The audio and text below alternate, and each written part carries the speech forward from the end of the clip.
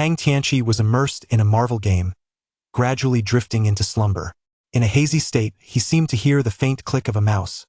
Upon reopening his eyes, he was taken aback to see Black Widow clad in a white wedding gown, smiling at him. The gown accentuated her beauty, evoking both allure and a sense of purity as he glanced around. He found himself in a grand cathedral filled predominantly with Westerners, with only a few Asian faces scattered among the crowd. A solemn voice resonated from the altar. "Miss Natasha, do you take this man to be your lawfully wedded husband? In sickness and in health, in poverty and in wealth, will you pledge your undying fidelity to him until the end of your days?" Black Widow gently nodded. "I do." The priest continued, "Mr. Tang Tianqi, do you take this woman to be your lawfully wedded wife? In sickness and in health, in poverty and in wealth, will you love and protect her until the end of your life?" Tang Tianqi was utterly bewildered. What was happening? Am I dreaming? It seemed that his excessive indulgence in Marvel games had led to a blend of thoughts and dreams. Tianqi had always felt a deep sympathy for Black Widow. Her true name was Natasha Romanoff, born in 1928 according to comic lore, making her merely 8 years younger than Captain America.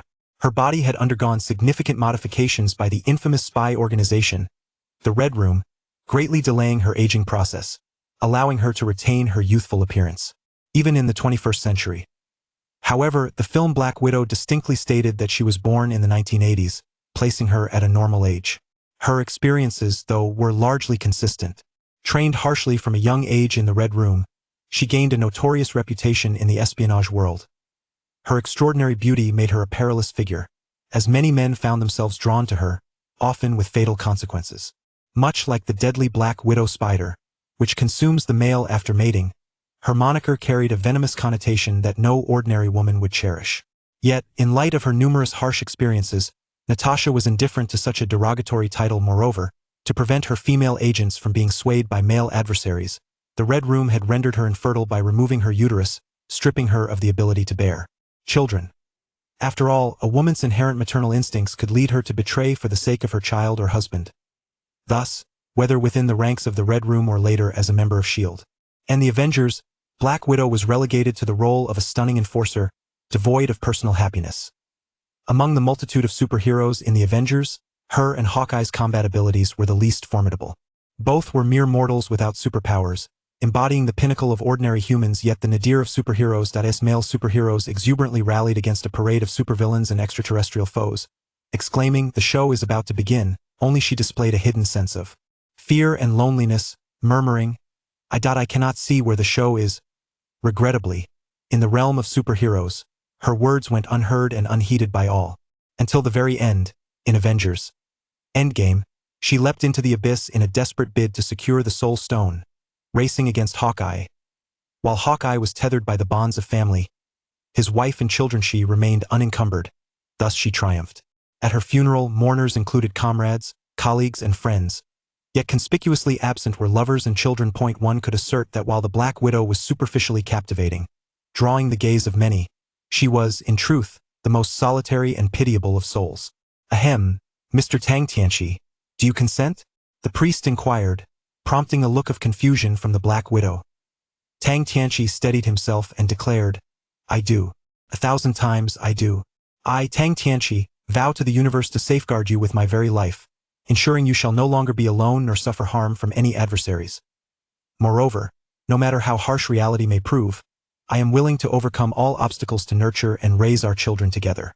The Black Widow felt a tremor within her heart. His words pierced her soul's soft underbelly. In that moment, a flicker of panic surged within her. Did he somehow know her origins? Was he deliberately uttering these words to entice her? According to intelligence, this shouldn't be possible. His background was uncomplicated. Even if he were a foreign agent, he could not fathom the deepest yearnings that resided within her. Not even Director Fury of S.H.I.E.L.D. had insight into her true desires. How could he possibly know? Throughout her life, she had been solitary and forsaken, unaware of her biological parents' identities, having learned of their demise solely from the lips of General Red Room, without even knowing their graves. Those in her line of work could neither have families nor friends, nor could they bear children. The indoctrinated Red ideology had crumbled alongside the Soviet Union. Lost in an aimless existence, she lacked a sense of belonging. It was only after defecting from the Red Room that she found a semblance of stability within S.H.I.E.L.D. The reason for this newfound tranquility was simple.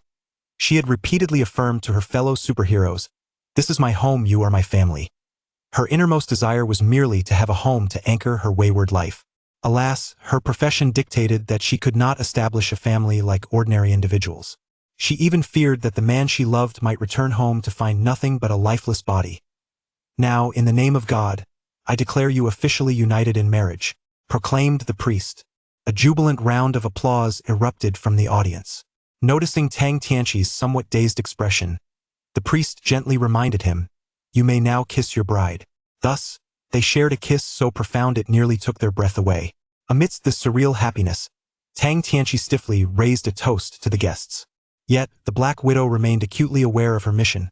Receiving their toast was a Westerner, with piercing blue eyes and a hawkish nose, even amidst the celebratory atmosphere of the wedding. He remained ever vigilant that he only consumed the wine offered by his subordinates, refraining from touching any of the beverages or delicacies laid upon the dining table. Even the wine bottles and glasses he brought along were incongruous with the wedding style, their opulence glaringly evident at first glance. Unfortunately, he had encountered the Black Widow as toasting commenced. The delicate tassels of the Black Widow's wedding gown fluttered slightly, obscuring the view of the wine glass. A barely perceptible powder slipped through the crevices of her nails into his drink. Along with the elder's well-wishing words, he unwittingly ingested it. The Black Widow had executed countless missions throughout her life, both just and unjust, even committing accidental homicides, yet she had never shown mercy. This time, however, a flicker of unease crept into her heart as she cautiously glanced at her husband. What would be his reaction if he discovered she was manipulating him? Soon came the consummation of their union. That night was exceptionally warm. The vitality of her partner was commendable.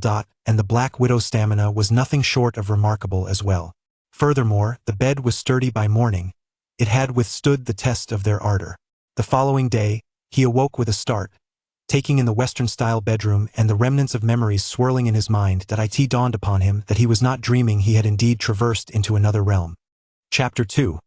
Smuggling in his formative years, the protagonist accompanied his elders to sea in search of a livelihood. They arrived in the City of God in the West, a place too distant from paradise yet perilously close to the United States. This is the land of God, the City of God. The immense demand from the United States has consumed over 60% of the world's narcotics.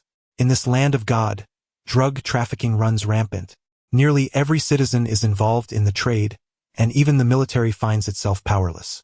Those who dare to genuinely combat drug trafficking may find themselves hanging lifeless beneath a bridge the very next day. It was once recorded that a staggering 118 electoral figures were assassinated within a single year. If government officials are so vulnerable, the lives of ordinary people are even more expendable, often slaughtered like swine by drug dealers. The protagonist, Tianqi, cannot recall why his elders came to this tumultuous place. He only knows that life here is a struggle. With a background in Eastern martial arts and the wisdom of his heritage, he reluctantly became a bodyguard and strategist for a notorious drug lord. Ultimately, he met his demise while protecting this drug lord, who was the elder that the Black Widow toasted at the wedding. In his final moments, he made a last request to the drug lord, hoping that his child could escape the organization and lead a normal life. Whether the drug lord was motivated by a desire to win hearts or by a sense of chivalry, he permitted the barely teenage Tianqi to depart. Upon leaving, Tianqi found himself devoid of the martial skills imparted by his elder and lacking any practical trade. He resorted to opening a flower shop to make a living. Tianqi inquired of his elder why he had not taught him martial arts. The elder responded, "In this place, if you lack martial prowess and wealth, you might live a little longer." When Tianqi questioned why they had to come to such a chaotic land amidst so many better locales, the elder remained silent. In the City of God, chaos reigns. Even a modest shopkeeper faces harassment and extortion, and a minor misstep could lead to a fatal confrontation with gangs, resulting in a lifeless body on the street the following day. Fortunately, Tianqi's gentle disposition allowed him to endure minor extortions, dismissing them as a small price to pay for peace. Over the years, the drug lord visited him several times, ostensibly to test his martial skills, but upon confirming that Tianqi possessed none, he ceased his visits. Due to the connection between his elder and the drug lord, and living under the latter's influence, Tianqi extended a polite invitation to the drug lord for his wedding, expecting that he would not attend. To his surprise, the drug lord did show up. Was it out of respect for his deceased elder or a calculated move to curry favor with the masses? This thought sent a shiver down Tianqi's spine. Alas, the Black Widow, while undeniably alluring, is not to be trifled with. Her arrival here undoubtedly harbors ulterior motives. Quickly, he opened his phone to find the local news emblazoned with the crimson headline. The greatest drug lord of the City of God, Flying Eagle, passed away from a heart attack last night. The accompanying image was none other than the elder who had attended the wedding the previous day. Nonetheless, Tianqi felt no sorrow. After the elder's death, he had seen him several times, ostensibly to provide care, but more likely to observe whether Tianqi had acquired martial skills.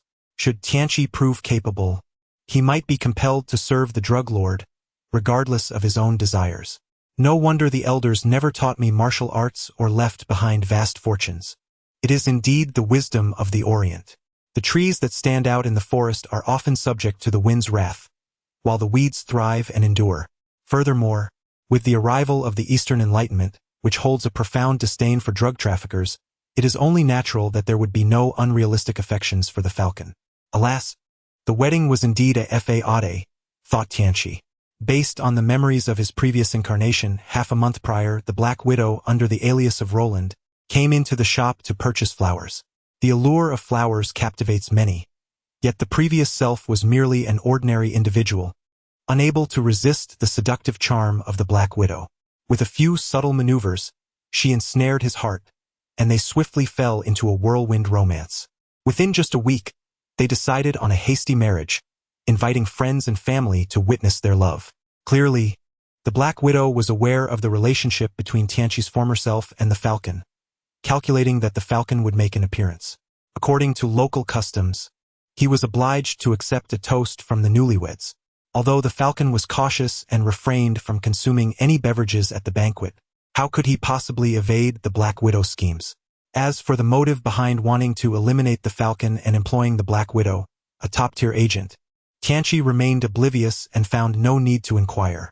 The demise of a major drug lord, for whatever reason, was hardly worthy of deep investigation.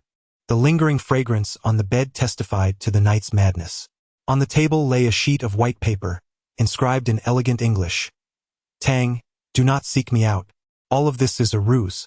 On the floor rested a marriage certificate, torn in half, featuring a blissful photograph of the Black Widow and Tianqi. Ding! The player has bound with the superhero Black Widow as a spouse. Their fates intertwined, granting an aura value of 60. The successful initial binding with a superhero comes with a complimentary recovery potion. Tianqi paused for a moment. Fortunately, the benefits of this transmigration had arrived. Otherwise, navigating a world brimming with superheroes and villains would be quite daunting. However, the recovery potion bestowed was among the least valuable items in the game. Typically, such potions could be purchased in quantities of dozens or hundreds. Consuming one would instantly restore full health after sustaining injuries or succumbing to negative magic. Yet, in the realm of reality, a single recovery potion equates to an additional life, albeit just that. The recovery potion provided no substantial sense of security for Tianqi. In the vast Marvel universe, supervillains routinely aspire to conquer the world or obliterate planets. Moreover, looming in the shadows was the formidable Thanos, capable of erasing half of all existence with a mere snap of his fingers. In this world, possessing an extra life hardly guarantees safety. Picking up the torn marriage certificate, Tianqi smiled faintly. Having become my woman, do you think you can escape so easily? Though presently an ordinary person, the Marvel Universe teems with opportunities. Leveraging his foreknowledge of the plot might not preclude the possibility of gaining strength. Many significant events within the Marvel Universe unfold in the United States, and to seek fortune, one must venture there. Yet what stage are they currently in? How long until the arrival of the colossal villain, Thanos? Given the Black Widow's elaborate scheme that took half a month to ensnare a mere mortal drug lord, it seemed evident that a grand battle had yet to commence. After a moment of contemplation, Tianqi concealed the marriage certificate, subsequently selling the flower shop and liquidating his assets. Initially, he intended to apply for a tourist visa to the United States. However, in the City of God, Corruption was rampant and bureaucratic inefficiency prevailed. A legitimate passport and the requisite documentation often took months to procure. Even if obtained, the U.S. border could arbitrarily deny entry without cause. The rampant drug trafficking in this so-called land of the divine rendered the American border exceedingly vigilant. Even the slightest suspicion could lead to rejection. After submitting his application and slipping some money to the officials, Tianchi waited several days with no news regarding his tourist visa. Reluctant to waste any more time, he resolutely sought the assistance of a local smuggler. In other countries, smugglers operated discreetly, yet here they openly ran storefronts in bustling areas, well known to the locals. The smuggler, a burly Caucasian man, glanced at Tianchi and remarked, "An Oriental? Quite rare.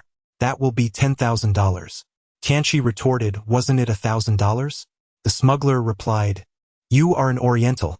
Your profile is too conspicuous, hence the increased fee." Just as Tianchi was about to argue further, the smuggler impatiently interjected, "Pay up or get lost." Aware that the smuggler was inflating the price, Tianchi, in his desperation to become stronger in the future, thought little of the sum. He pulled out a thick bundle of cash from his clothing and handed it over. "Wait over there. Do not stray. We depart tonight," the smuggler instructed. Hours later, as the sun dipped below the horizon, the smuggler called out to Tianchi, "You, come forward." Feeling uneasy, Tianchi asked, "What is it?" The smuggler replied, "We need to inspect your belongings. This is smuggling. You think it's tourism? Discard all this nonsense. Moreover, to ensure you're not an undercover agent for the police, a body search is necessary." Ignoring Tianchi's protests, several burly men seized his backpack and forcibly pressed him against the wall to search him. In that moment, Tianchi realized their intentions were far from honorable. Having come from a peaceful and prosperous era in his previous life, he was a recluse who understood many theoretical concepts but had yet to experience the harshness of this world. Naively focused on seizing opportunities to gain strength, he unwittingly exposed his wealth, violating the cardinal rule of discretion. The smuggler quickly discovered the remaining $10,000 on Tianchi and tossed his belongings haphazardly, ensuring there was nothing left of value, before contentedly shoving him back into the crowd. Without any power to retaliate, Tianchi refrained from any overt reaction, merely committing the smuggler's face to memory. The United States, also known as the Eagle Empire, revered the eagle as its totem and lay to the north of the City of God. The disparity in wealth between the two nations was stark. One side was excessively affluent, proclaiming itself the sovereign of the earth, while the other was riddled with poverty, plagued by drug lords, leaving ordinary citizens in a perpetual state of insecurity. Thus, countless individuals endeavored to cross into the Eagle Empire in search of a better life, though many more were mere mules for drug trafficking. In the dead of night, a large truck, filled to capacity, came to transport Tianchi and the others. In the distance, the lights of the U.S. border checkpoint could still be seen. Under the guidance of the smuggler, everyone quietly entered an underground tunnel. Upon emerging, they found themselves within the territory of the United States. Chapter 3. The blood of the green giant. Suddenly, the air was filled with a whirring sound. A colossal searchlight illuminated the area as if it were broad daylight. "Do not move. You are suspected of illegally crossing the U.S. border. Please cooperate with the investigation." Only a fool would comply. Dozens of undocumented migrants scattered in a frenzy. The sound of gunfire erupted as bullets from the mounted machine guns rained down like a torrential downpour. "Ah! Help!" Instantly, some migrants were struck down, while others suffered grievous wounds, their limbs shattered by the massive bullets, severed limbs flying through the air. Tianchi's hair stood on end in terror as he braced himself and dashed toward the nearby woods. Beyond the thicket lay a vast mountain range, stretching hundreds of kilometers, virtually impossible to search. This was one of the reasons the smugglers chose this area for their crossings. The helicopter circled overhead for a while, its searchlight sweeping back and forth, before ultimately abandoning the pursuit. After all, hundreds of thousands attempted to cross the border each year. It was impractical to scour an entire mountain range for a few insignificant fish. After several days of stealth, Tianchi finally emerged from the forest into a small border town in the United States, achieving a temporary sense of safety. At that moment, a news report caught his attention. A blonde female host spoke into the camera. The military engaged in a firefight with unidentified enemies on the campus of Culver University. The military claims this is a rumor. However, 2 sophomore students witnessed the entire incident and recorded it on their phones. As she spoke, the camera panned out to reveal a chaotic scene of destroyed grass and buildings. 2 male students approached, visibly shaken. The giant was entirely green, towering 3 to 4 meters high. Bullets ricocheted off him as if they were mere toy BB guns. Even a .500 caliber cannon caused him no harm. Armored vehicles were tossed aside like children's toys, and the military even deployed sonic cannons. The 2 students excitedly displayed the footage captured on their phones. Despite the poor quality of the cameras at that time, it could not obscure the overwhelming presence of the towering green giant, exuding an aura of brutal dominance. Tianqi pondered briefly. This was clearly the plot of The Incredible Hulk. The Incredible Hulk, also known as Green Giant 2, had its origins in an earlier film simply titled The Hulk. The latter delved into the backstory of the Hulk's father and established a connection between the 2 narratives. At this point, it was likely that Banner was seeking his girlfriend, Elizabeth Betty Ross, only to fall into a trap set by the military, intent on capturing him alive. The outcome was evident. Dr. Banner transformed into the Hulk, wreaking havoc and breaking free.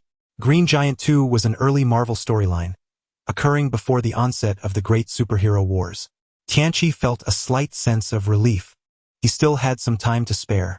Thus, a plan began to take shape in his mind. The United States prided itself on being a nation of wheels. Without vehicles, one could hardly move. Now utterly destitute, Tianqi reluctantly extended his thumb by the roadside, seeking a ride.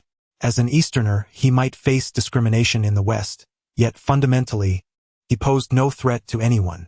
Indeed, individuals of Eastern descent are renowned for their law-abiding nature, boasting the lowest crime rates among all ethnicities. Throughout his journey, he faced countless rejections, yet there were always benevolent souls willing to grant him passage to the land of revelation. From the borders of the land of the divine, he traveled tirelessly, traversing half of the continent to arrive in New York City. His objective was unequivocal. The blood of the Hulk. In The Incredible Hulk 2, Dr. Banner, in his quest to rid himself of gamma radiation, sent a blood sample to Dr. Stern at the Gibbons Institute in New York. Dr. Stern, a remarkable scientist, managed to purify and clone the scant blood sample from the Hulk, achieving a concentration even greater than that of the Hulk's own blood. The laboratory was replete with replicas. According to the unfolding narrative, Dr. Banner would eventually seek out Dr. Stern, requesting assistance in eliminating the gamma energy within him. Concurrently, a Special Forces soldier named Blonsky would arrive, coercing the doctor to inject him with the Hulk's blood, ultimately transforming him into the gray behemoth known as Abomination. A climactic battle between the 2 titans loomed on the horizon. Yet, none of this had transpired. The protagonist sought to exploit this temporal gap. He aimed to acquire the Hulk's blood before the events unfolded. The academic environment was quite relaxed, allowing him to masquerade as a student and easily inquire about Dr. Stern's laboratory. He knocked gently on the door. "Who is it?" The door swung open to reveal Dr. Stern. "Doctor, I wish to conduct an experiment with you." "Not today. I'm closing up. Please come back tomorrow." A faint smile graced his lips. He had no expectation of the doctor complying and forcefully pushed the door open. With a swift motion, he brandished a handgun towards Dr. Stern. The doctor's expression shifted to one of alarm. "What do you intend to do?" "This is a laboratory. We have no money. I seek not currency but the blood of Mr. Green." Dr. Banner, being pursued, would never use his true name, opting for the moniker Mr. Green. Dr. Stern's countenance faltered. "How do you know about Mr. Green?" "That is inconsequential. I require an injection of Mr. Green's blood." "Are you not in need of a human subject for your experiments?" "I shall be your test subject." "No, all experimental animals have perished explosively. We are far from the stage of human trials. It is far too perilous. You need not concern yourself with that. Young man, while I am uncertain of your motives, the energy levels of this blood are excessively potent. The human nucleic acid chain cannot absorb gamma energy. I assure you, the outcome will be fatal. Enough with the idle chatter. Proceed." To avoid any unforeseen complications, the protagonist ceased further discourse, directing the gun at Dr. Stern. Concurrently, he summoned a restorative serum from the recesses of his mind. Regrettably, this system was rather parsimonious, unable to accommodate external objects. Otherwise, the previously stolen 10,000 would have remained secure.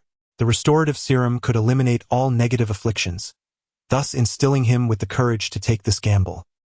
He held the restorative serum in his mouth and reclined upon the examination table. Young man, this procedure necessitates securing your limbs to prevent you from succumbing to excruciating pain. Dr. Stern indicated towards the restraints at the side of the table. Without the permission of the Apocalypse, he dared not proceed with the binding, for fear of being misinterpreted and shot dead. The Apocalypse declared, "No need. Bring me the blood with the highest concentration and potency." This. Very well.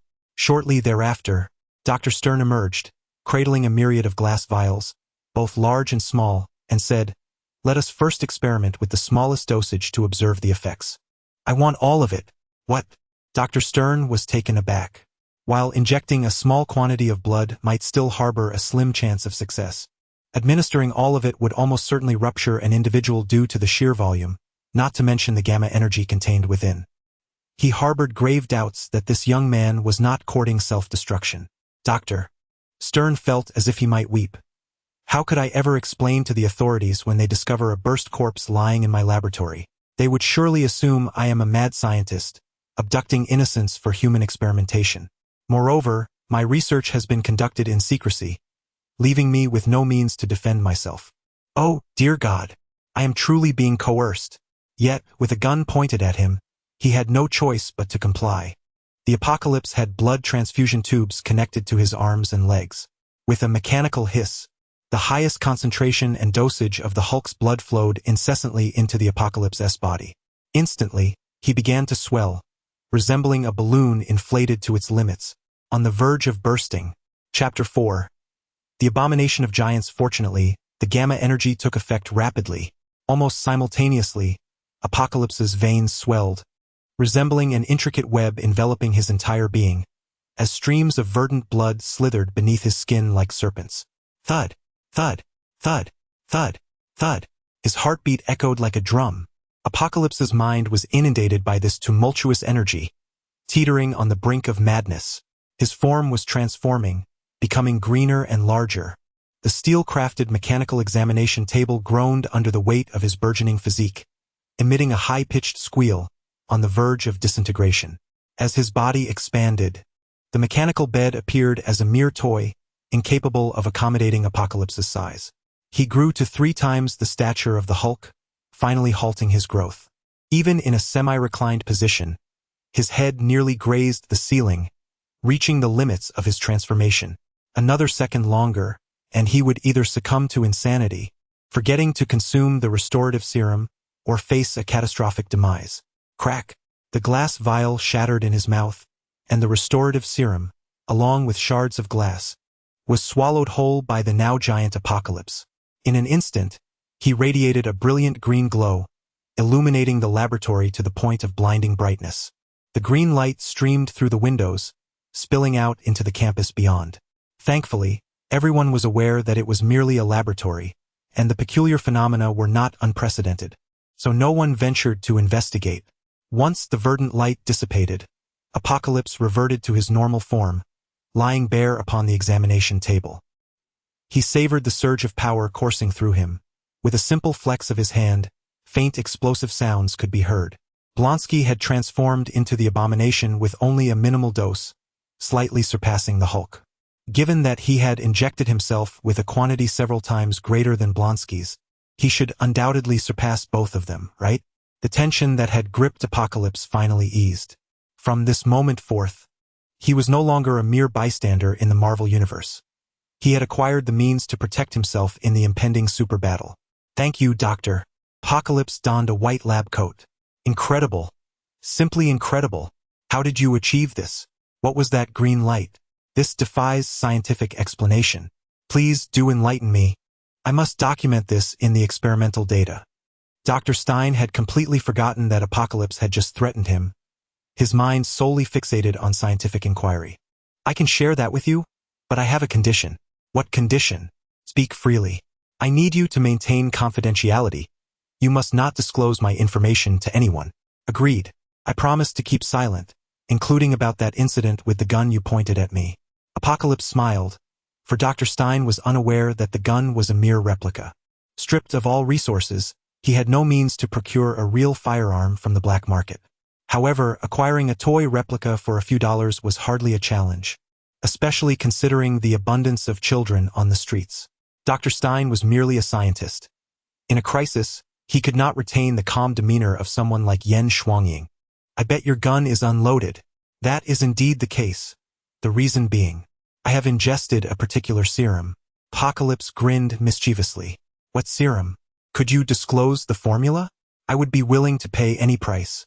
Apocalypse remarked, as long as you do not disclose my information, I may consider it in the future. To avoid premature exposure and the attention of other formidable villains, I must first employ this method to bait the doctor.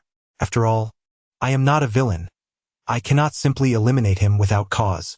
Dr. Stern, both exasperated and helpless, reluctantly offered his contact information, humbly beseeching Apocalypse to bring the serum whenever possible for analysis.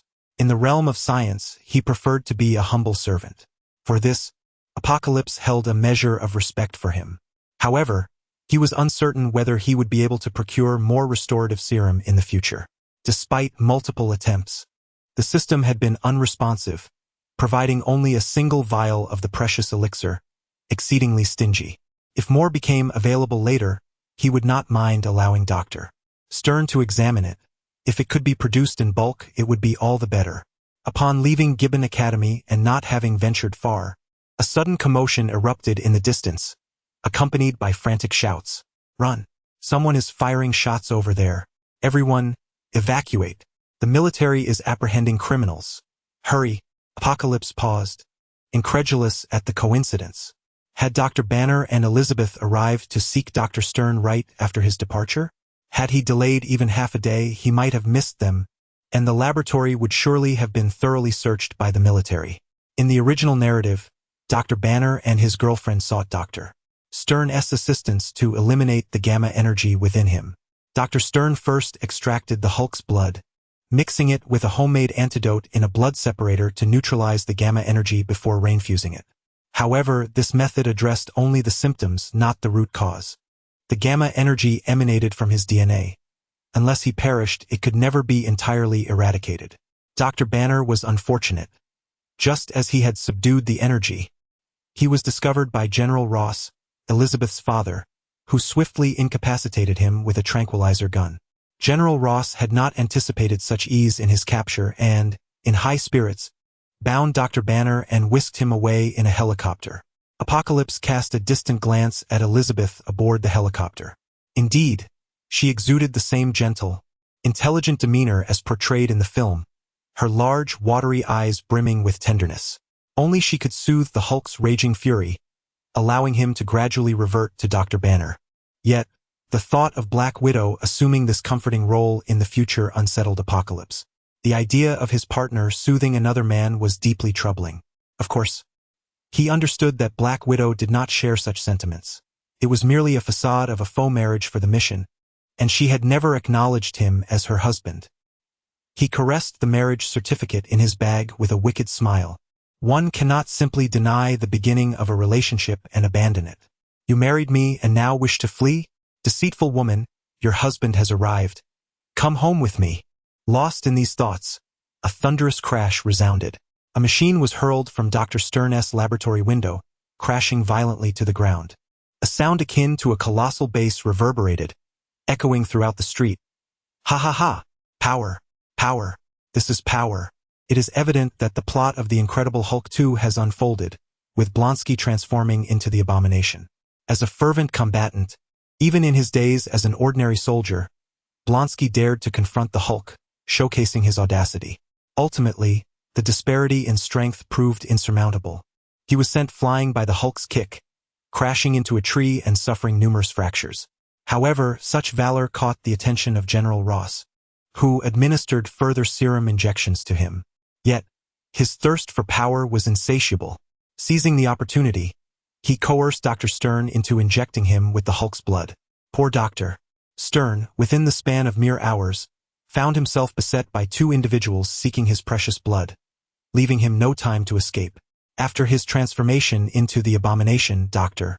Stern was knocked to the ground, and a few drops of potent gamma-infused blood fell upon his head, causing his skull to swell grotesquely, resembling a misshapen balloon. Apocalypse remained oblivious to Dr. Stern's plight, for he had not reappeared in subsequent Marvel films. Contemplating his next move, Apocalypse chose not to pursue the abomination but instead headed to the laboratory, as Dr. Stern had recently aided him. Upon arrival, he beheld Dr. Stern's head grotesquely enlarged, akin to an extraterrestrial, his expression twisted in agony as he underwent the transformation bestowed by superhuman strength. This chaotic battleground was no place to linger. Apocalypse swiftly took him away, leaping through the night until they reached the other side of the city. Ding! One life saved. Reward. A bottle of restorative elixir. Ah! Saving a life merits a restorative potion? This system may be miserly, yet it possesses a certain kindness. Observing Dr. Stern's continuing mutation, Apocalypse left the restorative potion behind, saying, "Should you find the pain unbearable, drink this elixir." Dr. Stern's pained visage brightened momentarily. "Is this the same potion you consumed earlier, capable of restoring you to your former self? Such wondrous elixir, I must study it." "As you wish," Apocalypse replied nonchalantly.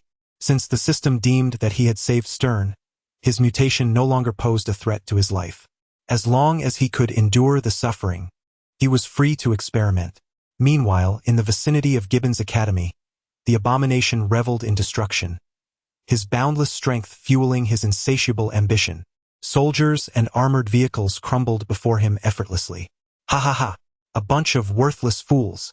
Bring me a worthy opponent, Hulk! Come out!" His roar echoed throughout the city. General Ross, upon hearing this, turned pale, cursing inwardly. "Damn it! After years of effort, I finally captured the Hulk during his moment of vulnerability. Now, before I can even leave, a more formidable foe has emerged. Is there no respite?" Chapter 5. The might of the Triple Hulk. As Apocalypse awaited the arrival of the Hulk, he seized the opportunity to gather some restorative potions. Stealthily advancing ahead of the abomination, he wreaked havoc wherever he went, causing bystanders to be swept away in his wake. Many pedestrians, caught off guard, found themselves in despair. Yet, just as peril seemed imminent, a flash of light enveloped them, and they were suddenly transported to safety, landing several blocks away. Some individuals, ensnared in traffic, remained oblivious to the impending danger, languishing in their vehicles.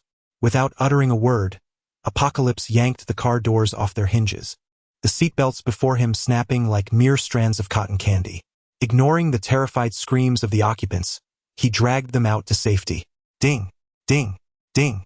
A life saved, rewarded with one vial of restorative potion. A series of notifications echoed in his mind. Meanwhile, aboard a helicopter, General Ross, Dr. Banner, and Elizabeth monitored the unfolding events through their surveillance equipment. "Father, it appears a superhuman is rescuing people. Could they be military personnel?" Elizabeth inquired. General Ross shook his head. "Though the image is somewhat unclear, it is evident that the individual is of Eastern descent. We have no one like that among our ranks." Elizabeth watched as Apocalypse tirelessly rescued individuals, reminiscent of ants transporting their young, and she felt a surge of emotion. "General, this cannot continue," Dr. Banner interjected. "This mysterious figure has limitations. He can only transport people a few blocks away. If the abomination is not dealt with, a catastrophe is imminent." Everyone had witnessed the Hulk's leaps, soaring across mountains, and mistakenly assumed that Apocalypse's strength paled in comparison. Unbeknownst to them, it was merely a matter of Apocalypse not fully mastering his abilities, refraining from reckless leaps. "I shall intervene," Banner declared. "Do not. You just administered the antidote. You cannot transform. Do not throw your life away," Elizabeth urged.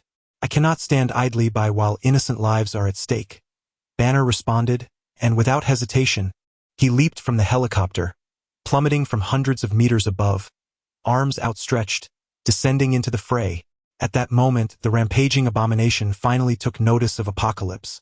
Bellowing, "Annoying little flea," He hurled a small car with reckless abandon, but Apocalypse deftly evaded the attack. The abomination, now furious, could hardly believe that this tiny adversary had the audacity to dodge his onslaught. Boom! Boom! Boom! The abomination charged like a prehistoric beast, crushing vehicles beneath his feet as he barreled toward Apocalypse. Just then, with a resounding crash, a human figure descended from the sky, landing squarely between the abomination and Apocalypse. It was none other than the untransformed Dr. Banner. The abomination paused, perplexed. What was this peculiar maneuver? Did he intend to commit suicide by throwing himself underfoot? Curiously, the abomination sniffed at the seemingly lifeless body on the ground, unable to detect anything unusual. After a brief moment, finding it uninteresting, he stepped over Banner's form and continued his pursuit. However, just as he passed, a colossal green hand emerged from the earth. Your opponent is me, Doctor. Banner transformed into the mighty Hulk. With a thunderous crash, the Hulk seized the abomination's foot and hurled him to the ground, creating a massive crater upon impact. Loathing lay in the vast pit, laughing rather than seething, bellowing, "Ha ha ha! Now this is commendable. I have awaited you for quite some time." Boom! The two monstrous entities collided, unleashing shockwaves powerful enough to sway helicopters soaring 100 meters above, their instruments beeping incessantly in alarm. Boom! Boom! Boom! Boom!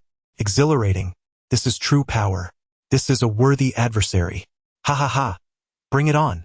The green giant Hulk retorted. You are far too loud. The two humanoid monstrosities engaged in a fierce battle, with surrounding structures crumbling as if made of mere paper. The ground was riddled with immense craters, and even the subterranean pipes burst forth, sending torrents of water soaring over 10 meters into the air. Apocalypse, observing from a distance, instinctively glanced down at himself, shaking his head in wry amusement. He had unwittingly unraveled the enigma of the Hulk's trousers. In a previous life, the Hulk's pants were often the subject of jest, remarkably resilient. They never seemed to fall off during transformations or battles, earning a place among Marvel's top 10 unsolved mysteries. Yet, in the realm of reality, such things do not exist. That concept was merely a means to maintain decorum on screen. Before his transformation, Dr. Banner had indeed purchased loose-fitting shorts, but no ordinary fabric could withstand the tremendous force of such a clash. The verdant mass beneath Hulk's waist swayed before him, allowing Apocalypse to grasp the sensation Thor experienced upon witnessing Hulk in his bare form in Thor: Ragnarok. This image would be etched in his mind for eternity, an indelible memory. Conversely, Loathing's attire was equally absent, leaving a barren expanse below, seemingly absorbed during the mutation process. It appeared to be the price of forced transformation. Loathing and Hulk possessed no intricate techniques. They relied solely on their boundless might to exchange blows. Hulk occasionally seized cars, using them for defense or as weapons, while Loathing disregarded them entirely, his immense fists relentlessly pummeling, extravagantly indulging in the power he had just acquired. Each punch resonated like a cannon blast, the colossal detonations echoing throughout the city. With each strike from Loathing, his spine grew increasingly grotesque, resembling a living skeletal dragon striving to break free from within. Suddenly, a deluge of bullets rained down from the heavens, targeting both Loathing and the Green Giant.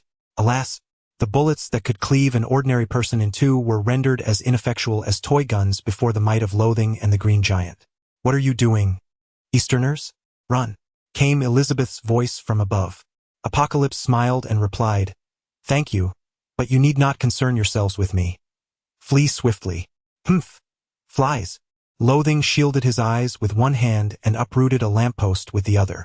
With a sweeping motion, he hurled the lamppost toward the helicopter. "No!" The Green Giant roared, lunging for the lamppost. Unfortunately, it was too late. The massive hand brushed past the lamppost's tail, and it seemed as if his girlfriend was about to meet her demise. With a resounding thud, the lamppost came to a halt, mere meters from the helicopter, intercepted by an elongated hand, none other than Apocalypse himself. How is this possible? Elizabeth and General Ross, the father and daughter, could hardly believe their eyes. The lamppost approached the speed of sound, exhibiting tremendous force comparable to that of a cannonball. Yet astonishingly, it was halted by a single hand, unable to advance even an inch. General Ross's pupils constricted. He had pursued the Hulk for many years and was acutely aware of the terror that such strength and velocity possessed. Ding! 5 lives saved. Rewarded with 5 vials of restorative elixir. Apocalypse flashed a smile at Elizabeth. It would be prudent for you to keep your distance. Bullets are ineffective against them. With that, he descended from the sky. In the original storyline, a helicopter, attempting to aid the Hulk, lowered its altitude and unleashed a barrage from a Gatling gun against the abomination, only to be dragged down, resulting in destruction and loss of life. Of the 5 aboard, only Elizabeth and General Ross survived. Unexpectedly, Apocalypse's arrival altered the course of events. The helicopter was still set to join the fray. Character dictates action.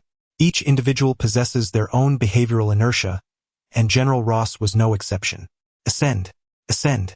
Ross snapped back to reality, shouting urgently. The Hulk, relieved to see Elizabeth unharmed, felt a sense of ease amidst his retreat from the abomination's relentless assault.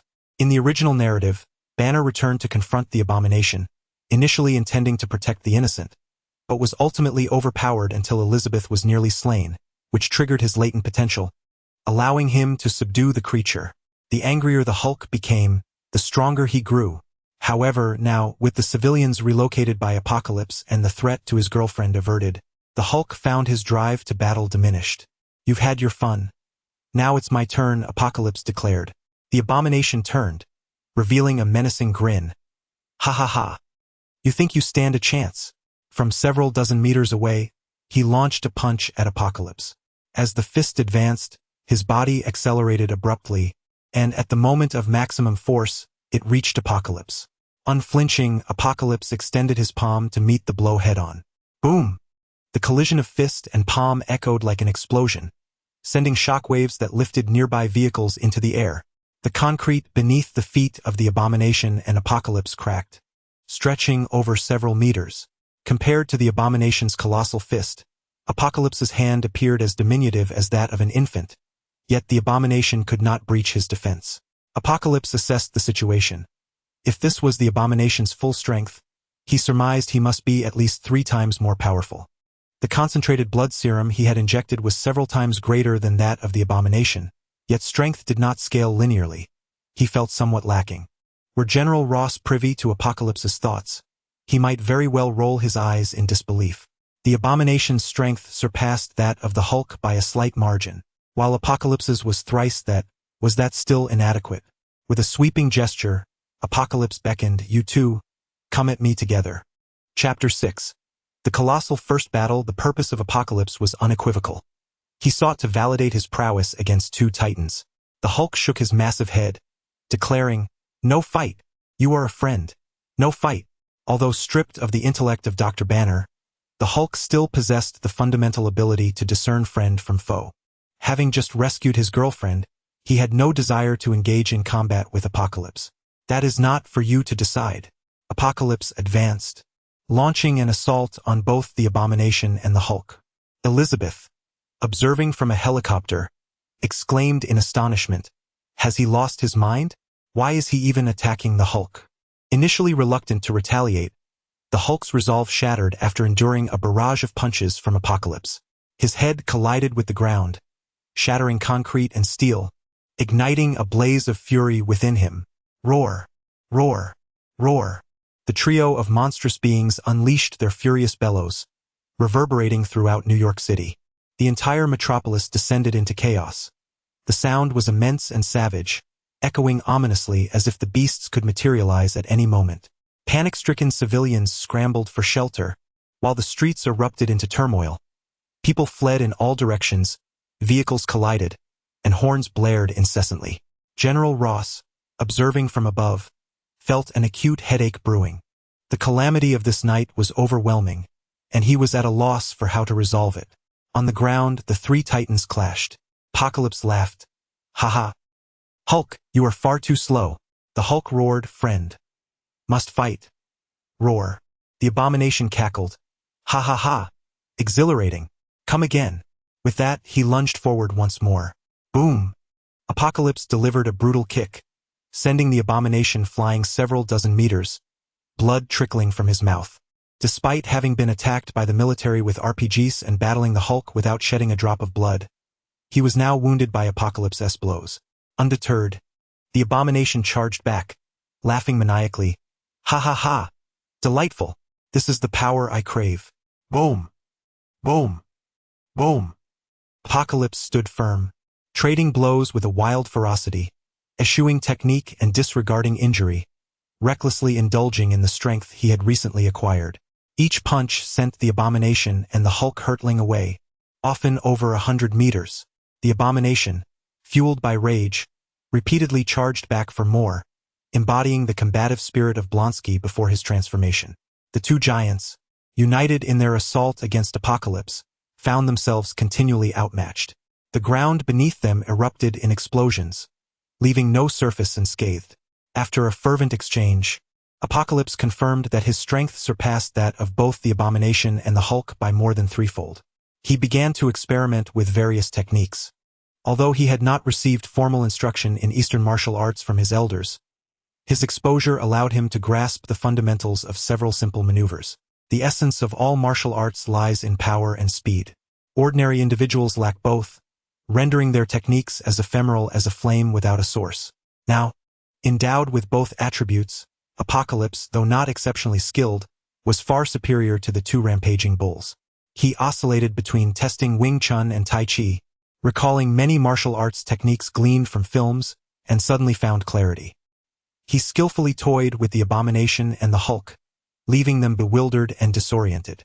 The sheer force within one can either remain untapped or be harnessed by Apocalypse to counterattack, inciting the abomination and the Hulk to inflict damage upon one another, further fueling their rage. The ruins reverberate with the futile roars of the Hulk, a manifestation of impotent fury. Above, General Ross watches with eyes that twitch in disbelief, his astonishment transcending mere shock. The relentless pursuit of a single Hulk has already claimed countless soldiers, with helicopters, tanks, and armored vehicles lost in the hundreds, while even the most advanced sonic cannons falter against the might of the Hulk. Now, two more formidable monsters have emerged. What is even more alarming is that this Eastern figure retains a normal human physique and maintains his sanity, rendering him far more terrifying than both the Hulk and the abomination. Unless nuclear weapons are deployed, it is utterly impossible to subdue this Eastern individual. Conventional missiles, should Apocalypse detect them at the final moment, could be evaded in an instant, allowing him to escape the core explosion zone and rendering them ineffective. Only nuclear weapons capable of enveloping vast areas, combined with the incinerating temperatures of millions of degrees at the epicenter, could ensure a decisive blow. Apocalypse observes the Hulk's fury escalating, his strength seemingly growing without bounds. This is the Hulk's innate ability. The angrier he becomes, the more powerful he grows. In the latter arcs of the comic universe, he could even evolve into a planetary Hulk, capable of obliterating planets with a single punch. Apocalypse fervently hopes that this world is not as absurd as that of the comics, particularly Marvel. Otherwise, even 10 lives would not suffice to endure such a fate. As the battle drags on, the abomination begins to tire, his stamina finite compared to the Hulk's seemingly limitless reserves. With the validation of his own strength, there is no longer a necessity to continue the fight. Apocalypse steps forward, delivering a powerful kick that sends the Hulk flying. He then swiftly positions himself behind the abomination, his hands clawing like hooks as he plunges them into the creature's spine, as if grasping a massive log. With a sickening crack, the abomination's spine is forcefully shattered. The creature howls in agony, collapsing to the ground, unable to rise again. Apocalypse addresses the Hulk. Hulk, this is where it ends. You may leave now, and return to me when you transform back into Banner. The Hulk growls lowly, I am Hulk, not Banner. What of your girlfriend if you do not revert to Banner? The Hulk glances towards the helicopter, hesitating before letting out a roar, taking a few steps back, and leaping into the night, vanishing from sight. In the original narrative, the abomination was subdued by the Hulk using iron chains, after which General Ross took him away, and he was lost to history. It was not until many years later, in an era following Thanos' annihilation of half the universe, that he reappeared in the storyline of Shang-Chi, where he faced off against the master of the mystic arts in a duel. By then, he appeared to have regained his senses, even feigning cooperation with the sorcerer. Apocalypse smiles subtly at the sky. "General Ross, I leave the rest to you." With that, he leaps away, disappearing from their sight.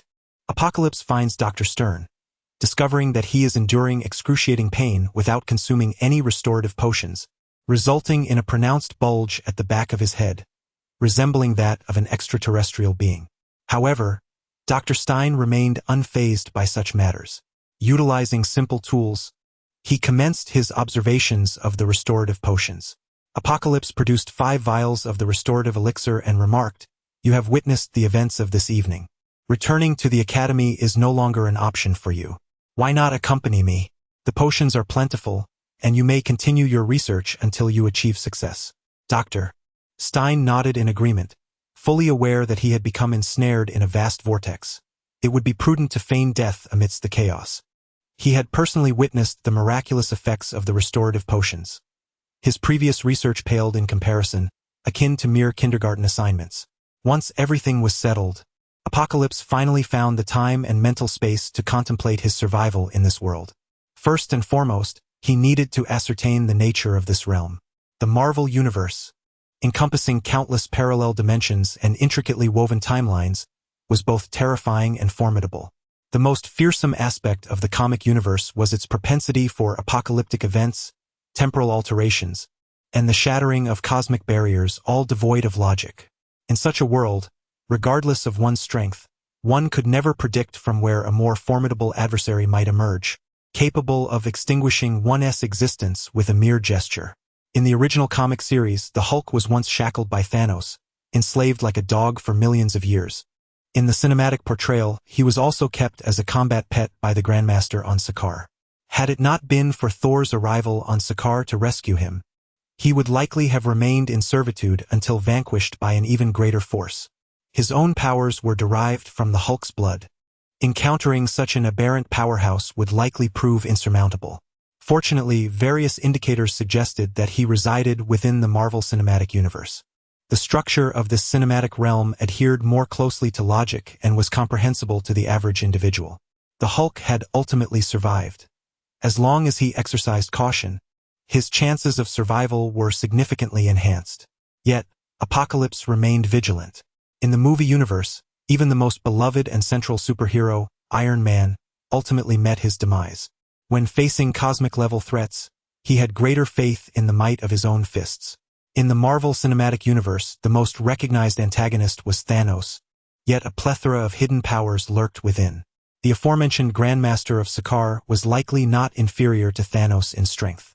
There was also Ego, the Celestial and Star-Lord's father, who was immortal, his essence intertwined with the cosmos as he sought to propagate his lineage throughout the universe.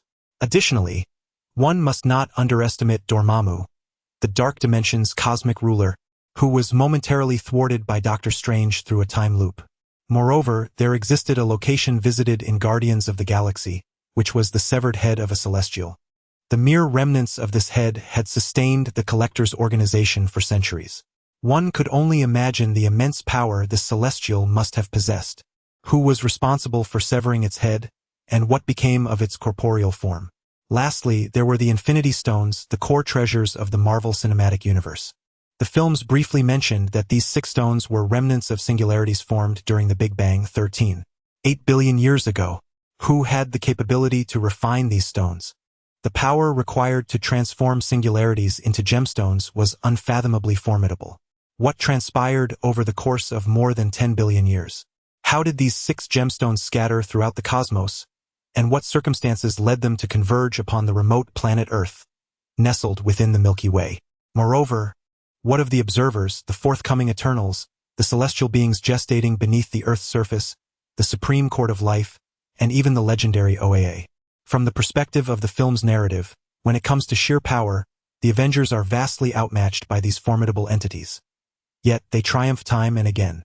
Is this merely a matter of coincidence? A stroke of luck for the protagonists? Or is there an unseen hand orchestrating these events from behind the curtain? Chapter 7. Entering S.H.I.E.L.D. Apocalypse meticulously contemplated the previously overlooked details, gradually discerning the terrifying implications behind them. In contrast, The meager power he had acquired seemed insignificant. His greatest advantage lay in his intimate familiarity with the narrative's trajectory, allowing him to harness this prophetic foresight to cultivate his strength discreetly. Any inclination to flaunt his newfound abilities recklessly could attract the attention of a concealed, formidable adversary, leading to an unjust demise. Moreover, with a beloved wife having left home, he could not afford to meet an untimely end only to benefit another man. With this in mind, Apocalypse resolved to undertake another task. He searched the map and located an organization known as the Strategic Homeland Intervention Enforcement and Logistics Division, commonly referred to as SHIELD. The location of the SHIELD headquarters was not a closely guarded secret. Could be easily identified from both maps and satellites. The average individual, upon hearing the name, would conflate it with typical military institutions, paying little heed to its significance. In its early days, SHIELD remained remarkably discreet, taking little action until the onset of the superhuman conflict, when it finally surfaced to assume the mantle of humanity's protector. As dawn broke, Apocalypse donned a fresh set of attire and arrived at the entrance of SHIELD.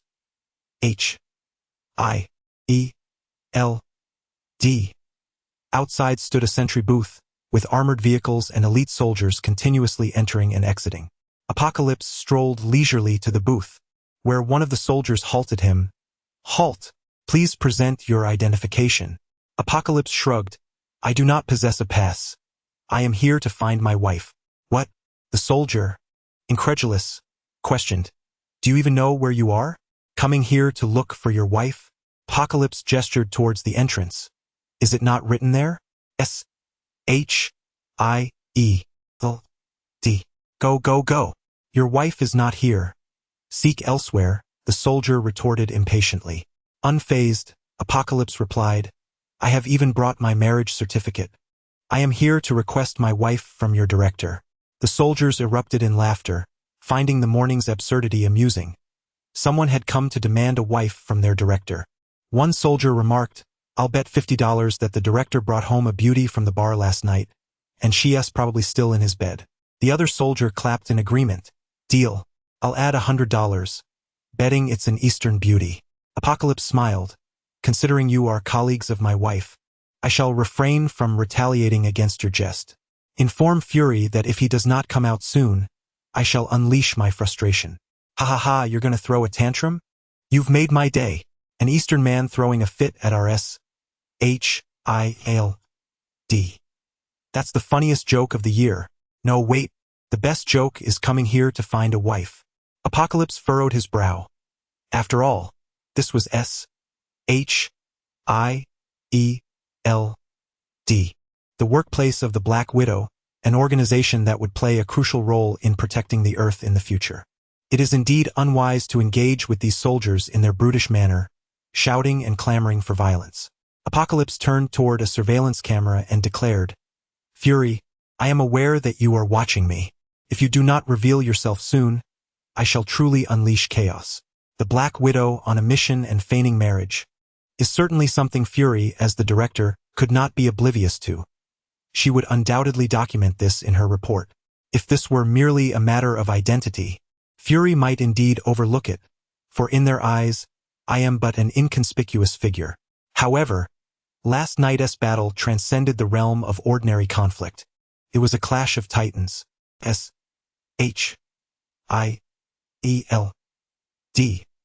must have gathered intelligence, or they would not have been able to so readily locate the Hulk later, persuading him to join the Avengers. This indicates that SHIELD has been meticulously tracking these superheroes. In the Avengers, they anxiously summoned the untransformed Dr. Banner to trace the Tesseract. While it appeared that the Black Widow acted alone, an elite team lay hidden in the shadows. Banner's mere pretense of a roar startled the Black Widow, who brandished her firearm at him, exposing the lurking elite team. This illustrates the immense pressure the Hulk exerts upon them. I, who faced 2 adversaries last night and triumphed over the Hulk, am confident that from the moment I stepped through the door SHIELD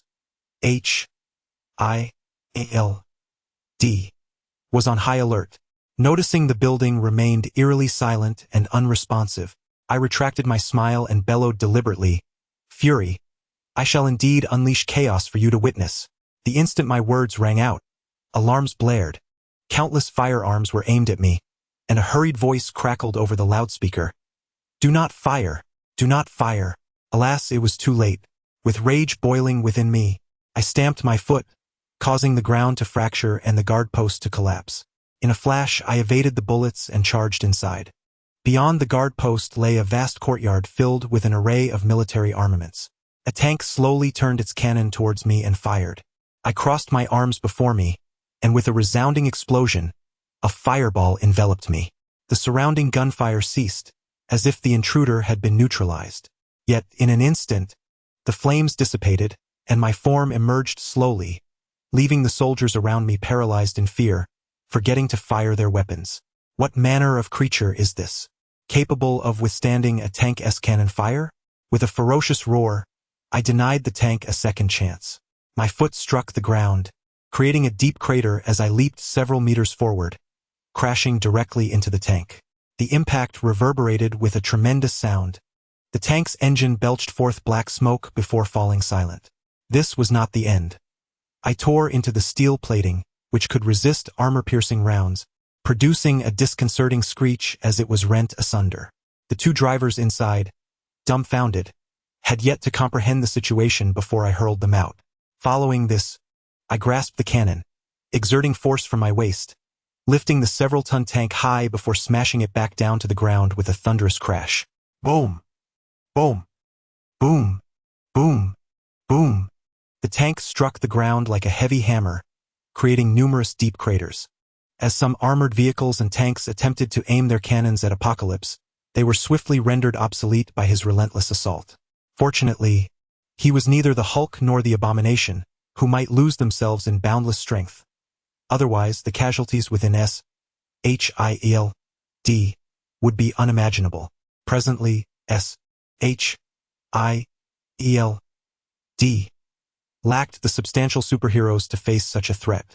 The mightiest Captain Marvel was still out in other galaxies maintaining peace. "Mr. Tang, please cease. Let us converse," came a voice from afar. Director Fury, resembling a peculiar egg, hurriedly emerged from the building.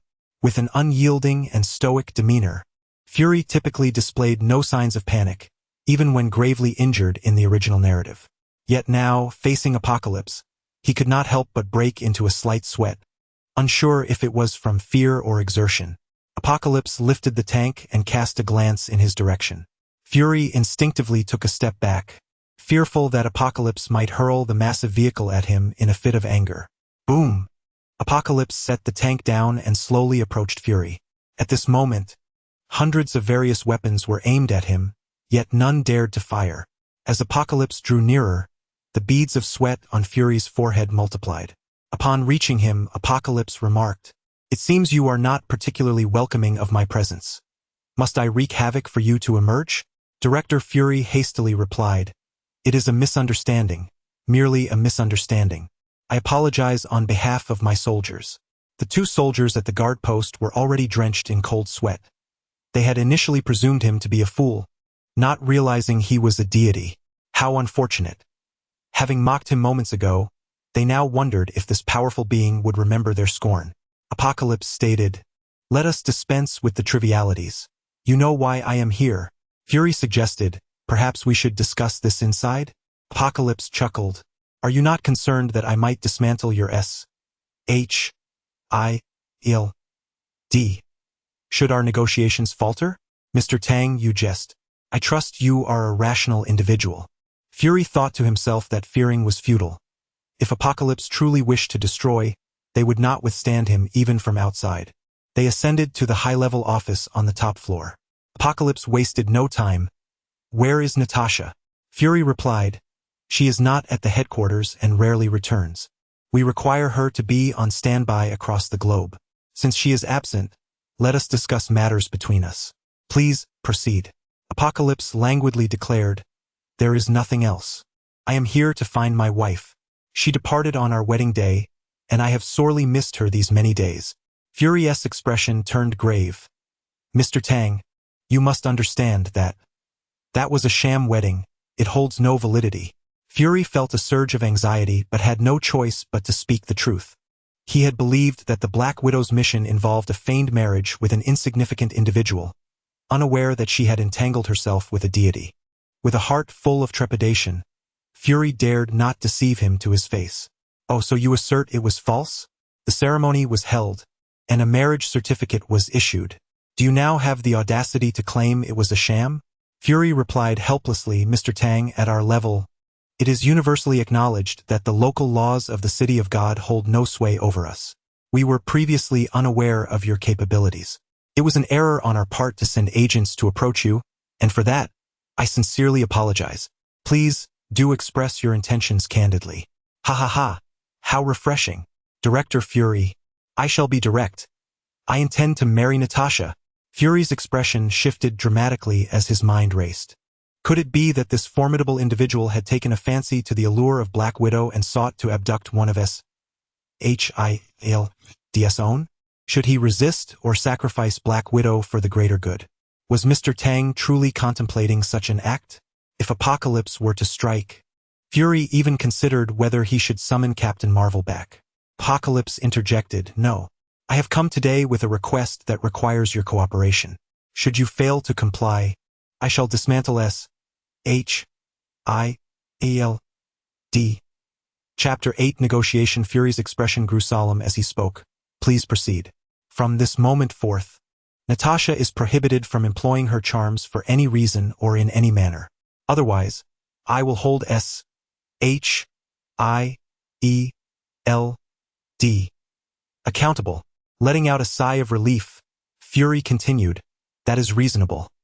I promise you, I shall issue a directive to Natasha, forbidding her from using her physical allure to entice our adversaries."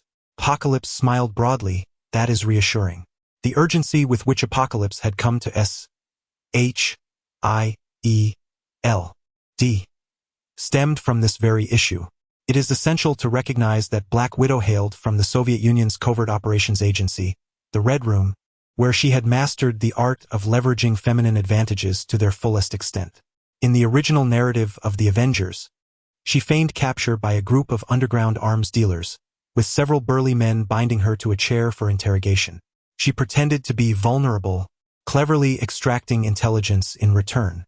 However, in a realistic scenario, if a group of arms traffickers were to capture an unparalleled beauty, would they merely restrain her to a chair? They would surely indulge their desires. Given Black Widow's character, she might very well permit them to take liberties in exchange for information. After all, men are often at their least vigilant when they are most exhilarated.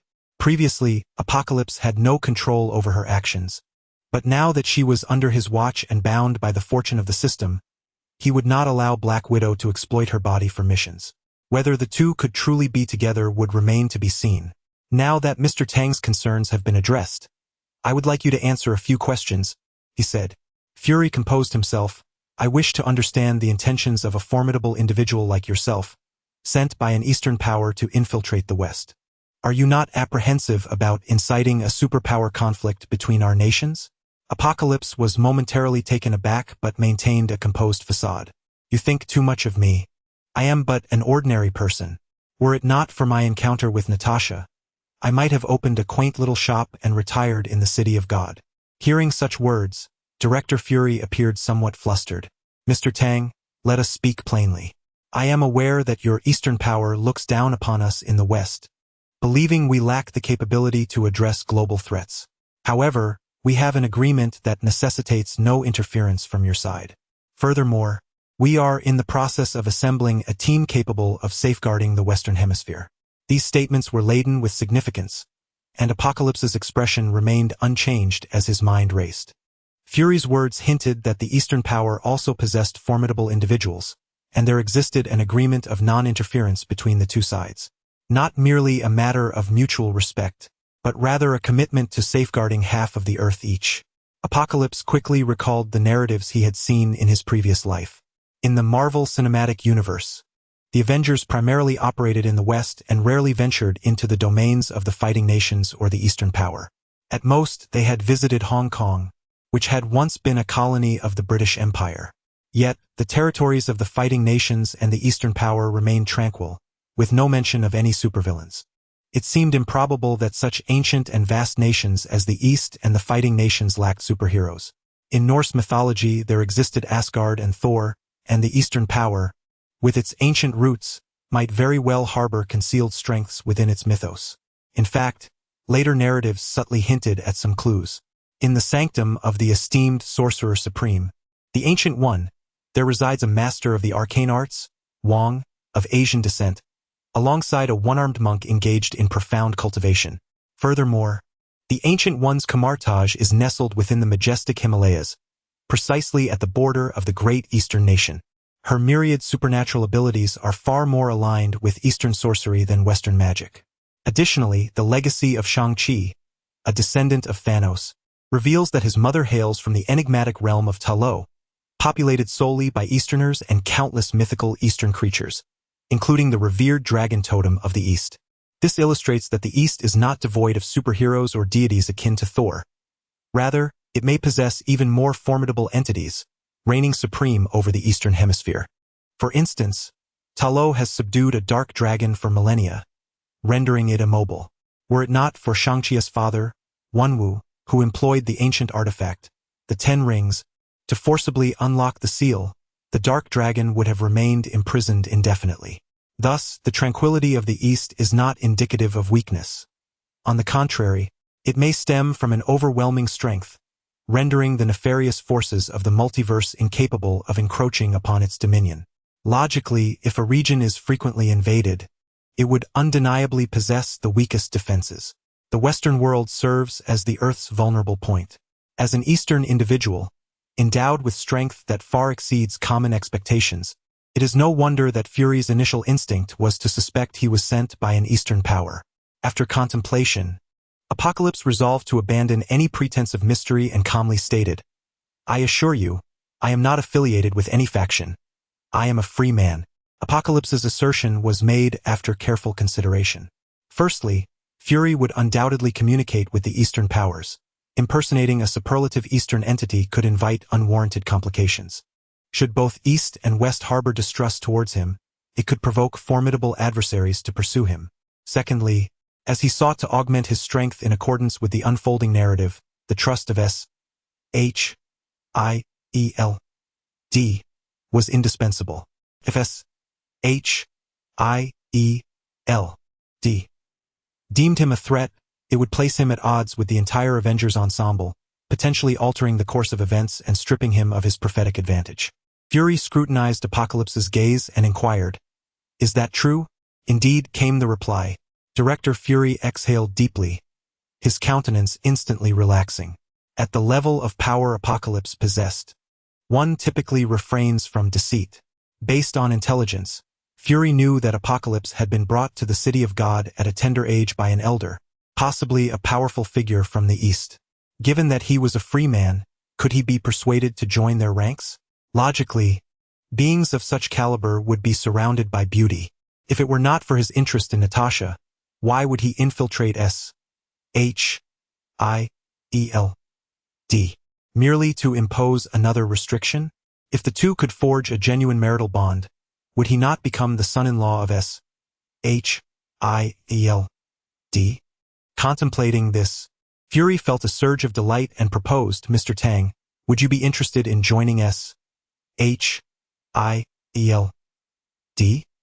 We are in the process of assembling a team." "Is it the Avengers?" Apocalypse queried. Fury's expression shifted. "How do you know?" That name existed solely within classified files. He had never disclosed it to anyone. How could this Eastern individual possess such knowledge?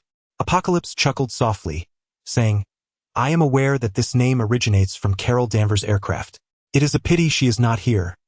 Otherwise, I would have liked to seek her counsel on combat techniques.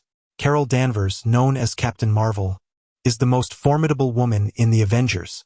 Without the Infinity Stones, Thanos might not have been able to defeat her. In Avengers Endgame, she had a brief confrontation with Thanos, who attempted to wrest the Infinity Gauntlet from her grasp. When he found himself unable to do so, he resorted to headbutting her. The towering Thanos was unable to budge Captain Marvel, and instead, it was he who became dazed from the impact.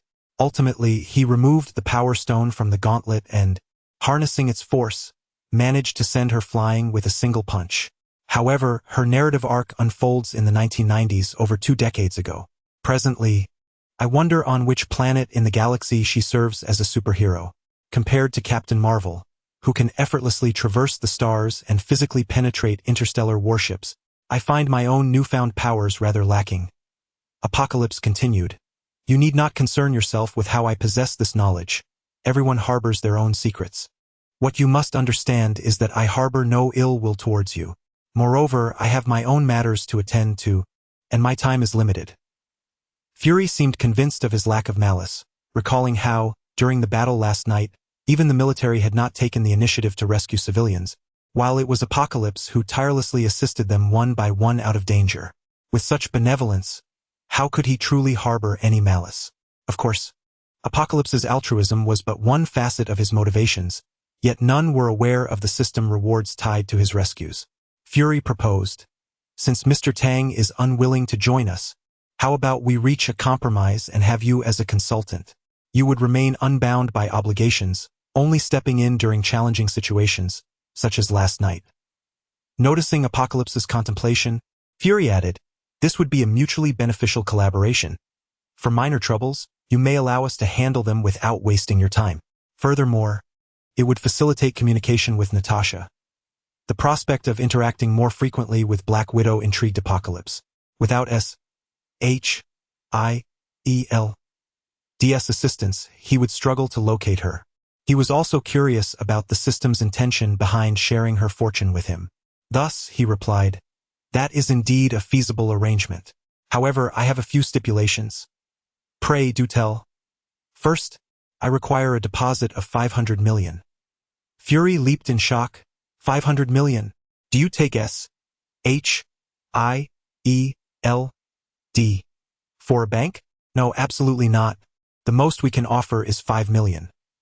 When it came to finances, Fury could no longer maintain his icy demeanor, as he angrily began to haggle with Apocalypse. How could 5 million suffice? I promised Natasha a home, and that amount wouldn't even cover a decent house. That certainly does not require 500 million. SHIELD's funding is limited, and there are many salaries to pay and equipment to procure. If the budget is inadequate, simply request additional funds from your superiors. Surely, hiring a superpower could warrant extra financing.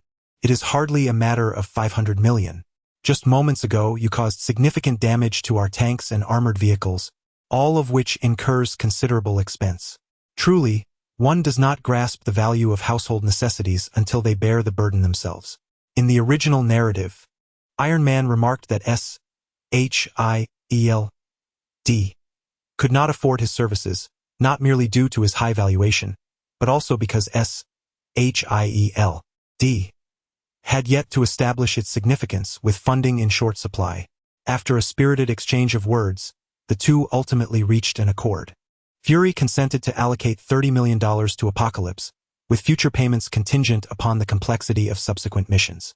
Director Fury bore a cunning smile, having devised a clever scheme to enlist a superlative powerhouse for mere millions, who may potentially become a son-in-law to SHIELD, is an astute bargain. Over the years, the damage inflicted by the Hulk has far exceeded $30 million. As for Apocalypse, he did not genuinely require 500 million. Rather, he was merely driving a hard bargain, knowing he could negotiate down to a more feasible sum. 30 million would suffice for the time being, and should it fall short, adjustments could be made. Having recently recruited Dr. Stern, he needed to establish a laboratory, which would entail considerable expenditure. Moreover, he sought to purchase a home. As an Eastern individual, how could one feel at home without a residence? As soon as Apocalypse departed, Fury initiated a holographic video call with Black Widow. Chapter 9. From now on, you have lost a skill, Fury. Natasha, in the name of the director, I prohibit you from employing a particular skill. The Black Widow, perplexed, inquired, what skill? Seduction. The Black Widow was bewildered. Why had the director suddenly issued such an eccentric command? Her allure was one of her greatest assets, a weapon that had never failed her. To be deprived of it would significantly diminish her prowess. Fury sighed, "Your husband has come knocking. If you refuse, he will dismantle S.H.I.E.L.D. What? What husband? Director, I possess 37 passports, among which over a dozen are registered under marriage. Is this a new mission? Which passport should I use?" When out on assignments, the Black Widow often assumed the guise of a faux spouse alongside her partners. After all, it was entirely plausible for a newlywed couple to travel to various cities and capture photographs together.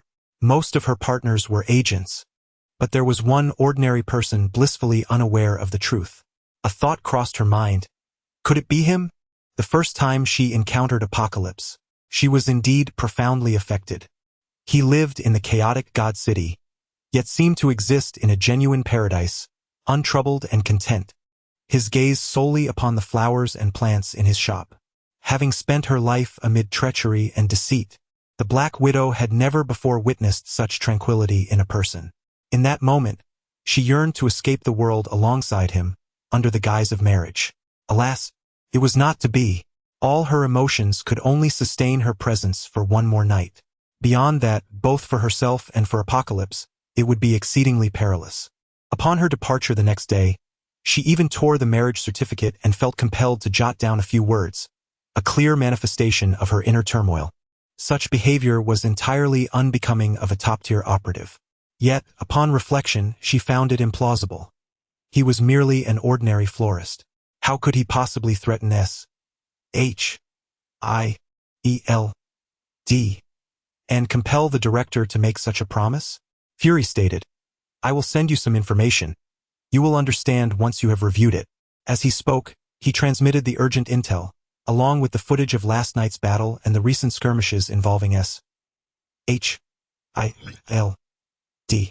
through encrypted channels to the Black Widow. The dossier on Apocalypse was quite straightforward. As a child, he had fallen into misfortune alongside his guardians in the God Country. After their demise, he opened a flower shop in the God City to make a living. The only anomaly was the connection between his guardian and the notorious drug lord, Falcon. When she witnessed the footage of last night's battle, the Black Widow could hardly believe her eyes. Her faux husband, so formidable. More alarmingly, he had sought out S.H.I.L.D. shortly after her departure, indicating that he had long known her true identity. Anger welled up within her. This deceiver had been aware of her identity yet kept silent, surely reveling in her predicament. Yet, when she recalled the vows exchanged during their mock wedding, a troubling thought emerged. If he knew her identity, did that mean his words had been sincere? The Black Widow's heart was in disarray. Engaging in a feigned marriage for the sake of an assassination mission was one matter.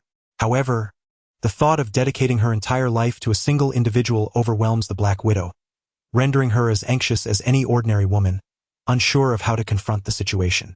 If Apocalypse were merely an ordinary man, she would have unhesitatingly declined, just as she had walked away on her wedding day. To ensure her safety, she lives a transient existence, afraid to establish a genuine home, knowing that any ordinary person who stands by her would meet an unfortunate fate. Yet, upon watching the video sent by Director Fury, she discovers that her seemingly unremarkable husband is, in fact, a formidable powerhouse, stirring her heart. However, the manner in which they commenced their relationship is fundamentally flawed. She initially deceived him, feigning love at first sight, followed by a sham marriage, exploiting his connections to a notorious drug lord for her own sinister purposes. This hardly resembles the typical beginning of a couple in love. After a long silence, the Black Widow confides, "Director, I am at a loss as to what to do." Fury replies, "This is not merely a mission.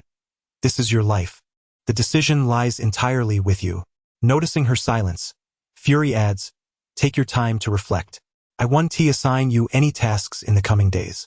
Remember, until your relationship with him is resolved, you must refrain from using your allure. The present S.H.I.E.L.D. cannot withstand a creature more formidable than the Hulk." Meanwhile, Apocalypse, armed with $30 million, generously allocates a substantial portion to Dr. Stern to establish a laboratory. He then invests $8 million in purchasing a villa in the suburbs, acquiring the surrounding land as well. This will become his sanctuary in this world. During this time, Apocalypse attempts to call the Black Widow several times, all of which go unanswered. He shrugs, understanding that she is currently unsure of how to face him, leaving the matter for another occasion. Throughout this period, Apocalypse gradually acclimatizes himself to his powers and learns various combat techniques. Unlike the Hulk, he cannot rely on brute force to vanquish all adversaries. Glancing at the system data, he notes, recovery potions, 173 bottles. Shared fortune with Black Widow, 65. Shared fortune with Hulk, 30. The Black Widow's initial shared fortune was merely 60, but during this period, her trust in him has increased slightly, indicating that his visit to SHIELD was indeed beneficial. As for the Hulk's 30, it signifies a favorable impression. Given that he possesses Hulk's blood and has saved Hulk's girlfriend, Elizabeth, this is hardly surprising. However, the implications of shared fortune remain unclear to Apocalypse. One certainty lingers in his mind. Merely possessing shared fortune does not guarantee survival. In the original narrative, the Black Widow, Vision, and even the quintessential hero Iron Man met their demise, unable to be resurrected by the Infinity Stones. While there may be some semblance of a protagonist's halo, it is certainly not a talisman for life. Reflecting on Iron Man, Apocalypse recalls that the timeline of the Incredible Hulk aligns closely with that of Iron Man. At this juncture, Tony Stark has yet to embrace his identity as Iron Man, often making headlines due to his rendezvous with various cover models. Apocalypse has been vigilantly monitoring his news. One day, the news reported, Tony Stark, the heir to Stark Industries, a brilliant scientist and billionaire, mysteriously disappeared while returning from the Middle East after delivering weapons, and his whereabouts remain unknown. Stark Industries has offered a reward of $50 million for any information regarding Tony's location. Thus, the plot of Iron Man begins. In the original storyline, Tony Stark is captured by a group of violent extremists known as the Ten Rings, who compel him to create missiles. At that moment, he is likely trapped in a cave somewhere in the Middle Eastern desert, with a wounded heart and shrapnel from a bomb lodged within, relying on an external battery to survive. While rescuing Tony is not overly challenging, as it merely requires notifying S.H.I.E.L.D. to ascertain his approximate location. The crux of the matter lies in the fact that this experience serves as a pivotal turning point in Tony's life, transforming him from a frivolous playboy into Iron Man. Should one intervene prematurely, it is likely that the world would be deprived of Iron Man. Iron Man is the central figure in a series of future events. Without him, everything would be altered, and one's foresight would become futile. Conversely, if one remains indifferent and fails to seize this opportunity to offer assistance, the chance to share in Iron Man's fortune would be lost. The concept of fortune is naturally more beneficial in abundance. Thus, a dilemma arises. Tianchi contemplated and contacted Dr. Stern. Stern, if I connect to a surveillance system, can you hack into it? Boss, my cognitive abilities have significantly enhanced. Such hacking techniques are child's play, replied Stern. That's excellent. Await my command. No problem. However, boss, do you still have any of that restorative serum? I have already exhausted my supply. Already? It hasn't even been a month, Tianchi remarked casually. Yet, to Stern, this carried an undertone of reproach. From his perspective, the miraculous restorative serum must be worth a fortune. 6 vials equate to 6 lives, and selling them to the wealthy would amount to untold billions. Using it all in just a month indeed seemed difficult to justify. Stern hastily added, Boss, although I have yet to analyze the serum's components, I have made some progress. Let me share. The serum is remarkable, enabling instantaneous restoration to normalcy. However, it does possess certain limitations. If the injury has already healed, or if an organ has been absent for an extended period, it cannot be repaired. Tianchi felt a sense of foreboding and inquired, what if a person has been blind for 20 years, or if a woman has had her uterus removed for over a decade? Can these conditions be restored? Indeed not. It is not merely a matter of duration. Once the injury has healed, restoration is impossible. Tianchi pondered further, what if one were to disrupt the scar? For instance, if a blind eye were to be blinded again, that too would be unfeasible. The serum seems only capable of restoring one to their state prior to the healing of the wound. If the scar were to be damaged and then repaired, it would merely revert to a scar. Tianqi's heart sank. He had initially intended to present the restorative serum to Director Fury at an opportune moment as a gesture of goodwill. Fury lost one of his eyes in the storyline of the 1990s Captain Marvel, a consequence of being blinded by the Devourer. However, this is a trivial matter and of little importance. The crux of the issue lies with Black Widow. She endured the inhumane removal of her uterus in the Red Room, rendering her barren, which remains her greatest regret. Should she find a means to restore her fertility, it would undoubtedly alleviate a portion of her inner turmoil. If restorative potions prove ineffective, alternative methods must be sought. Apocalypse spoke solemnly. I shall send you several more vials. The following day, in the desert of Abkaran, Apocalypse quickly pinpointed a canyon based on the location of Tony's incident and his recollections. Chapter 10. Iron Man, your delivery has arrived. As night fell, the darkness served as a shroud for Apocalypse, who stealthily approached the canyon teeming with hundreds of armed militants. The ground was littered with an array of weaponry, and within lay a cave. Given Apocalypse's formidable prowess, eliminating this group of armed men would be a trivial task. However, to preserve the original narrative and maintain his prophetic insight into the future, he refrained from taking certain actions. Descending from the cliff, Apocalypse's fingers, like claws, sank into the rock, enabling him to scale the surface with the agility of a gecko. Upon locating the surveillance lines, he deftly severed them and, in less than a second, swiftly connected a device that would reroute all monitoring footage through it. The leader within noticed a brief flicker on the screen, which quickly reverted to normal, and he did not harbor any significant suspicions. In this desolate wilderness, having a surveillance system was already a feat. Minor glitches were hardly surprising. In films, an endlessly looping segment is frequently employed. While simple, it carries inherent risks, easily discernible with a keen eye. This device could delay the video signal by 1 second, during which the micro-CPU within could manipulate the surveillance footage at will, a program that Apocalypse had prearranged with Dr. Stern. As long as he remained undetected, he could saunter past the cameras without leaving a trace. The night was as cool as water. The militants congregated outside the cave, kindling a bonfire. With his fingers embedded in the rock, Apocalypse silently ascended from the cliff and entered through the cave's apex. Inside, iron plates partitioned a makeshift cell. He produced a lock-picking tool. The rudimentary lock yielded effortlessly. With a creak, he opened the iron door to reveal two individuals. One was, of course, Tony Stark, appearing haggard and disheveled, with a long wire trailing from his chest and connected to a battery on the table. The other was a quintessential Middle Eastern man. Though disheveled, he emanated a dignified demeanor. He must be Ethan. Ethan's influence on Tony Stark during his transformation into Iron Man was profound. His kindness and sacrifice awakened the sense of responsibility within Stark, compelling him to shoulder the burden of safeguarding the world, a notion that would have been unfathomable to the former Tony, who was solely preoccupied with pursuing glamorous women. Both men were taken aback, initially believing that a member of the Ten Rings had entered, only to be confronted by an Eastern figure. In that moment, 3 pairs of eyes locked in mutual scrutiny, each waiting for the other to speak. Apocalypse broke the silence. Ahem. You must be Tony Stark. I am Tang Apocalypse. Tony cautiously inquired, Are you here to rescue me? Be wary of the surveillance.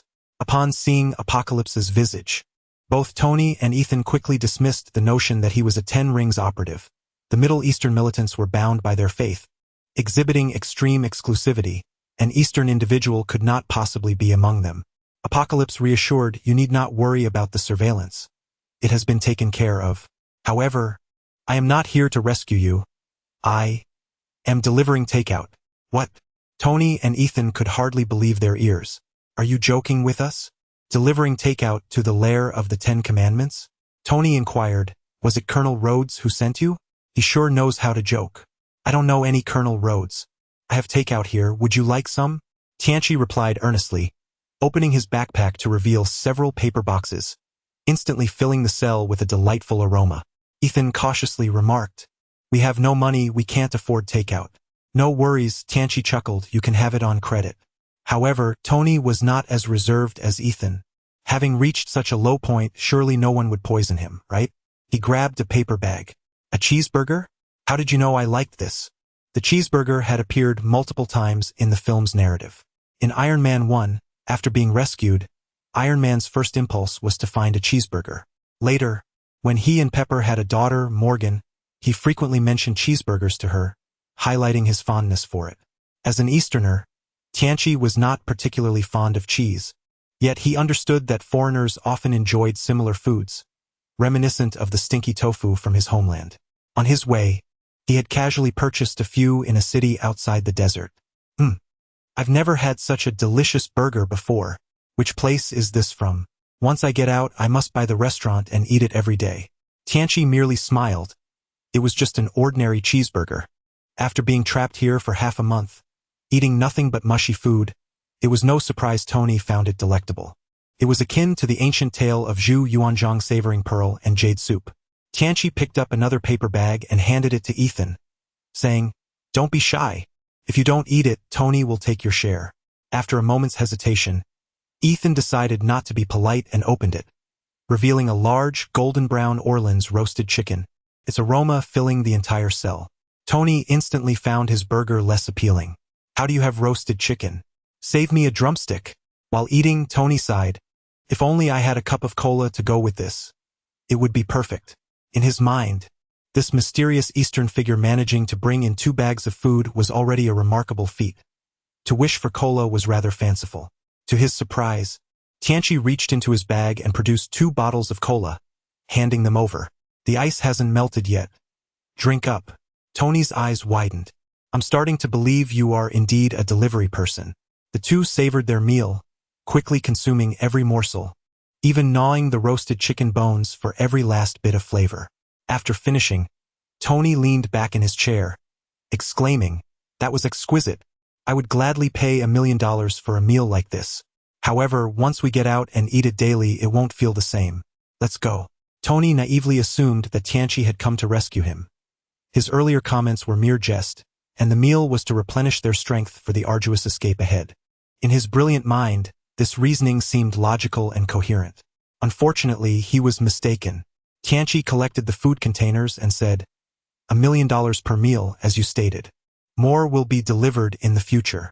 As he spoke, he tightly secured his backpack and stepped outside, locking the door behind him, disappearing into the darkness like a lizard. "What the hell?" He locked the door.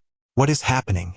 Tony was taken aback, unable to suppress an expletive despite his well-mannered upbringing. "Take me out. If $1 million isn't satisfactory, I'll offer $100 million. $1 billion. $100 billion. Meanwhile, Apocalypse had long since vanished, and Tony's cries attracted the attention of 2 soldiers. "Soldier what are you making such a racket about in the middle of the night?" "Shut up. Soldier B, I think I smell roasted chicken." "Soldier what kind of nose do you have? There's no roasted chicken here." "Wait. It seems there's a whiff of burgers." The 2 soldiers searched the cell but found nothing unusual, leaving with puzzled expressions, leaving Tony and Ethan equally bewildered. "Ethan, Tony, are you sure this isn't a prank from a military friend of yours?" Tony shook his head firmly. "That's not my friend. Rhodes is a soldier, strict and serious. He wouldn't joke about life and death."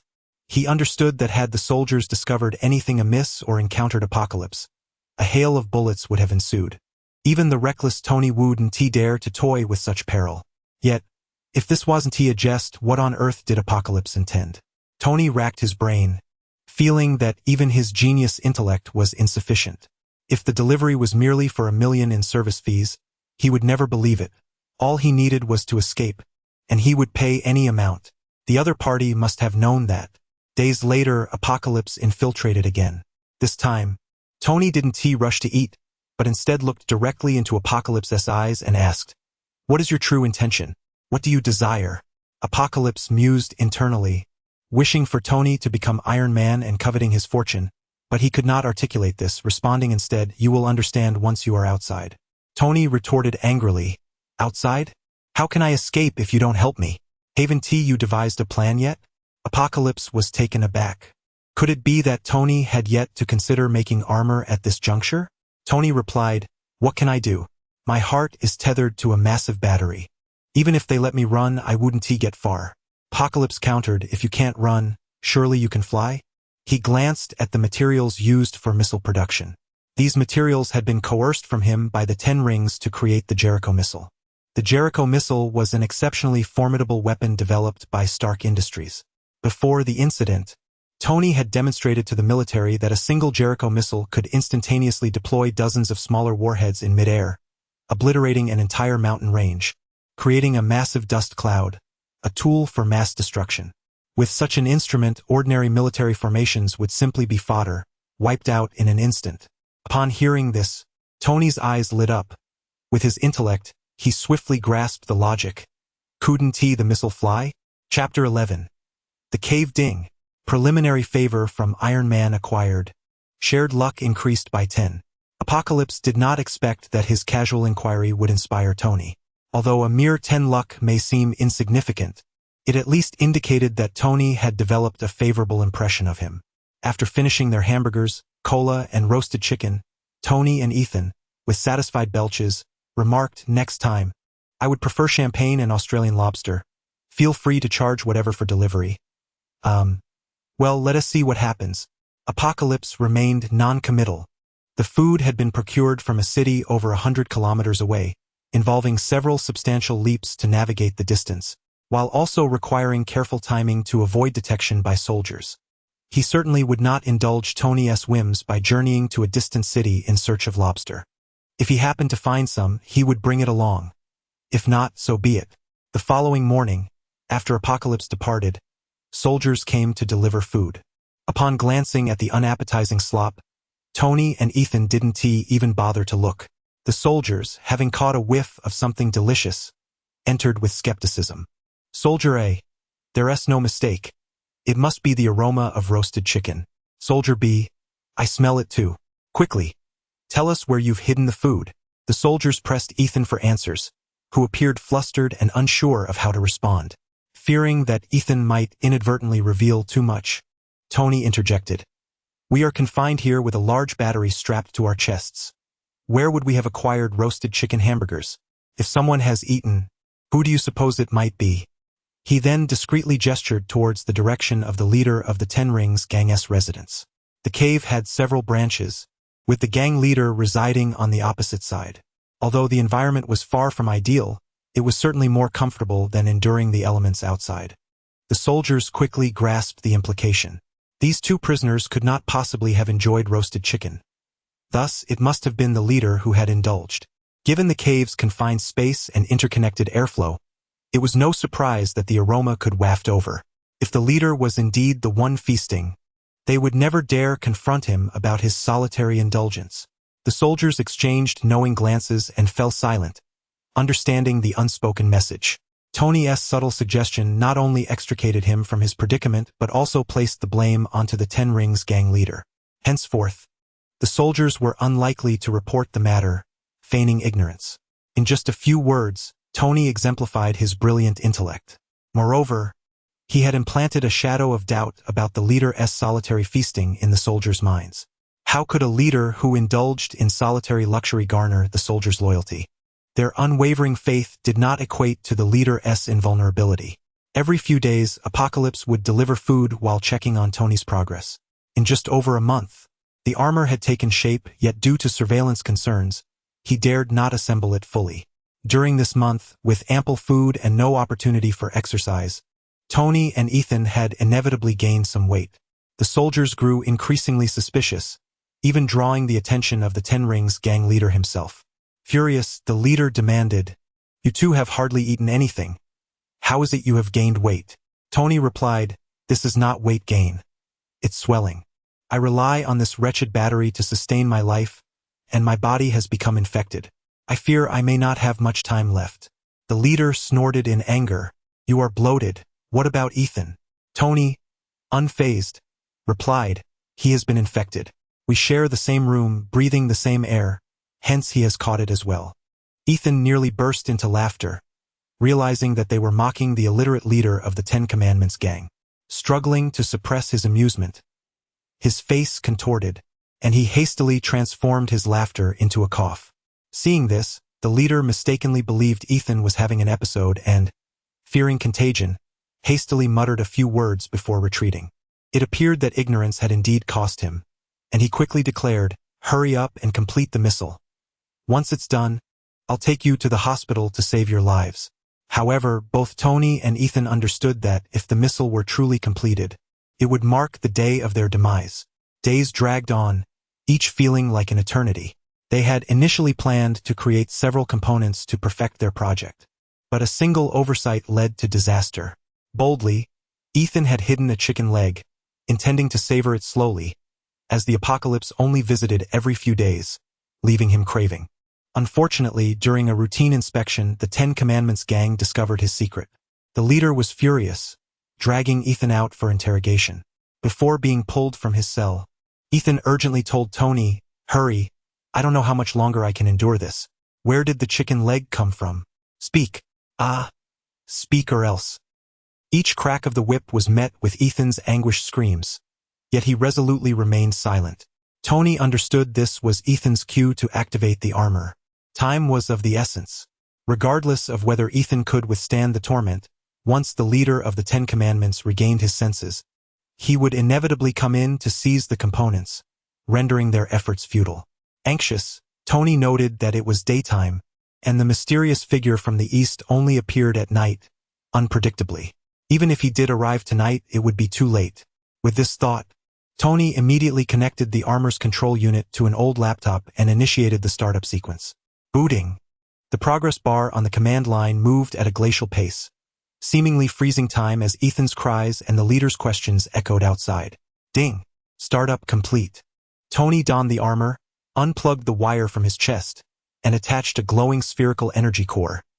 This was the original arc reactor. At that moment, the armor appeared exceedingly rudimentary, marred by welding marks and a drab gray-black hue, with inferior rubber used at the joints. Creak, creak, creak.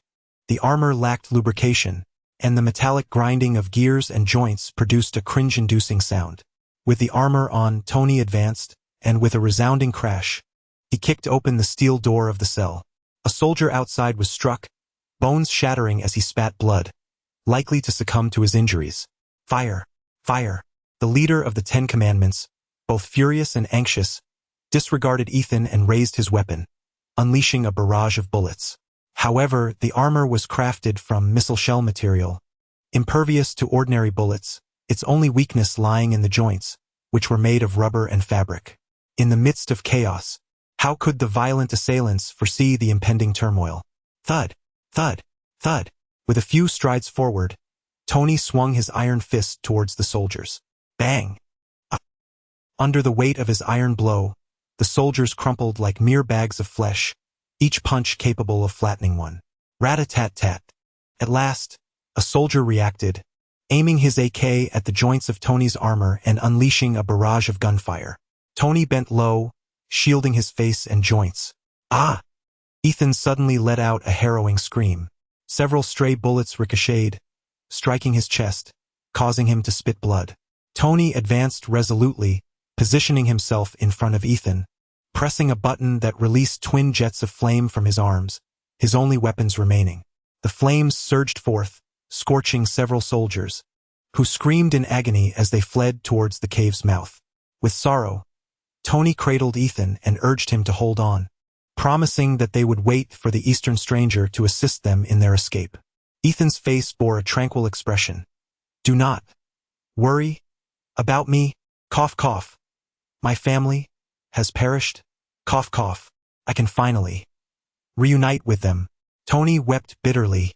"You saved my life. I have yet to repay you." Earlier, when shrapnel had struck Tony's chest, Ethan had performed a rudimentary surgery and crafted a makeshift battery that sustained his life. Throughout the process of armor creation, Ethan had contributed immensely. Without him, Tony would have never succeeded in crafting the suit so swiftly. Ethan's optimistic demeanor during those days had profoundly influenced Tony. In the original narrative, it could be said that Ethan had been the catalyst for Tony's transformation from an ordinary man into a superhero. At that moment, the voice of the Ten Rings leader echoed from outside. "Use the RPG now, RPG." With a smile, Ethan said, "Let us go. If you wish to repay me, then cherish your life and do not waste it." Boom! An RPG was shot into the cave, but fortunately, the entrance was not a straight shot. The RPG detonated around the bend. A cascade of debris rained down. Realizing that if they did not flee soon, they would both perish in that place, Tony reluctantly set Ethan down and dashed towards the exit. Just as he reached the cave's mouth, he beheld a dozen RPGs aimed directly at him. A wave of dread washed over Tony. With so many RPGs targeting him, even if they did not penetrate, the shockwave alone could spell his doom. At that moment, a sudden whistling sound sliced through the air. Small stones flew like bullets, striking the heads of the RPG soldiers, causing their skulls to explode, splattering red and white against the rocky walls. It was Apocalypse. He had noticed the disturbance from a distance, the sounds of gunfire and explosions, surmising that the Iron Man's escape had triggered an event. He leaped over, just in time to see a dozen RPGs aimed at Tony. The fallen soldiers' bodies twisted, their fingers instinctively pulling the triggers, sending several RPGs into the munitions pile outside the cave. Boom! Boom! Boom! This triggered a series of explosions, flames shooting into the sky. Hurry up, what are you waiting for? Tony shouted. Ethan is still inside. If you save him, regardless of your motives, I will comply with your demands. Chapter 12. Rescue, shared fate. You should leave first. Your armor is too rudimentary to be of any assistance. I shall do my utmost. Tony surveyed the situation and realized that his presence here was futile. He activated the jet propulsion system of his armor, and with a billow of black smoke, he soared into the sky amidst the fiery explosions. In the original narrative, Ethan had perished in his attempt to save Tony. It seemed that his arrival had not altered the course of events. As the stones from the Apocalypse's entrance cascaded into the cavern, Ethan lay on the ground, clinging to the last vestiges of life. Apocalypse swiftly retrieved a vial of restorative elixir from his inventory and poured it into Ethan's mouth. With a firm palm striking his back, several bullets were dislodged with a deft motion. A surge of green light enveloped Ethan, and he was miraculously restored to full vitality. In disbelief, Ethan patted his body, astonished to find the bullet holes had vanished. We shall assess the situation outside. Follow closely and do not stray far, Apocalypse instructed. The crisis was far from over. The cave was on the verge of collapse, and if they did not escape promptly, Ethan would be entombed anew. Without the luxury of gratitude, Ethan shielded his head with his arms and trailed behind. Apocalypse led the way, demolishing every boulder that fell from above or obstructed their path, reducing them to mere rubble. Suddenly, a tremendous roar emanated from the depths of the cave, as if an ancient beast were awakening. The ground trembled with a deafening explosion, and the cave entrance was obliterated, sending a multitude of colossal stones hurtling through the air, striking members of the Ten Rings gang and eliciting cries of despair. Harnessing his threefold strength as the Green Giant, Apocalypse broke through the rock layers and emerged into the chaos. Outside, the munitions detonated in rapid succession, igniting the canyon in flames, with no awareness of how many had been crushed by the falling debris. The Ten Rings gang was thrown into disarray, entirely preoccupied with their own survival. With Ethan secured at his side, Apocalypse leapt toward Tony's direction, leaving the canyon behind. However, he soon encountered a new dilemma. In the original tale, Tony could only ascend a few dozen meters before his power was depleted, resulting in a fall onto the desert sands. Fortunately, the height was not great enough to prove fatal. Yet now, Tony continued to ascend. His hastily constructed armor lacked any flight stabilization system. In the original narrative, Iron Man had spent considerable time in his laboratory, enduring numerous crashes before achieving success.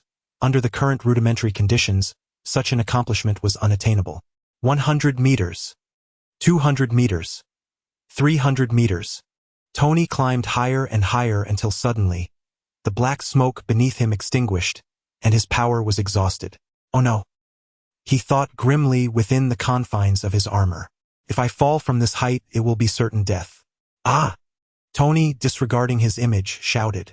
Falling from such a height would not result in a fate much better than that of a shattered egg. Apocalypse calculated the perfect angle. The sand beneath him suddenly erupted, choking Ethan with a mouthful of grit. When he opened his eyes again, Apocalypse had leapt into the air, 200 meters high, and securely caught Iron Man. Realizing he was safe, Tony's rebellious spirit surged once more. Hey there, handsome. This is the first time I've been held like this. How about we dine on foie gras at a French restaurant tonight? Apocalypse chuckled. Aren't you afraid of Pepper getting jealous? Before Tony could respond, Apocalypse abruptly tossed him upwards again. The impact of a 200-meter free fall was something Apocalypse could withstand, but Tony could not. If Apocalypse had let him land directly, he would either be dead or gravely injured. Thus, just before landing, he propelled Tony upwards once more to mitigate the force. Ah! I'm not afraid. After experiencing a roller coaster-like aerial adventure, Tony's legs buckled upon landing, and he unceremoniously sat down on the scorching sand of the desert. Phew! Ethan, you're alive. That's wonderful, Tony exclaimed, embracing Ethan, only to suddenly recall, wait a minute, you were shot multiple times. How could you be completely unscathed? Ethan looked at Apocalypse. He gave me a vial of potion, and I completely recovered. Thank you. Tony withdrew his carefree demeanor, adopting a serious expression. Thank you for saving my life and even more so for saving Ethan. Ding. Iron Man's luck shared, 30. Goodness. Saving both his life and that of his friend only amounted to 30? Tony's wariness seemed excessively strong.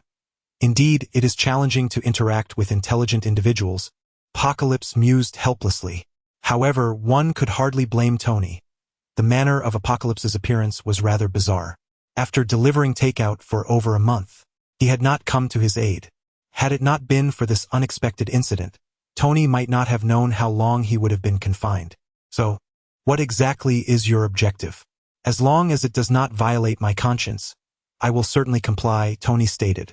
No rush, Apocalypse replied, gazing into the distance and noticing planes approaching. Let us first depart from this perilous place.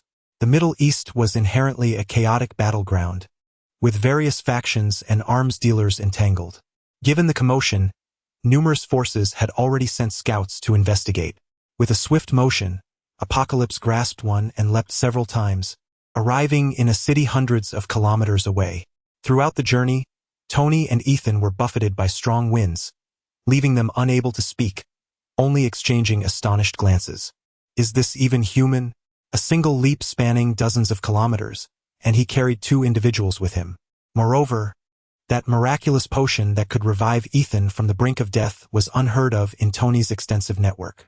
If such a wondrous remedy existed, he would not have been left helpless when he suffered from palladium poisoning, instead relying solely on plant-based beverages for relief. Upon arriving in a small city over 100 kilometers away, Apocalypse led the two to a modest rental house. My motive for saving you was not particularly special, but since you wish to express your gratitude, I may ask for something from you in the future. Of course, I won't pressure you. If you are unwilling, you are entirely free to refuse, Tony stated. Then I shall refuse now, he replied with a hearty laugh. Apocalypse chuckled, well aware that Tony was not a man devoid of gratitude. If you truly choose not to give, I will certainly not coerce you. As he spoke, he produced a mobile phone and handed it to Tony. Call Colonel Rhodes and have him come to fetch you. I shall take Ethan away. No, Ethan is my benefactor. I will invite him to America to work in my company. There is no need for you to trouble yourself. Tony, do you believe this abduction was merely a coincidence? Tony was taken aback. Was it not? You will come to know the truth, but there is no urgency at present. You have just been missing for over a month, causing quite a stir in America. Now, having suddenly been rescued, accompanied by someone who once worked for violent factions, what do you suppose will transpire? Although we both understand that Ethan was compelled to work for the Ten Rings, do others share this belief? With his intelligence, Tony quickly grasped the implications.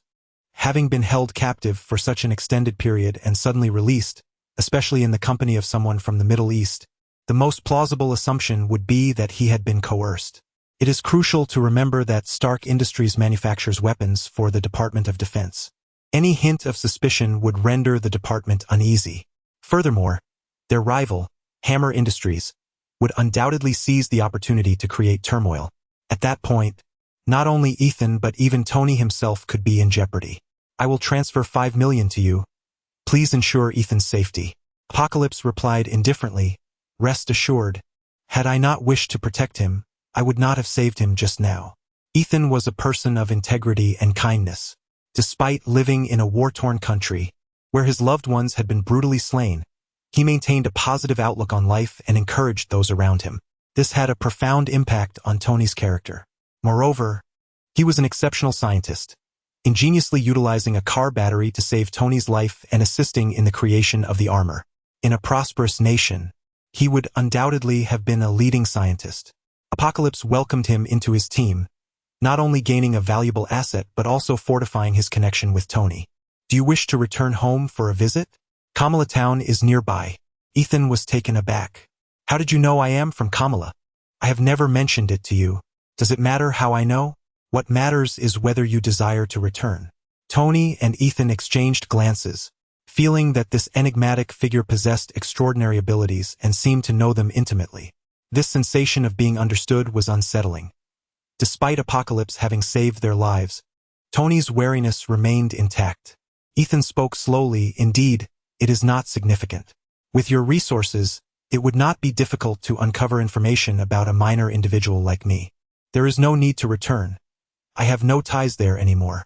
In the future, should I possess the means, I will assist the residents of the town, as a gesture of solidarity with my fellow townsfolk. Then let us depart. Without a backward glance, Apocalypse took Ethan and soared into the sky. Tony stood in a daze for a moment before dialing Colonel Rhodes. Chapter 13. An increase in funds upon receiving the call. Colonel Rhodes promptly dispatched a fighter jet to escort Tony back to his homeland. This time, Tony was uncharacteristically subdued, lacking the reckless abandon he had displayed on his journey to this perilous situation. The experience had profoundly affected him. Not only was he physically injured, but he also grappled with the unsettling reality of his weapons being exploited by violent factions. The enigmatic figure from the east lingered in his thoughts. Why had he not intervened to save him, yet seemed concerned about his demise? There was an abundance of contemplation awaiting him. Upon his return to America, a throng of journalists, tipped off by the unfolding drama, awaited him at the airport. A leading scientist, a top-tier billionaire, and a notorious playboy had been kidnapped by extremists, and the allure of such sensational news was irresistible to the press. As Tony disembarked from the plane, Pepper and his friend and bodyguard Happy were already there to greet him. Pepper, on the verge of tears, rushed forward and embraced Tony tightly, unwilling to let go. I thought I would never see you again, she exclaimed. Tony shrugged. But here I am. Don't cry. Your makeup will run. Happy interjected impatiently. My turn now. Seeing Pepper's refusal to release him, he heftily joined the embrace, and the three found themselves entangled, with Tony exclaiming in mock distress. Noticing Tony's chest, Pepper gasped, "What happened? Are you hurt? We must get you to a hospital." Tony replied, "Not just yet. I have more pressing matters at hand. Happy, fetch me a cheeseburger and arrange a press conference." The journalists were readily available, and the press conference was swiftly organized. Tony, unceremoniously seated on the floor beside the podium with his cheeseburger in hand, began, the most delightful aspect of food lies not in the food itself, but in the environment. For over a month, I was confined in a cave, where I savored the world's most exquisite cheeseburger and Orleans-style roasted chicken. Now that I am back, indulging in a gourmet burger, I find the taste pales in comparison to even a fraction of what I experienced in that cave. I wish to express my gratitude to the delivery man, who not only provided me with the most delectable meals, but also saved my life and that of my benefactor. While I remain uncertain of his motives, I hope his intentions do not involve world destruction, and I would be willing to repay him in any way I can. A buzz of murmurs erupted among the audience, as they exchanged bewildered glances. What was Tony speaking of? Burgers and delivery men? Had they misinterpreted the situation? Finally, a journalist could no longer contain his curiosity. "Mr. Stark, if I may be so bold, were you kidnapped or on vacation?" Tony responded, "I was indeed abducted and held captive in a cave for over a month. I endured a bombing, and shrapnel now resides in my chest. I am sustained by a battery." The crowd erupted in astonishment. What had once been mere speculation was now validated by Tony himself, leaving the reporters in a state of incredulity. The United States, known for its imperialistic tendencies, frequently bombarding other nations and orchestrating the assassination of foreign generals, had made many adversaries, and the specter of violent retaliation loomed ever larger. Even a magnate like Tony, under the protection of the military, has fallen victim to abduction, which has only heightened their sense of insecurity. A beautiful journalist rose to pose a question. What is the story regarding that delivery person? Do violent factions still order takeout? Tony replied, I possess no more information than you. For now, I must refrain from elaborating on the details. What I wish to convey is an important decision. Upon hearing the mention of significant news, the crowd quelled their curiosity and ceased to pursue inquiries about the delivery person. Tony continued, I did not have the chance to bid farewell to my father, and I have long harbored questions for him. Did he ever experience struggle or doubt? I witnessed young Americans being slain, victims of the very weapons I created in the name of their protection. I came to the realization that I could contribute more to the world than merely crafting explosives. Therefore, I hereby announce the immediate closure of Stark International's weapons manufacturing division. The atmosphere fell silent before erupting into chaos, as reporters surged forward, eager for further questions. However, Tony, fatigued, chose not to respond and departed under Happy's escort. Meanwhile, in another realm, Apocalypse assigned Ethan to Dr. Stern, and the two scientists found a kindred spirit in one another upon their first meeting. Upon seeing Tony's momentous decision on the news, Apocalypse understood that upon his return, Tony would refine the Iron Man suit.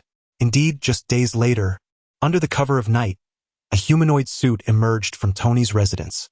Apocalypse sat leisurely in an open-air bar, sipping beer, observing what appeared to be the initial model of the Iron Man suit, one Malawian kwacha, still unpainted, its silver metallic hue exposed.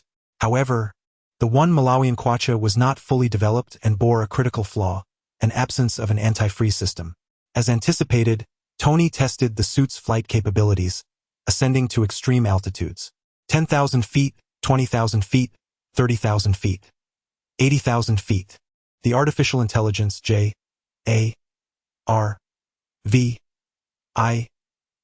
cautioned, Sir, there is a risk of fatal icing. Tony urged, proceed. I have yet to surpass the fixed-wing altitude record of 85,000 feet.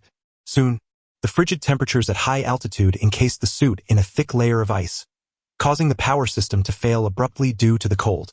Oh no! Tony cried as he plummeted from the sky. Apocalypse remained unfazed, confident that, according to the original narrative, the power system would restore itself just before landing, allowing Tony to return safely. As Tony struggled to reboot the power system, only a few puffs of black smoke emerged, proving futile. This was troubling, thought Apocalypse. A fierce wind swept through the open-air bar, toppling tables and chairs, and Apocalypse vanished from sight. Boom! Unfortunately, the distance was too great. Even with his speed, Apocalypse could not reach Tony in time, who crashed directly to the ground, creating a deep crater. With a few swift movements, Apocalypse appeared at the bottom of the pit, yanking off Tony's helmet.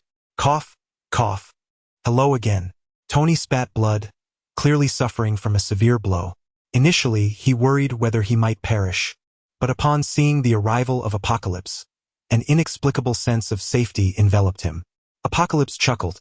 Why is it that every time I see you, you are so unfortunate?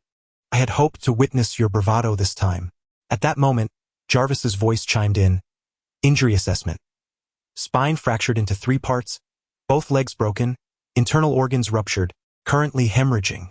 Emergency services have been contacted.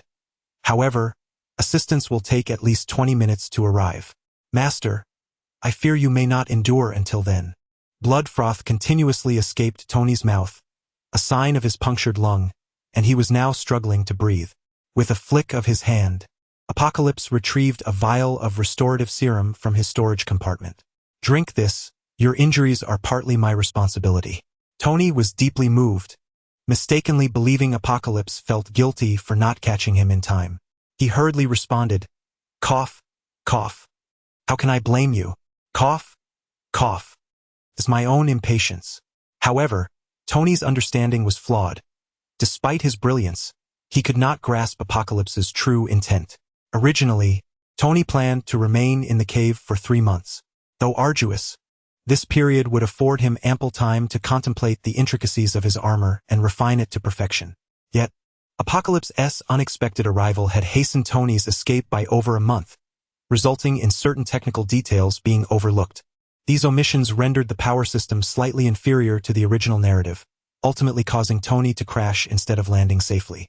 Had Apocalypse not been nearby, Iron Man might not have been born at all, a thought that caused Apocalypse to silently lament the butterfly effect. Any minuscule alteration could drastically alter subsequent events. It seemed he must tread with greater caution, lest he unwittingly alter the course of fate and lead to the unforeseen demise of some superheroes.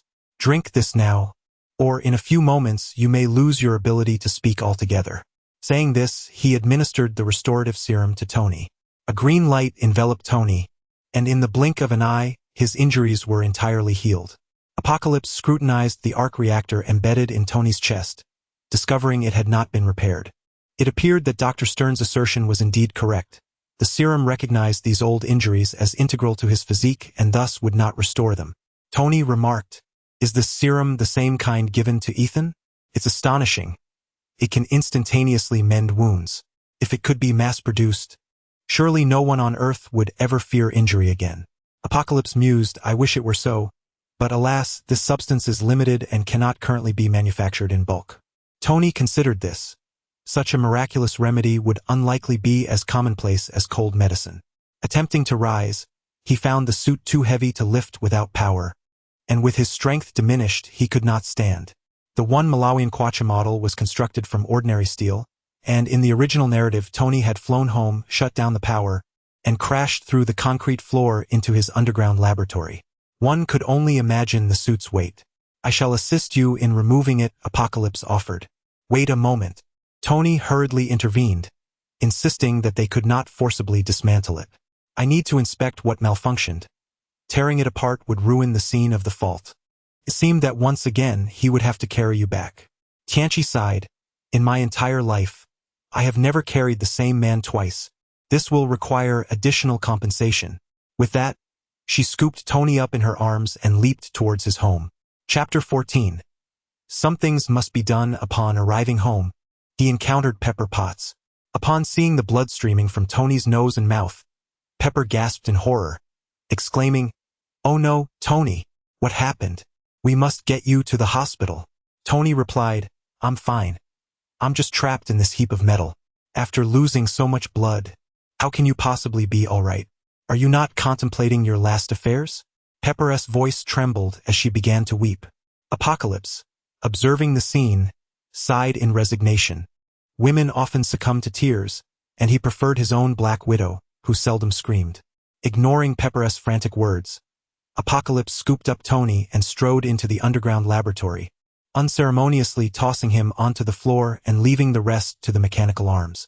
With the assistance of the robotic appendages, Tony finally extricated himself and introduced, "This is the delivery person I mentioned, Tang Tianchi. And this is my friend and assistant, Pepper Potts. Just call her Pepper." "Thank you for saving Tony twice," she said, her tall figure accentuated by high heels, bringing her to a height comparable to Apocalypse's. She extended her hand to shake his, her eyes brimming with curiosity as she scrutinized him. Tony held Pepper in high regard, never concealing even the most confidential matters from her. She was well aware of the ordeal he had faced in the cave. However, despite their deliberations, both remained perplexed by Tianchi's intentions. After their handshake, Pepper suggested, "I will be handling some affairs at the company on Tony's behalf for the next few days. Mr. Tang, why not stay here for a while? We have yet to repay you for your kindness."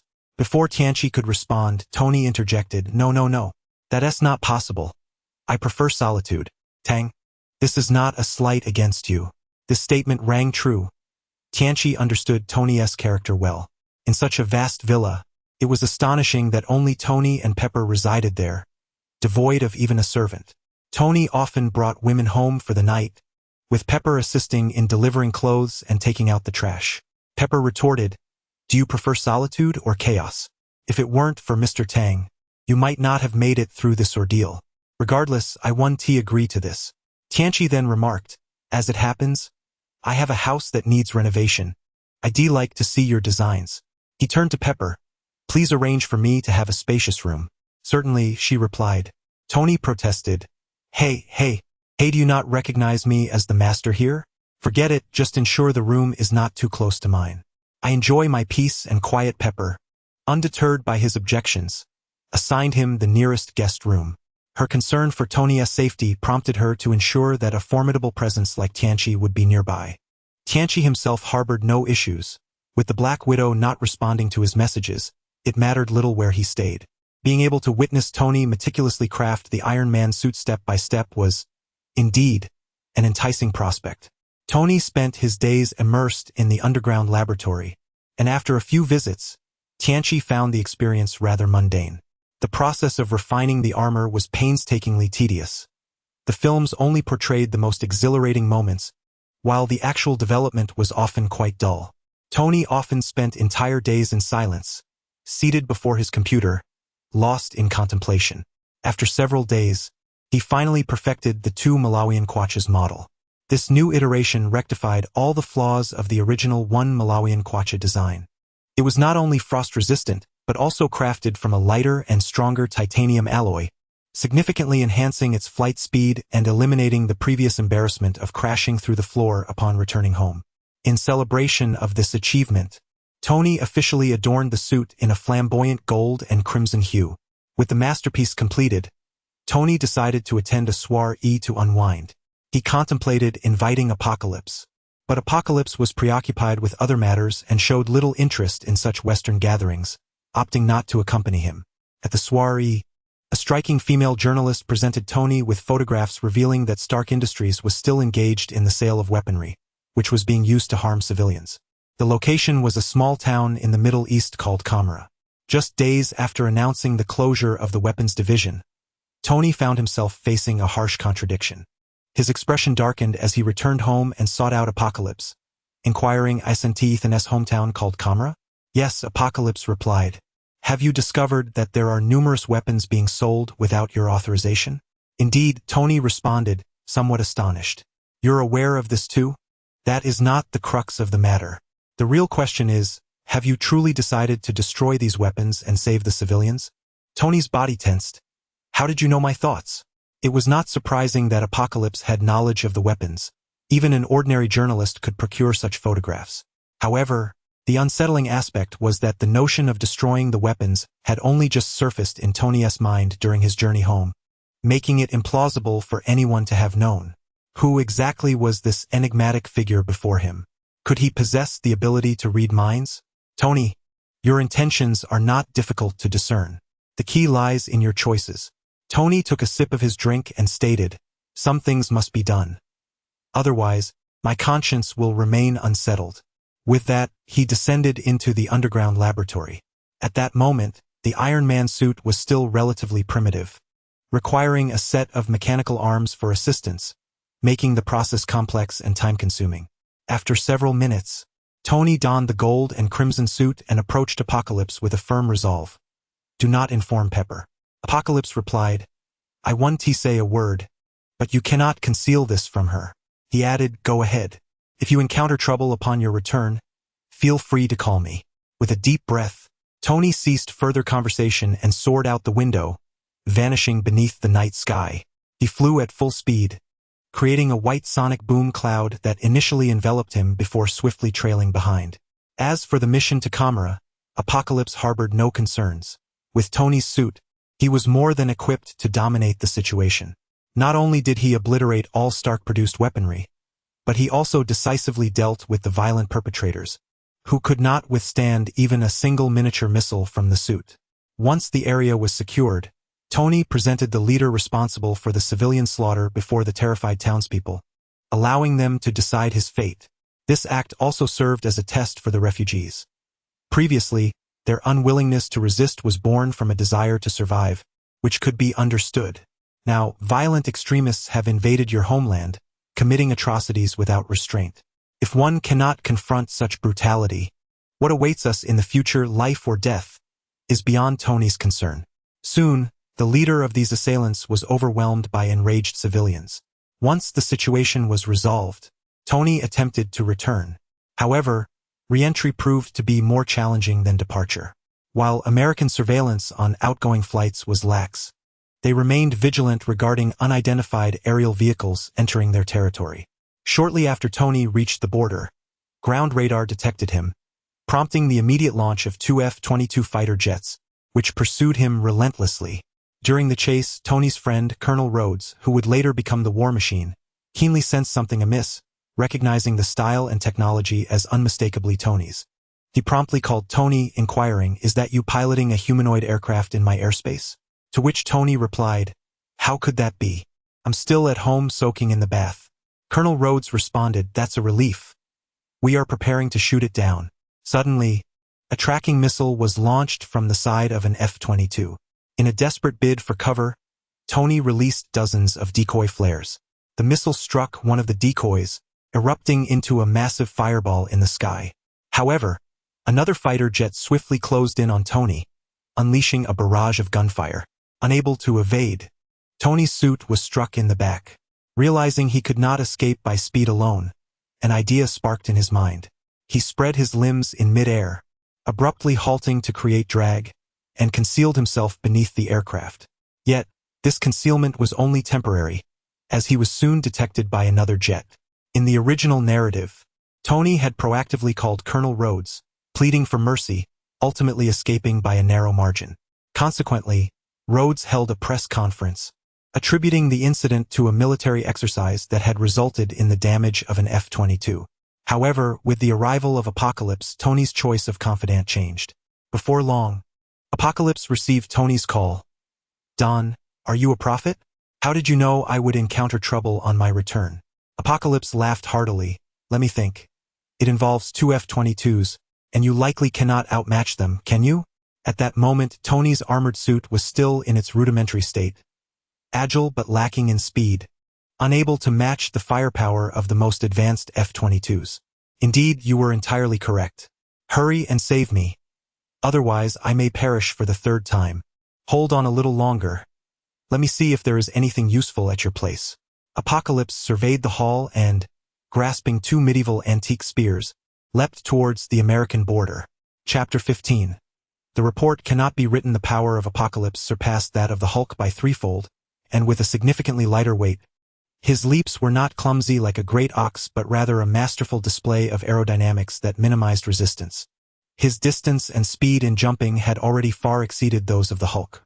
With terrifying launching force propelling him, every leap was akin to a cannonball being fired, creating sonic booms in the air, soaring over 100 kilometers with each bound. After several powerful jumps, Apocalypse spotted two distant black dots that were fighter jets. "Tony, lower your flight altitude and lure the jets down," Apocalypse commanded. "Understood."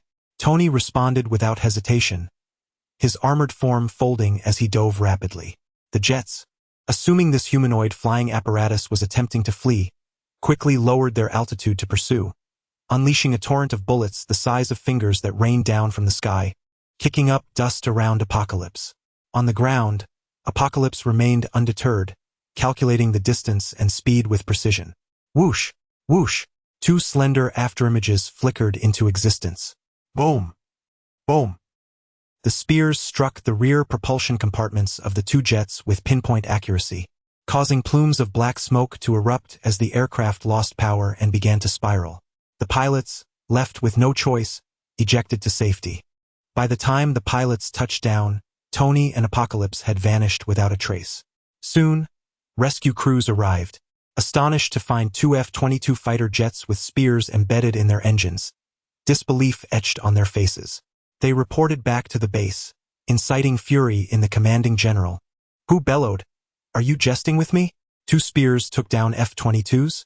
Are we at war with primitive beings? I must see this for myself."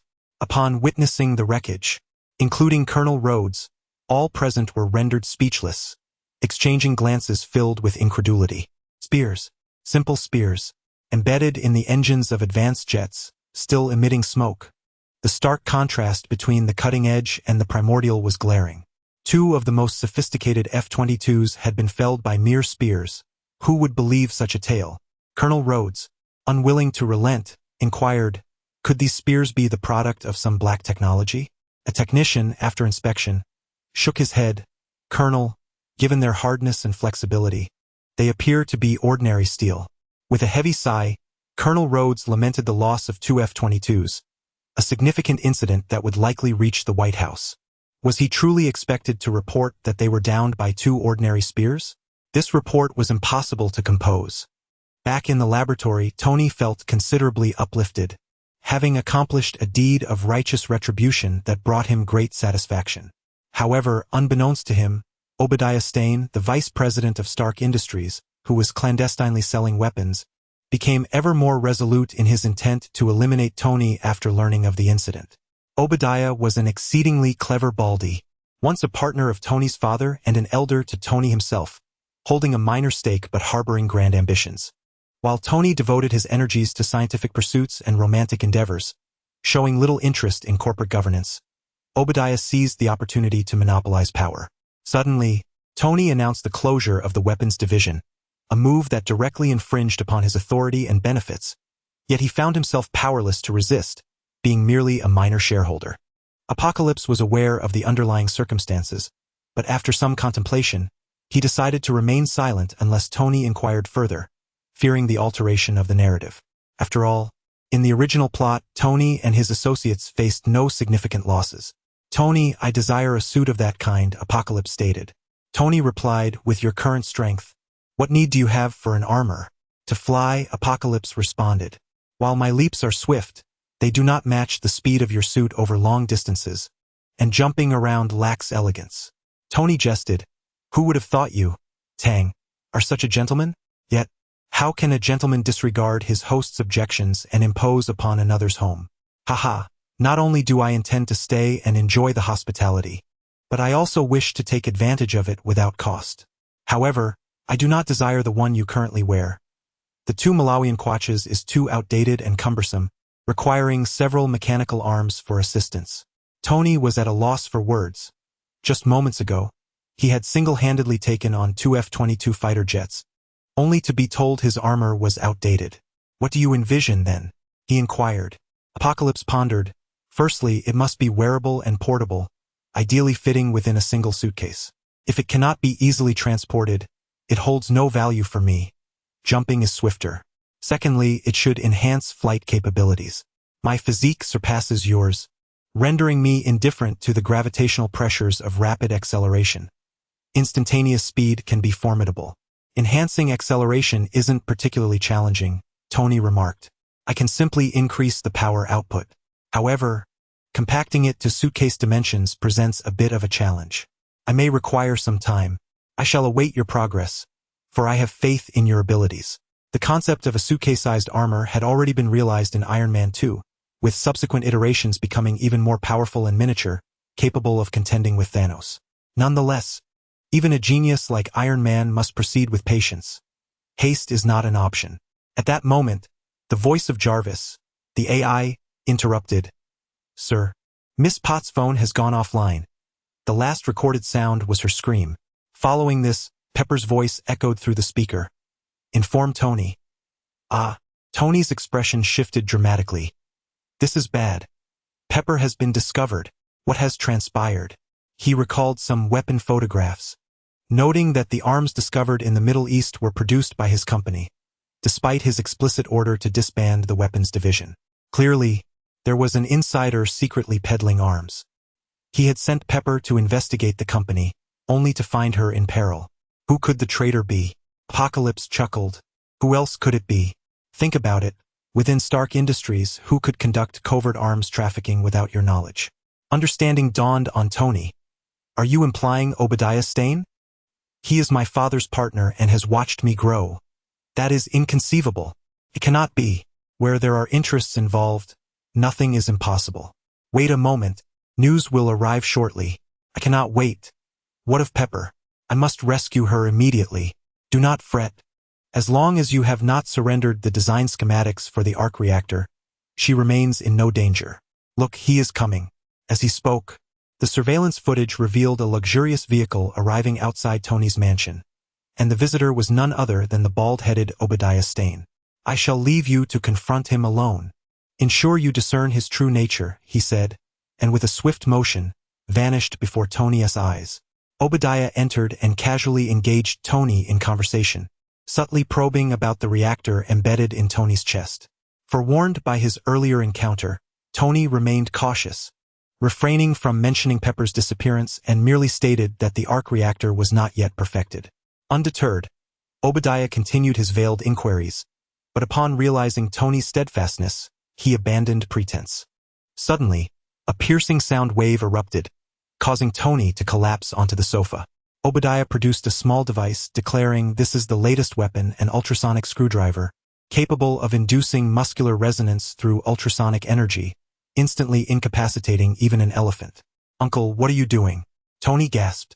Obadiah replied, "Initially, I intended to wait until you perfected the arc reactor to act. I had no intention of killing you.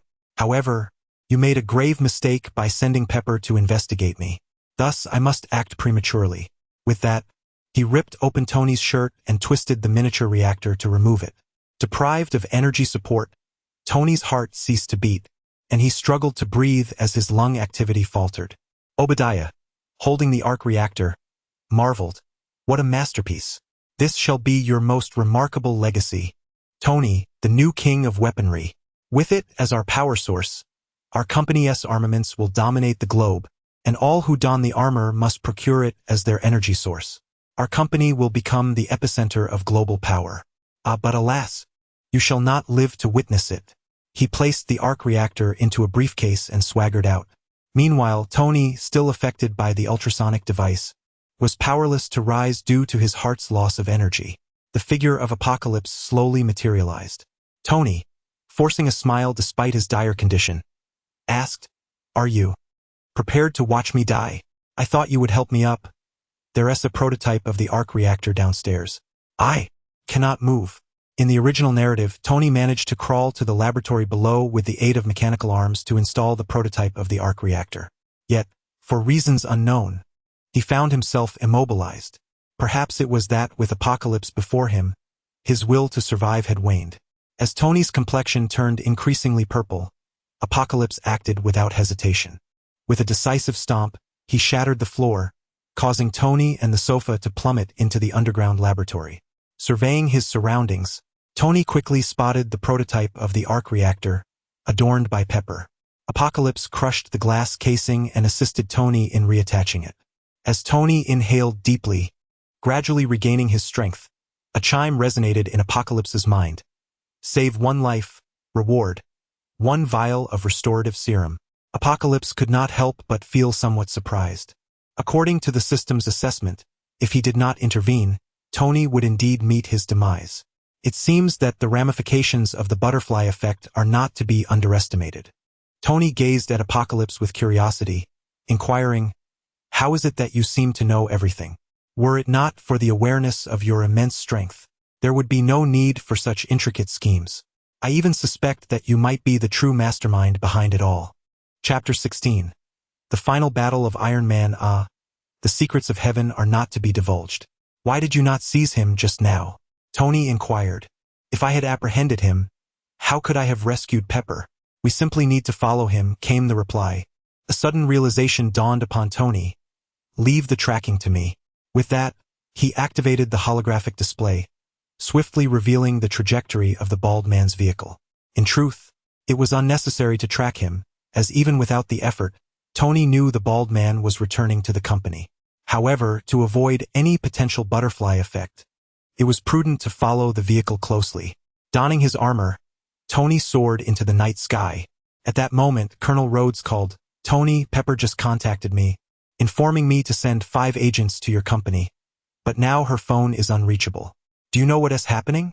Tony replied, "It's my Uncle Stain causing trouble. Pepper is likely trying to apprehend him. I'm on my way to find him now. Do you need me to assist you in any way? Clear the airspace. If anything is flying up there, do not interfere with me. And if you see someone leaping about in the sky, do not provoke him." Leaping about in the sky? Colonel Rhodes was somewhat perplexed. While it was not surprising for Tony, with his technological prowess, to be airborne, what could possibly be meant by someone jumping around? And why the warning not to engage?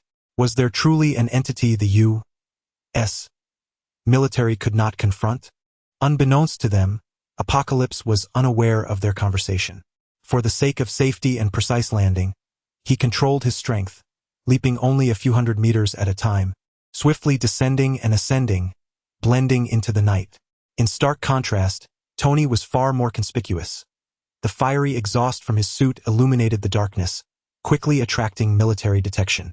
Fortunately, Tony had forewarned them, or else intercepting aircraft would undoubtedly have been dispatched. The bald man's luxury vehicle drifted to a stop in front of the Stark Industries building, leaving the doors unlocked as he hurriedly ascended the steps. According to infrared scans, Pepper is confined in the basement, surrounded by a dozen armed personnel. Damn, these are Stark Industry security forces. I'll take care of Pepper. Leave Stain to me. After all, he has deep ties to my family, and it's only fitting that I bring this to a close, providing my father with some closure. All right, be cautious. The bald man's equipment may be on par with yours. With that, the two parted ways. Following the holographic map provided by Tony, Apocalypse advanced into the lower levels of the building. Upon reaching the first floor, he observed several agents cautiously advancing with their firearms. Clearly, they were there to rescue Pepper. Among them was a familiar face, Coulson. In the Marvel Universe, Coulson is an exceedingly significant character. Though not a superhero, he has been present in many monumental events. Ultimately meeting his demise at the hands of Loki, he nevertheless fired an energy blast at Loki before his end. In an alternate timeline as seen in Agents of S.H.I.E.L.D.,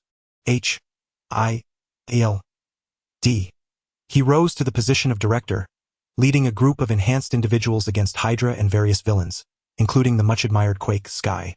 Hey, Coulson. Several agents, their nerves taut, aimed their weapons at Apocalypse. Coulson inquired, "Who are you? Do you not know who I am? Did Director Fury not inform you?" Apocalypse retorted, questioning whether Coulson was unaware of his own dossier, which should have included his confrontation with the Abomination and the Hulk on the streets of New York. What level of secrecy had Fury assigned to his own records? Yet, this seemed consistent with his usual approach. Fury was known for his extreme caution. In the original narrative of the Avengers, he dispatched Captain America, Black Widow, and others to rescue A.S.H.I.E.L.D. vessel while covertly assigning Black Widow a secret mission, unbeknownst even to Captain America. Upon discovering this, the captain had a heated argument with Fury, expressing that such arrangements endangered the team. It was evident that Fury's modus operandi was characterized by meticulous prudence. Thus, it was likely that his own file had not been made accessible to Coulson. "Sir, regardless of your identity, please step back immediately, or we shall consider you a threat," Coulson asserted. "Suit yourself, but at this pace, when will you locate Pepper Potts?" Apocalypse replied, nonchalantly bypassing Coulson and the others. Coulson shouted, "Shoot his legs." A barrage of bullets struck Apocalypse's legs. The American agents were indeed assertive. Any sign of noncompliance was met with gunfire. Had he not known Coulson to be a person of integrity, Apocalypse might have simply dispatched them. Nevertheless, rescuing Pepper was of utmost priority. Thus, he refrained from further confrontation, taking a decisive step forward. With a thunderous crash, the ground collapsed beneath him. Upon reaching the second underground level, Apocalypse delivered another powerful blow. In mere moments, he had breached 2 floors, arriving at the lowest basement. A hail of gunfire erupted, not from Coulson, but from the guards tasked with watching over Pepper. "Humph, traitorous wretches," Apocalypse mused, refusing to evade the onslaught. He swiftly approached an armed guard, seized the MP5 from his grasp, and with a mere squeeze, rendered it a crumpled mass of metal. These guards, drawing salaries from Stark while kidnapping his own personnel, had clearly colluded with the bald-headed foe, prompting Apocalypse to abandon any semblance of civility. With a swift motion, he grasped the guard by the throat, lifting him effortlessly. A deft twist dislocated the guard's joints, causing him to collapse, incapacitated. The training of recent days had not been in vain. While he could not significantly enhance his combat prowess, he was no longer merely a force of mindless destruction like the Hulk. Another volley of bullets rained down upon Apocalypse. Though they did not inflict serious harm, the pain ignited a surge of fury within him. With a powerful strike to the ground, he unleashed a violent shockwave, sending all armed guards flying, leaving them unconscious on the floor. Apocalypse smiled, reveling in the effectiveness of brute force. It was no wonder the Hulk had a penchant for smashing. Such a sensation of obliterating everything was profoundly exhilarating. Little Pepper found herself confined within a storage room. Apocalypse addressed her from outside, instructing, "Stand against the wall. I am about to breach the door." With a resounding crash, the heavy steel door was forcefully hurled aside, colliding with the opposite wall. "Tony sent me to rescue you. Are you unharmed?" Apocalypse inquired. "Yemme fine." "What about Tony?" Little Pepper responded. "He has gone to confront the bald giant. We should exit quickly, as this is no place for lingering." With that, he wrapped his arm around Little Pepper's slender waist and leapt forth, landing directly before Coulson. Upon observing the barrels of several firearms aimed at him, Apocalypse furrowed his brow and remarked, "Are you certain you wish to fire? I am not known for my patience." Coulson hastily gestured for the other agents to lower their weapons. From the moment he laid eyes on Apocalypse, mere seconds had passed. Yet he had already endured hundreds of gunfire, sustaining little more than some tattered clothing. To provoke him further would be a foolhardy endeavor, and given that Apocalypse had rescued Little Pepper, he was likely to be an ally. Coulson recalled that Apocalypse had mentioned the director. Perhaps he would inquire about this individual upon returning to the office. With this thought, he signaled to Apocalypse, "Thank you for your assistance, Ms. Potts. We must leave at once." Outside, the sound of chaos had already begun to erupt, indicating that Tony was engaged in battle with the bald giant. The streets surrounding Stark Industries lay in utter disarray, littered with shattered debris. Passers-by screamed in terror, while the clash between Tony and the bald giant had extended onto the nearby highway, wreaking havoc upon countless vehicles. In a bid to save a mother and her child trapped in a car, Tony found himself at a disadvantage, being relentlessly pummeled by the bald giant. The giant's mechanical suit emitted a gruff voice, "For years, I have supported you, while toiling tirelessly for the company. Did you really believe that as a playboy, flitting from one woman to another, you could successfully manage the business? And now, you seek to usurp decades of my hard work?" With a resounding thud, the giant's massive mechanical legs stomped down upon Tony.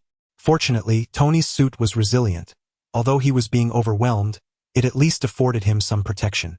With a tremendous force, the bald giant lifted Tony and slammed him into a bus, cleaving it in half. A missile was then launched from the giant's armor, erupting upon the bus, sending Tony soaring into the air. Had it not been for the formidable defenses of his suit, he would have been severely injured. Such commotion had undoubtedly caught the attention of the military. A communications officer was about to notify the relevant authorities when Colonel Rhodes intervened, stating, "No need. This is merely an exercise. Maintain observation." This predicament was unfortunate for Tony, who had assumed his suit would easily overpower the bald giant, leading him to instruct Colonel Rhodes not to intervene. Little did he know, while the bald giant's suit may not have been as advanced, its weaponry far surpassed his own, leaving him without assistance. After all, the bald giant's armor was designed for destruction, contrary to Tony's intentions. Recognizing the dire situation, Tony had a moment of inspiration and commanded, "Jarvis, initiate full ascent immediately."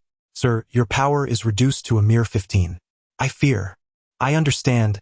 I shall comply." Instantly, the battle suit erupted in white flames, soaring towards the sky. Chapter 17. The Confrontation. "I am Iron Man." The bald giant believed Tony was attempting to flee, erupting into laughter. "Ha ha ha ha ha! Tony, you cannot escape." As he spoke, his mech exhaled thick clouds of black smoke, relentlessly pursuing Tony, the smoke forming a visible plume against the city's illuminated backdrop. "Damn it, the pollution is severe. Aren't you going to do anything about it?" Apocalypse remarked to Coulson. Coulson was at a loss for words. Who has the leisure to concern themselves with pollution at this moment? "This is beyond our jurisdiction." Tony ascended higher, his power nearly depleted, yet retreat was not an option. If he could not endure until the bald giant's cumbersome mech froze, he would be intercepted midair. Glancing down, Tony pondered, "I wonder if that creature, Tang, can jump this high. Probably not. Otherwise, I would have called him for assistance."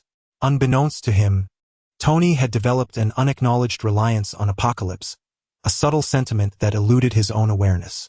Meanwhile, on the ground, Apocalypse received a system notification. Ding. Iron Man's trust level has increased, sharing luck at 60. Fortunately, fate was on their side. At an altitude of 1,000 meters, the ball giant's mech finally succumbed to freezing, resembling Tony's previous suit, losing power and plummeting straight down, ultimately crashing near Stark Tower. Tony had no time to celebrate. His suit had lost power, forcing him to activate the backup energy, providing intermittent reverse thrust that barely allowed him to land safely at Stark Tower. Unexpectedly, upon landing, he was ambushed from behind by the bald giant's mech, which ensnared him in a vice-like grip. The giant sought to crush Iron Man using the mechanical advantage of his armor. In a moment of urgency, Tony launched a decoy projectile, originally intended to disrupt missile locks, now repurposed as a flashbang. Proved effective. The dazzling red flashes filled the sky, blinding the bald giant and loosening his grip, allowing Tony to escape. In the original narrative, Tony would have lured the bald giant to the rooftop of Stark Tower, instructing Pepper to overload the large arc reactor below, unleashing a beam of energy to vanquish the giant. However, at this moment, Pepper was far away, escorted by Coulson, and the storyline was no longer on that trajectory. Tony was not even contemplating that plan. Tang, my dear friend, could you lend a hand? Despite being at a disadvantage, Tony's flamboyant persona shone through, even in his plea for help. Apocalypse chuckled. I have a plan. Lure him to the rooftop and I will cause the arc reactor to overload, using the resulting energy to eliminate him. What do you think? Tony was speechless. With your immense power, why are you only considering destroying my company's equipment? The arc reactor costs a fortune. By the way, you still owe me for the delivery fee from when I rescued you from the desert. All right. Once we finish this, however you wish to settle it is up to you. As the bald giant locked onto him once more, Tony could no longer maintain his composure and urgently sought assistance. Okay, fine. Gazing at the two metallic behemoths atop the skyscraper, the formidable figure of Apocalypse bent his knees slightly and, with a resounding thud, propelled himself into the air. Let go of that man, you bald giant. With a swift kick, Apocalypse sent the armored adversary hurtling away. Unfazed by the arrival of a formidable foe, the bald giant chuckled heartily. Ha ha ha. Splendid. Prepare to experience my new weaponry. As he spoke, 8 weapon systems emerged from the shoulders, hands, waist, and legs of his armor, including miniature missiles, Gatling gun barrels, and laser tubes. Whoosh, whoosh, whoosh, rat-a-tat-tat. In an instant, a barrage of firepower rained down upon Apocalypse, erupting into a colossal fireball. As the onslaught continued, the fireball expanded in size, instilling fear in Tony, who watched in trepidation. Such overwhelming firepower could easily obliterate him. Even clad in armor, would Apocalypse emerge unscathed? Suddenly, the fireball shifted. Apocalypse, steadfast against the relentless barrage, advanced deliberately step by step until he stood before the bald giant, who wore a look of sheer horror. Is this all you've got? With a swift motion, Apocalypse seized a mechanical arm and, with a sharp crack, tore it off at the shoulder. Ah! The bald giant screamed in agony, as both his mechanical arm and his own limbs were wrenched away. Unperturbed, Apocalypse moved forward, effortlessly disassembling the giant's chest plate with a single motion and then sending the helmet flying with a forceful strike. Driven by greed, the bald giant had betrayed innocence by supplying arms to violent factions, resulting in countless civilian casualties. His treachery, which even included orchestrating Tony's kidnapping, warranted nothing less than this retribution. This is a mere fraction of your deserved punishment, Apocalypse declared. Now I shall leave the rest to you. By the way, you must craft me a suit, one that is not only stylish but also capable of withstanding bullets and missile strikes. Looking at his tattered attire, he lamented the lack of dignity. Surely, he could not appear as a beggar every time he engaged in battle. Tony chuckled wryly. Even my Iron Man suit may not endure such punishment. Where could I possibly find materials of such caliber? Apocalypse patted Tony on the shoulder, affirming, You are a genius. You will discover a solution. Meanwhile, outside, the wail of police sirens filled the air as numerous officers arrived. Colonel Rhodes might have authority over the military, but the police were beyond his control. Apocalypse had little interest in the aftermath. With Tony's connections, it would be a breeze to sort out. The following day, a press conference was held. The scale of the previous night's battle had been immense, stretching from the vicinity of Stark Industries to the highway and even into the skies, resulting in numerous injuries and countless vehicles destroyed. An explanation was imperative before the public. Colonel Rhodes, pinching his nose, spun a tale for the gathered reporters, announcing yesterday the simulation combat systems of 2 prototype robots from Stark Industries malfunctioned, resulting in uncontrollable mayhem. Fortunately, one of Tony's personal bodyguards managed to rescue him in time and avert a greater disaster. Tragically, Stark's vice president, the bald giant, Obadiah Stane, met an unfortunate demise during this incident. When it was Tony's turn to make a statement, he impatiently read a few lines from the script provided by Coulson. Suddenly, a beautiful reporter from the audience interjected, "Mr. Tony, do you truly believe we would accept your nonsense? There exists a legendary superhero known as Iron Man, who supposedly prevented President Stane from going mad, and that Iron Man is you." Tony chuckled awkwardly. "Stop it. What kind of superhero am I? I'm not cut out for that role." "Really?" the enchanting reporter retorted, a provocative smirk dancing on her lips. This captivating journalist had shared a night with Tony, awakening in his home to find that Pepper had delivered fresh clothes and arranged for her departure. Both understood the unspoken rules of the adult world. She would not cling, and he would not linger. Yet, a thread of sentiment remained. Provoked by his one-night stand, Tony's playboy instincts could no longer be suppressed. In a moment of impulsivity, he declared, "Indeed, I am Iron Man." This proclamation sent the audience into a frenzy. Thus, the superhero Iron Man, who would eventually save countless lives and confront formidable villains, was officially born. Simultaneously, it signaled the impending arrival of supervillains. Regarding the explosive news about Iron Man, Apocalypse casually browsed a few articles. Indeed, character dictates action. Tony had publicly revealed his identity, aligning perfectly with his flamboyant persona. Apocalypse chose not to conceal his presence, as Fury had already taken care of that. From the chaotic clash of the 3 giants on the streets of New York to the fierce battles involving Stark Industries, all records were absent from the internet, saving Apocalypse considerable effort. The more discreet he remained, the more time he had to grow. Since acquiring the Hulk's thrice the strength, Apocalypse's combat skills had significantly improved.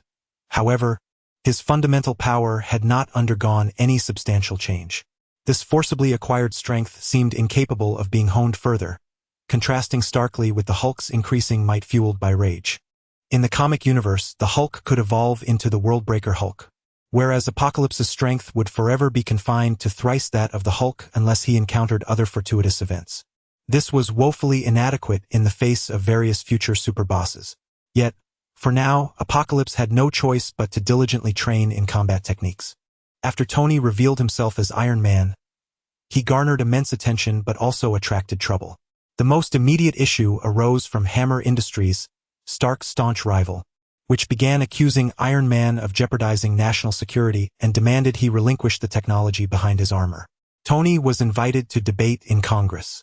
True to his rebellious spirit, he delivered a captivating argument that earned him rounds of applause, much to the chagrin of Hammer's CEO and that rotund politician, who found themselves powerless against Iron Man. They were up against a wealthy and influential genius. Their financial and political clout paled in comparison to Stark's.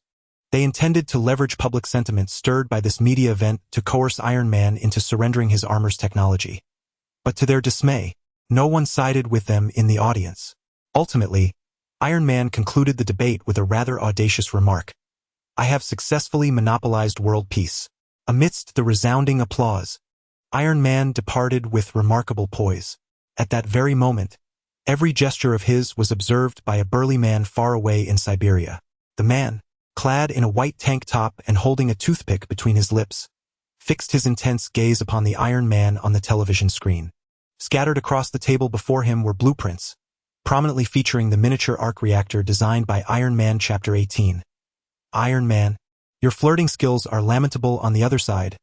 Iron Man commenced a daily regimen of consuming green plant juices. Pepper and his bodyguard Happy remained oblivious to the underlying reason, merely assuming he was engaging in fitness. However, Apocalypse was aware that this was a response to the accumulation of toxins in Iron Man's chest reactor, which had begun to compromise his health. Presently, Iron Man was utilizing a relatively outdated palladium element. Although it provided energy, it harbored radioactive toxins that gradually eroded his body. The sole remedy was to substitute this palladium with a cleaner, safer element. Yet, even a genius like Iron Man found himself at a loss for alternatives. Apocalypse offered Iron Man several restorative potions, but within a mere 2 days, Iron Man discerned a troubling issue. These potions exhibited peculiar characteristics. They could only precisely eliminate the toxins accumulated from the previous day, with not a fraction more. The toxins from the day before that were entirely unaffected. If this continued, unless he could procure 30,000 restorative potions to sustain him until the age of 80, this would ultimately prove futile. Apocalypse sighed in resignation. 30,000?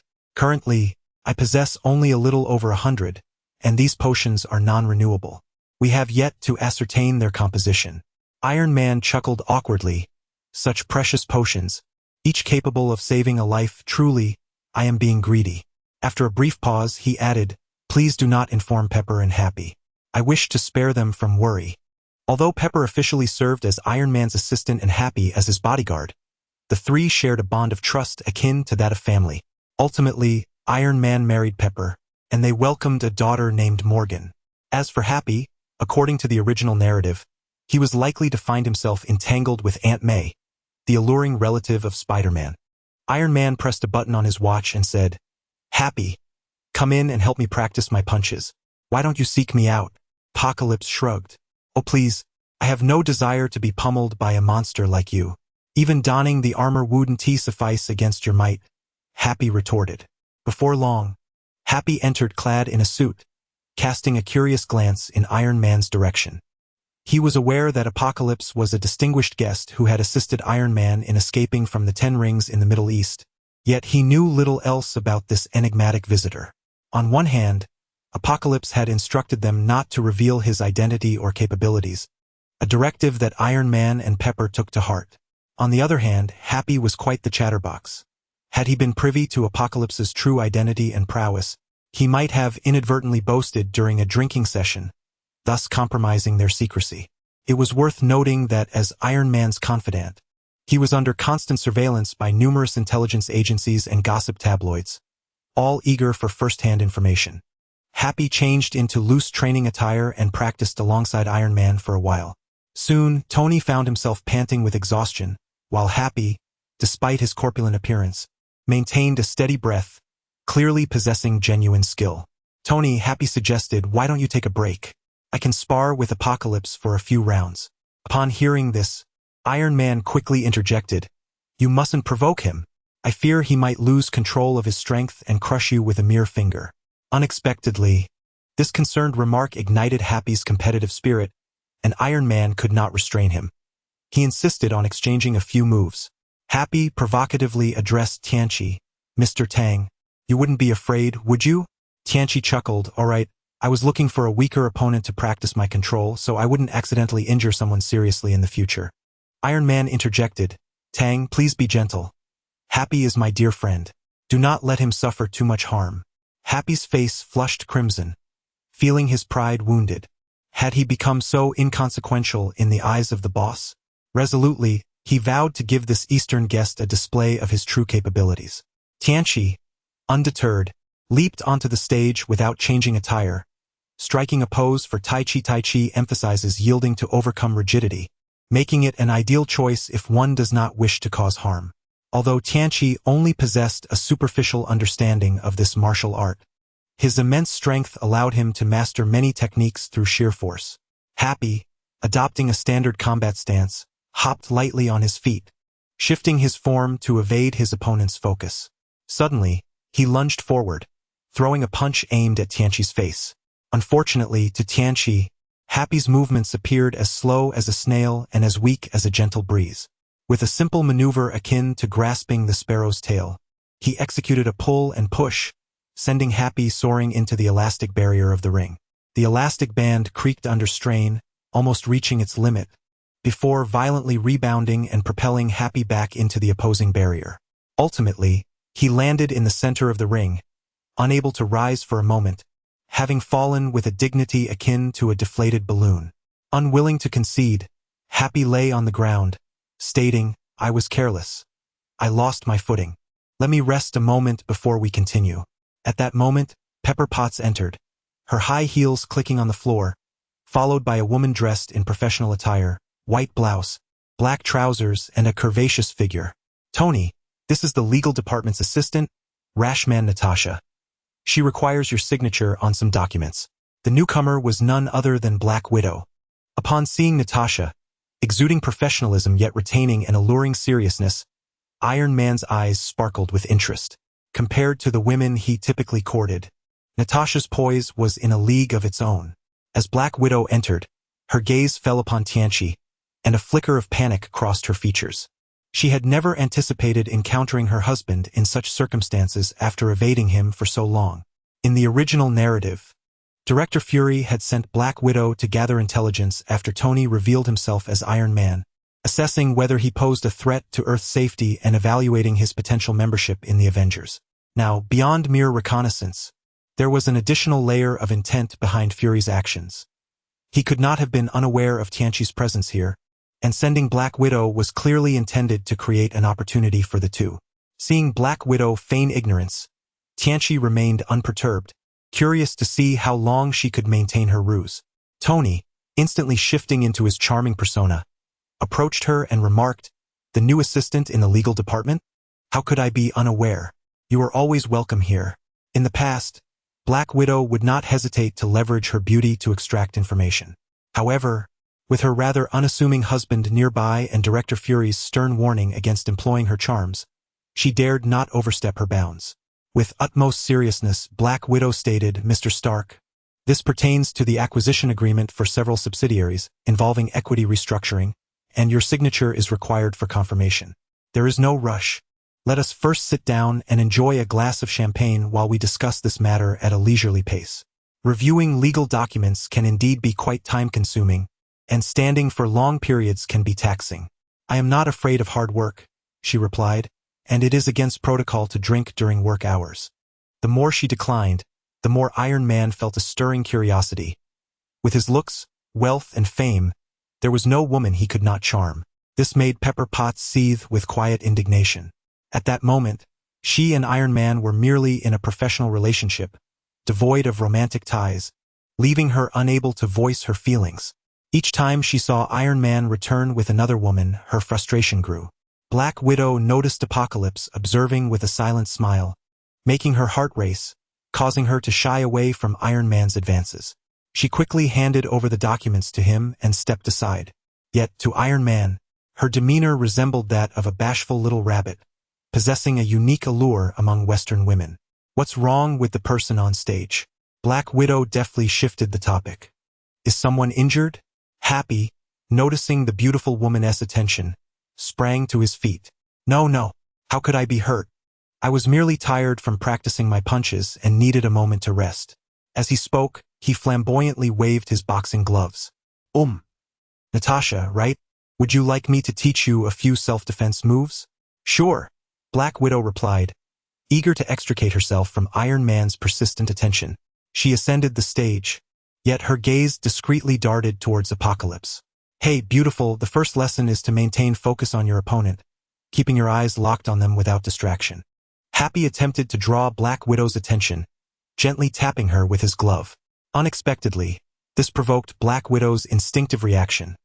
A swift Brazilian jiu-jitsu maneuver, she leveraged the momentum to pull him in, her agile legs skillfully locking around Happy's neck, leaving him suspended and pinned to the ground beneath her weight. Apart from Apocalypse, both Iron Man and Pepper were taken aback. Happy struggled momentarily, realizing he could not break free, and resorted to tapping the ground in surrender, though he stubbornly declared, "That doesn't count. I wasn't prepared." With her stunning beauty, alluring yet modest demeanor, and impressive fighting skills, Tony Stark abandoned his legal documents, turning to Pepper and declaring, "This is the kind of person I want. Transfer her to my side." Pepper, rolling her eyes, retorted, "No." Iron Man's intentions were far from concealed from her. She resolutely opposed the idea. At that moment, As the tension escalated, Apocalypse decided it was time to assert his claim, lest Iron Man continue his relentless pursuit, for he had never understood the concept of giving up when it came to beautiful women. "Tony, your flirting skills are atrocious. Allow me to show you how it's done," Apocalypse smirked mischievously. Chapter 19. The stakes are high with the Black Widow. Iron Man, taken aback, exclaimed, "Oh, I had presumed that individuals from the East would be rather reserved in matters of romantic relations. I am quite eager to witness your approach to courtship." As Apocalypse approached, Black Widow felt an increasing sense of unease. He drew near enough for them to share the warmth of their breaths, and with a swift motion, he enveloped her waist in an embrace. "Natalia, is it? A splendid name, indeed. It suits you perfectly," he remarked. "Our meeting is destined. I recently acquired a residence in New York, which I now call home. How about we indulge in a bottle of red wine there and engage in a heartfelt conversation to unravel some of life's complexities?" As he spoke, he leaned down and bestowed upon her a long, passionate French kiss, causing Black Widow to melt into his embrace, reminiscent of her wedding night, nearly collapsing against him. This audacious display left Iron Man, Pepper Potts, and Happy utterly dumbfounded. Is this truly how one woos a lady? No preamble whatsoever, and he simply kissed her? Iron Man's mind raced with a flurry of thoughts, despite his fame and charm. He would never dare to employ such a bold tactic, fearing an immediate slap across the face. Yet, observing Natasha's reaction, it was evident she was receptive, utterly captivated. Perhaps he should consider adopting this technique in the future. After the lingering kiss, Black Widow attempted to break free, but Apocalypse's strength rendered her efforts futile. She struck his chest in frustration, though to the onlookers, it appeared more as playful banter. Yet, Black Widow felt a twinge of guilt. She was undercover, unable to reveal their connection. "You must let go. They are watching," she whispered urgently. "Ha, they are all my friends. What harm is there in a little observation?" He replied, presenting her with a key. "Here, take this. It is a key to my abode, and you are always welcome to stay." Black Widow accepted the key, her thoughts swirling. Was this truly to be her home? The unexpectedness of it all was overwhelming.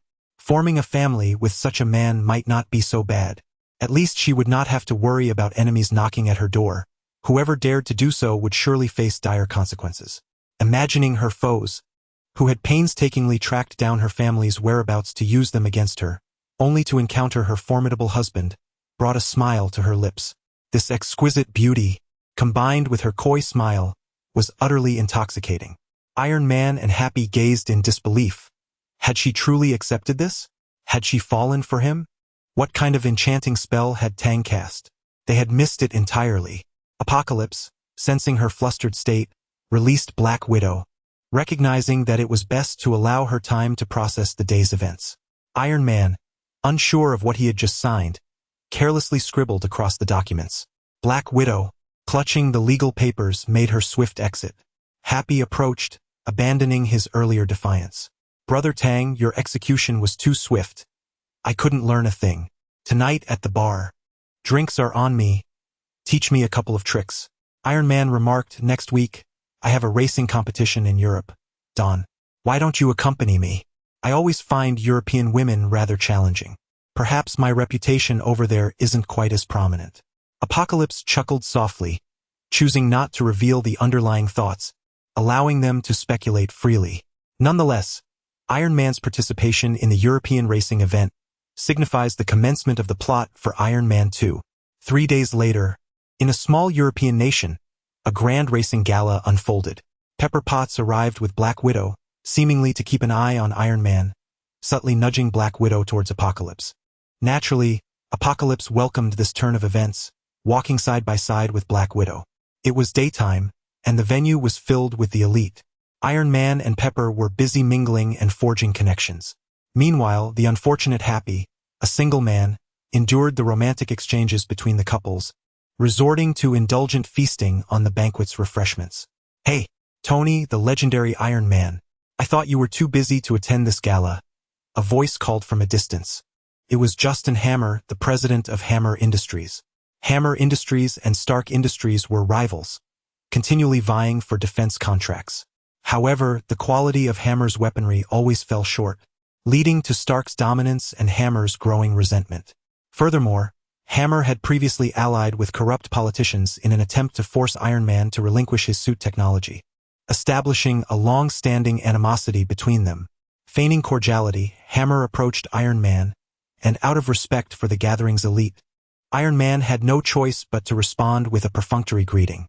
I initially had no intention of attending, but upon hearing you would be here, I couldn't very well let you take the second seat, could I? Hammer felt a surge of irritation, eager to exchange barbs with Tony. However, upon noticing Black Widow beside Apocalypse, his interest piqued. Tony, may I inquire about this lady? Hammer asked. She is an employee of my company. Accompanying her boyfriend, Iron Man replied. Feigning surprise, Hammer retorted, Boyfriend? Can't possibly be this gentleman of Eastern descent, can it? Such a beautiful lady. How could she possibly choose someone from the East? He continued, It's quite rare to see individuals from the East at our gala. May I ask how this gentleman is addressed? Su Nam Tang, Apocalypse Riplit Culi. What industry does Mr. Tang engage in? Hammer inquired further. Apocalypse stated, I am currently unemployed and rely on Mr. Stark's support. Upon hearing this, Iron Man, Pepper, and Black Widow exchanged peculiar smiles. After all, Apocalypse had saved Iron Man's life on several occasions. Who was truly caring for whom was a matter of perspective.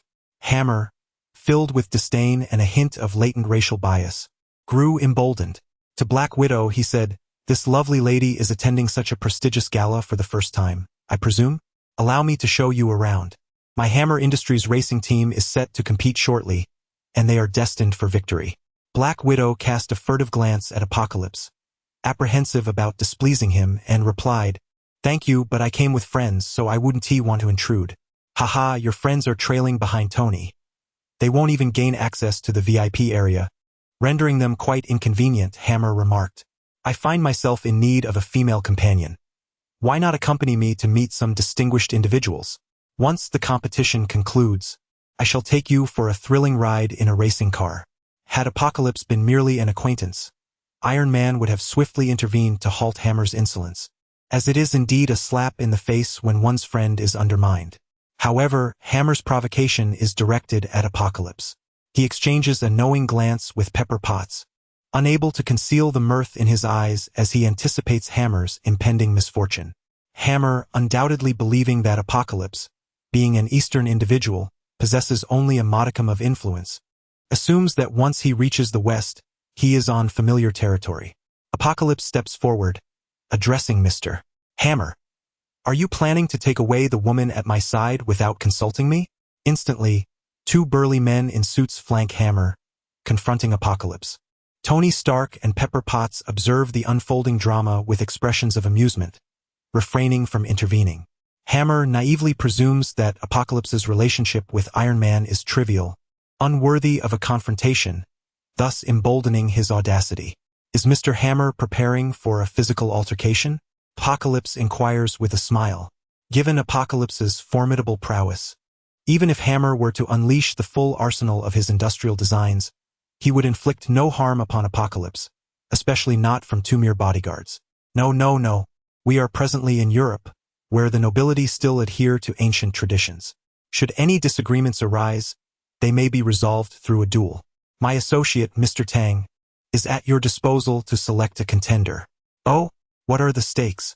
Hammer replies, Since this is a racing event, I shall wager a racing car valued at $8 million. Should you win, it is yours. If I prevail, this lady shall accompany me today. What do you say? As the esteemed guests at the banquet witness the renowned Hammer and Iron Man engaging in a verbal spar, they gather around, eager to see how this Eastern gentleman will respond. There lies a subtle trap that Apocalypse may not fully comprehend. Yet the surrounding nobility, who value their reputation, are acutely aware. Should Apocalypse accept the challenge, he would immediately find himself at a disadvantage. Hammer's wager of a car against a person places Apocalypse in a precarious position. Accepting would invite disdain in this era that venerates human rights, complicating his future integration into this circle. Conversely, if he declines, he must present something of equal value to wager. Even if he could procure such an item, It would not be a contest between him and Hammer, but rather with Hammer's bodyguards, inherently diminishing his status and presence. Nevertheless, Hammer has miscalculated. In the face of absolute power, all petty schemes shall be rendered obsolete.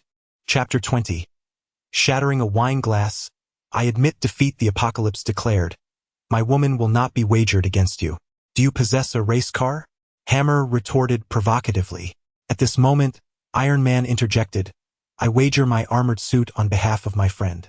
Hammer, should you emerge victorious, not only will the suit be yours, but also its blueprints, patent rights, everything shall belong to you. From henceforth you shall be Iron Man. A collective gasp echoed around them. The power of the Iron Man suit was well recognized. It had previously stirred up a commotion in Congress, where a group of officials sought to compel Tony to relinquish the suit, only to be deftly thwarted by him. They merely requested the production technology of the suit, but the war-weary Iron Man steadfastly refused, let alone the patents and design blueprints. With the patents and blueprints in hand, one could fabricate countless Iron Man suits, effectively monopolizing the arms trade, a colossal market worth trillions. Even the wealthiest nobles present could not help but feel their hearts race at the prospect of such immense wealth. Fearful that Iron Man might retract his offer, Hammer hastily proclaimed, You've all heard Tony's words, gentlemen and ladies. If he dares to renege, you must bear witness for me. I never go back on my word, Tony replied.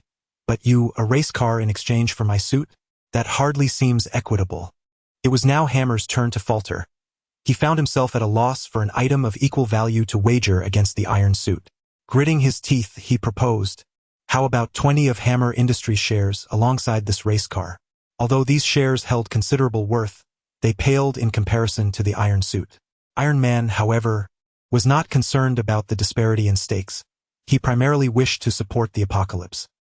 He nodded nonchalantly, Suit yourself. Judging by your pitiful appearance, you likely have nothing of value to offer.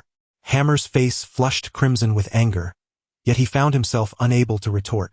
The surrounding elite were well aware of the value of such items. Despite Hammer Industries' renowned status globally, it still fell short in comparison to Stark's stature. Humph, Tony, you shall pay dearly for your arrogance. His bodyguard was not only the king of underground fighters but had also undergone the latest serum treatment, transcending human limits. Captain America, since World War II, was a name known to all. Countless companies sought to replicate the Captain's serum, with Hammer Industries among them. Progress had been made, just in time for practical application. The abhorrence of giants, Blonsky, had benefited from the serum developed by Hammer's company. Although it could not match Captain America's super serum, it laid the groundwork for Blonsky, preventing his body from exploding upon subsequent injections of the Hulk's blood.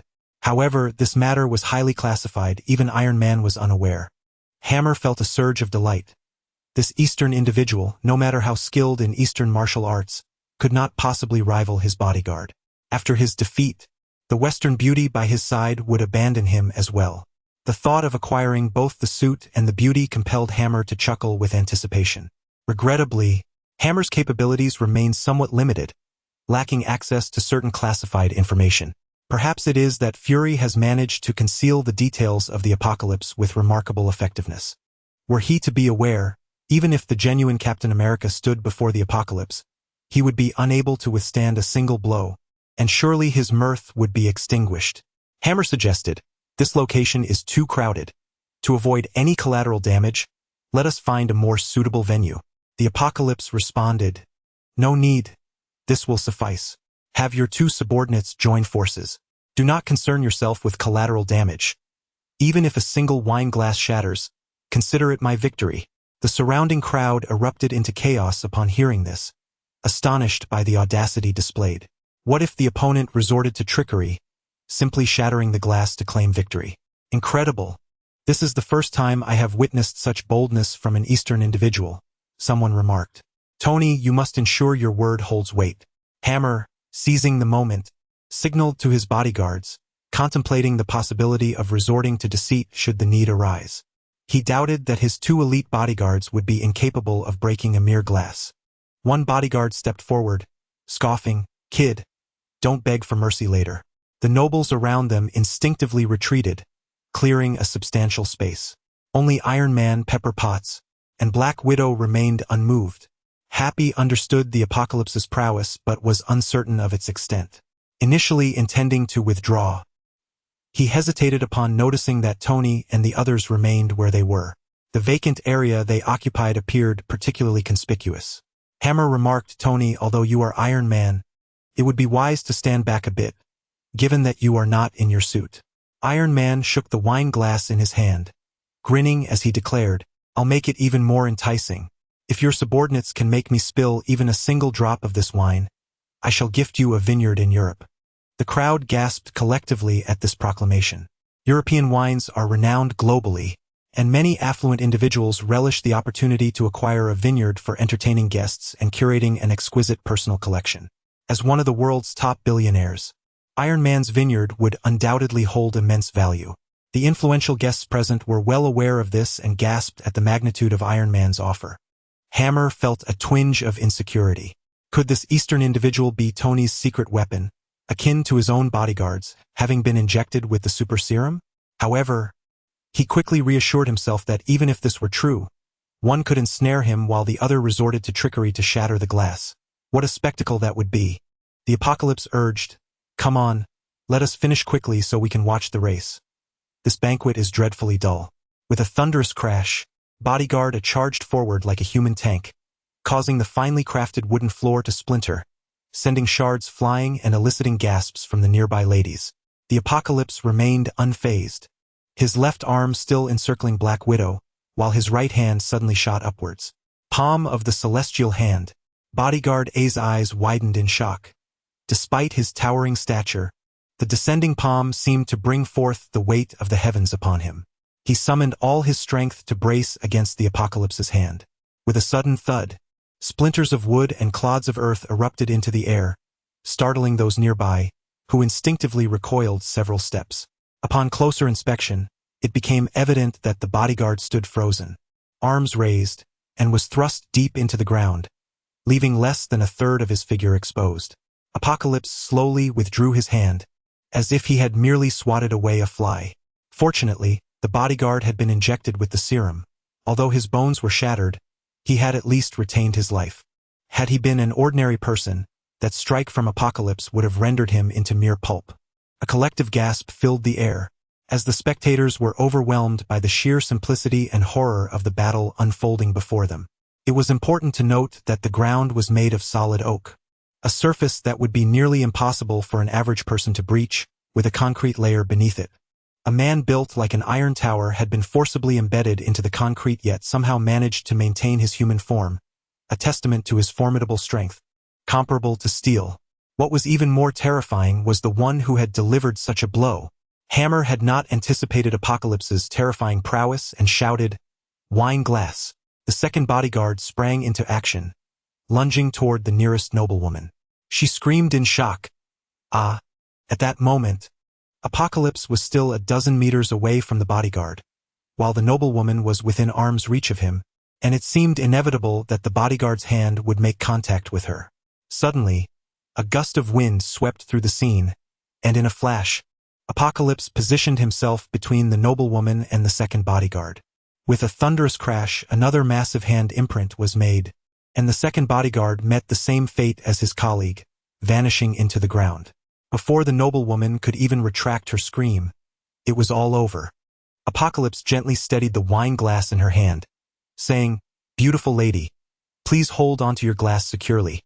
Still shaken, the noblewoman, awestruck by Apocalypse's formidable presence, gazed at him with shining eyes and inquired, "Which esteemed Eastern family do you hail from? Perhaps you could leave me your contact information so that I may express my gratitude another day." From a distance, Black Widow seethed with anger, her eyes fixated on the noblewoman, contemplating 1,000 ways to exact revenge.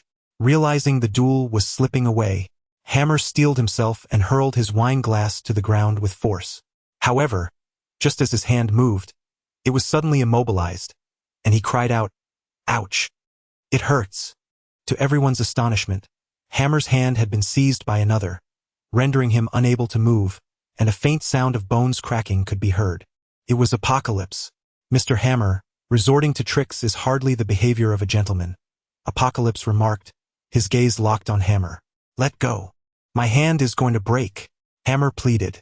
Apocalypse replied coolly, you have yet to utter one final phrase. I concede, is that sufficient? Apocalypse extended his hand, causing Hammer to flinch. His slight frame could hardly withstand another blow from Apocalypse. Yet, seeing the palm before him remain still, he quickly regained his composure and hastily placed a key into Apocalypse's hand. Receiving the key, Apocalypse turned slowly and returned to Black Widow's side, saying, Natasha, it occurs to me that I have yet to present you with a gift. Allow me to offer this in tribute. Let's see if you enjoy it. I recently wrecked my sports car and am in need of a powerful vehicle, Black Widow replied, her smile radiant. In the annals of the apocalypse, it seems the Black Widow has never been seen driving an ordinary vehicle. She either commands a sports car or a high-performance motorcycle. After all, she has no need for a car, as her own agility surpasses any automobile's speed, and it is only fitting to gift such a possession to his wife. As long as you are pleased, Apocalypse remarked, turning to Iron Man, Tony, I leave the matter of the shares in your capable hands. Laughter erupted, for with so many influential witnesses present, it was unlikely that he would dare to refute his obligations. Iron Man chuckled heartily. Earlier, at a congressional meeting, Hammer and his cohorts had pressured him to relinquish his armor, a grievance that remained unavenged, and Iron Man was not one to show mercy. Hammer, his countenance darkened, disregarded the bodyguards still stationed on the ground, covering his hand as he turned to leave. It was a significant humiliation. Not only had he failed to win the affection of a fair lady, but he had also lost a substantial portion of his shares. Once Hammer exited, the hall buzzed with activity once more. The elite flocked to Tony, eager to engage him in conversation, subtly probing whether there had been advancements in the super serum. They speculated that Stark Industries had made breakthroughs in the serum's development, assuming that Apocalypse was merely a subordinate of Iron Man, naturally seeking out the latter. Had Hammer emerged victorious, the nobility would not have bothered to converse with those two bodyguards. Meanwhile, the affluent ladies unabashedly set their sights on Apocalypse, an attractive, capable Eastern gentleman, a rarity indeed. Their fervent interest was almost overwhelming for him. Curiously, many of these ladies had arrived with their husbands. Yet here they were, presenting business cards and casting flirtatious glances. What could this mean? The Black Widow, standing by, glared with a fierce intensity. Should Apocalypse dare to entertain any of their advances, it would surely spell trouble for the lady in question. After navigating through this social whirlwind, Tony and Apocalypse seized the opportunity during the hostess' announcement that the race was about to commence to discreetly make their exit. In the restroom, Iron Man splashed water on his face, exhaling a deep sigh as he retrieved a small device. He pressed a button, and a needle pricked his fingertip, drawing a drop of blood for analysis. Toxin concentration, 53. Have you not yet devised a solution? Apocalypse inquired, producing several vials of restorative serum. Upon seeing the restorative agents, Iron Man's expression lightened somewhat. Not yet, unless we can discover a new element to cleanse it. Otherwise, the Palladium-S radioactivity will continue to manifest until I exhaust all of my restorative supplies. Apocalypse was aware of the new element's location and hesitated to inform Iron Man. Ultimately, he considered that Iron Man would inevitably uncover it himself, and it was best not to alter the narrative, lest it provoke a butterfly effect. I need some air. I'll take a moment to relax behind the wheel before my turn, Iron Man declared. Indeed, he remained the same Iron Man as ever. In the original storyline, he believed his time was limited and commandeered a Racer-S vehicle. Although the urgency was less pronounced now, the desire to drive still surfaced. Just be careful, Apocalypse advised. Soon, the race commenced. With Iron Man's participation, the host and broadcasting team deliberately emphasized his involvement, drawing unprecedented attention and elevating the viewership and excitement beyond previous years. The thunderous roar of engines reverberated throughout the racetrack, as dozens of F1-level cars whirled around like the wind. The Apocalypse cast a glance at Iron Man's performance, which, surprisingly, was commendable, securing the 8th position among a host of world-class drivers. This achievement, indeed, is quite remarkable. However, this is merely the preliminary phase. A race car driver must not only possess exceptional skills but also exhibit extraordinary endurance.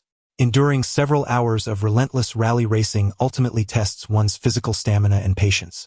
Given Iron Man's current physical condition, it is evidently implausible for him to complete the entire race. After just a dozen laps, a burly man clad in a yellow protective suit, with long hair, gradually traversed the barrier and stepped onto the racetrack. "Ah! There's someone. Be cautious." A scream pierced the air. The cars on the track, hurtling at speeds of several hundred kilometers per hour, pose a grave danger. Mere proximity can cause injury, and contact can result in death.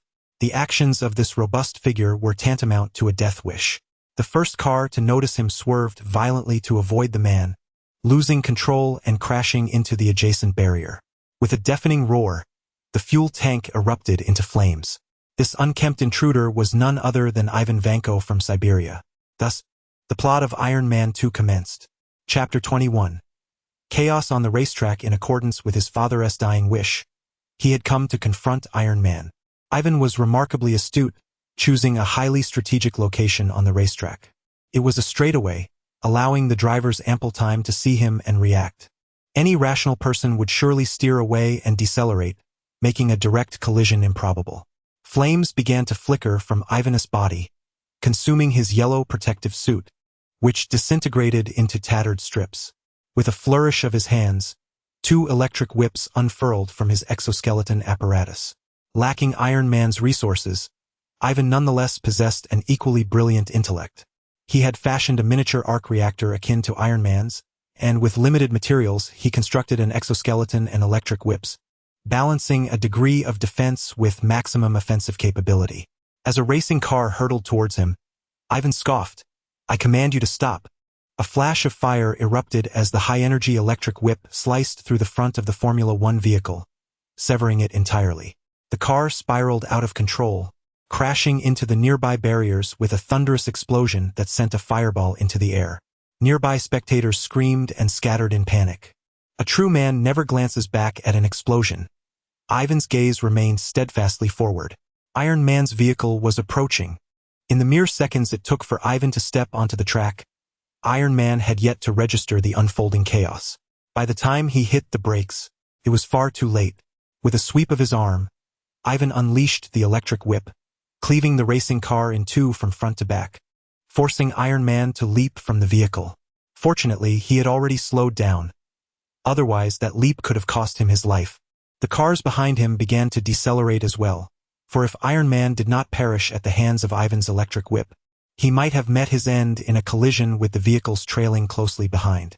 Ivan relentlessly pursued, prompting Iron Man to seek refuge among the remnants of the wrecked car. "Ha ha ha, Tony Stark, aren't you Iron Man? Why are you hiding like a coward? Come fort. Let us duel." From the VIP section, Pepper Potts and Happy stood up, visibly anxious. "Happy, hand the red suitcase to Tony," Pepper urged. The red suitcase that Happy had been holding contained a suit disguised as a glove, secured to his wrist with a chain. He hastily thrust it into the arms of the newcomer, saying, "This is the armor, quickly deliver it to Tony." The newcomer was taken aback. Had Happy and Pepper truly become this lazy? In the original narrative, they had recklessly driven to confront Ivan, ensuring the armor reached Iron Man in time to subdue him. Now they had unceremoniously handed the task to him without a second thought. "Happy, aren't you Tony's bodyguard? Don't be so lazy." Before Happy could respond, Pepper, on the verge of tears, grasped the newcomer's arm, pleading, "Tony can't hold on much longer. Please hurry." With a resigned sigh, the newcomer accepted the suitcase, effortlessly snapping the steel chain binding it to Happy's wrist. He turned to Black Widow, saying, "I'll be back shortly. Ensure these 2 remain safe and prevent any opportunistic actions." "Understood," Black Widow replied earnestly, nodding her head in agreement. The Black Widow, with her striking aura, was particularly alluring. Apocalypse couldn't resist planting a kiss on her forehead before leaping from the VIP seat. With Apocalypse in action, Pepper Potts and Happy Hogan felt a wave of relief wash over them, and they began to teasingly observe the Black Widow, causing her to blush slightly. "What are you all staring at?" Pepper inquired. "Are you sure you've only known each other for a few days? Feels like you've been acquainted for ages, like an old married couple." Since there was no entanglement with Tony Stark, Pepper harbored no animosity towards the Black Widow, and their relationship swiftly evolved from colleagues to close friends. Indeed, Happy chimed in, "You have no interest in the dashing and affluent Tony, yet you opted for Apocalypse." The Black Widow found herself at a loss for words. Although she and Apocalypse had not met in Iron Man's abode, even accounting for their time in the City of God, they had not known each other for long, and most of that time had been spent under false identities. Yet, inexplicably, it felt as though they had known each other for an eternity. Meanwhile, on Iron Man's side, the last remnants of a racing wreck were shattered by Ivan, leaving Iron Man with no escape as he faced imminent doom beneath the electric whip. Just then, a gust of wind swept through, and a red suitcase soared towards him, deflecting the whip and saving Iron Man's life. "Tony, I'll leave him to you. I'm off to rescue others." "No problem." Iron Man pressed down on the suitcase, pulling it upwards, and in an instant, the red suitcase unfolded layer upon layer, transforming into a suit of crimson and gold armor that enveloped Iron Man. This was the true Iron Man. Empowered by the suit, Iron Man was finally able to retaliate. Surrounded by a dense throng, he dared not use bullets or mini-missiles, as a stray shot could easily cause collateral damage. Instead, he closed in for hand-to-hand combat with Ivan. Surprisingly, despite its seemingly rudimentary appearance, Ivan's exoskeleton proved to be formidable. Sparks flew as the two engaged in a fierce exchange. The electric whip lashed against Iron Man's armor, leaving behind a series of scars akin to those from welding. Yet the armor's protection held firm. The audience, rather than dispersing, remained enthralled, cheering loudly, which caused Apocalypse to furrow his brow in discontent. Is this a reflection of cultural differences? Is that why there are so few foreigners? Ivan, growing anxious from his inability to gain the upper hand, seized an opportunity. He ensnared Iron Man's neck with two electric whips, the intense electrical field crackling ominously, eroding the armor. Iron Man struggled but found himself unable to break free, a sense of dread washing over him. The devastating power of the whip had been evident. It could cleave a racing car in two. Despite the advanced defense of his armor, being bound around his neck was perilous. If he couldn't escape, time would not be on his side. The armor around his neck was the weakest point. If it were compromised, his very head could be severed. Since escape was futile, Iron Man decided to engage directly. Wrapping his hands around the whips, he twisted them around his arms, sending sparks flying as he closed in on Ivan. Meanwhile, on the side of Happy, the Black Widow, and Pepper anxiously exclaimed, "Why isn't Apocalypse helping Tony? I fear he won't be able to withstand it. With his strength, he could knock that villain down with a single punch." She was solely concerned for Iron Man's safety, indifferent to the fates of the bystanders. After all, those passers-by had medical personnel attending to them. The Black Widow smiled faintly, recalling her acquaintance with Apocalypse, whom she had learned managed a flower shop for many years. A man of such formidable prowess, yet content to lead an ordinary life tending to flora, must possess an exceptionally tranquil soul. Had it not been for her presence, he might never have departed from that place. However, the thought that Apocalypse seemed already aware of her identity, refraining from exposing her and effortlessly marrying her, ignited a flicker of annoyance within her. Meanwhile, Iron Man had forced Ivan into a corner, probing his chest with both hands and ripping away the arc reactor from Ivan's exoskeleton. Iron Man chuckled, "You were too careless. You forgot to safeguard the arc reactor." Ivan, unfazed, retorted, "Oh, really? Take another look." The crackling sound of the electric whip persisted, indicating that the power had not waned. Iron Man gasped, realizing that Ivan was equipped with dual power sources, the other cleverly concealed on his back. At that moment, the armor around his neck had nearly corroded completely, and without immediate action, his head would soon follow suit. "Tony! Help! Help!" If one were to merely listen, the urgency was laced with a hint of humor, leading others to believe he was jesting. Yet Apocalypse understood that Iron Man was exceedingly proud and would not seek assistance unless absolutely necessary, disregarding the fact that the battle was not unfolding as per the original script. With a few swift movements, he positioned himself between the two. The electric whips had ensnared them so tightly that separation seemed impossible. Apocalypse grasped the electric whips, which crackled and emitted black smoke. Even through his visor, Iron Man could smell the scent of charred flesh. "How can this be?" Ivan exclaimed in disbelief. How could a mere mortal grasp the electric whip? Apocalypse exerted force towards Ivan, yanking with great intensity, and the two electric whips were forcefully severed. Iron Man sighed in relief, narrowly avoiding a beheading crisis. Without the electric whips, Ivan was akin to a toothless tiger, and Iron Man swiftly subdued him, pinning him to the ground and extracting the arc reactor from his back. As a result, Ivan was utterly defeated. Iron Man! Iron Man! Iron Man! The oblivious audience erupted in cheers, having witnessed Iron Man deliver the final blow, yet neglecting to acknowledge Apocalypse's crucial intervention. They had come merely to watch a race, yet found themselves not only witnessing the illustrious Iron Man behind the wheel but also a spectacular battle that far exceeded their expectations. Apocalypse found the Western perspective rather amusing. They truly relished chaos and danger. It was no wonder that, in subsequent super wars, bystanders always seemed to be watching, while superheroes were perpetually inundated with intruding onlookers. Soon, security personnel dragged Ivan away. From a distance, Ivan shouted at Iron Man, "Tony, what you and your father owe me, I will certainly reclaim. Ha ha ha ha ha." Chapter 22. The enigma of Apocalypse. Iron Man was utterly perplexed.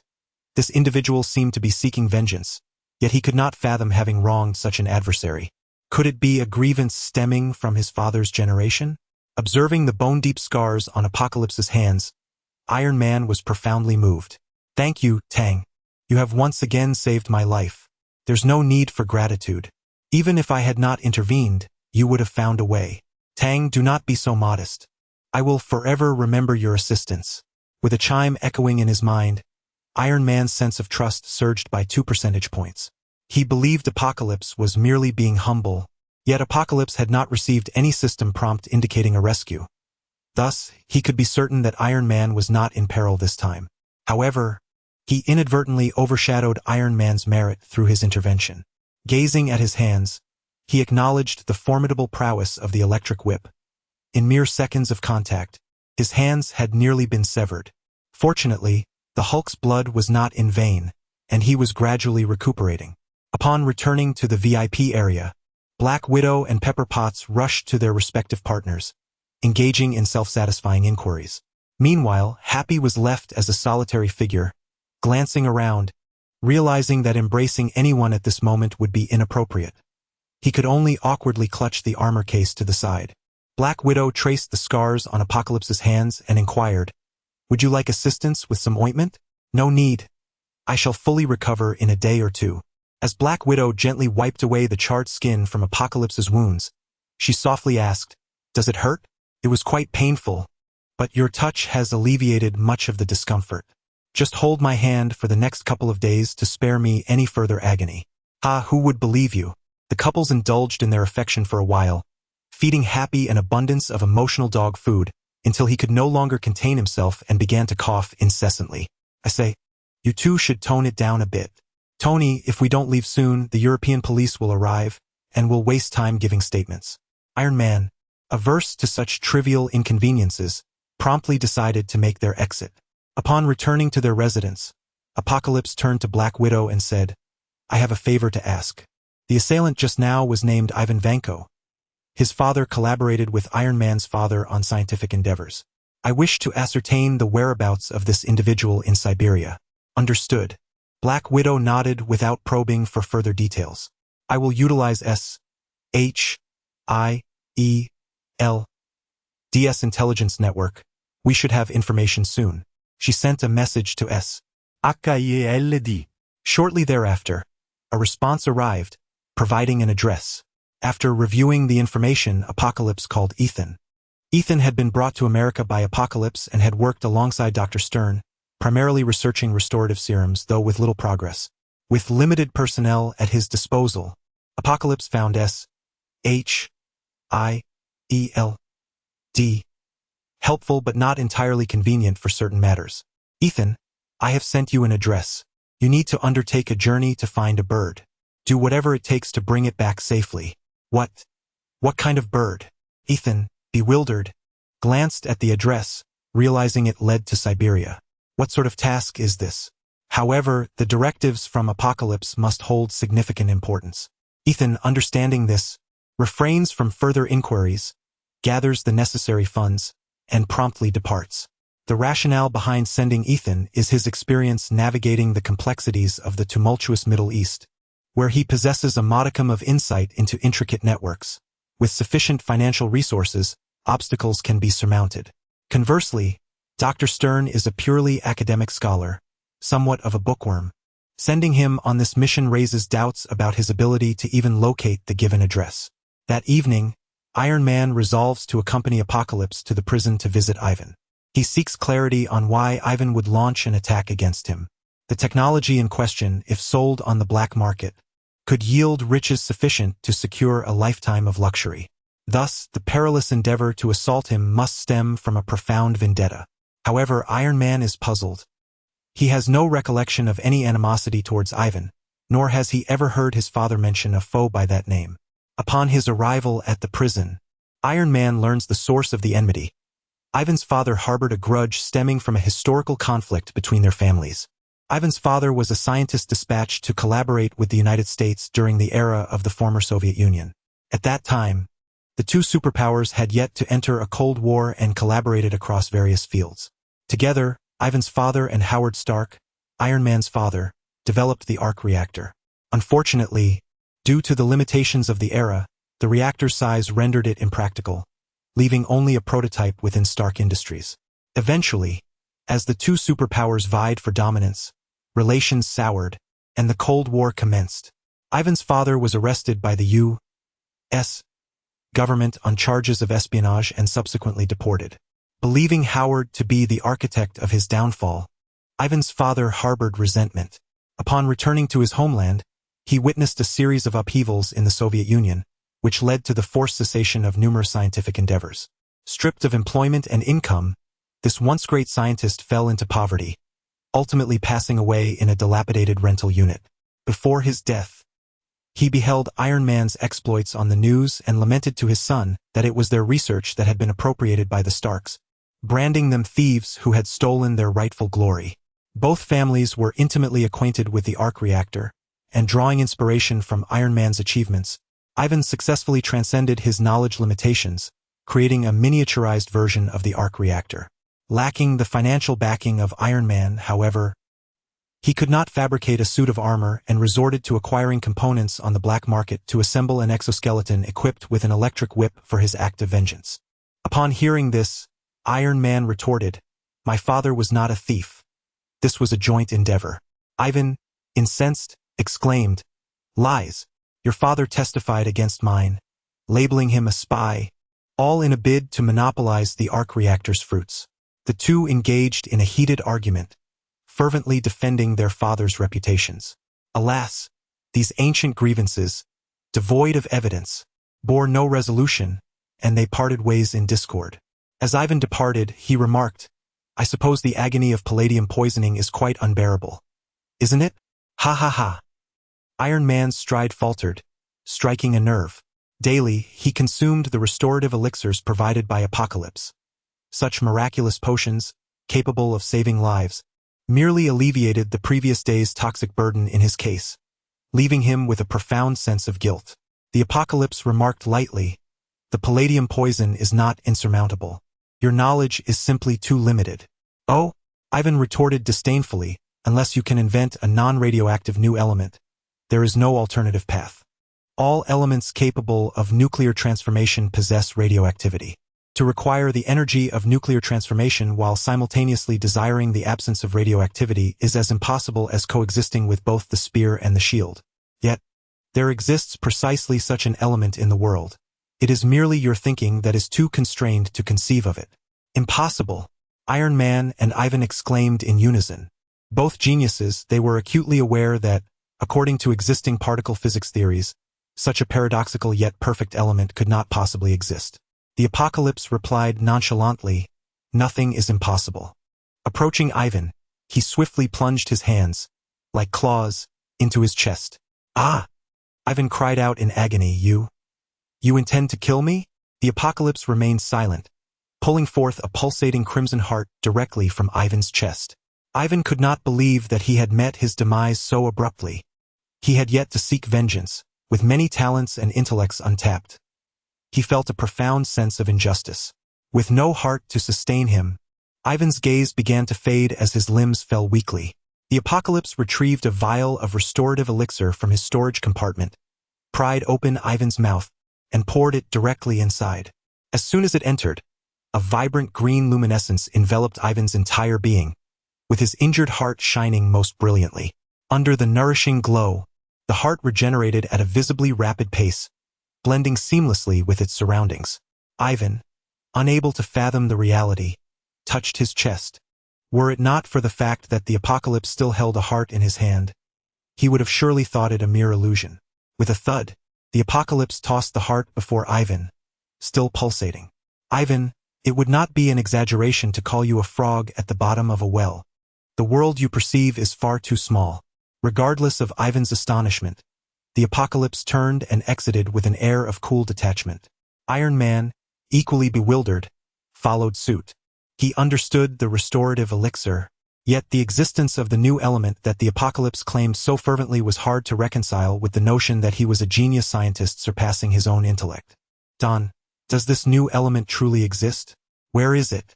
Not at present, but once you research it, it will come into being. ¿Dónde est, Don? Such a perfect element would even defy current particle physics theories. You will know soon enough. Seeing the Apocalypse reveling in mystery once more, Iron Man sighed. Fine. Fine. Your aura of enigma is overwhelming. One more mystery hardly matters. Since meeting the Apocalypse, he had encountered countless enigmas, and though he yearned to probe deeper into each, he consistently found himself without answers, leaving him both frustrated and intrigued. Iron Man quickly pondered another question. Why did the Apocalypse choose to showcase the restorative elixir before Ivan? With his intellect, he soon discerned the Apocalypse's intention and inquired, Are you attempting to recruit him? If not for the purpose of recruitment, the Apocalypse had no need to display such prowess before a prisoner, much less feigning mystery and departing without explanation. Indeed, he is a genius, and he will be of great use in the future. Are you not concerned that he may continue to wield high technology for nefarious purposes? The malevolence he has perpetrated pales in comparison to the crises that lie ahead. Iron Man further inquired, Then why not recruit him directly? I could make a call to my acquaintances in Europe and facilitate his transfer to the United States. The timing is not yet right. Chapter 23. Iron Man's anxiety. With a resigned shrug, Iron Man remarked, Tony, you know an abundance of things yet choose to remain silent. First, I thought you were merely enamored by my charm. Leave me be. The reason for Apocalypse's inaction was twofold. First, Ivan had yet to acquire the bird. Second, without Hammer's assistance in crafting the armor to fulfill his thirst for vengeance, Ivan found it hard to let go. Though in the original narrative he failed to eliminate Iron Man, this tumultuous series of events would at least allow his pent-up resentment to find an outlet. After all, the enmity between his father and Iron Man's was merely a professional grievance, not a vendetta of paternal proportions, and thus it could be reconciled. Indeed, shortly after Apocalypse and Iron Man departed, Hammer arrived at the scene. He was astounded by the skills Ivan demonstrated at the racetrack. It didn't take long for him to discover that the power source of the armor was fundamentally linked to Ivan's capabilities. Acquiring Ivan would equate to possessing the very heart of Iron Man's suit. The loss of 20 of shares seemed trivial.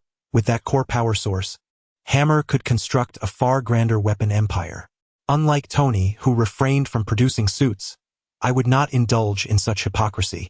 With Hammer's influence, capturing an inconsequential prisoner posed little challenge. Utilizing government connections under the pretext that the assailants were American, he sought to have Ivan transferred to the United States for trial. What small European nation would dare defy America's demands, especially regarding a mere prisoner? Naturally, they would comply without hesitation. However, Ivan was no fool. He recognized that Hammer merely sought to exploit him, and all promises were but illusions, devoid of any real assurance. Thus, he clandestinely conducted research within Hammer's company while discreetly embedding contingencies within the mechanical armor. Little did Hammer know that he fancied himself a chess master, orchestrating all moves, when in reality he was but a pawn in the struggle between Ivan and Iron Man. As days passed, the palladium toxin within Iron Man accumulated, forcing him to reduce his intake of restorative potions to every few days, merely to prolong the onset of poisoning. Unless his heart ceased to beat, the toxin would continue to proliferate. Iron Man grew increasingly restless, frequenting various soirees, unaware of the underlying reasons. Pepper was quite displeased with Iron Man's reckless behavior but was at a loss as to how to address it. "Tony, am I going to die? The concentration of my toxin has reached 90. Apocalypse replied coolly, "If you do not find a solution, yes. My restorative potions are depleted. From this moment forth, I can no longer provide you with any." Iron Man, filled with gloom, turned to Black Widow and asked, "If this were your last birthday, how would you spend it?" Black Widow responded, "I would celebrate it with my husband." Iron Man inquired curiously, "Are you two married? How come I was unaware?" "Tony, eloping is not the conduct of good friends." This question caught Black Widow off guard, inadvertently revealing her connection with Apocalypse, leaving her uncertain how to clarify it. Apocalypse interjected, "You should be more concerned about your relationship with Pepper. Given your severe poisoning, do you not intend to inform her? What's the point?" Iron Man remarked, "It will only cause her unnecessary worry. Let's not dwell on such trivial matters. Let us revel in tonight's party." At the soiree, Iron Man donned his suit, frolicking with a bevy of blonde beauties. He shattered bottles with his laser gauntlet and performed acrobatics with his armor, eliciting shrieks of delight from the crowd. Colonel Rhodes, invited to the gathering, was taken aback, for at that moment, Iron Man wielded the most advanced technology in battle armor. Such reckless behavior, especially while intoxicated, was far from trivial. Even Pepper Potts attempted to intervene, but Iron Man disregarded her, wreaking havoc amidst the festivities. Witnessing Iron Man's obstinacy, Colonel Rhodes' fury ignited. He believed Iron Man was unfit to uphold the mantle of world peace, and he stormed into the lab, donning an unpainted prototype suit that gleamed with a raw silver sheen. As Rhodes emerged clad in the armor, the crowd erupted in another wave of excited screams, and Iron Man warmly invited him to join the revelry. Without further ado, Rhodes tackled Iron Man to the ground, seeking to subdue him. Iron Man, astonished, exclaimed, "Rhodes, what are you doing?" Rhodes retorted, "Tony, look at yourself. You claim to monopolize world peace? What does peace even mean? Whoever wishes to uphold it may do so. Tonight, we drink and dance. Then let us dance until we drop." With that, the two engaged in a fierce scuffle at the party. Fortunately, Apocalypse had foreseen such a turn of events, rescuing numerous guests at the critical moment. As the two armored titans clashed, the attendees, frightened, fled in terror, abruptly concluding the festivities. Observing Iron Man's apparent inebriation, Colonel Rhodes resignedly allowed him to remain home alone in his madness. Clad in his own armor, he soared directly to the military base. As Rhodes departed, Iron Man suddenly fell silent, lost in thought. The armor possessed remote control capabilities. Unauthorized access was impossible. In Iron Man 3, he had orchestrated the self-destruction of several suits as a spectacle for Pepper, intending to console her. Allowing Rhodes to leave was a calculated risk. Should he face a dire fate, this technology would be surrendered to the government. It was also the sole suit that had escaped, ultimately giving rise to the renowned war machine. The following day, Agent Coulson arrived with a substantial array of documents, presenting them to Iron Man. "These are the research notes your father left with S.H.I.E.L.D.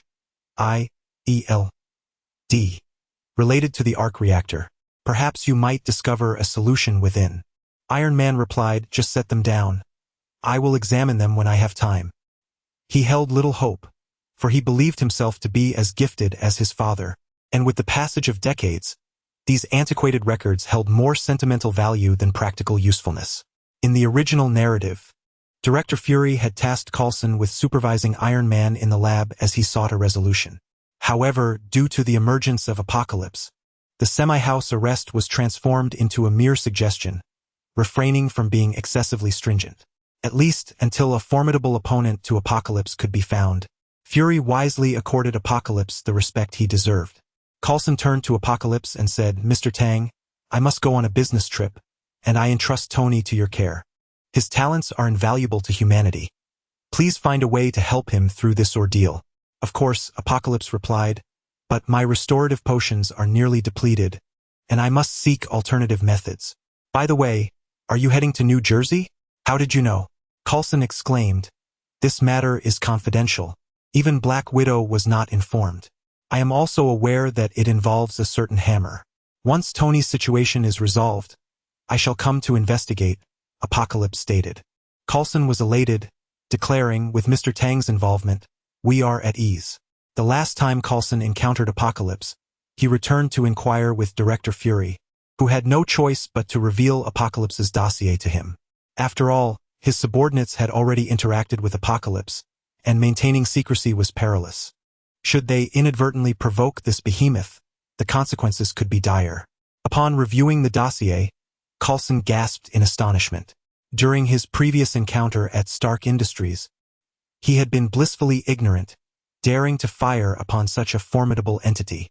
Fortunately, Mr. Tang recognized him as an agent of S.H.I.E.L.D.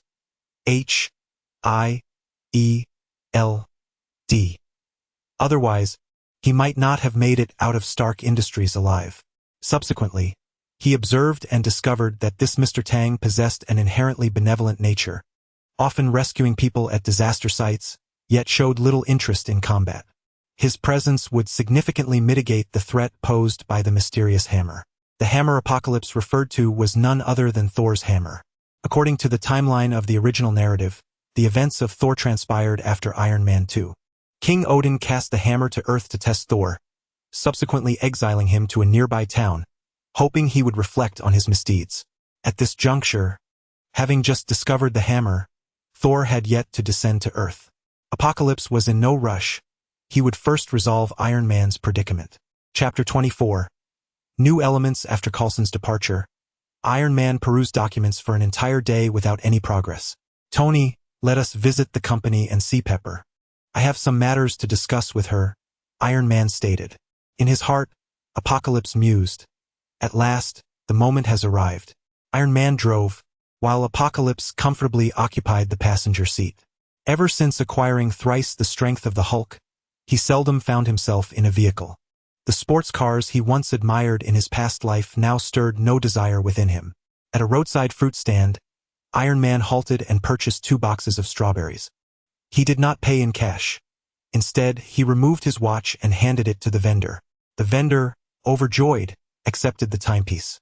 Even if it were a counterfeit, it held far greater value than 2 boxes of strawberries, especially since this illustrious figure was none other than Iron Man, Tony Stark, a household name frequently seen on television, making it improbable for the watch to be fake. Just that single watch could be worth half a farm. Upon arriving at the company, Iron Man initially approached with a heavy heart, intending to relay some final matters, unbeknownst to Pepper. Pepper, I brought you some fruit. Upon seeing Iron Man with the strawberries, she replied with irritation, do you realize that among all these fruits, strawberries are the only ones I am allergic to? You are always so self-centered, never considering others' feelings. Iron Man felt a wave of guilt wash over him, rendered speechless. In a moment where his own life hung in the balance, he discovered that what he cherished most was, in fact, Pepper. His intention to buy a box of fruit as a small gesture of kindness revealed his ignorance of her preferences. It seemed he had not considered her enough. In the original storyline, their relationship began to transform from Iron Man 2. Apocalypse handed over a box of kiwis, stating, I eat strawberries. These are for you from Tony. Really? Pepper questioned, somewhat incredulous. Look, I've already eaten most of the strawberries. If they were meant for you, would Tony allow me to eat them? Apocalypse replied. Iron Man cast a curious glance at Apocalypse, increasingly perplexed by him. This Eastern individual seemed to assist him whenever he faced challenges. Did he possess an all-knowing nature, even aware of what Pepper would or would not eat? Ding! Iron Man's trust level increased to 75. Apocalypse did not anticipate that his casual act of alleviating the awkwardness between the two would earn him Iron Man's favor. It appeared that Pepper held greater significance in Iron Man's heart than was outwardly apparent. Truly, they were destined partners who would ultimately become husband and wife. Upon hearing Apocalypse's words, Pepper playfully chastised Iron Man. Are you trying to provoke me on purpose? Apocalypse responded, do you not understand Tony's character? He would never dare to do something so thoughtful on his own. He wants to, yet lacks the courage. He insists on dragging me along as a shield, without considering my feelings. These few remarks dispelled the doubts in Pepper's heart, transforming her irritation into joy, filling her with sweetness. The man she had long admired was finally willing to express his feelings, making her years of silent devotion and waiting worthwhile. Iron Man cast a sidelong glance at Apocalypse, pondering how extraordinary Tony was, especially considering how effortlessly he had captivated Natasha last time with just a few words. Who, then, was truly the playboy? No. He understood Pepper too well. He could not allow Tony to steal his woman. Consequently, he unceremoniously ushered Apocalypse out, seeking solitude with Pepper. Apocalypse remained oblivious to their conversation, but after a while he observed Pepper emerging, her cheeks flushed, as she hurried off to attend to company matters. Ever since the demise of the bald Stan Lee, someone had to manage the company affairs, yet Iron Man seldom took charge, leaving the intricate details to Pepper, who was now overwhelmed with work. Noticing the expression on Pepper's face as she exited, Apocalypse inquired, "Tony, you haven't yet revealed the truth to Pepper, have you?" Iron Man sighed. I don't know how to begin. Accustomed to a life of indulgence, he found himself at a loss when confronted with such heavy topics. Apocalypse contemplated whether he should seize an opportunity to assist them once more.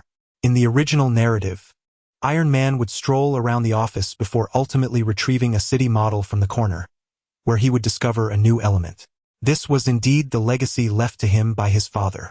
Observing Iron Man languidly seated in his office chair, devoid of any inclination to examine the city model, Apocalypse realized that, had he not accompanied him, this might have become yet another bifurcation in the butterfly effect.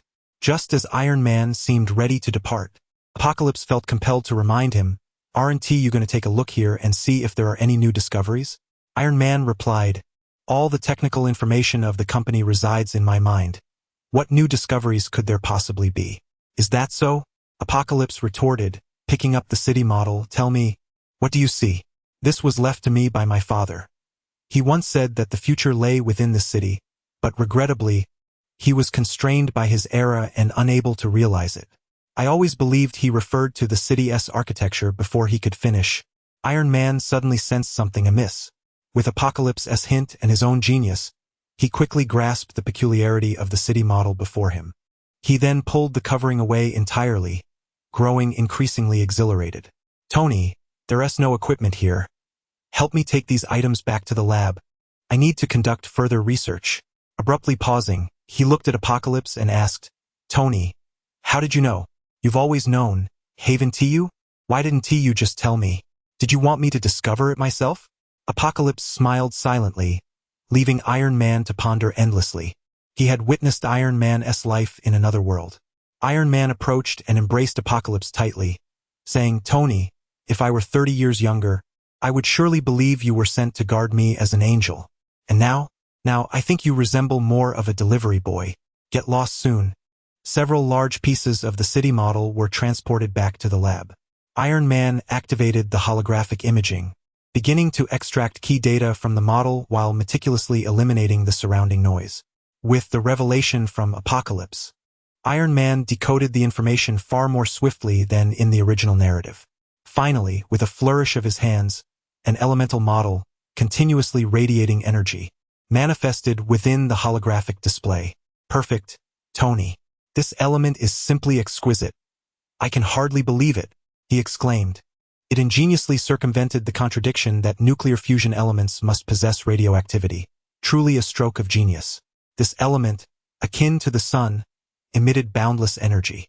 Why did my father invent such a powerful new element yet fail to inform me? Precisely because of its potency, he dared not disclose it, Apocalypse replied. When Iron Man's parents perished, he was still a minor, merely a boy, and Howard Stark could not possibly divulge such crucial information to his son. Not even to S.H.I.E.L.D. It is likely he intended to reveal everything once Iron Man reached adulthood. But alas, fate intervened. "Tony, I need to construct a miniature particle accelerator. Lend me your assistance." A conventional particle accelerator typically spans several kilometers, accelerating particles to near light speed to explore the profound truths of the universe. However, Iron Man merely intended to transform palladium into another element through energy conversion, thus avoiding the complexity of traditional methods. In the original storyline, Iron Man had painstakingly built this miniature particle accelerator himself. Now, with Apocalypse's labor at hand, he could afford to relax, significantly enhancing efficiency. Before long, a circular miniature particle accelerator, several meters in length, was completed. Apocalypse also observed the prototype of Captain America's shield, which Iron Man had utilized as a brick in the original plot. Indeed, Howard Stark, Tony's father, had forged Captain America's shield. The true shield, at this moment, likely lay dormant in the icy depths, much like Captain America himself. Alright, the success or failure hinges on this moment. Iron Man activated the particle accelerator. An immense energy swiftly converged upon a laser. Through the prism's reflection, the laser glided slowly, severing all objects in its path. Even some experimental Iron Man suits were not spared, illustrating the sheer terror of this energy. Apocalypse sensed that his own body could not withstand the laser's might. It threatened to cleave him in twain, a stark reminder that there were indeed many things in this world that could inflict harm upon him. He must not grow complacent. Hiss hiss hiss, with the prism's enhancement, the laser's energy struck the palladium element, causing it to pulsate violently while emanating blinding light. In a brief moment, the tumultuous reaction subsided, the brilliance diminishing, and the palladium element transformed into a new, gentle form. A miniature arc reactor was born. Was it truly this simple? Iron Man mused in disbelief. Apocalypse approached, lacking scientific acumen to discern any anomalies. Yet he could sense the energy levels within were over tenfold stronger than the arc reactor embedded in Iron Man's chest. This indicated the new element's success. Cleaner, more formidable. This was the heart of iron for the future. Thank you, Tony, Iron Man solemnly acknowledged. The Apocalypse remarked, it is but a trivial effort on my part.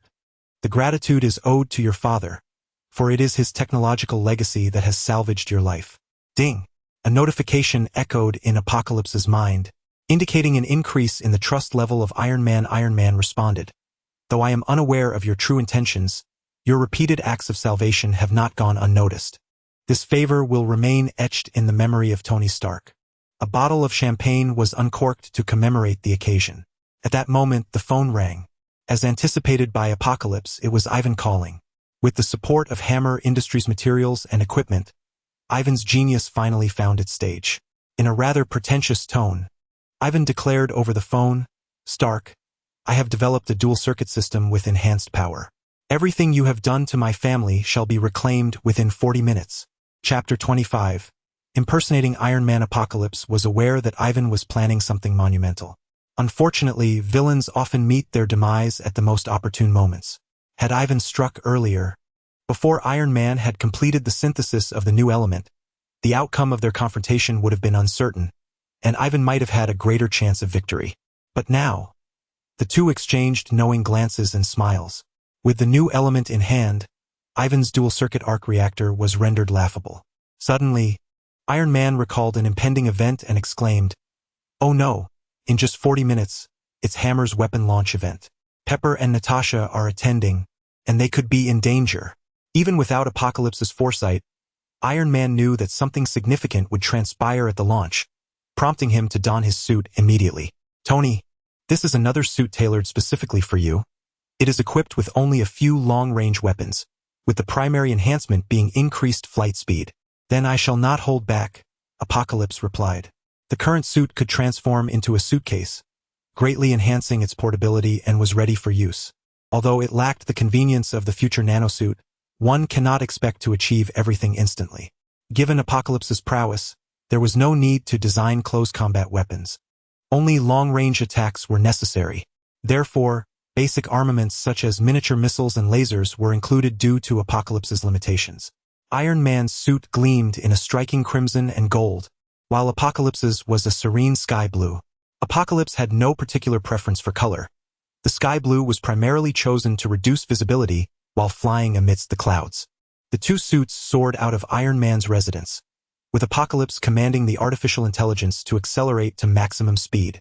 With a surge, the blue flames from the thrusters flared dramatically, and in no time, they vanished from Iron Man's sight. Moments later, a thunderous boom echoed, as if something had been shattered, enveloping the suits in a ring of white mist. The sound barrier was breached, In mere seconds, they accelerated to the speed of sound. The acceleration from a sports car going from 0 to 100 paled in comparison to that of the suits. Such acceleration could only be endured by Apocalypse's extraordinary physique. Aside from a slight heaviness in his body, he felt no other discomfort. Iron Man, however, could not dare to attempt such a feat, for the instantaneous gravitational force would be sufficient to tear apart his internal organs. Reaching the speed of sound, Apocalypse did not relent but commanded further acceleration. He was eager to discover the suit's ultimate velocity. 1 times the speed of sound. 2 times. 3 times. It was only upon reaching 5 times the speed of sound that the suit reached its limit. Apocalypse was immensely satisfied. This speed far surpassed his previous leaps. The suit also allowed for phone calls. As they still had some distance to cover before reaching Hammer Industries, Apocalypse recalled an important matter and dialed Ethan. Have the Siberian birds been brought back? Mr. Tang, they have indeed been retrieved. However, due to the different climate here, these birds are suited for the frigid regions of Siberia. I have constructed a micro-refrigerated bird cage for them and airlifted some Siberian bird feed, and they are currently in excellent condition. Well done. Apocalypse praised. Scientists are characterized by their meticulousness. If one were to rely solely on past experiences or enlist agents from S.H.I.A.L.D., they might overlook crucial details, potentially leading to the demise of the bird due to an unsuitable environment. Apocalypse pondered. Take the bird to the botanical garden in the city center, but be discreet in your choice of location. A significant battle may ensue there. According to the original narrative, Ivan was indeed incapacitated in a city botanical garden by the combined efforts of Iron Man and War Machine. Regardless of whether the storyline would unfold as previously anticipated, it was prudent to make arrangements in advance. Even upon hearing of the impending conflict, Ethan harbored no doubts and promptly responded. Understood. Hailing from the Middle East and having endured countless battles, he considered such a minor skirmish trivial. Ultimately, following his boss's directives was paramount. At the Hammer Weapons launch event, CEO Justin Hammer proudly showcased his latest model, the Hammer Unmanned Iron Warrior.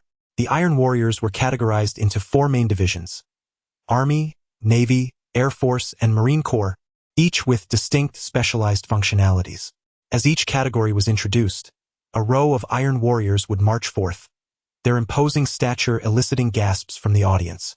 Apocalypse was unaware whether this limitation to 4 categories stemmed from a lack of technological advancement on Hammer's part, preventing the integration of diverse functionalities akin to Iron Man, or if it was merely a deliberate marketing strategy to segment the offerings.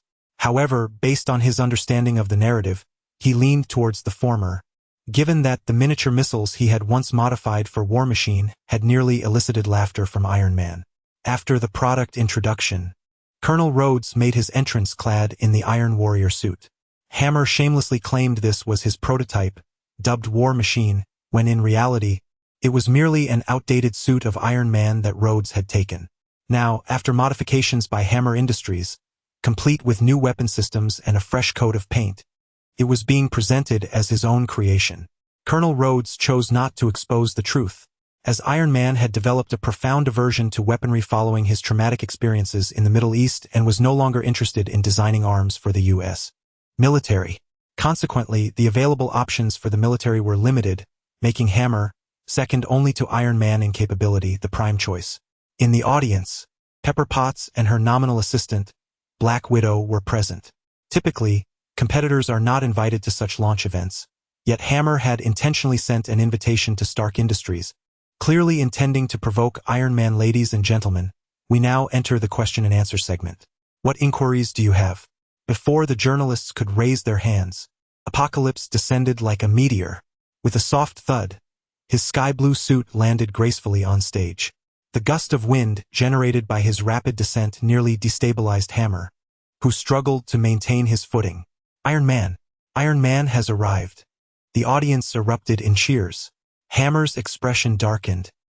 He was infuriated that Tony had stolen his thunder, yet he could not express his anger, as he had extended the invitation to Iron Man in the first place. Welcome, Tony. You still know how to steal the spotlight. Hammer feigned graciousness. He was unaware that the figure inside was not Tony Stark, including Pepper Potts and Black Widow in the audience. After all, it was widely believed that Iron Man's armor was never lent out. It was unique, with no duplicates. Of course, War Machine's suit could be considered an intentional exception. Apocalypse activated the armor's loudspeaker and shouted, "Everyone, please evacuate immediately.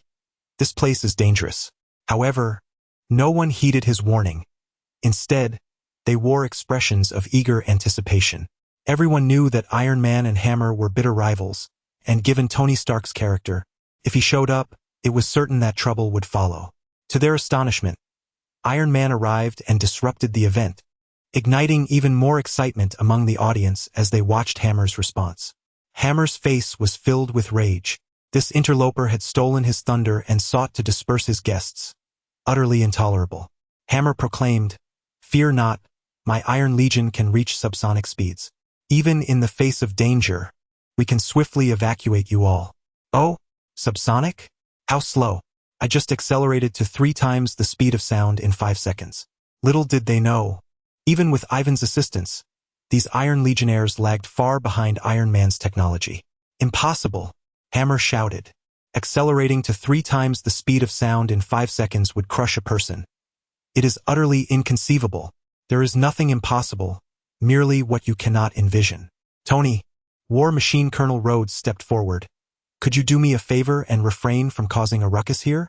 We are not pressuring you to manufacture weapons for the military, but you cannot obstruct our procurement of arms." "Rhodes, you are overestimating the situation." Apocalypse, remaining incognito, interjected, "Ask Hammer who designed these weapons.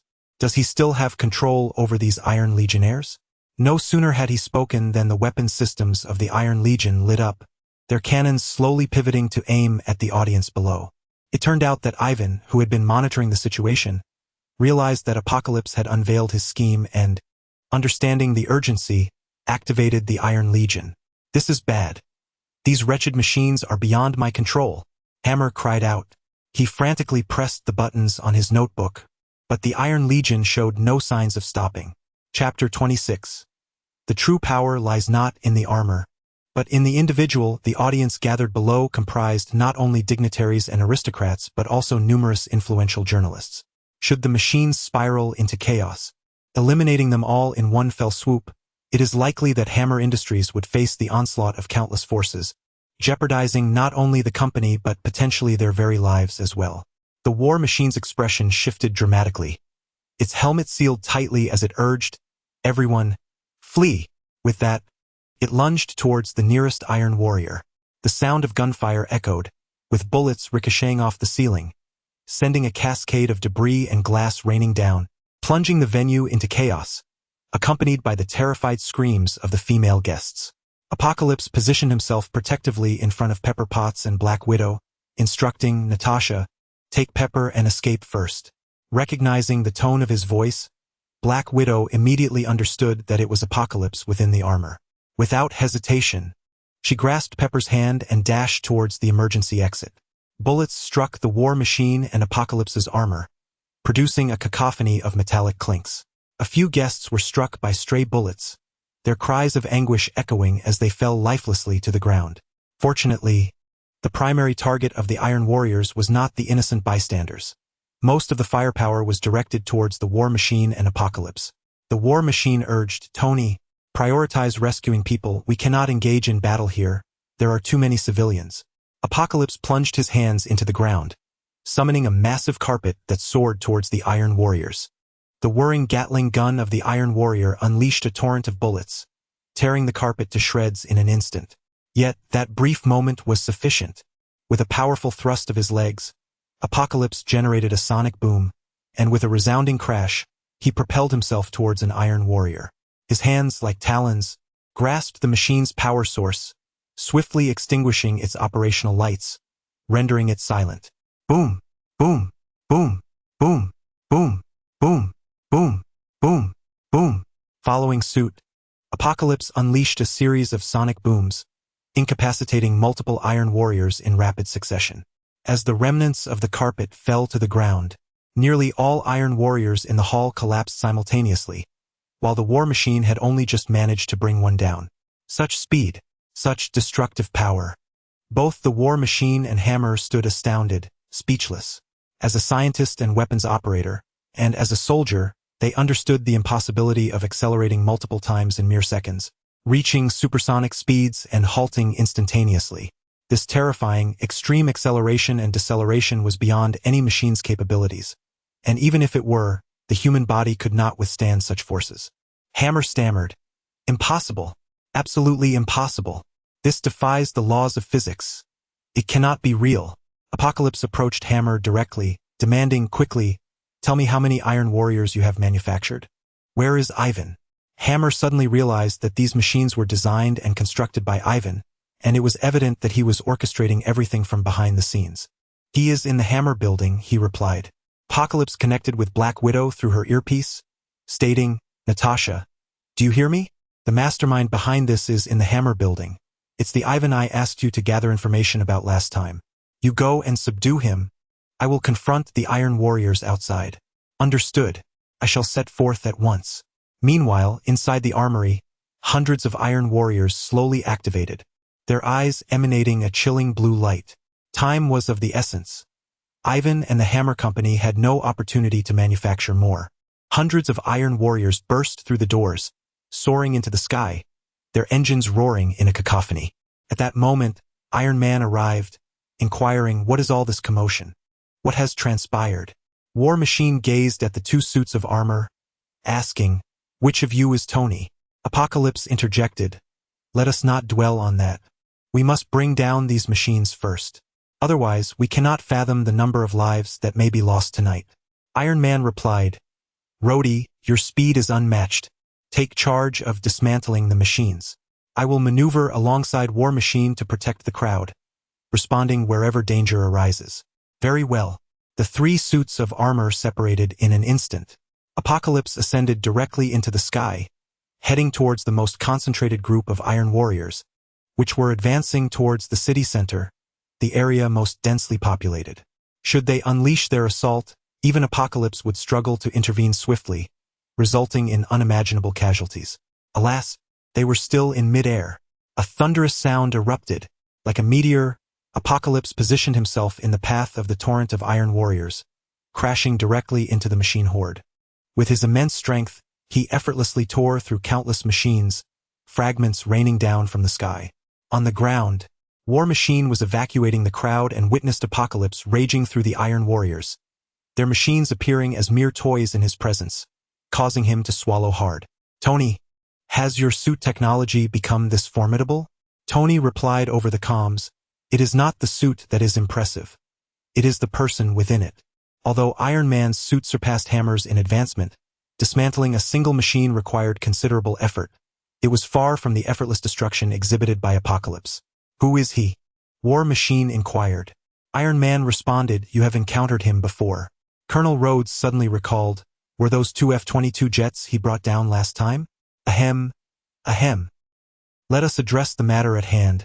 We will discuss the rest later." Having obliterated the aerial machines, the remaining sporadic Iron Warriors were manageable for Iron Man and War Machine. Apocalypse turned and flew toward the Hammer Company building. Although in the original narrative, Black Widow navigated through numerous obstacles, Apocalypse did not dare to be complacent, fearing for Black Widow's safety. Even Iron Man himself, if he did not intervene, could fall victim to the butterfly effect multiple times over. Upon landing at the entrance, Apocalypse retracted his suit. He discovered Happy, drenched in sweat, entangled in a fierce struggle with a bodyguard. Among ordinary bodyguards, Happy's prowess was commendable, but when compared to superheroes like Black Widow, he was significantly outmatched. Apocalypse appeared before the two, casually flicking his finger as if playfully tapping a child's forehead, striking the bodyguard's head lightly. The burly man instantly rolled his eyes and collapsed. This was still a show of restraint from Apocalypse. Otherwise, the force could have been lethal. Breathing heavily, Happy declared, "I can manage without your assistance. You should check on Natasha instead." Upon turning around, he was taken aback to find a plethora of burly men sprawled across the corridor, rendering him momentarily speechless. Apocalypse stated, "I shall assist Natasha. You go and evacuate the crowd." "All right then," Happy murmured, feeling an unsettling sense that he was the one in need of aid. In no time, Apocalypse caught up with Black Widow, who had donned a fitted battle suit that accentuated her graceful form. With fierce determination reflected in her eyes, she gazed ahead, her striking presence leaving Apocalypse awestruck. However, this was not the moment for flirtation.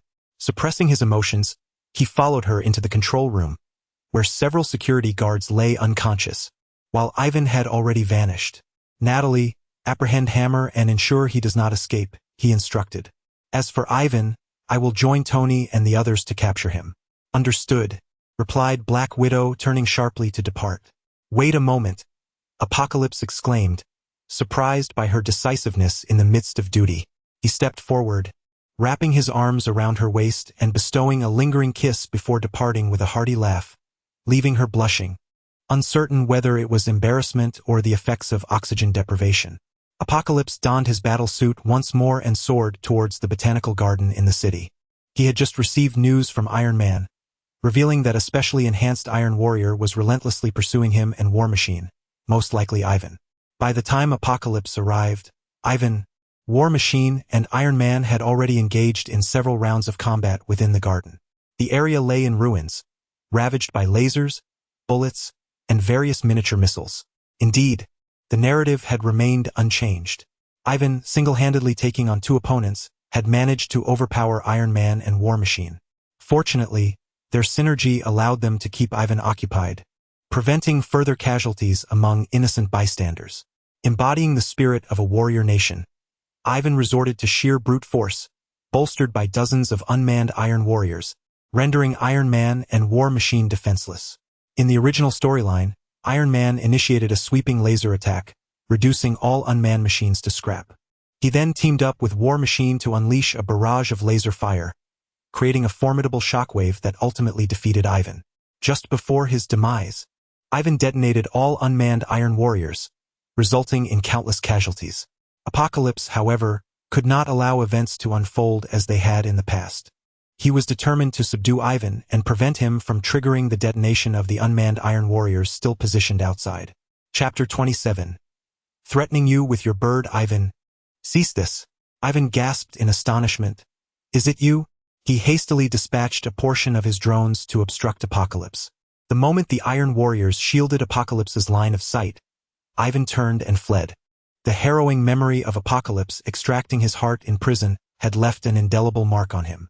Coupled with the recent display of power, where Apocalypse tore through the Iron Warriors as if they were mere paper, Ivan found himself profoundly shaken.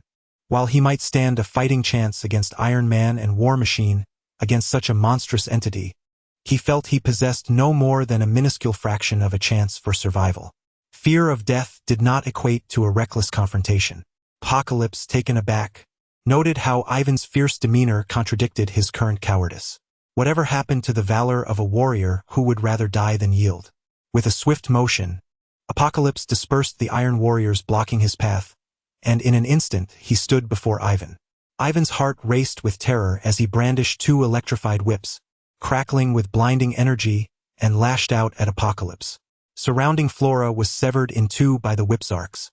Simultaneously, all weapon systems within his armor activated, unleashing a barrage of bullets, lasers, and mini-missiles towards Apocalypse.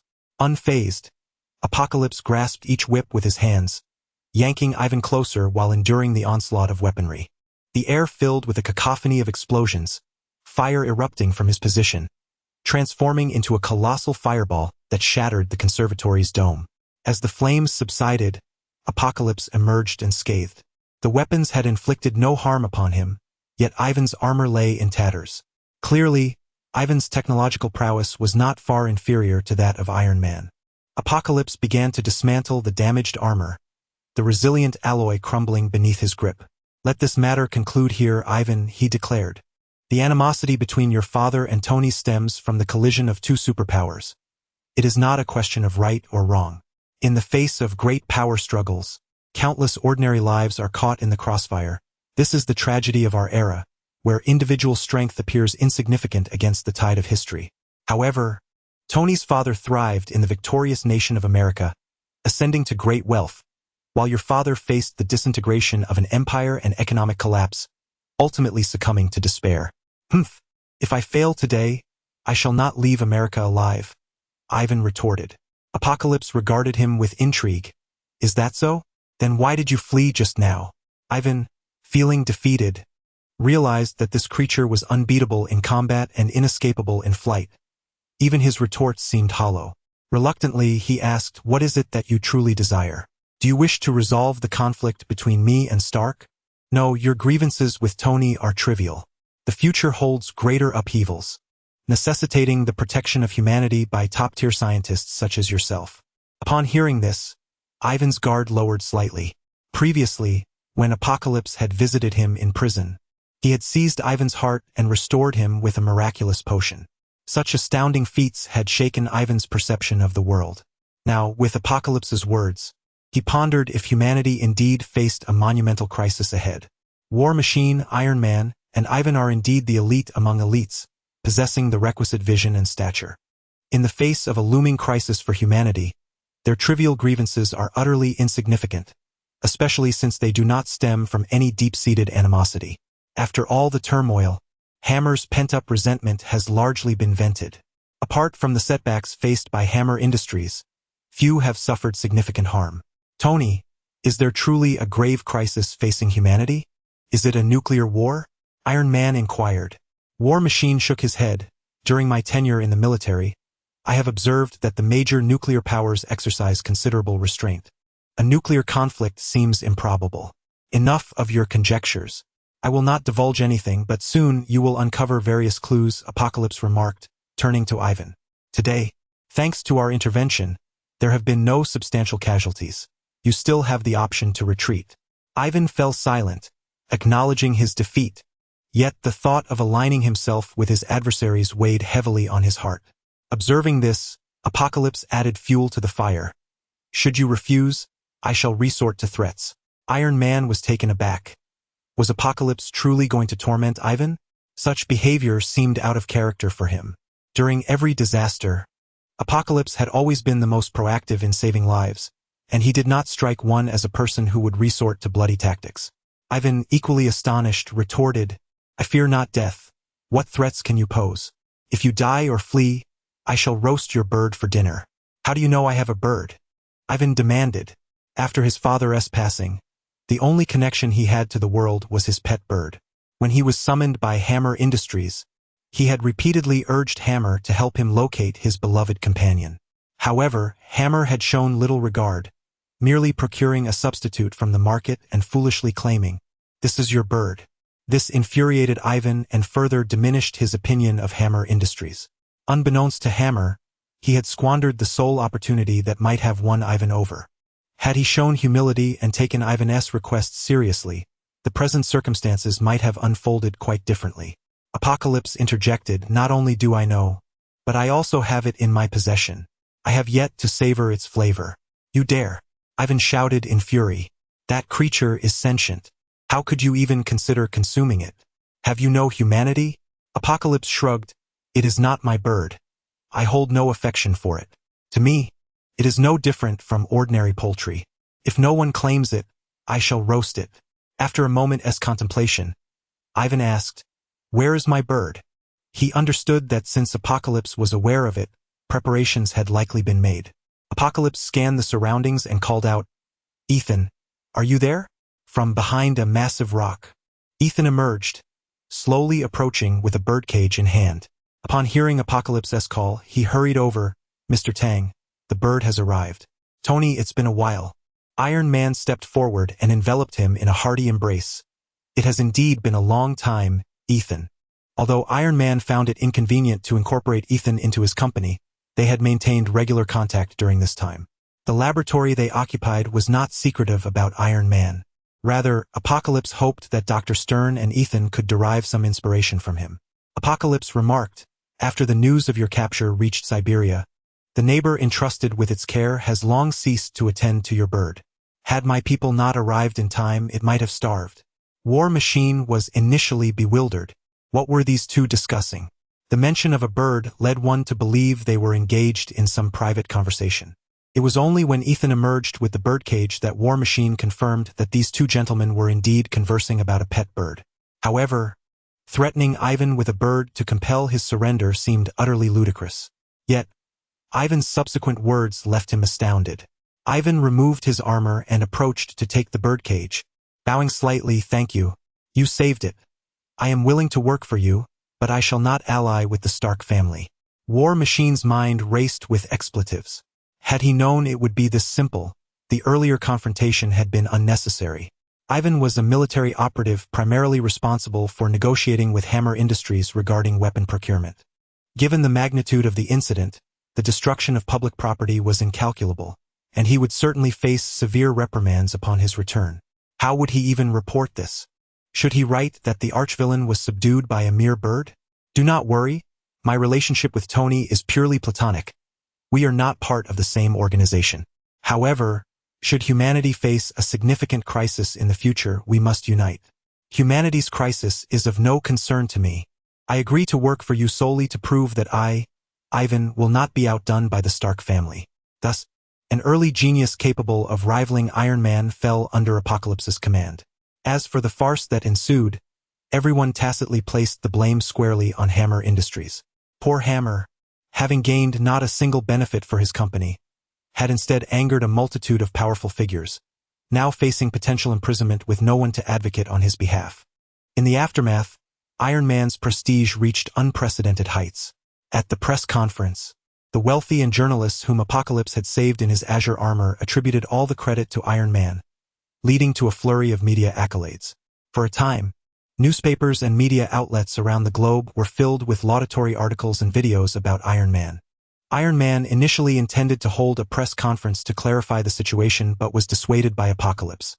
While he himself had no need for such a claim, Iron Man did. The future Avengers required a figure of stature to lead, and Iron Man was undoubtedly the central character. Unaware of Apocalypse's intentions, Iron Man and War Machine felt their trust in him increase as they observed his indifference to fame. Apocalypse assessed his gains. He had saved numerous lives and replenished several hundred vials of restorative agents, compensating for the previous expenditures incurred while with Iron Man. The narrative of Iron Man 2 has concluded, and Apocalypse feels it is time to embark on his journey. In a desolate town in New Mexico, he dons his armor and soars to the outskirts of the town, landing silently. If the original storyline remains unchanged, Thor is already within the town. The reasons behind Thor's arrival on Earth are rather extensive. Chapter 28. The arrival of the Thunder God. Not long ago, the All-Father Odin had intended to bestow the throne upon the Thunder God. However, during the coronation ceremony, an invasion by frost giants in the armory sought to seize the source of power, only to be met with annihilation by the guardian automaton, the Destroyer. Naturally, the Thunder God Thor was displeased by the disruption of his own coronation and declared that the frost giants had violated the peace treaty, vowing to retaliate against their stronghold in Jotunheim to teach them a lesson. Odin, however, countered that this was the mindset of a warrior, not that of a king, asserting that the actions of a mere few frost giants did not warrant such a grand conflict. The impetuous Thor was not inclined to heed his father's counsel, leading to a heated argument that ended in discord. Subsequently, Thor enlisted the aid of his brother Loki and a band of comrades, including Fandral, Hogun, Volstagg, and the Valkyrie Sif, to embark on a covert mission into Jotunheim. To traverse the 9 realms from Asgard, they would need to cross the Bifrost, the Rainbow Bridge. Its guardian, Heimdall, wielding the power of the rainbow, possessed the ability to observe all that transpired across the heavens. His failure to detect the enemy's encroachment under his very gaze was a significant lapse in duty. Thus, eager to uncover how the frost giants had eluded his watchful eyes, he consented to Thor's venture. Upon crossing the Rainbow Bridge, Thor and his companions arrived at the frost giant's lair in Jotunheim, where they wreaked havoc and confronted the frost giant king directly. Yet, in the heart of their adversary's domain, even the might of the thunder gods struggled against the overwhelming tactics of numbers. They soon found themselves besieged by countless monstrous beasts and frost giants. Just as all seemed lost, Odin descended upon his winged steed, providing them with a means of escape. However, this intervention incensed the frost giant king, propelling the 2 realms toward imminent war. In a bid to alleviate the escalating tensions, Odin issued a decree. Thor, having defied the king's orders and led the populace into war and destruction, was deemed unworthy of kingship. His divine powers were to be stripped and he was to be exiled to Earth. Nonetheless, as a father, Odin could not truly cast his son away. He cast down Thor's hammer, not far from the site of Thor's descent, and theatrically declared a spell over it. Whosoever wields this hammer, if they be deemed worthy, shall possess the power of the thunder god. Should Thor come to his senses, he could reclaim the hammer, awaken his divine abilities, and restore his status as the thunder god. As the apocalypse reflected upon this narrative, he pondered whether his existence might inadvertently cause a butterfly effect for Asgard, located at the far reaches of the universe, at least not before encountering the thunder god. In a small town of the west, the landscape was dominated by expansive yellow deserts. Rolling tumbleweeds danced in the wind, adding a unique vibrancy to the arid expanse. The town itself was pristine, devoid of the clamor of bustling cities, retaining the rugged charm reminiscent of the 19th century Western expansion. Upon entering the town, Apocalypse was greeted by a cacophony of shouts. He soon spotted a tall, striking figure with flowing golden locks, donning a hospital gown, sprinting from the local medical facility, pursued by several nurses and security personnel. It was none other than the thunder god himself. As he descended, he was struck by Jane's car, rendering him unconscious and necessitating hospitalization. Upon regaining consciousness, the god of thunder erupted in chaos within the hospital, evading the grasp of doctors and security personnel as he burst forth from the confines of the building. Although he had lost his divine powers, his formidable physique, honed through centuries of battle, made it nearly impossible for ordinary individuals to restrain him. "Hey, my friend, have you seen a hammer around?" Thor brazenly inquired upon spotting Apocalypse. Apocalypse furrowed his brow, recalling how Jane and her companions initially deemed Thor to be deranged. Clad in a hospital gown, accosting strangers on the street with inquiries about a hammer was hardly the behavior of a rational person. "Aren't you going to address the issues at hand?" Apocalypse retorted. "A mere assembly of mortals. I simply wish to avoid causing them harm," Thor scoffed. At that moment, nurses and hospital security had caught up, encircling Thor in an attempt to administer sedatives. Apocalypse quickly intervened, asserting, "He is my friend. He was intoxicated last night and suddenly awoke in the hospital in a state of excitement. I apologize on his behalf." However, the woman who had brought him in claimed he had been struck by a car. "Aha, have you ever seen a patient who has been hit by a car bounce back like this?" The crowd began to murmur in agreement, as several security personnel struggled to contain him, clearly indicating that he was not in a compromised state. A young nurse interjected, "But his medical bills remain unpaid." "I shall cover his expenses," Apocalypse declared, offering a bundle of $100 bills.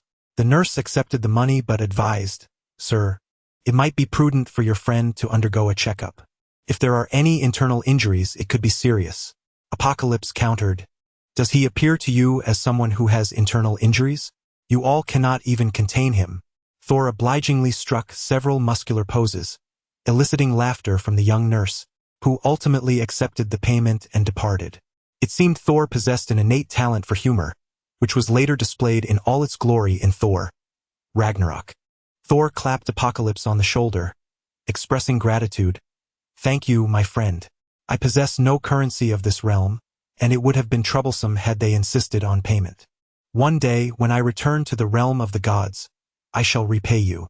At that moment, a small RV careened into view, screeching to a halt perilously close to Thor and Apocalypse. To Apocalypse's astonishment, it was none other than the brilliant scientist Jane Foster, accompanied by her acerbic intern Daisy, along with the elderly astrophysicist Eric. With remarkable driving skills, Jane quickly exited the vehicle and exclaimed, "The hospital just called me, stating that you escaped. You were the one we hit. Do not worry about the medical expenses, we will cover everything." In America, medical costs are exorbitant, and lacking insurance can lead to financial ruin for an average family. Many uninsured individuals struggle to utter a plea of "Please do not call an ambulance" even before losing consciousness. Jane assumed Thor was fleeing the hospital out of fear of incurring costs. "Thank you, lovely lady. However, this friend has already taken care of the medical fees," Thor replied. Daisy, the girl of misfortune, was taken aback. What a handsome Oriental man. "Hello, handsome. My name is Daisy, and this is my mentor, Jane." This is astrophysicist Eric. Tianqi, possessing striking features and a tall stature rivaling that of Western men, exuded an innate charm that stemmed from his unparalleled strength and an aura of sovereignty. Hello, I am Tang Tianqi, he introduced himself. Jane inquired of the Thunder God. Where are you staying? We can drive you back. The Thunder God replied, Your vehicle cannot reach my destination. Take me to a bar. I wish to drink. You were in an accident last night and have just been discharged from the hospital. You cannot drink, Jane urged. Tianqi interjected, Jane, you need not worry. With his constitution, he could endure 10 more accidents without a scratch. Ha ha ha. Indeed. You understand my temperament well. How can one meet a new friend in a foreign land and not celebrate with a drink? The Thunder God boldly pulled Tianqi toward the bar, with Eric naturally trailing behind. Jane and Daisy exchanged glances of exasperation. Why is it that when the topic of drinking arises, men so effortlessly become bosom buddies? The small town was not extensive, and after traversing half a street, they arrived at the bar. Upon entering, the Thunder God shouted, Barkeep, bring each of us the strongest drink you have. 1 drink is hardly sufficient. Let us start with 10 each, Tianqi proclaimed. The Thunder God's eyes brightened. This fellow was even more extravagant than he. The glasses provided were not ordinary but rather large mugs meant for draft beer, nearly holding a liter of vodka. The Thunder God and Tianqi each grasped a mug, exchanged a glance filled with masculine challenge, and downed the contents in one go. Meanwhile, poor old Professor Eric, who had tagged along for the drinks, had barely consumed a third before he became lightheaded. Bang! The Thunder God hurled his glass to the ground and shouted, Barkeep, another round. Jane and Daisy looked on helplessly. Where did this madman come from? This behavior was reminiscent of the Middle Ages. The bar owner remained still, casting a sidelong glance at the two, his expression unfriendly, pondering whether these ruffians were seeking trouble. In modern times, who drinks and throws glasses around? Only those looking for a fight would act thus. A few burly men in the vicinity had already risen, glaring at them. The town was small, and everyone was familiar with one another. With outsiders attempting to stir up trouble, it was only natural for them to unite against the intruders. Chapter 29. Drinking the Thunder God under the table to retrieve the hammer upon witnessing the scene, Apocalypse tossed a roll of hefty dollar bills towards the bartender, simultaneously slamming his glass to the ground. What are you dawdling for? Bring forth the strongest liquor. I shall cover all the drinks tonight. We shall not return sober. The bartender, upon unfurling the wad of cash, beamed with delight and hurriedly gestured for the burly men to take their seats. Such a substantial roll of $100 bills was more than the bartender typically earned in a month. With ample funds at his disposal, shattering a glass seemed trivial, as it was hardly of any significant value. Thor bellowed with laughter. I never expected to find a kindred spirit on earth. You are quite impressive. I shall count you as a friend. Wait. I do not befriend those who cannot hold their liquor. You must drink with me first. Apocalypse, taken aback by the audacity to challenge his authority on earth, felt a surge of competitive spirit. The two of them continued to down drink after drink. Their oversized mugs, typically used for beer, seemed to contain nothing but water in their hands. Once emptied, they carelessly tossed the glasses aside, leaving a cascade of shattered glass upon the floor. The other patrons turned their attention, astonished by their remarkable drinking prowess. We cannot allow ourselves to be outdone by 2 outsiders, a burly Westerner shouted. Drink.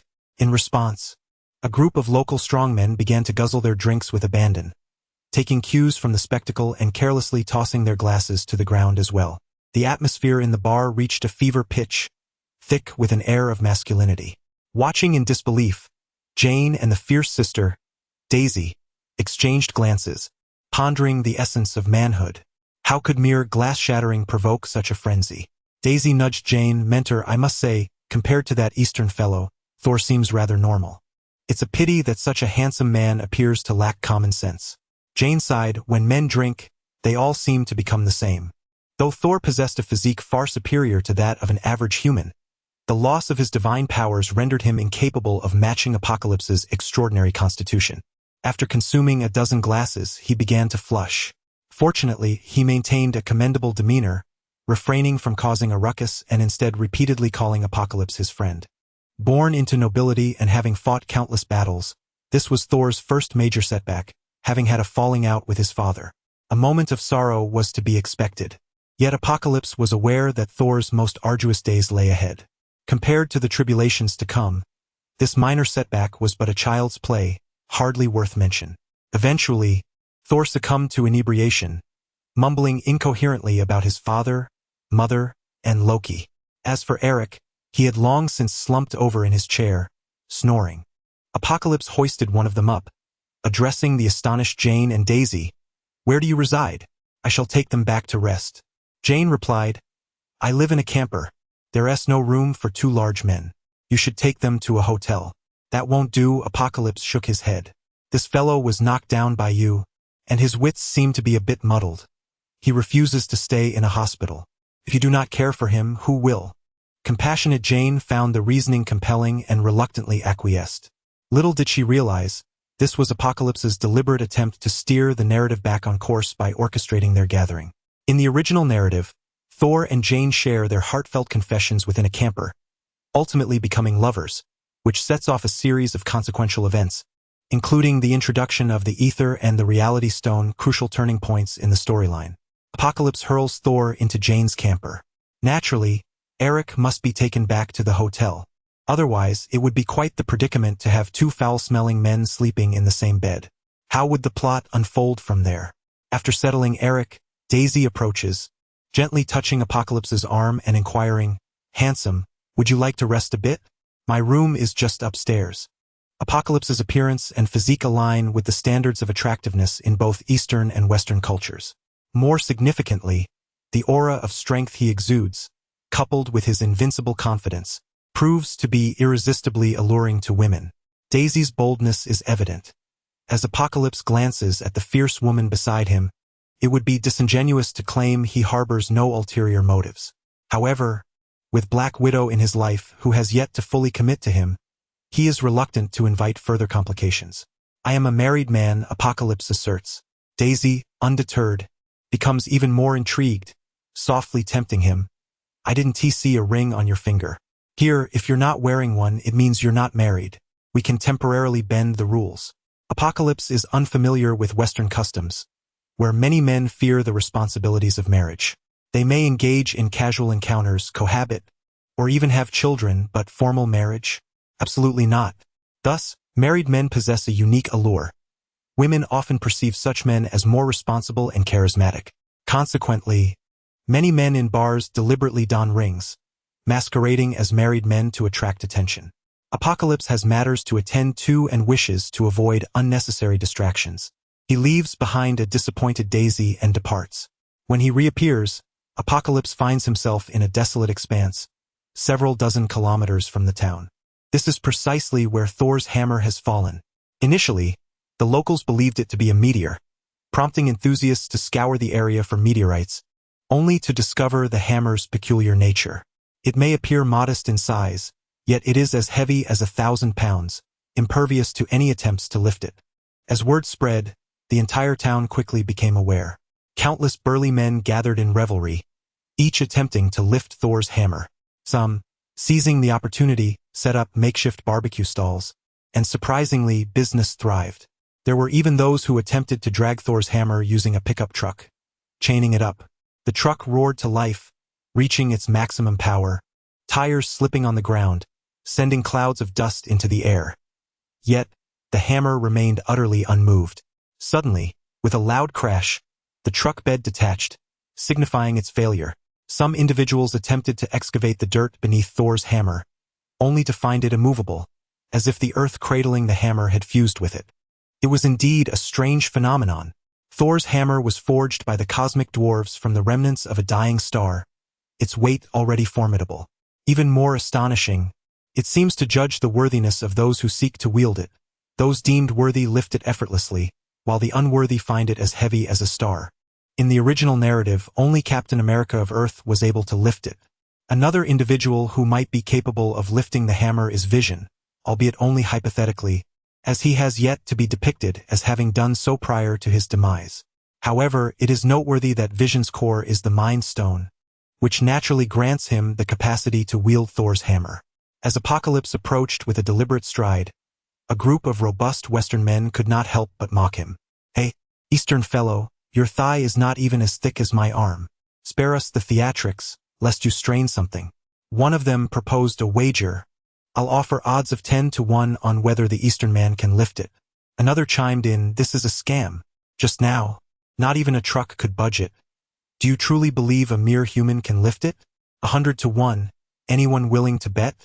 Unperturbed, Apocalypse reached the hammer, scrutinizing the divine artifact with keen interest. The hammer, ancient and majestic, was adorned with bizarre engravings. Should the wielder gain its acknowledgement, these markings could unleash the power of thunder, augmenting the wielder's strength. Furthermore, it could enable flight, making it an indispensable tool for both travel and ostentation. Apocalypse gently grasped the handle, gradually increasing his strength. 1 times the power of the Hulk. Yet the hammer remained immovable. This was anticipated. As in the original narrative of the Avengers, the Hulk had previously attempted to lift the hammer on the deck of a flying aircraft carrier, only to find it unyielding, even breaking the alloy deck beneath his feet. Twice the power of the Hulk. Apocalypse's muscles bulged, the sheer force straining his attire to the point of rupture. Externally, neither the hammer nor Apocalypse appeared to budge, yet the overwhelming force reverberated through the ground, causing tremors akin to an earthquake. The surrounding men, alarmed, exchanged glances. "Is that commotion the doing of that Eastern fellow? Terrifying indeed," one exclaimed. "Surely not, old Nor, it must be an earthquake." "What a coincidence! Even if it were an earthquake, we are on solid ground." Disregarding the clamor, Apocalypse unleashed his might. 3 times the power of the Hulk. The formidable strength erupted instantaneously, fracturing the ground for 100 meters, with rocks shattering and debris flying, forcing the nearby men to take cover. Yet the hammer remained steadfast. The ground around it sank 1/2 meter, but the earth in contact with the hammer seemed imbued with a mysterious force, remaining unaffected. Apocalypse then attempted to strike the soil beneath the hammer, discovering it yielded no different than striking the hammer itself. In an ephemeral moment, he sensed a mocking presence emanating from Thor's hammer. Was it merely an illusion? He pondered. Thus, he struck the soil beneath once more, and the elusive laughter returned. Indeed, Apocalypse realized the truth. The artifact possessed a spirit. In his past life, countless enthusiasts had speculated about the peculiar characteristics of Thor's hammer. For instance, could an unworthy individual place the hammer in an elevator and then lift the elevator? Or could it be placed on a vehicle or airplane, and then drag the car or plane along? It now appears that there is no paradox. As long as Thor's hammer does not wish to be wielded, it cannot be moved, unless one possesses overwhelming strength to surpass it. In the yet-to-unfold narrative of Thor, Ragnarok, the hammer is effortlessly crushed by Hela, the goddess of death and Thor's sister. Contemplating this, the Apocalypse feels an even greater sense of dread. With thrice the power of the Hulk, he finds himself unable to even lift it, while Hela can crush Thor's hammer with mere ease. How terrifying must her strength be?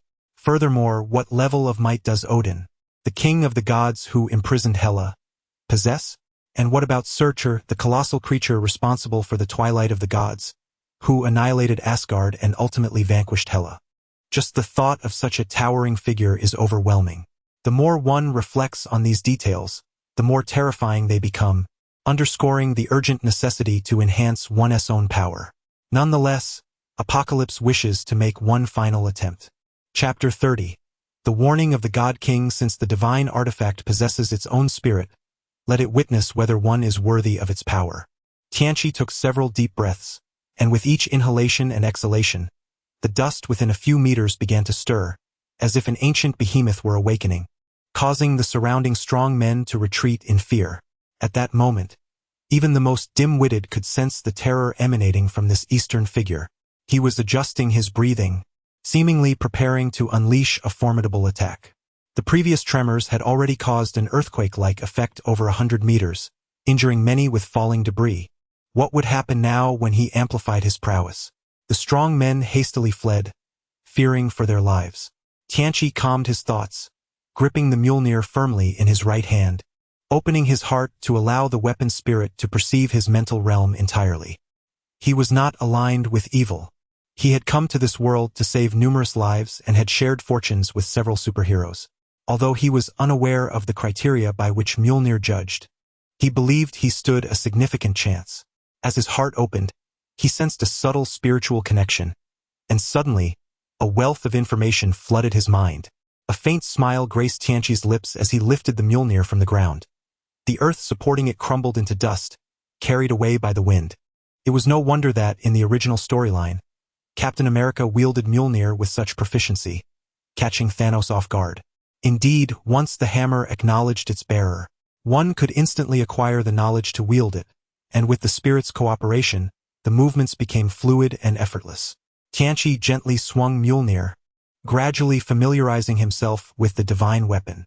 Lightning crackled around him, darting like dragons and serpents, bestowing upon him an imposing presence, as though a deity had descended. This was the inherent lightning power of the hammer. Unbeknownst to him, a dark cloud had silently gathered in the sky, casting a vast shadow upon the earth. The oppressive air stilled, making it difficult to breathe. Everyone, run! A great attack is coming! The strong men scattered in panic, desperately fleeing the area shrouded in darkness. Looking up at the sky, Tianqi knew that at that moment, Heimdall, the guardian of Asgard's Rainbow Bridge, was undoubtedly watching him. Perhaps even the god King Odin was paying attention. They had cast the hammer down here solely to test Thor, to allow him to undergo trials. No one could have anticipated that a mortal on Earth could wield Mjolnir, and now the situation had become serious. They hurried to assert their authority. Should he dare to seize the hammer, Heimdall would instantly activate the Rainbow Bridge, and it was uncertain whether a warrior or the god King Odin himself would descend. However, Tianqi had no such intentions. He looked up and addressed the heavens. Heimdall, do not be so stingy. I merely wish to play with it. You Asgardians toss items down to earth. Can't we have some fun with them? Heimdall was taken aback. This human knew his name? From his distant post in Asgard's control room, he had only ever observed others. Could this individual truly see him? Before Heimdall could take any action, a radiant rainbow suddenly pierced the control room. The All-Father Odin traversed the kilometers-long Rainbow Bridge, appearing instantaneously before Heimdall. Odin inquired, "Who has lifted the hammer of Thor?" "I sense it is not Thor." Heimdall presented the scene before Odin, stating, "I have just glimpsed his life through the Eye of Light. He is a human from Earth, who has gained immense power through gamma energy.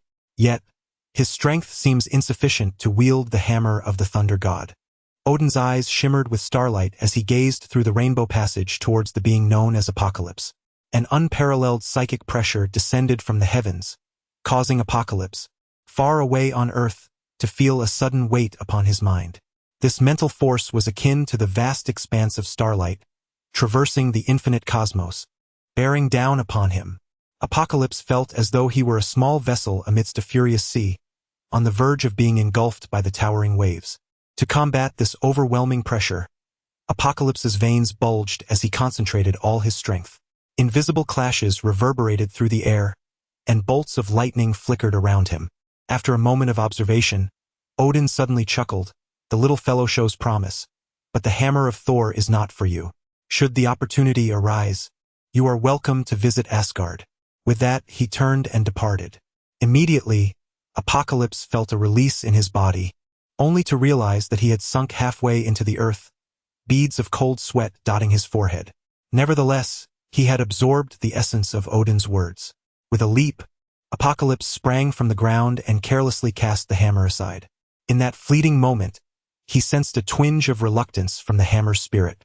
Whether adhering to the original narrative or facing Odin himself, he could no longer afford to touch it. Especially considering Odin, whose mere psychic contact was already terrifying. It seemed the original tale had failed to convey even a fraction of his might, leading many to perceive him as a frail old man. How could a ruler of the 9 realms be so easily dismissed?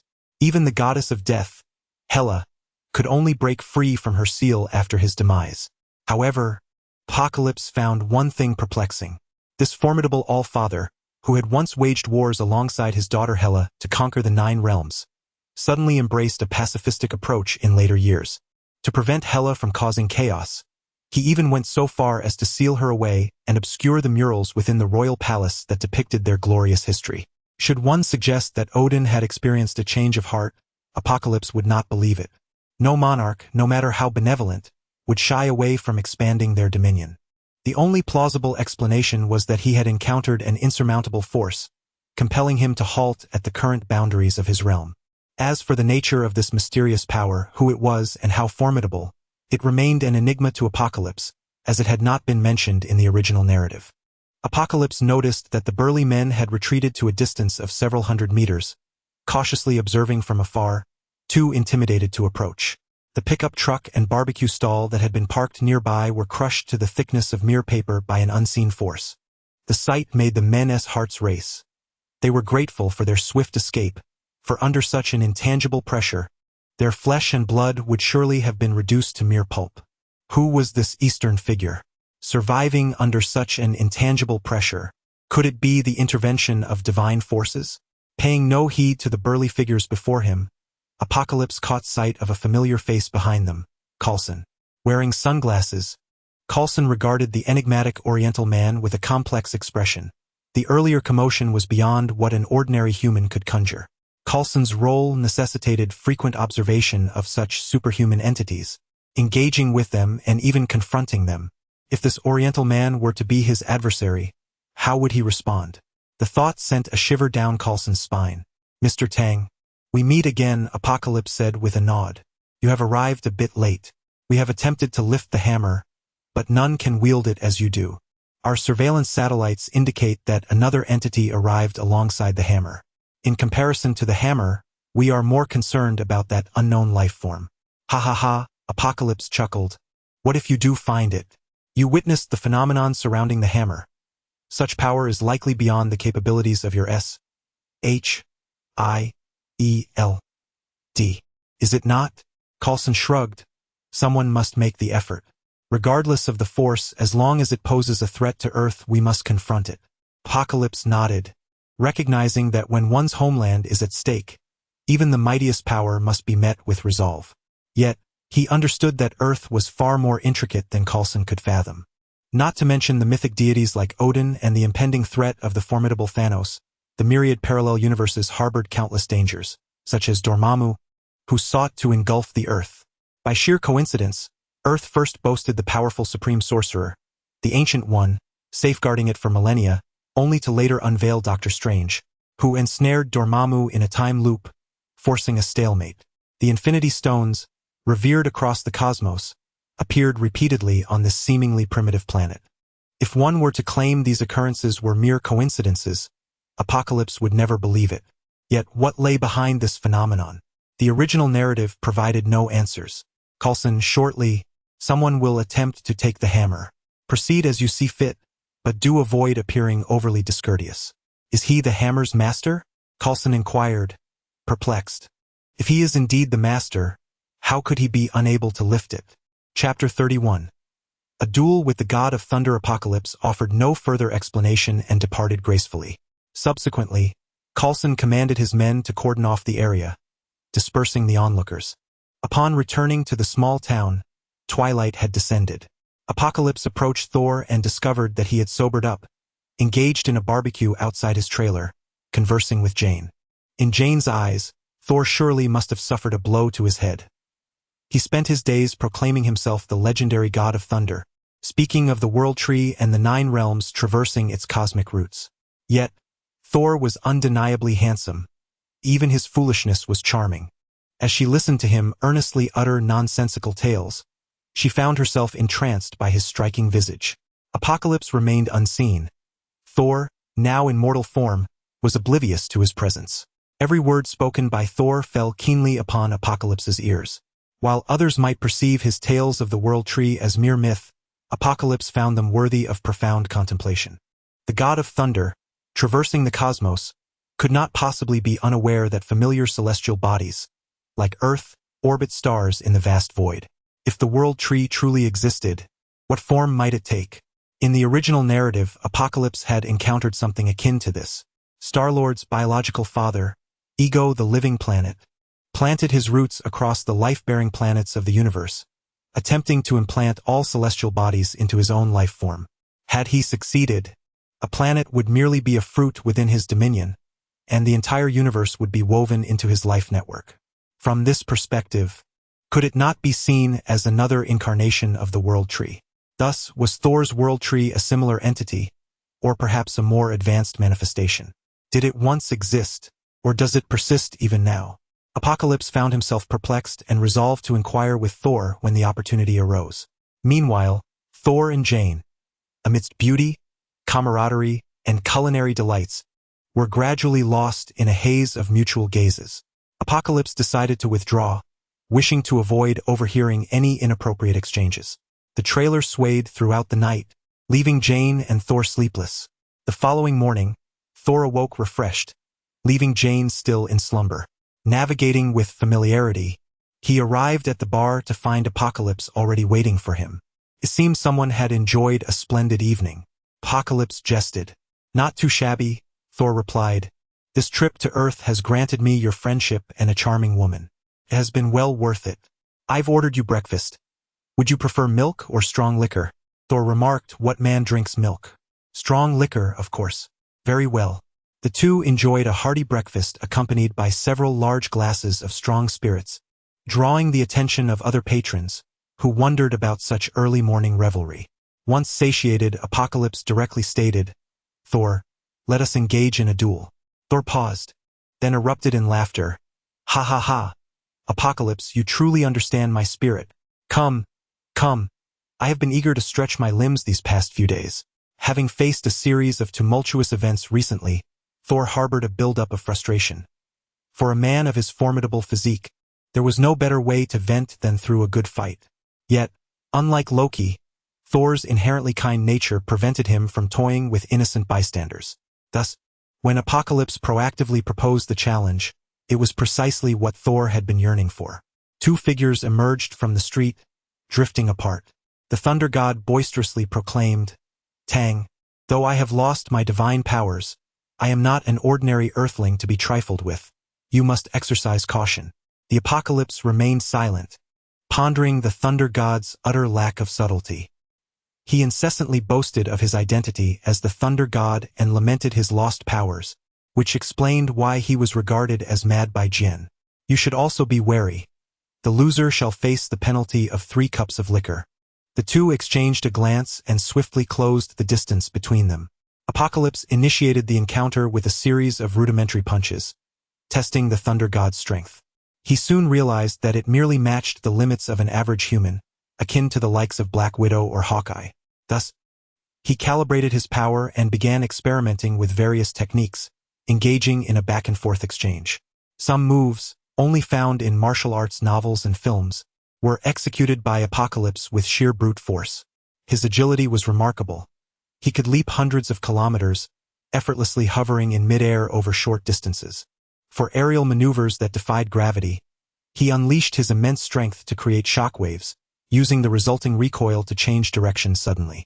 The street was filled with a cacophony of explosive sounds, bangs reverberating continuously. Apocalypse danced through the air like a butterfly, spiraling and assaulting the thunder god, capturing the attention of passers-by. "Wow, that's the Oriental fellow we saw drinking yesterday. Turns out martial arts are indeed real." A bystander called out, "Dad, come see Jackie Chan." Immediately, a seasoned martial arts enthusiast retorted, "Jackie Chan isn't this formidable. This resembles Bruce Lee's techniques more closely. Do you even understand martial arts? Can Bruce Lee actually fly? This is undoubtedly the legendary lightness skill." The sounds of strikes were indeed genuine. Martial arts could produce such auditory effects. I had always assumed they were merely sound effects in films. Many began to concur, yes, we've been deceived for so many years. Our Western boxing is not inferior. That Oriental cannot defeat the blonde gentleman. Yet, it appeared the blonde was merely enduring the onslaught. This captivating martial arts duel quickly drew a throng of spectators, enveloping the scene in a dense crowd. Although Apocalypse moderated his strength, he did not hold back in his techniques, yet he found himself unable to overcome the thunder god. The thunder god's millennia of combat experience was invaluable. Having ruled over the 9 kingdoms, he had encountered countless bizarre fighting styles from extraterrestrial realms. While Eastern martial arts were indeed peculiar, they still fell within the realm of comprehension. Devoid of divine powers and Mjolnir, The thunder god could not perform the exaggerated aerial feats of Apocalypse. Instead, he grounded himself, firmly establishing his stance, simplifying his approach to counter each strike. Apocalypse's many intricate and flamboyant techniques were easily discerned by the thunder god, who could often neutralize them with a simple punch or block. Of course, Apocalypse did not truly grasp martial arts. He merely imitated them through sheer force. Though visually impressive, such moves were of little efficacy against a master like the thunder god. The reason Apocalypse challenged Thor was not to intimidate him, but rather to ascertain whether Asgard possessed any unique cultivation methods. His own strength stemmed from the blood of the Hulk, a forceful enhancement that had reached its limit. Lacking the innate talent of the Hulk, which allows for endless improvement, he was compelled to seek alternative paths.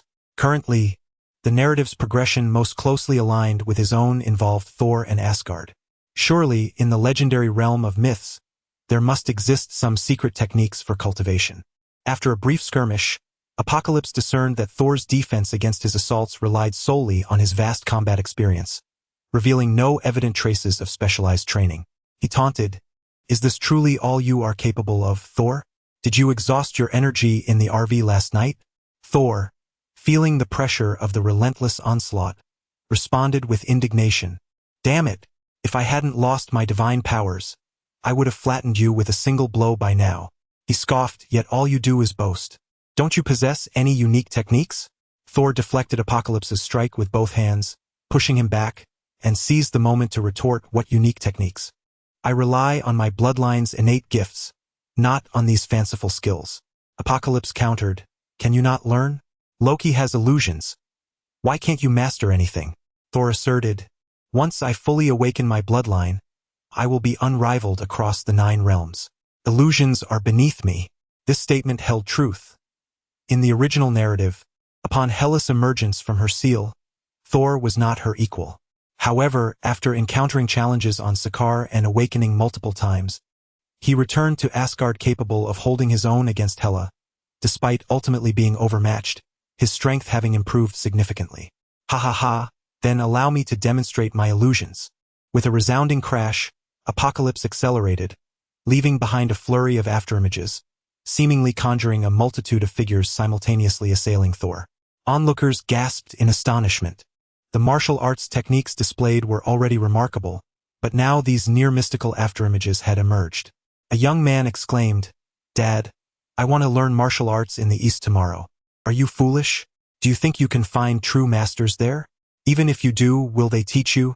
Upon hearing this, the crowd experienced a moment of clarity. There stood a martial arts expert right before them. Why seek far and wide when they could approach him directly? Their gazes turned fervent as they fixated on Apocalypse. In the rugged West, there was a natural admiration for combat arts. Coupled with the immense influence of martial arts icons like Bruce Lee, Jackie Chan, and Jet Li in Hollywood, many yearned for the enchanting martial traditions of the East. Even domestic martial arts schools had welcomed foreign disciples to varying extents. Seeing the legendary martial arts expert, they could hardly contain their desire to rush forward, bowing and calling him master as depicted in films. Strictly speaking, the creation of numerous afterimages by Apocalypse drew upon a power far exceeding that of Thor. Finally, a moment of oversight occurred. "Ah!" Thor shouted, having received a punch to the face. "How dare you strike me?" Alas! Another fist has struck one of Thor's eyes, transforming his charming gaze into that of a raccoon.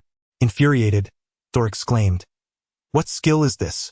If you possess true courage, stand still and let us exchange blows, one punch each and see who falls first." With that, the afterimage dissipated, and Apocalypse suddenly materialized before Thor. Without a moment's hesitation, Thor swung his fist toward Apocalypse's face, landing a resounding blow.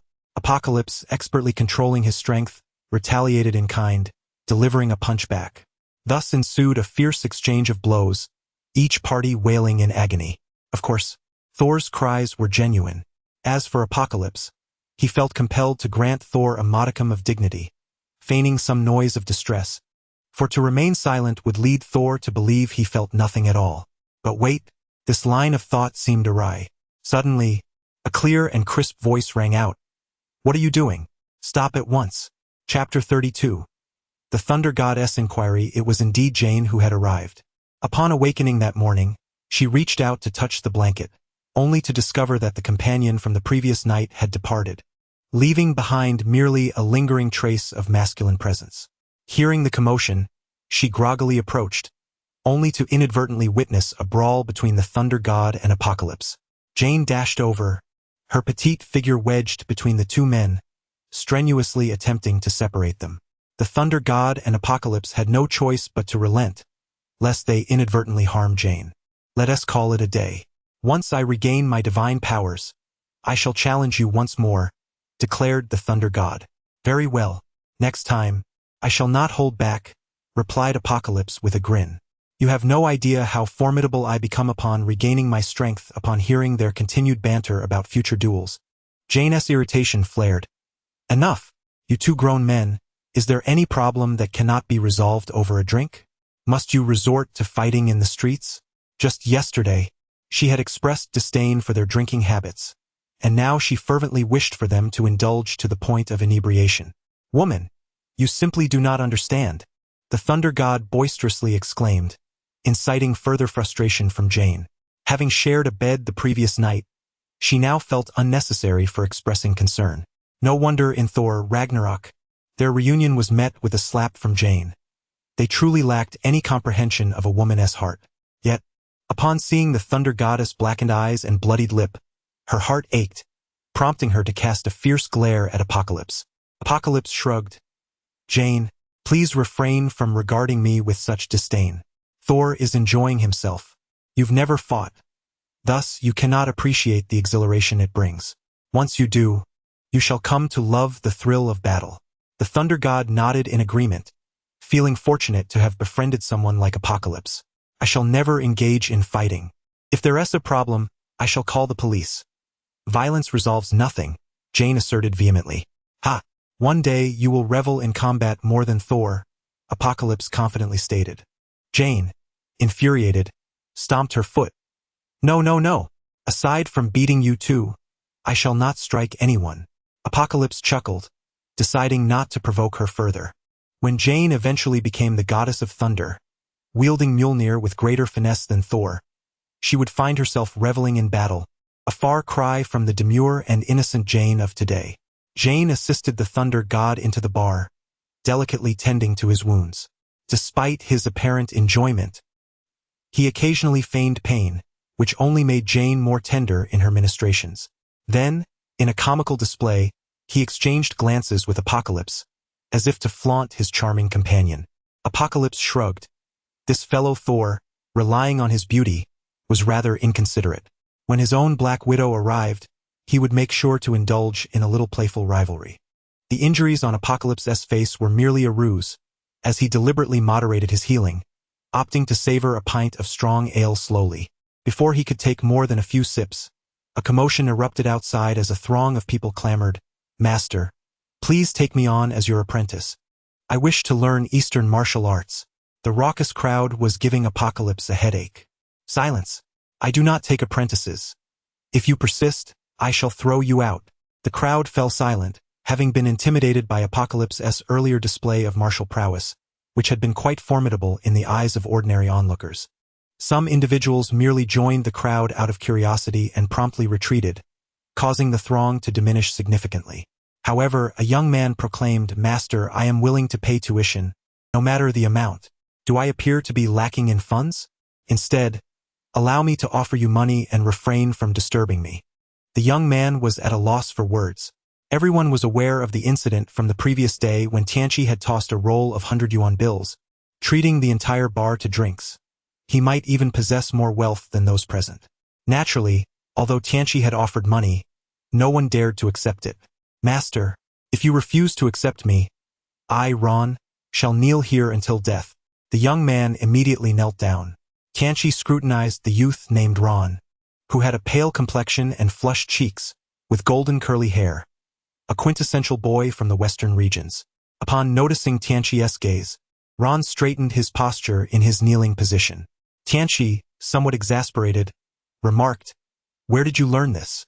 In martial arts films, whenever the protagonist kneels, the master invariably accepts him as a disciple. Ron replied, "Ha ha ha." Tianqi laughed heartily, recalling how everyone had once been in a similar situation. He jested, "I am merely passing through this town and shall soon depart, perhaps never to return. Even if you were to kneel until death, I would not witness it. What should I do then?" Ron stammered. The approach seemed misaligned. In films, the protagonist kneels at the entrance of the master's abode, where sincerity is readily perceived. This Eastern master was merely passing through, and if he could not see Ron kneeling, was it necessary to continue? However, rising immediately might convey a lack of sincerity, thereby diminishing any chance of success. Feeling awkward, Ron remained kneeling on the spot. Neither rising nor remaining seemed appropriate. Tianqi disregarded him and conversed with Thor. "So, do you not possess any cultivation techniques?" Thor replied, "There are some in the Asgardian archives, but I have never practiced them." "Why do you ask?" "My potential has been exhausted, and I seek methods to enhance my strength." Thor nodded. "As a human, you have indeed reached your limits. To progress further, you must transcend the constraints of your bloodline. This is quite challenging." Thor, having lost his divine power, failed to discern Tianqi's true strength. Nonetheless, based on his recent performance in battle, it was evident that he had reached the zenith of human capability. Given Thor's understanding of humans, he naturally assumed that Tianqi's prowess was limited to that level. "In that case, I shall have to seek an opportunity to inquire with your father, Odin, to see if he possesses any methods," Tianqi sighed. Thor, surprised, asked, "Do you know my father? I spoke with him just yesterday. He invited me to visit Asgard." At this point, Jian could no longer contain himself. "Tang, will you ever stop? Knowing full well that Thor's mind is currently unstable and prone to delusions, you should refrain from discussing Asgardian myths with him." "Ha ha ha, Jian, you do not understand. When a deity opens their heart to you, you ought not to dismiss them as a madman. Given this, what were you doing with a madman last night?" Jian blushed slightly. "What business is it of yours?" However, Thor's expression grew serious. "Do you know who I am? You have always claimed to be Thor, the god of thunder, so of course I know," Jian replied. Thor was momentarily at a loss for words.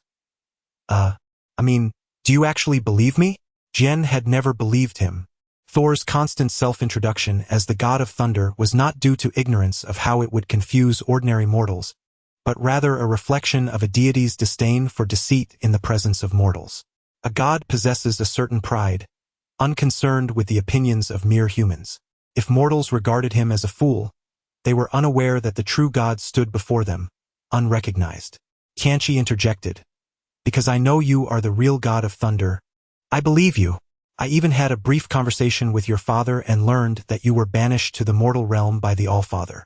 Thor's expression darkened. "Did father send you here?" "Not at all, I am a human from Earth. I came upon learning of your arrival with a very simple purpose, to seek a method for breaking through my innate talents in cultivation." "You wouldn't deceive me, would you?" "There is no need to deceive you. Are you a believer in the divine descent?" A divine descent believer in Western religions refers to those who can host the presence of a deity. This demands a high level of devotion, requiring selflessness and total dedication to the deity. Moreover, they must possess a pure and robust constitution capable of bearing divine power. When necessary, they can receive divine oracles or wield the deity's strength to vanquish malevolent beings. Tianqi replied, "No, not at all." "Really not? How could you receive my father's oracle if you are not a believer?" Tianqi smiled. "Thor, if you don't believe me, I can give you another beating. Your father's believers would never dare to strike the son of Odin, the future king of Asgard, would they?" Remembering the pain coursing through his body and the two dark circles under his eyes, Thor conceded. "All right, I believe you." Ding. System notification. Thor's trust level 20. Fortune sharing 20. Tianqi breathed a sigh of relief, having finally gained Thor's genuine trust. Despite the apparent camaraderie between the two, Thor had merely perceived Tianqi as an ordinary mortal, a passing diversion. A deity does not easily bestow trust upon one of the mortal realm. However, after a few brief exchanges that alleviated some of Thor's doubts, along with the acknowledgement that even his father had spoken to Tianqi, it became evident that this earthling was no ordinary individual. Thus, Thor reluctantly regarded Tianqi as an equal friend, resulting in the 20 trust level. Thor inquired further, "What did my father say to you?" "He simply welcomed me to visit Asgard." "Why?" Tianqi shrugged. "I can't say just yet. I fear it might dishearten you." Thor retorted angrily, "You, my friend, are not being very forthcoming, leaving half the story untold. Once I reclaim my hammer, I shall certainly return the favor of those 2 dark circles. Even if you recover the hammer of the god of thunder, you may not necessarily be my match." Tianqi spoke this with confidence. Chapter 33. Capturing the young eagle eye in Thor. Ragnarok. Thor and the Hulk engaged in a fierce battle within the gladiatorial arena on Sakaar. Thor, relying solely on his physical prowess, managed to slightly outmatch the Hulk, but it was merely a marginal victory. With 3 times the strength of the Hulk, and not merely a brutish force swinging wildly, I held confidence in my ability to overpower Thor in sheer physical might. However, I would never dare to claim I could defeat Thor outright, for Thor's complete form is further augmented by his mighty hammer. With that hammer in hand, Thor's power escalates exponentially, far surpassing anything I could withstand. The moment that hammer grazes my person, I would be utterly defenseless, not to mention the additional lightning power it wields. Yet, just yesterday, I had earned the hammer's recognition and had come to understand its myriad offensive capabilities. Even if I could not seize the hammer in battle, I was certain I could defend against and evade its strikes. Thus, considering the circumstances, I lurked in the shadows while Thor stood in the light. Perhaps I could land another blow on him. Unsurprisingly, Thor remained unconvinced, standing tall with a commanding gaze, exuding authority as he declared, "Tang, you have no idea. A deity's true power is far beyond what mere earthlings can fathom." Before he could finish, Jane suddenly interjected with a sharp slap on his shoulder. "Stop! Are you 2 done yet? If this continues, I'll send you both to the hospital to see if your brains have been scrambled by your brawling." Seeing Jane's mix of anger and concern, Thor deflated slightly. "Jane, do not worry. We are perfectly fine, just engaging in a bit of friendly banter." "Really?" Jane eyed the 2 skeptically, pondering whether this was indeed how male camaraderie manifested. As an astrophysicist, she had devoted her life to research, much like many bookish scholars, and was somewhat naive to the intricacies of human relationships.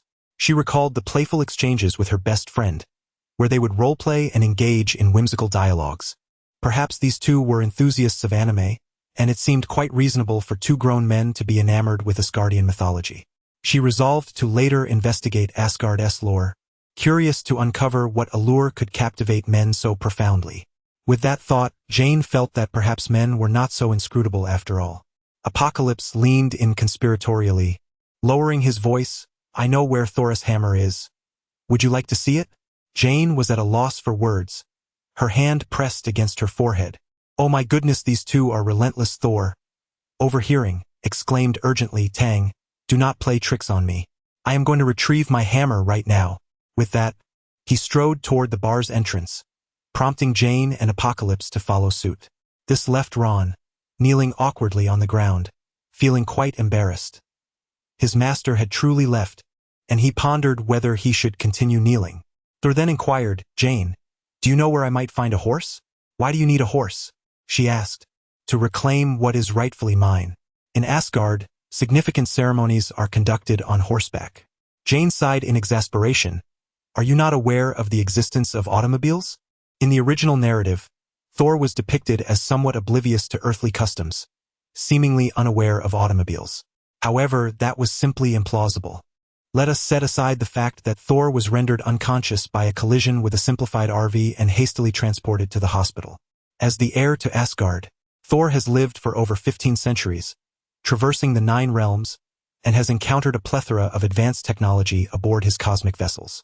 It is inconceivable for him to behave like a rustic simpleton. The sole explanation lies in the depths of his current despondency, prompting him to seek solace through some archaic rituals. While the 2 of them were scanning their surroundings, Apocalypse arrived, leading 2 horses. Thor erupted in hearty laughter, embracing Apocalypse with exuberance.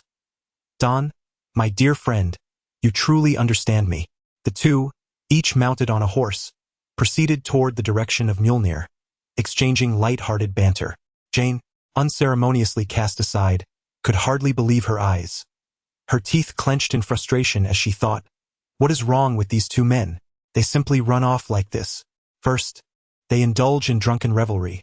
Then they engage in a brawl, emerging with bruised faces, and now they are immersed in some Asgardian roleplay, all the while speaking of locating Mjolnir. Fine, I understand that men never truly mature, but surely they wouldn't forget about a stunning woman in their midst? Riding off into the sunset, what a romantic endeavor that would be. Could neither of these straight men consider that? Why must I be left to drive alone in their wake? Incensed, Jane turned the car around, calling upon Daisy and her old colleague, Eric. By the time they returned, Thor and Apocalypse had already ventured far. 50 kilometers is neither particularly long nor short, yet upon their arrival it was already evening. In just one day's absence, a grand tent had been erected around Mjolnir, enclosing nearly 100 meters and dividing it into multiple zones, each serving distinct purposes. Inside, the space was illuminated, bustling with countless individuals engaged in various tasks. The two concealed themselves behind a raised hillock, observing the unfolding scene. Thor remarked, Don, I can sense it. The hammer is within. I shall return shortly. Do you need assistance? None required. I must regain Mjolnir's recognition on my own. No one can aid me in that endeavor. Very well, Apocalypse replied, idly chewing on a blade of grass. I shall await your return. In the original narrative, Thor, having lost his powers, had infiltrated the premises but was ultimately captured by S.H.I.E.L.D., failing to secure the hammer. Given Thor's current condition, it seemed unlikely that this storyline would diverge. Indeed, Thor attempted to stealthily enter, but the defenses of S.H.I.E.L.D. were formidable. He had not ventured far before being detected by the guards. Consequently, chaos ensued within as numerous personnel began to intercept him. Despite lacking his divine powers, Thor's physical prowess far exceeded that of ordinary humans, allowing him to topple countless guards and breach layer upon layer of defenses, making his way toward Mjolnir. Suddenly, a shadow stirred atop a tower, drawing a bow and aiming at Thor from a distance. The shadow released an arrow, which silently soared toward him. At that moment, Thor, only slightly stronger than an average human, remained oblivious to the impending projectile. Just as it seemed it would strike him, a soft thud resonated as the arrow fell to the ground, revealing itself to be nothing more than a common pebble. The shadow, of course, belonged to none other than Hawkeye, Barton. It was none other than the celestial being, Apocalypse, who struck down the flying arrows.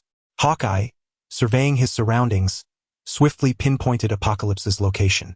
With a deft motion, he reached behind his back and launched 3 arrows. These arrows not only obstructed any potential escape routes for Apocalypse but also varied in speed, rendering them unpredictable. The central arrow appeared to soar quickly, yet midway, the 2 arrows on either side silently overtook it, arriving first under the cover of night. The average person would be drawn to the central arrow, focusing their defenses on it, only to find themselves ensnared before the arrow even reached its mark. Apocalypse chuckled, recognizing that this was indeed a hero reliant on archery. Such a maneuver was typically beyond the grasp of ordinary defenders. As the arrowhead neared him, a fleeting shadow of a hand swept by, and the 3 arrows were effortlessly caught by Apocalypse. Hawkeye was taken aback, realizing he was up against a formidable opponent. Seemingly nonchalantly, he swiftly released another arrow and executed a mid-air somersault to change his position. He had witnessed Apocalypse's ability to deflect arrows with pebbles, a force not to be underestimated. He could not remain stationary. The 4th arrow was easily captured by Apocalypse, who suddenly noticed a glimmer of red light at the arrowhead and became alert. An explosive arrow. One who is skilled in water cannot simply rely on swiftness to do as they please. Hawkeye displayed a confident smile. That 4th arrow, though appearing casual, was the culmination of countless battle experiences. Throughout his life, Hawkeye had encountered many adept archers capable of catching arrows, yet all had perished beneath his own arrows, driven by one singular flaw: arrogance. If Apocalypse could hear Hawkeye's innermost thoughts, he might retort that indeed, swiftness allows one to act with impunity. Just as the explosion was about to occur, Apocalypse pressed his palms together, enveloping the explosive arrowhead within his grasp. Bang! A muffled sound echoed. Apocalypse brushed off the blackened remnants of the arrowhead as if he had merely extinguished a firecracker. How could this be? Hawkeye was astonished. The explosive arrowhead was custom-designed, its power far surpassing that of an ordinary grenade. How could a mere human suppress its explosion with their palm? In the Avengers, Loki had once invaded Earth and was struck by an arrow while seated in an alien spacecraft. At that moment, he had confidently caught the arrow with one hand, unaware it was an explosive arrow that sent him tumbling from the ship. If even a god could be blown away, the power of the explosive arrow was evident. As Hawkeye prepared to notch another arrow, he found his target had vanished. Suddenly, he felt a tightening at his back, accompanied by a voice. "Has Natasha not mentioned me?" Hawkeye slowly turned, wisely raising his bow. Being in close proximity to a creature capable of suppressing explosive arrows was akin to placing a gun to his own temple. "Who are you?" Hawkeye inquired. "You don't know who I am? Must I truly reveal my identity to you?" Apocalypse unconsciously shook his head, realizing that not only had Fury withheld his dossier from Hawkeye, but even Natasha had failed to mention him. Fury could be excused, being the cautious old fox he was, but Natasha and Hawkeye were not only comrades who trusted their lives to each other, but also shared a deep personal friendship. Natasha is well aware of the safe house where Hawkeye's family resides, and she often visits for brief stays.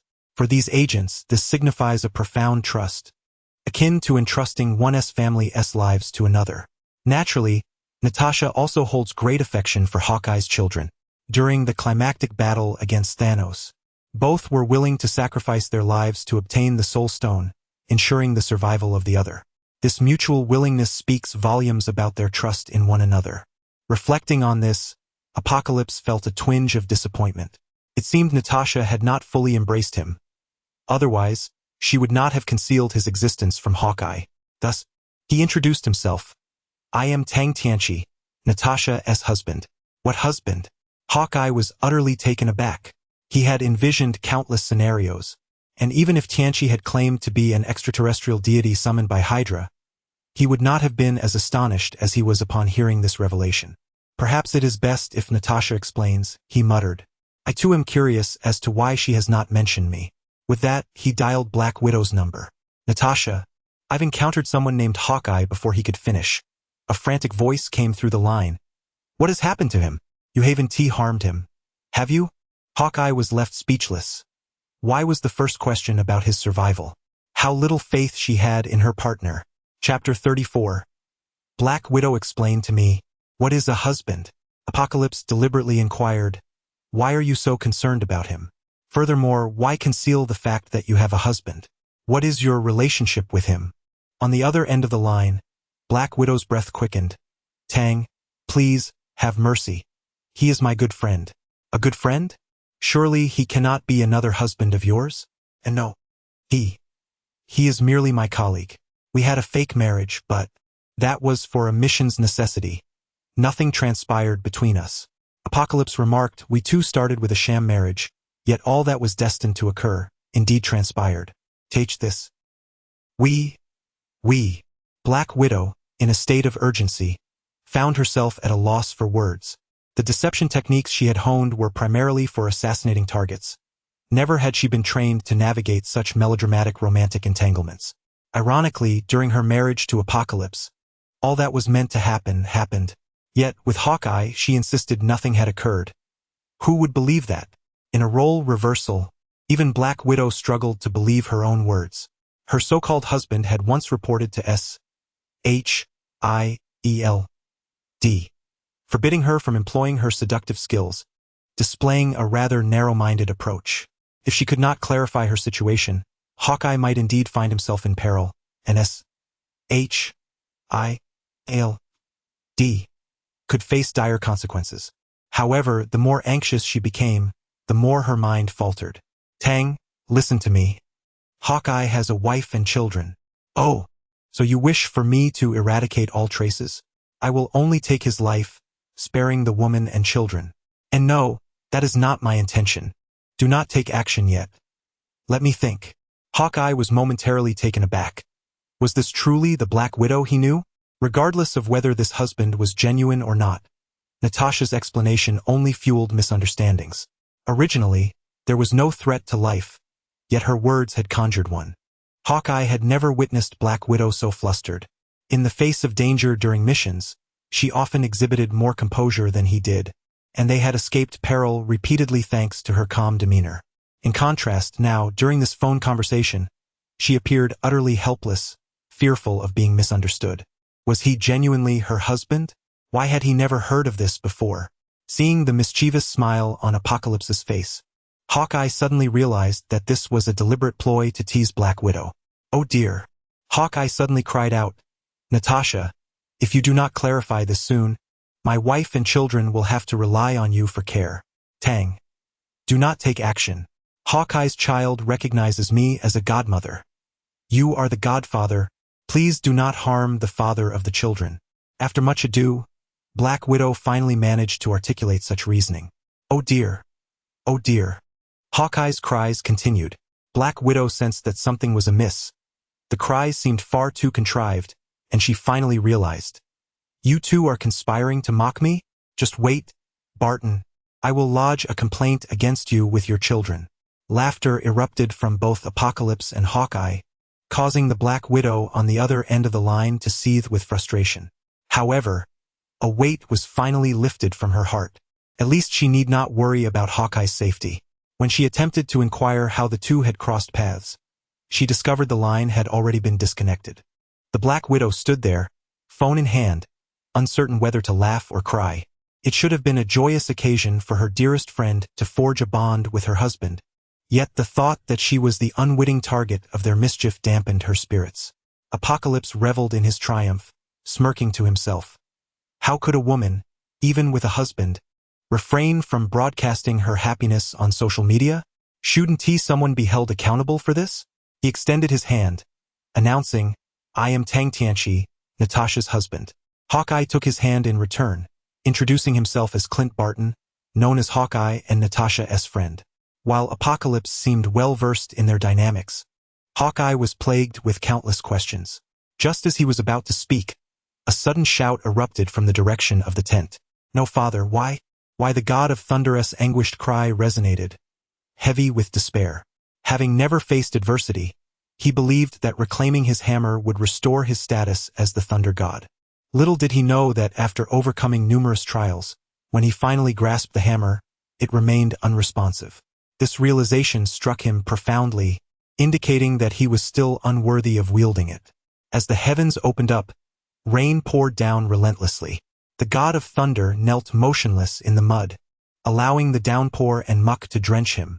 In the original narrative, Agent Coulson would have dispatched his men to bind the god of thunder and drag him back to the interrogation room. However, enlightened by Apocalypse's counsel, he courteously invited the thunder god inside, offering him a towel and a hot cup of coffee. "Hey, buddy, where do you hail from?" Coulson inquired. The god of thunder, enveloped in melancholy, remained silent. "Are you the master of this hammer?" he asked. The god of thunder shook his head, murmuring as if to himself, "I am not yet worthy to claim it as my own, but I do not understand what I have done wrong." "Why?" After a prolonged silence, seeing that the thunder god remained unresponsive, Coulson reluctantly departed, for Apocalypse awaited him outside. Hawkeye followed suit, postponing any inquiries regarding the Black Widow to address the pressing matters at hand. In the monitoring room, Apocalypse, Coulson, and Hawkeye stared intently at the surveillance screen. Coulson spoke. "Mr. Tang, is he indeed the master of the hammer you mentioned?" "Indeed, he is as he appears," Apocalypse affirmed. Coulson was left speechless. This riddle was maddening, and he dared not pursue further questions. The presence of this Eastern gentleman exerted more pressure upon them than even the director himself. With Apocalypse unwilling to reveal the thunder goddess identity, fearing complications, Coulson and Hawkeye were left frustrated. However, a thought struck Coulson. "Barton, how did you enter with Mr. Tang?" Hawkeye replied, "I just had a tussle with him." Gasped. Coulson inhaled sharply. "You're alive? Are you truly that formidable?" Hawkeye was left speechless, questioning how Black Widow could speak to him in such a tone, immediately inquiring why he had not perished. The manner in which she spoke hardly conveyed any semblance of concern. However, recalling the extraordinary feat of Apocalypse covering the arrow with his hand, Hawkeye awkwardly replied, "Mr. Tang recognizes me and has shown mercy. Ah! Coulson, arriving at a seemingly obvious conclusion, mused that it must have been Natasha who informed him. He then suggested, "Since you have encountered Mr. Tang, you should request the director to access Mr. Tang's records." Shoo! Apocalypse suddenly placed a finger to his lips, signaling for silence. On the monitoring screen, Thor stood, conversing fervently with the air. Coulson and Hawkeye exchanged glances, wondering if this so-called wielder of the hammer was experiencing a mental breakdown and hallucinations. Yet, Apocalypse was aware that at this moment, the trickster god Loki had made his appearance. Loki, a master of illusions, considered invisibility merely a trivial skill. However, the chilling and enigmatic energy he emanated was unmistakable. Although faint and almost imperceptible, Apocalypse, possessing thrice the strength of the Hulk, had significantly heightened senses, allowing him to detect it. As soon as Loki manifested, he delivered a shocking revelation to Thor. Their father had passed away. How could this be? When I departed, he was in good health. In truth, their father's time had long since come. He had expended excessive divine power to rescue them from Jotunheim. Upon returning to Asgard, he had succumbed to a deep slumber. In his final moments, he appeared serene. Thor's eyes welled with tears. "I must return to attend my father's funeral." Loki shook his head. "Your banishment was the condition for peace with Jotunheim. Mother forbids your return. As I ascend to the throne, I cannot risk igniting a war between realms by bringing you back. I am merely here to inform you." Upon hearing this, Thor convulsed with sobs, his tall form curling into a ball, helpless as a child. Not only was he unworthy of being the god of thunder, but his father's death was also a consequence of his own recklessness, nearly provoking a war between realms. Thor felt profound guilt for his immaturity and impulsiveness. The thought that he could not even attend his father's final farewell filled him with immense sorrow. Yet, unbeknownst to Thor, all of this was a deception. He could not fathom, nor dare to think, that his brother Loki would resort to such lies. Firstly, King Odin was not dead. He merely lay in a state of unconsciousness, recuperating in a medical chamber. Secondly, the Queen had not prohibited Thor from returning. This was all part of Loki's grand scheme of deceit. Although Loki's words were inaudible, Apocalypse, well versed in the narrative, gleaned much from Thor's expressions and voice, forming a rough understanding of Loki's declarations. Before long, Apocalypse sensed the chilling energy departing from Thor's quarters, moving outward. Upon reaching the location of the hammer, Loki attempted to lift Thor's hammer but found himself utterly incapable. In an uncanny manner, Loki seemed to sense a mocking mental presence, his gaze turning sharply towards Apocalypse. Hastily, Apocalypse closed his eyes, having just stifled a laugh at the thought of Loki trying to lift Thor's hammer, knowing full well how unworthy he was. To his astonishment, such a feeble mental fluctuation had been perceived by Loki. The eyes are indeed the windows to the soul. As the eye of Apocalypse closed, Loki's senses abruptly fell silent. It was not that Apocalypse feared Loki. Rather, Loki's strengths lay in deception and illusion, while his direct combat prowess was rather limited. In the original narrative of the battle in New York, the Hulk had thoroughly bested him. Later, upon arriving on Sakaar, Loki was so terrified upon seeing the Hulk in the arena that he nearly fled in panic. It is evident how profound a psychological scar the Hulk had left on him. With threefold the strength of the Hulk and a composed mind, Apocalypse felt no trepidation, even in the face of Loki's illusions. However, the moment was not yet ripe for confrontation. Of course, if Loki were to approach him directly, that would present an entirely different scenario. Fortunately, Loki, eager to return, chose not to instigate further trouble and thus avoided this peril. Apocalypse's peculiar demeanor instilled dread in Coulson. Observing Apocalypse's cautiousness and his insistence on silence, it became apparent that he was facing a formidable adversary. If even a being as extraordinary as Apocalypse had to tread carefully, the ordinary people present would likely be left unscathed in the event of a confrontation. Thos. H.I.A.L.D. Agents are not afraid of death. They do not wish to become mere collateral damage in battles between superhuman titans. Coulson, instinctively drawing his firearm, remained vigilant, scanning the surroundings. After a moment, Apocalypse stated, "He has departed. Put away your weapon. Coulson inquired, who is he? Apocalypse cast a curious glance at Coulson, for unbeknownst to him, this would be the very individual that would one day bring about his demise. The newcomer was none other than the harbinger of Coulson's future end. Chapter 35. The storm approaches. Though Coulson fired an energy blast at Loki just before his demise, it proved futile. His life was forfeited while Loki remained largely unscathed. Coulson dedicated his entire existence to S-H-I-E-L-D. As an ordinary man, he accomplished extraordinary feats worthy of admiration, embodying the essence of a true hero. In an alternate timeline within the agents of S-H-I-E-L-D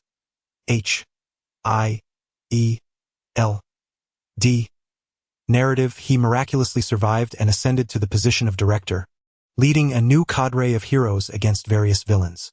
Yet, the specific timeline and Earth number remain a mystery. Contemplating this, Apocalypse retrieved a vial of restorative potion from his storage compartment and handed it to Coulson. Carry this potion with you. In times of life and death, consume it without delay. Alas, I cannot ascertain if it will save you. In the original storyline, Coulson was ambushed by Loki, collapsing to the ground with only his fingers able to move, lacking the strength to consume the restorative potion. It was regrettable that he, an ordinary individual, could not remain by Coulson's side to protect him. He could only do so much, hoping for Coulson's safety. Thank you, Mr. Tang, Coulson said, gripping the restorative potion tightly. A being of Apocalypse's caliber would not jest about such matters. There must be profound implications behind his words. His future life and death now hinged upon this vial. It was a pity that his mortal eyes could not discern who the threat Mr. Tang had mentioned was. Otherwise, he could have taken preventive measures. Since Coulson had received the potion, Hawkeye, as Black Widow's closest ally, had no reason to refuse. Apocalypse left 2 vials behind without uttering a word and departed, leaving Hawkeye and Coulson to exchange bewildered glances. Hawkeye, in particular, was plagued by countless unanswered questions. Who was Coulson, shrouded in mystery? When did Natasha find such a husband? Was it genuine or merely a mission necessity? Barton, I shall request access to the director's files. Since you have interacted with him, it should be permissible. After submitting the request to headquarters, an encrypted file was promptly transmitted. Hawkeye read through it from beginning to end, beads of cold sweat forming on his brow as he breathed a silent sigh of relief. No wonder Black Widow and Coulson had inquired about his fate upon hearing of the altercation with Mr. Tang. Had there been even a hint of malice from Mr. Tang, even 10 lives would not suffice to save him. Simultaneously, he felt a sense of joy for Black Widow. Natasha, perhaps he is your destined partner. If you can resolve the issue of childbirth in the future, your life will hold no regrets. Apocalypse did not take Thor with him. He allowed the god to reflect in solitude for a while. Though the news of Odin's passing was false, it served as an opportunity for Thor's introspection, and there was no need to disrupt this moment. After all, someone would come to escort him shortly. Indeed, shortly after Apocalypse departed, Jane, Daisy, and Eric arrived. Upon learning that Thor had intruded upon a military-restricted area and had been apprehended, Jane grew increasingly alarmed. That guy, Tang Tianchi, claims to be friends with Thor, yet when trouble arose, he vanished. Trespassing into a military-restricted zone is no trivial matter. To treat this lightly is merely a misunderstanding. Commoners may not know the nature of this place, and it is quite normal to err. However, if treated severely, one might be mistaken for a spy, taken for interrogation, and it remains uncertain when one might see the light of day again. Jane simply cannot allow Thor to be taken away. After conferring with Daisy and Eric for a while, they devised a rather flimsy excuse. They claimed that Thor was a member of their astrophysics research team, a PhD from Princeton who had accidentally hit his head and was now somewhat disoriented. Generally, the United States is quite lenient towards scholars, and they hoped to deceive the authorities. To lend an air of authenticity, they fabricated a false badge and printed some temporary resumes. With all preparations complete, they approached to retrieve him with these counterfeit documents. Coulson stifled a laugh and inquired, Ms. Jane Foster, is this gentleman named Thor one of your PhD students? Yes. But why is he so physically adept? Last night, our elite soldiers could not restrain him. Well, he enjoys working out, yes, that's it. He is quite fond of fitness. Observing the three scholars striving to appear composed, Coulson chuckled inwardly. Bemused by their reasoning, did they truly believe that fitness could enable one to overpower a dozen elite soldiers? I need to make a call for guidance. Please hold on. Coulson, unperturbed, dialed a number in the presence of Jane, Daisy, and Eric. However, he did not contact Director Fury but rather reached out to Mr. Tang. Mr. Tang, there is a beautiful scholar named Jane Foster who wishes to retrieve a fellow named Thor, and she has concocted some rather dubious reasons. Do you have any advice? Jane's face flushed crimson in an instant, and the three exchanged glances. Let them go. However, I require a copy of all their research materials. They will prove invaluable in the future. Understood. In the original narrative, Coulson had previously visited the town to collect all of Jane's materials, discovering them to be quite useful, and later invited Eric to join S.H.I.L.D. as an advisor to study the Tesseract. Due to his arrival, he had inadvertently diverted Coulson's attention entirely to the hammer, thus missing this particular storyline. Since Coulson had inquired, Tang seamlessly guided the plot back to its course. Coulson hung up and remarked, "You may take him. However, in exchange I require all your research materials." Daisy cautiously asked, "Sir, was the Mr. Tang you just spoke to name Tang Tianchi?" "Indeed. So it is him. I suspected he was no ordinary person. Is he some sort of significant figure?" Coulson replied, "Well, it is not convenient for me to say." Jane, irate, retorted, "Humph, not saying is just saying. I shall confront him directly. He is so mysterious. There must be a conspiracy." Daisy interjected, "Mentor, I do not think Mr. Tang is a bad person." Jane, irritable, shot back, "You little girl. You haven't even won him over yet, and you're already speaking in his defense? Speak out of turn again, and I shall prevent you from passing your thesis." In the original storyline, Coulson forcibly seized all of Jane's materials and equipment, the culmination of years of her diligent research, prompting her vehement opposition. Although monetary compensation was provided, in the minds of scholars, research materials hold far greater significance than mere money. Present, the task was simply to replicate a copy as a condition for the exchange with Thor, and thus Jane and Eric's reactions were somewhat subdued, as it did not hinder their own research endeavors. Soon, Coulson summoned his subordinates to replicate all the materials and simultaneously arranged for Jane and her companions to meet the God of Thunder. In truth, Coulson had not imprisoned Thor. Rather, the deity remained in mourning, reluctant to depart. Jane's arrival served to soothe Thor's wounded spirit. Upon learning from Thor that his father had passed away and that, for certain reasons, he was unable to attend the funeral, Jane felt an overwhelming sense of sympathy. It was no wonder he had been acting so strangely of late. It turned out his family had encountered a grave upheaval, leaving him somewhat disoriented. As they prepared to leave, Thor gently caressed his hammer, whispering to himself, "One day, I shall prove my worth and reclaim you." As Coulson escorted them out, he remarked, "Buddy, when you return next time, I'm not certain the hammer will still be here." Thor paused in confusion. "What do you mean? Are you planning to transport it away?" "No one but I can wield it. Someone has lifted it before," Coulson replied nonchalantly. "Impossible," Thor retorted, disbelieving. Coulson merely shrugged, choosing not to elaborate. Unbeknownst to Thor, Apocalypse had not informed him, and Coulson was disinclined to meddle further. Was it conceivable that there existed a worthy candidate for the God of Thunder's hammer on Earth? Had his father cast it away here, anticipating another destined bearer? Recently struck by deception, Thor began to waver in his confidence. This was a military zone, unsuitable for prolonged presence, and Jane urged him to return to the small town. After Thor's departure, Coulson perused Jane's materials. Not being a scientist, he organized the information and sent it back to headquarters for professional analysis. Upon encountering the details regarding the hammer, his pupils constricted in astonishment. The God of Thunder's hammer. Was that truly Thor's hammer? Coulson recalled Apocalypse's words. The hammer is a reflection of its wielder.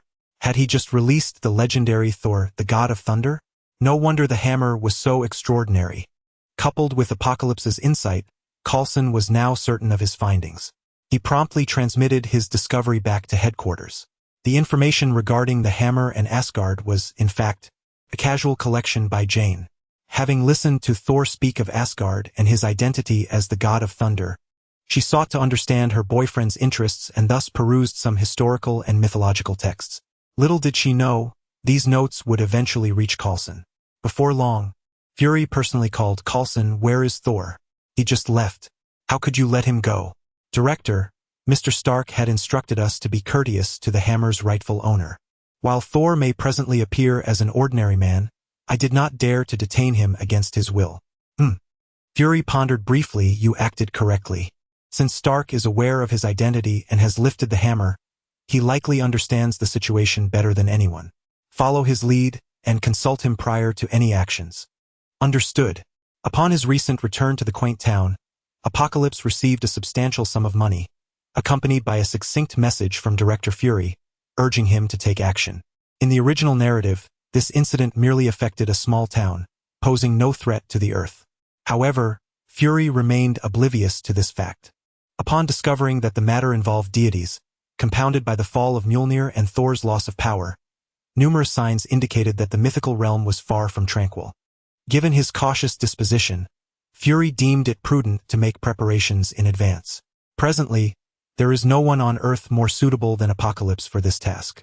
They were set to confront divine beings, whose strength was difficult to gauge. After all, the tales of mythology are often distorted, making it challenging to accurately assess the true power of the gods.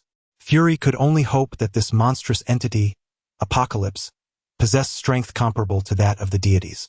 The town enjoyed an unusual tranquility for 2 days, with everything remaining serene.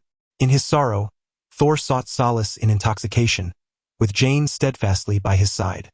Yet, Apocalypse was acutely aware that once Loki, stationed in a distant land, concluded his affairs, significant events were destined to unfold. Chapter 36. The arrival of Sif. Last time, Loki hastily departed, eager to reach Jotunheim and meet the frost giant king, Laufey.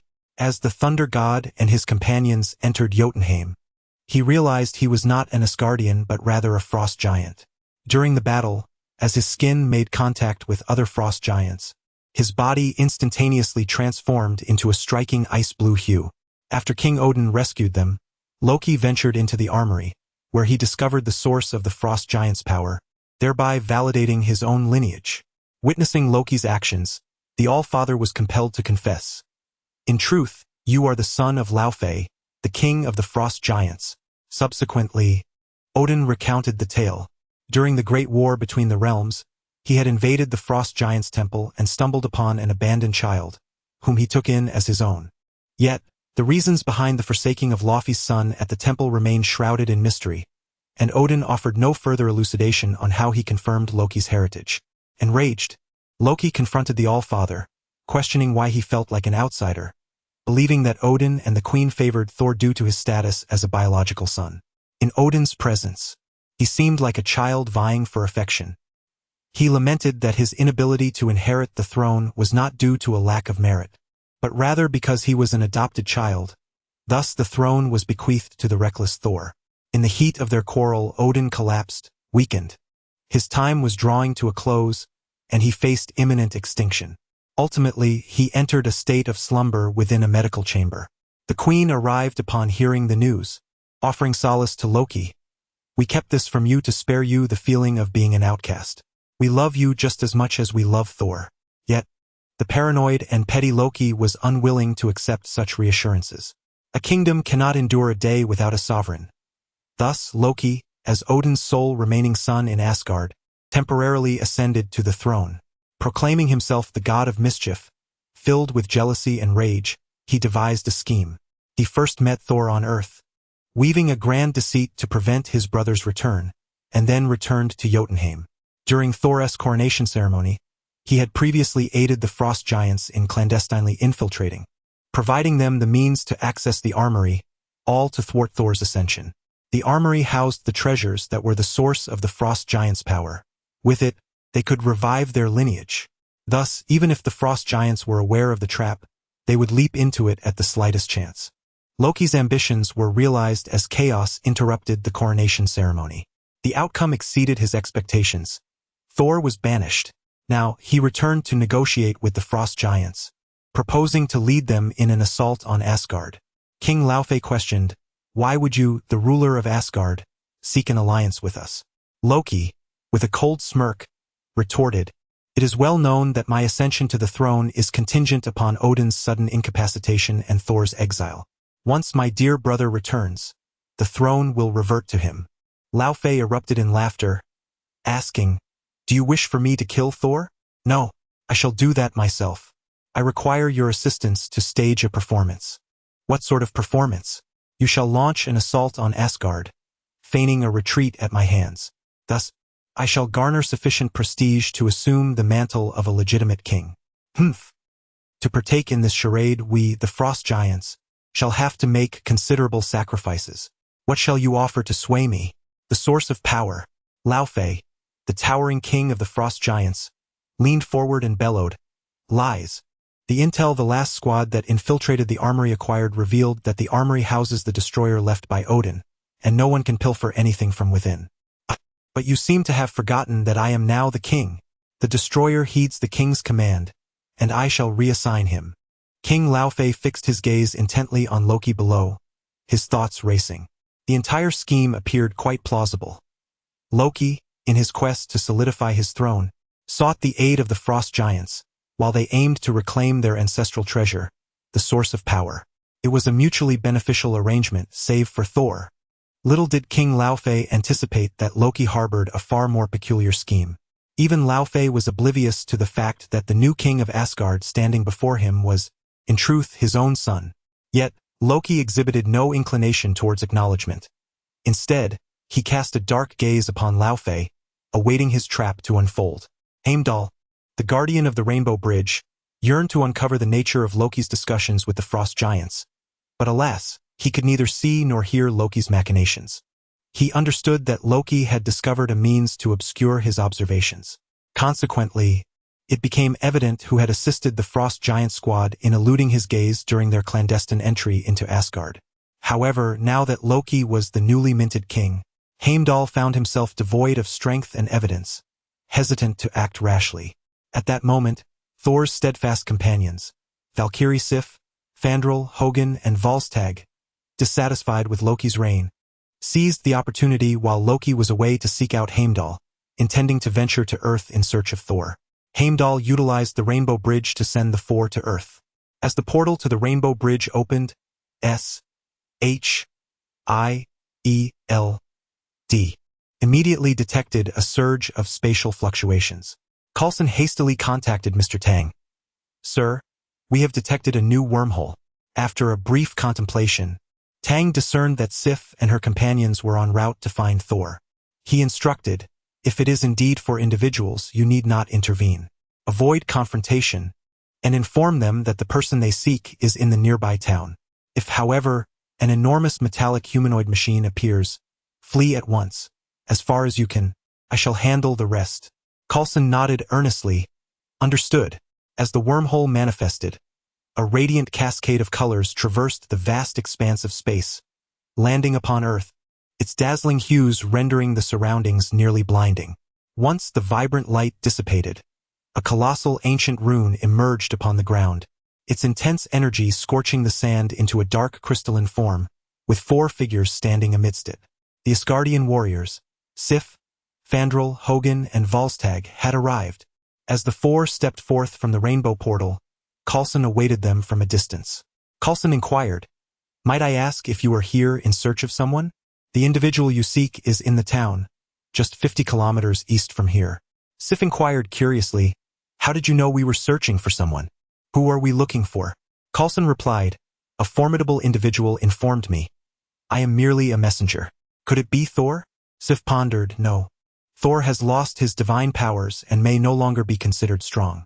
"How can you speak of Thor in such a manner? He is our prince, after all."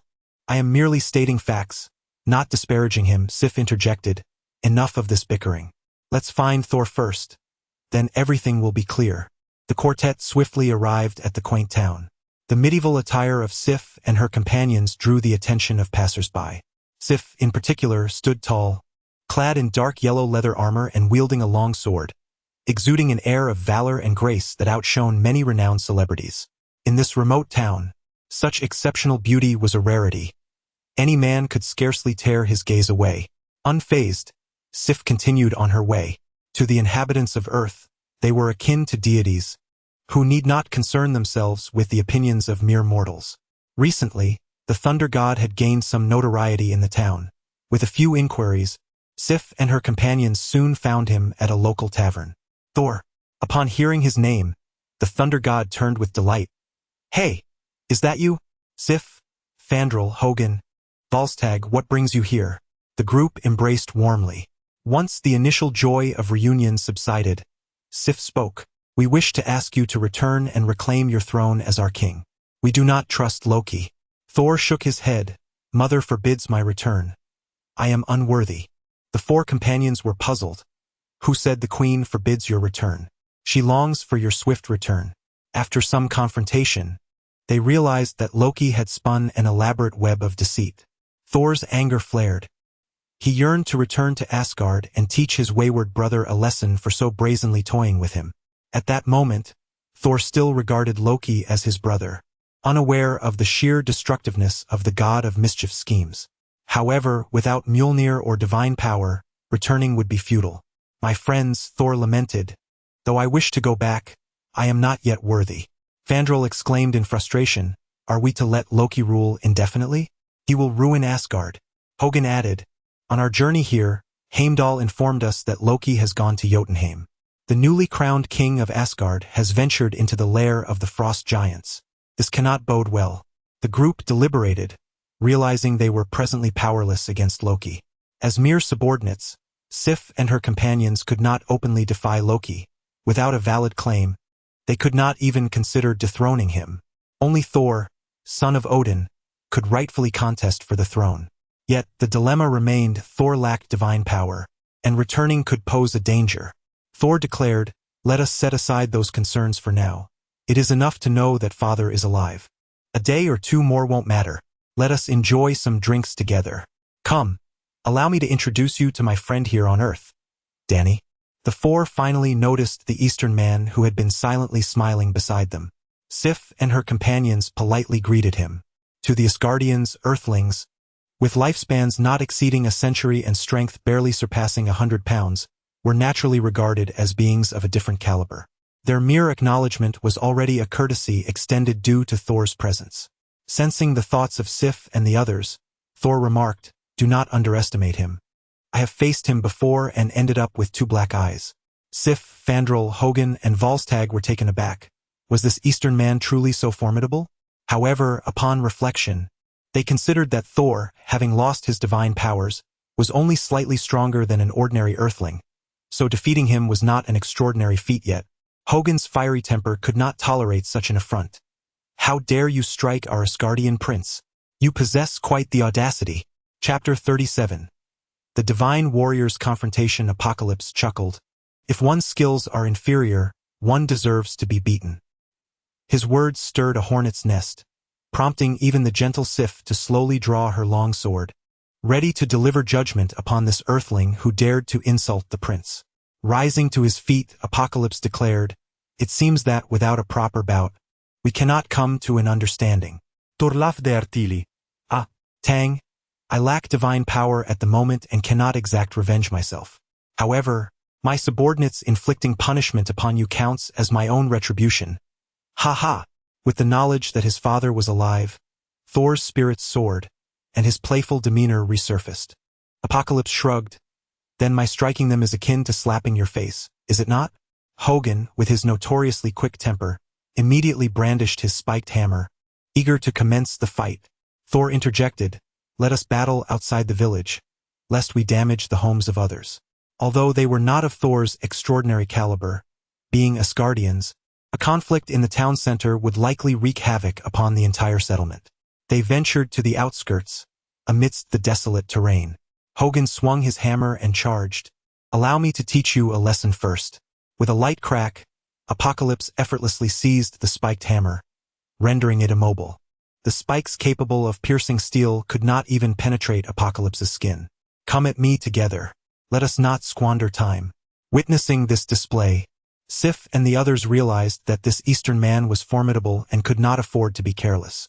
They drew their weapons and encircled him. Sif, being the most agile, launched a frontal assault with her sword.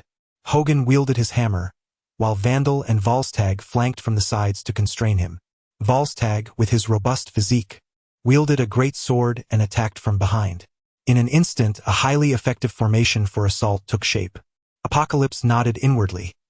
Indeed, they were Thor's elite squad, capable of breaching the lair of frost giants, and thus, they were not to be underestimated. However, this made the encounter all the more intriguing. In a blink, Apocalypse vanished from the range of their attacks and delivered a powerful punch towards Sif. She positioned her sword defensively, gripping the hilt with one hand while pressing down on the blade's tail with the other. Apocalypse felt as though his fist had struck a spring. The blade bent into a semicircle, and with a resounding thud, the sword rebounded, sending Sif sliding back several meters, dissipating the force of his blow. Indeed, the Asgardian warriors were no mere adversaries. Even this single punch revealed their prowess, displaying far greater agility than those he had encountered previously. Behind, Vandal, Hogan, and Volstagg had launched their attacks. Spiked hammer, meteor hammer, and great sword converged upon Apocalypse. With a mere extension of his fingers, he pinched Volstagg's great sword, leaving the latter wide-eyed in disbelief. How could this be? The meteor hammer approached, tracing a peculiar trajectory, and Apocalypse tilted his head, evading its strike. Simultaneously, he flicked his fingers, sending Volstagg's sword flying, which collided with Hogan's spiked hammer. A crisp metallic clang resonated through the air as the great sword sailed away, leaving Hogan's hand numb and nearly losing his grip on his weapon. In a matter of mere moments, the four were forced to retreat, their weapons slipping from their grasp, and their attacks faltered. Hogan reined in his tempestuous temperament and remarked, "No wonder you managed to land 2 panda eyes on Thor. Such prowess indeed warrants your audacity." This elicited an eye roll from the god of thunder, who thought to himself that this fellow truly had a knack for stirring the pot. Sif hastily returned, reforming their encirclement. This time they dared not underestimate Apocalypse. A flicker of flame ignited along the blade of Sif's sword, almost as if it were alive, undulating along the edge. Vandal, Hogan, and Volstagg's weapons also gleamed with a yellow luminescence, preparing to unleash the unique divine powers of the Asgardian warriors. "Ha!" Sif exclaimed, directing her long sword towards Apocalypse. Before the blade reached him, Apocalypse felt an intense heat against his chest, scorching a small patch of skin. "Ha ha ha! Splendid!" Apocalypse laughed heartily. "This is the kind of battle I crave." Prior to this encounter, all battles he had faced were mere physical assaults, and his own physical prowess had been proven to surpass even that of top-tier warriors like Thor. However, he had yet to encounter these divine powers, spells, and magical non-physical attacks. Today, he would see what peculiarities these attacks possessed. Apocalypse attempted to replicate his previous maneuver, pinching Sif's long sword with his fingers. To his surprise, Sif did not evade or retreat. Instead, she swung her sword downward with such force that it cleaved through his palm. A fissure extended from his index finger to his wrist, nearly severing half of his hand had he not reacted swiftly. Fortunately, Apocalypse's recuperative abilities were astonishing. The flesh and blood on either side healed at a visible rate, as if the muscle were living worms striving to reconnect the severed bone and flesh. Sif and her companions, all seasoned warriors, would not remain idle while Apocalypse healed.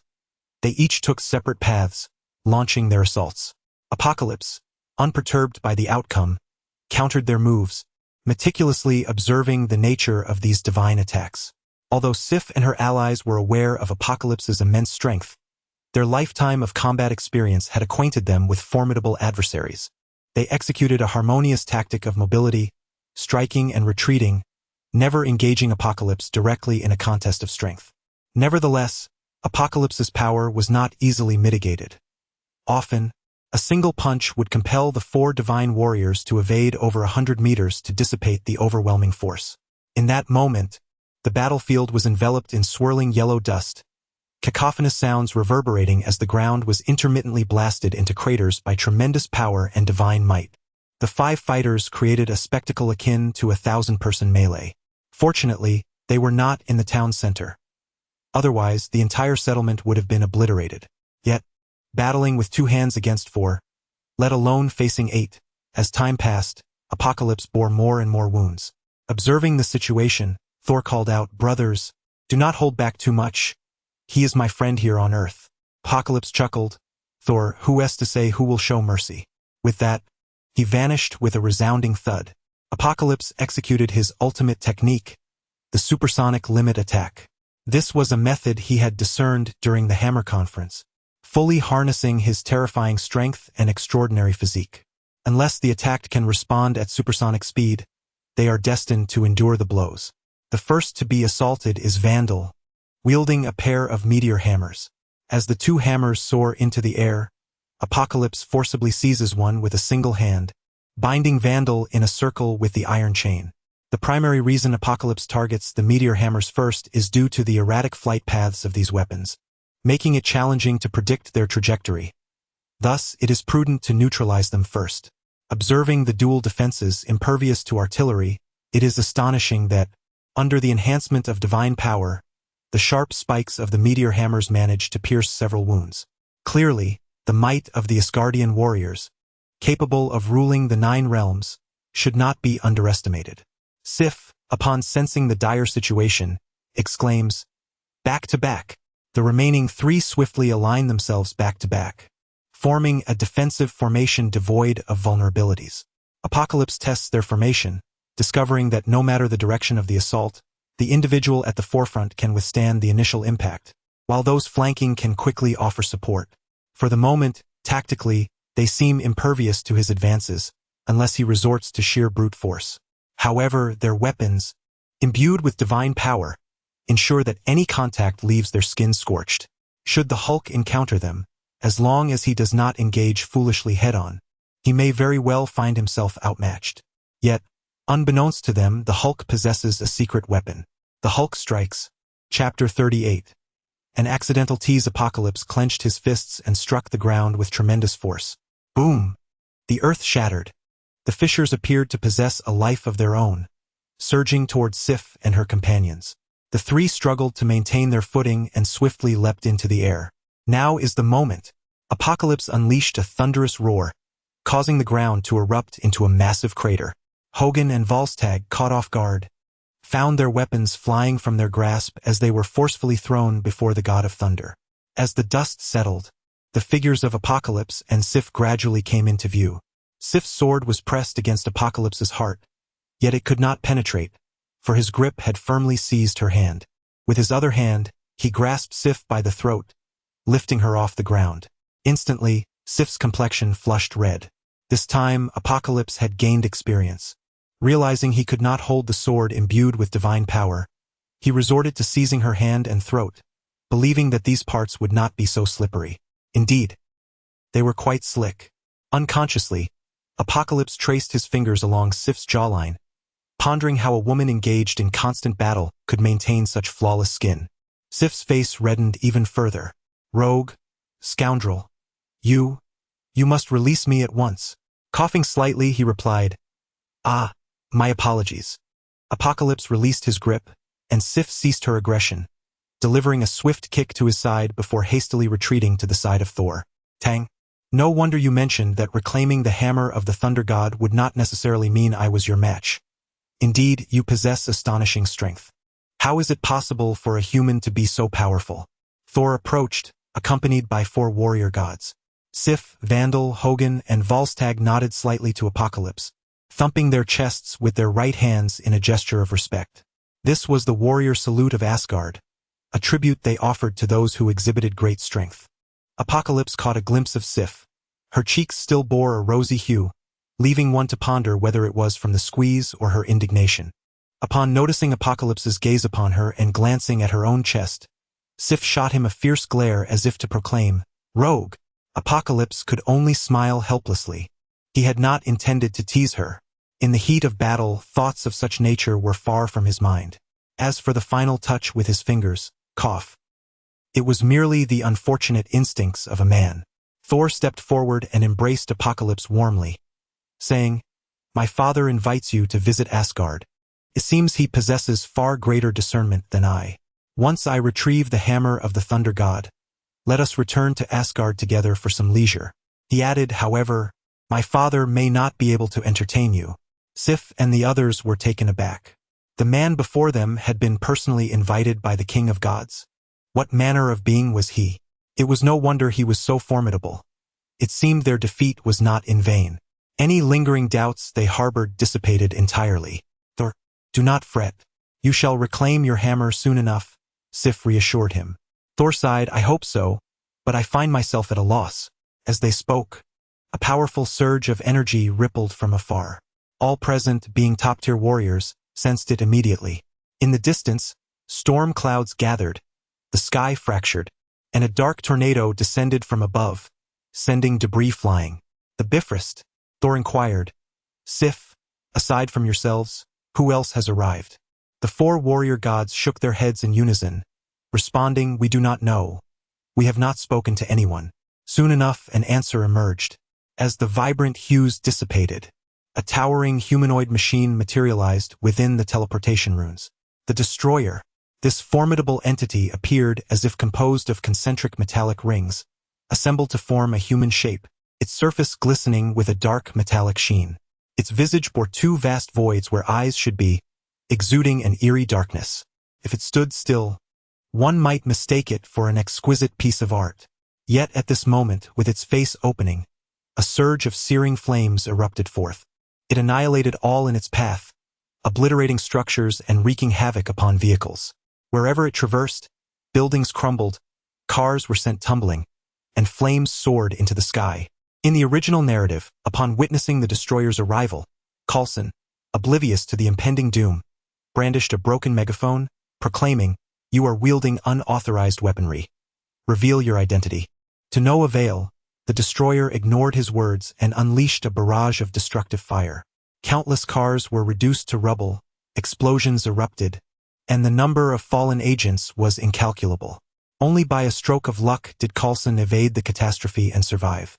With Apocalypse's forewarning, upon seeing this mechanical behemoth, he had already commanded his subordinates to flee to safety, thus avoiding utter annihilation.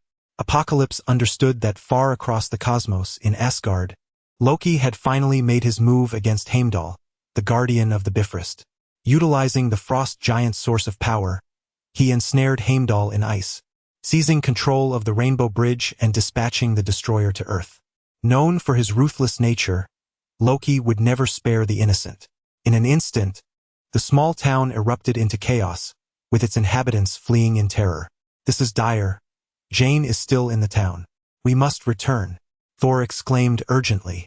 Sif inquired, who is Jane? Apocalypse responded, she is his girlfriend. At this revelation, Sif's expression betrayed a hint of disappointment. Sif had long harbored unspoken feelings for Thor, akin to Pepper Potts' affection for Iron Man, yearning for a response from him throughout the years. Even in Thor, the Dark World, King Odin could not bear to witness Thor's oblivion. On the eve of his coronation, he personally advised Thor, human lives are fleeting and not worth lamenting. You should cherish those before you, casting a distant glance at Sif. Yet Thor remained unresponsive, deepening Sif's despondency. In subsequent events, Sif's presence vanished from Asgard, her whereabouts unknown. The pain of unrequited love is indeed the most profound sorrow of existence. With urgency at hand, Sif suppressed her feelings and joined the others in confronting the destroyer. Upon entering the town, Thor assigned tasks to the 4 warriors. I am now mortal and cannot fight alongside you. You must distract the destroyer while I assist in evacuating the civilians. He then turned to Apocalypse, saying, I sincerely apologize. We Asgardians have brought calamity upon Earth. Apocalypse replied, this is not your fault. I am aware that Loki is the one orchestrating this chaos.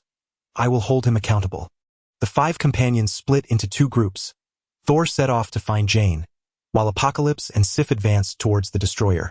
Sif dashed to the side, exclaiming, you draw the enemy's fire. Vandal, Hogun, and Volstagg charged forward, shouting for Asgard. Alas, their voices echoed loudly yet feebly, as a blast of flame from the destroyer repelled them. However, this diversion granted Sif an opportunity. She vaulted high into the air, using the towering structure as leverage, and thrust a spear into the destroyer's neck from behind. The once blazing inferno of the destroyer gradually extinguished, and Sif stood triumphantly upon its back. A confident smile gracing her lips, Apocalypse sensed impending doom.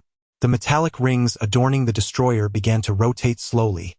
In the blink of an eye, its rear transformed into the front, ready to unleash an overwhelming surge of fire. Boom! With a thunderous explosion, Apocalypse vanished from sight. In that instant, as the destroyer erupted, he grasped its colossal head and twisted fiercely, causing a massive pillar of flame to narrowly miss Sif. She broke into a cold sweat, uttering a quick thank you before leaping off the destroyer.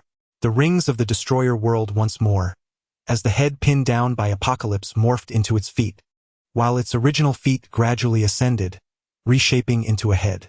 The towering figure loomed over Apocalypse. With a thunderous crash, Apocalypse curled his body tightly and leaped high, colliding directly with the destroyer's chest. The sheer force of impact disrupted its balance, sending it crashing to the ground. After so many days, he could finally unleash his full strength. A wicked grin spread across Apocalypse's face. With a roar that echoed like an ancient beast awakening, the diminutive figure of Apocalypse unleashed his fury upon the towering destroyer. Chapter 39. The two destroyers. The atmosphere was somewhat awkward, as the destroyer unleashed a powerful punch. Apocalypse met it fearlessly with a strike of his own. A resounding boom echoed. A visible wave of white sonic shock radiated outward. Sif, positioned closest, hurriedly knelt and braced herself with her sword against the onslaught of the shockwave. Nevertheless, she was unable to prevent herself from sliding backward, eventually halting after retreating over 30 meters. Wherever the shockwave passed, the glass of the town shattered, leaving no pane unbroken. Sif, Vandal, Hogan, and Volstagg exchanged glances, their eyes filled with astonishment. Was this truly the strength of that earthling? In their recent battle, he had not even tapped into his full potential. Had he unleashed his might from the outset, they would have been unable to withstand even a single blow. It seemed he had toyed with them deliberately. Reflecting on the notion of being toyed with, Sif recalled the moment Apocalypse had brushed his fingers against her face, leaving her with a complex mix of emotions. Ha ha ha! Truly the product of Asgard. Remarkably resilient, empowered by his newfound strength, Apocalypse reveled in the freedom to unleash his prowess. Since acquiring the power of the Hulk at threefold intensity, he had yet to fully engage in a serious battle. Although he faced both the Abomination and the Hulk simultaneously, they were too feeble to withstand his unrestrained might. Now, confronted with an adversary sufficiently formidable, he felt liberated to unleash his full capacity. With his spirits soaring, his blood surged and boiled within him, a faint sound echoing like a bubbling stream. Boom! Boom! Boom! Each punch harnessed the strength of 3 Hulks, generating a shockwave with every strike. The area around him was nearly rendered a vacuum as it was rapidly filled again by the surrounding air. The violent fluctuations in the atmosphere transformed the battlefield into a tempest akin to a 12th-degree sandstorm. Dust and debris surged rhythmically in response to the explosive sounds. The projectiles of shattered stone were more lethal than bullets, piercing through walls and billboards with ease. In the midst of this chaos, the destroyer unleashed enormous flames, causing buildings to collapse and debris to scatter. Sif and her companions intended to join the fray, only to find themselves unable to approach.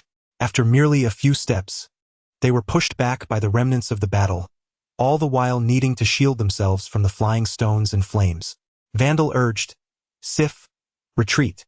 We cannot assist in such a battle. Let us protect Thor." Understood. The 4 swiftly regrouped with Thor. Meanwhile, Apocalypse exchanged countless blows with the destroyer, realizing that while he could knock the creature down, he could not shatter it. The dark metal, seemingly not very resilient, Sif could pierce it, quickly restored itself, leaving no trace behind. Truly, the guardians of Asgard's treasury were extraordinary. As for the flames spewing from the destroyer's face, despite their ferocity, Apocalypse felt no fear. The commotion was so significant that the entire body emitted a reddish glow before any eruption, a clear indication that it was about to unleash a formidable attack. While effective against ordinary warriors, such measures prove inadequate when confronting a formidable being like Apocalypse, who can strike at supersonic speeds. It has become evident that to utterly vanquish the destroyer, physical assaults are futile.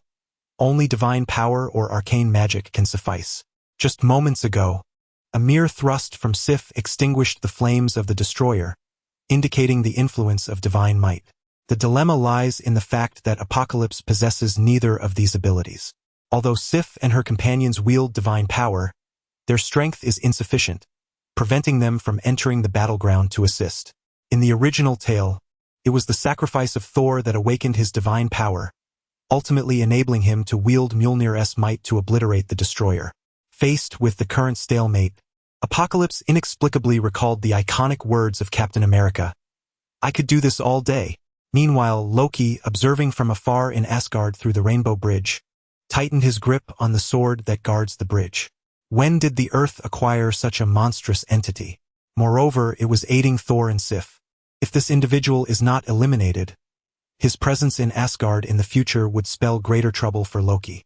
With a sinister grin, Loki mused, "If one is insufficient, then let there be two." Suddenly, the sky above the town darkened, clouds converging ominously as the scene of the destroyer's arrival unfolded once more. A second destroyer materialized. Unlike its predecessor, which rampaged indiscriminately, this one advanced directly towards Apocalypse. From a distance, a jet of flame erupted forth.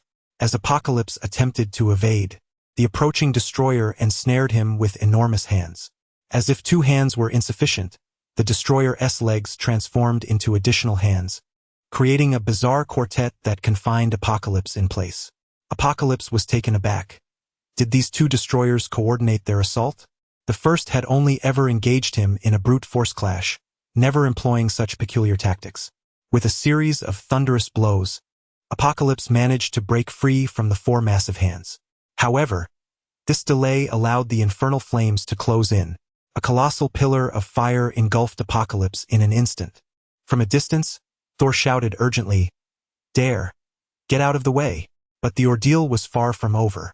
The first destroyer unleashed flames once more, and the two streams converged to immobilize Apocalypse. Where they intersected, a fireball formed, swelling to an enormous size until it reached its limit. With a deafening explosion, the fireball detonated, unleashing flames like a tidal wave that consumed the surrounding area for miles. Wood was reduced to charcoal, steel glowed red-hot, and the entire town was transformed into a blazing inferno. Fortunately, due to Apocalypse's delay, the populace had already evacuated. Otherwise, the devastation would have resulted in countless civilian casualties. Amidst the explosion's aftermath, a charred corpse was hurled forth, none other than Apocalypse himself. By a twist of fate, his body rolled along an unusual trajectory, landing directly before Thor. At this moment, no one was concerned with whether the corpse's path adhered to the laws of physics. Thor, the stalwart warrior, could no longer contain himself. He fell to the ground, tears streaming onto the lifeless body of Apocalypse as he lamented, "I'm sorry, Dare, my friend.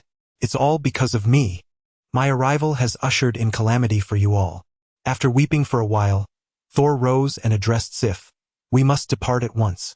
You must ensure your safe return to Asgard and thwart Loki." "And you?" Thor's expression suddenly grew serene as he replied, "Do not worry, my friends. I have a plan." With that, he strode with a solemn demeanor towards the two destroyers. On the charred corpse of Apocalypse, an eye stealthily opened, witnessing Thor's advance, and finally, a sigh of relief escaped. The narrative was finally shifting. When the second destroyer descended, Apocalypse, though uncertain of his ability to prevail, knew he could escape. Yet, this also served as a stark reminder. Was there not supposed to be only one destroyer? The destroyer, as legend has it, was the ultimate armor secretly forged by Odin to combat the pantheon of gods. Crafted by the cosmic dwarves from URU metal, it was not only immensely durable but also capable of housing magic and incantations. Such an ultimate weapon could not be replicated, not even by Odin himself. So, from whence did this second one originate? In that moment, Apocalypse found himself perplexed, resigned to await the end of the battle to inquire with Thor or Odin. In the original narrative, Thor had approached the destroyer to save the townsfolk, confronting it with the frailty of a mortal. Truthfully, the willingness of a prince of Asgard to sacrifice himself for ordinary earthlings was indeed a testament to his compassion. Oblivious to the consequences of his exuberance, Apocalypse inadvertently set off a butterfly effect, risking the chance to provoke Thor's awakening. If Thor did not awaken, the butterfly effect could lead the future down an unforeseen path. With the second destroyer now present, Apocalypse resolved to feign defeat and demise. To heighten the drama, as his body was flung forth, he subtly used his fingers to propel himself, landing right before Thor. Once, they had shared revelries and brawls as close friends. Chapter 40. The merged destroyer with a heart heavy with sorrow and fury, Thor approached the two destroyers. The destroyers stood motionless, their gaze fixed upon him, awaiting orders from another realm. Loki, I know you are watching me. Is this what you desire? The slaughter of innocents, the torment of the defenseless, what benefit does this bring you? If you wish to kill, then strike me down. Otherwise, when I return to Asgard, I shall ensure you face my wrath, brother. The crowd in the distance held its breath, and the small town fell into a hushed silence. The monstrous Apocalypse had been vanquished by the two destroyers, and many could not bear to witness Thor's provocation, covering their eyes with trembling hands. Suddenly, the first destroyer swung its colossal hand, unleashing a tremendous force that sent Thor hurtling into the sky. Thunder boomed as a flash of lightning split the heavens, and Thor's body hung suspended in the air. Countless bolts of lightning erupted around him, radiating a blinding white light. Thor, the god of thunder, awakened. In the original narrative, Thor had succumbed to a near-death state, only to be revived by the enchantment of his hammer, harnessing the power of lightning. However, due to the overwhelming stimulus from Apocalypse, he awakened his divine powers without the need for his hammer. The god of thunder does not require a hammer to wield the might of lightning. As Thor stood suspended in the void, Jane's jaw dropped in disbelief. Oh, my heavens! I always thought my somewhat foolishly charming boyfriend might be a bit off in the head. But he is truly a god. Everything he said was indeed true. The expressions of Darcy, Eric, and the others were no less astonished, frozen in shock. Thor extended his arms, grasping the air from 50 kilometers away, summoning his hammer, which soared skyward, accelerating until it broke the sound barrier, trailing a long, supersonic shockwave before returning to his hand with a resounding crash. At last, the god of thunder had united with his full power. In an instant, the intensity of lightning surged, blinding those on the ground. The clouds in the sky swirled in the wind, gradually forming a colossal vortex, with Thor at its center. I, Thor, son of Odin, represent Asgard, and I shall annihilate you. Descending from the heavens, Thor charged towards the destroyers, wielding the full force of thunder. In the original tale, this very maneuver allowed Thor to pierce through the destroyers with his lightning, utterly extinguishing their vitality. Yet, due to the butterfly effect instigated by Apocalypse, the arrival of two destroyers shifted the tide of battle. With Thor's targeting, the two destroyers had no avenue of escape and collided violently. Their metallic rings spun and layered upon one another, coalescing into a more formidable, merged destroyer. The merged destroyer braced its hands, prepared to meet Thor's hammer. The vortex trembled violently, nearly scattering apart. Although the merged destroyer was struck down, its form hunching low, it sustained no mortal wounds. The metallic rings continued to spin, restoring its strength. Thor was taken aback, not anticipating the formidable might of the merged destroyer. He elevated his form once more, ascending into the tempestuous clouds. In an instant, the sky darkened with tumultuous thunder and lightning, the brilliance intensifying as the ominous clouds expanded to envelop the entire town.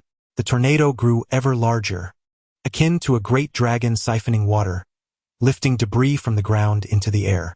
The town, already shattered, was stripped of its remnants, every fragment devoured by the ravenous storm.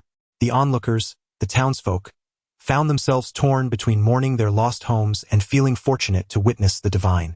Once again, Thor descended from the heavens, laden with even greater thunder and lightning. The merged destroyer gazed upward, its visage suddenly splitting open, unleashing a cataclysmic flame far mightier than before. Soaring skyward, Thor, undeterred, fused his essence with his hammer, striking the column of fire as if it were a sharp blade, cleaving it in two. Just as the mighty hammer was about to descend upon the destroyer, it unexpectedly divided into two. The unparalleled force of Thor's hammer thundered down between the two entities. With a resounding explosion, the ground erupted, creating a deep crater several meters wide, while dust was whisked away into the clouds by the swirling winds, casting an even darker pall over the sky. Although the two destroyers were propelled away by the blast, they narrowly evaded destruction. Seizing the opportunity while Thor was momentarily occupied, they launched a dual assault, unleashing waves of destructive flames and relentless metallic appendages. Thor found himself overwhelmed, unable to gather the energy for another mighty strike. Realizing that his previous two powerful attacks had failed to injure the merged destroyer, he resorted to the unique abilities of his hammer, maneuvering gracefully to attack from above and below, striving to subdue the two adversaries. The destroyers, impervious to physical assaults, had withstood even the thrice-augmented strength of the Hulk without faltering. Thus, Thor's hammer proved equally ineffective. Each strike left a dent in their metallic forms, giving the illusion of severe injury, only for them to revert to their original state as the metallic rings upon them rotated. Only the power of lightning could disrupt or mitigate the flames of the destroyers, yet, regrettably, the intensity was insufficient to obliterate them entirely. The destroyers oscillated between merging and separating, their tactics far more intricate than during their earlier confrontation with the Hulk. Thor, though agile, found his offensive capabilities lacking. A stalemate ensued between him and the two destroyers, neither able to best the other. Watching anxiously were Jane and Sif, their concern palpable. What could they do? Those two metallic monstrosities appeared tireless. Once Thor's stamina was depleted, there would be no escape for anyone. Ugh! Get up! Help Thor deal with those two destroyers, Sif exclaimed, kicking the charred remains of the fallen hero. Vandal, Hogan, Volstagg, Jane, Daisy, and Eric gazed at her in horror. Was she losing her mind? He was reduced to cinders, and yet, she was kicking him. Did she possess no compassion? Get up, Sif insisted, delivering another kick. Hogan stepped forward, attempting to reason with her. Sif, please, do not act in this manner. Brother Donnie has at least assisted us in holding off the destroyers, buying us time. A life lost is paramount. Let bygones be bygones. Simultaneously, she mused to herself about the pettiness of women. After all, was it not merely a moment of conflict when Brother Tang had grasped her neck? Even in death, she harbored a grudge. In the future, one must never offend this comrade, lest she remember the slight until the end of her days. Sif shook her head and kicked a few more times, exclaiming, "You do not understand. He is merely pretending. Come on, get up." Daisy rushed over, tears streaming down her face as she stood defiantly in front of Sif. "You are so small-minded. He has been reduced to ashes, and you still cannot let go of him. Go on, pretend for me if you dare." In the wake of the recent upheaval, Daisy had scarcely had time to mourn her Prince Charming, but upon witnessing Sif kicking his remains, her sorrow surged forth anew. The crowd united in their reproach of Sif, further igniting her ire. This scoundrel on the ground must have intentionally set me up for humiliation.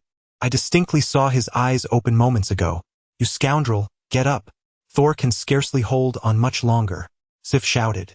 Vandal, Hogan, and Volstagg stepped forward, intent on restraining Sif to prevent her from committing any further indiscretions, as it would be a disgrace to Asgard. Fine, continue your charade. After all, what good is that charred thing of yours? I shall simply sever it. With a swift motion, Sif unleashed a flourish with her sword, aiming for a critical point on the fallen figure. The onlookers were unable to intervene, instinctively closing their eyes, for it was a brutal sight. Poor Brother Tang, who, even in death, was to suffer such a fate. Just as the blade was about to pierce its mark, a sharp sound echoed, and two dark fingers deftly caught Sif's sword. The fallen figure slowly sat up, the charred remnants of his skin shedding away. Is it not permissible for me to take a moment's rest after such a tiring bout? Absolutely not. The 7 voices thundered in unison. In a matter of minutes, the emotions of the crowd had ebbed and flowed like a tumultuous tide. Now, upon witnessing the resurrection of the figure, their collective anger overshadowed any joy they might have felt. The 7 regarded him as if he were a meal fit to be devoured. Realizing the peril of his situation, he hastily fled the scene of conflict, clad only in a pair of oversized golden shorts. Chapter 41. Assisting the God of Thunder in his underwear not long ago. He had requested Iron Man's assistance in crafting some indestructible attire. After much contemplation, Iron Man concluded that, to say nothing of clothing, even his armor could not withstand the might of Apocalypse. Ultimately, he unearthed a small fragment of vibranium left by his father, Howard, and meticulously stretched it into metallic threads, combining them with high-tech fibers to create a pair of oversized shorts for Apocalypse. After all, the purpose of this attire was to ensure that, during combat, Apocalypse would not be as embarrassingly exposed as the Hulk.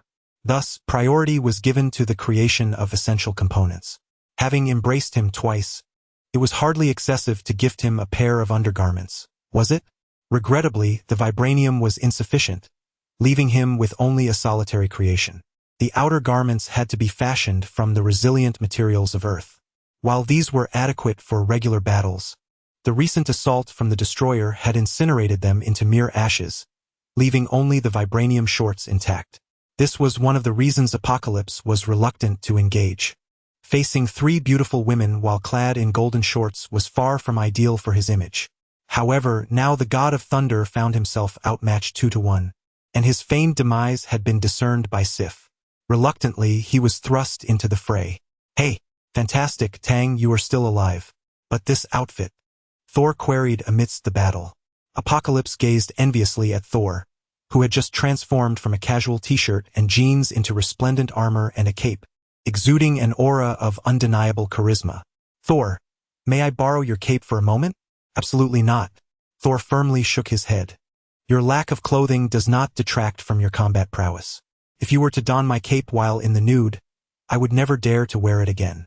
"What do you mean by nude? I still have my shorts." "That is still unacceptable." Apocalypse sighed in exasperation.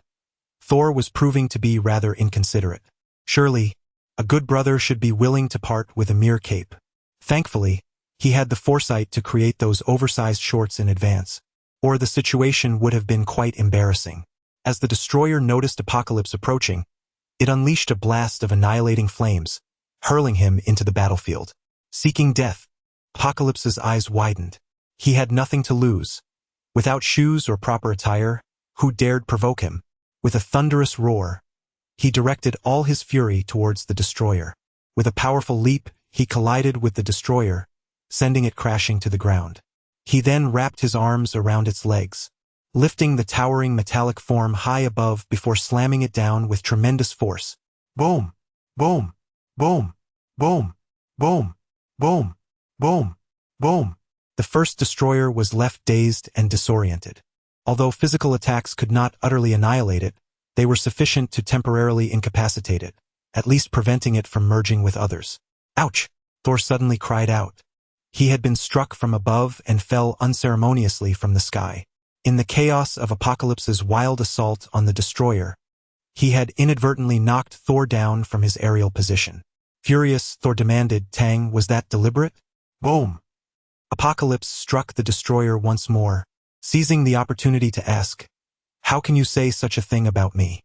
I am here, striking my own, and you come flying over for what?" The God of Thunder was momentarily at a loss. It seemed reasonable, yet there lingered an unsettling notion. "Hurry and eliminate another.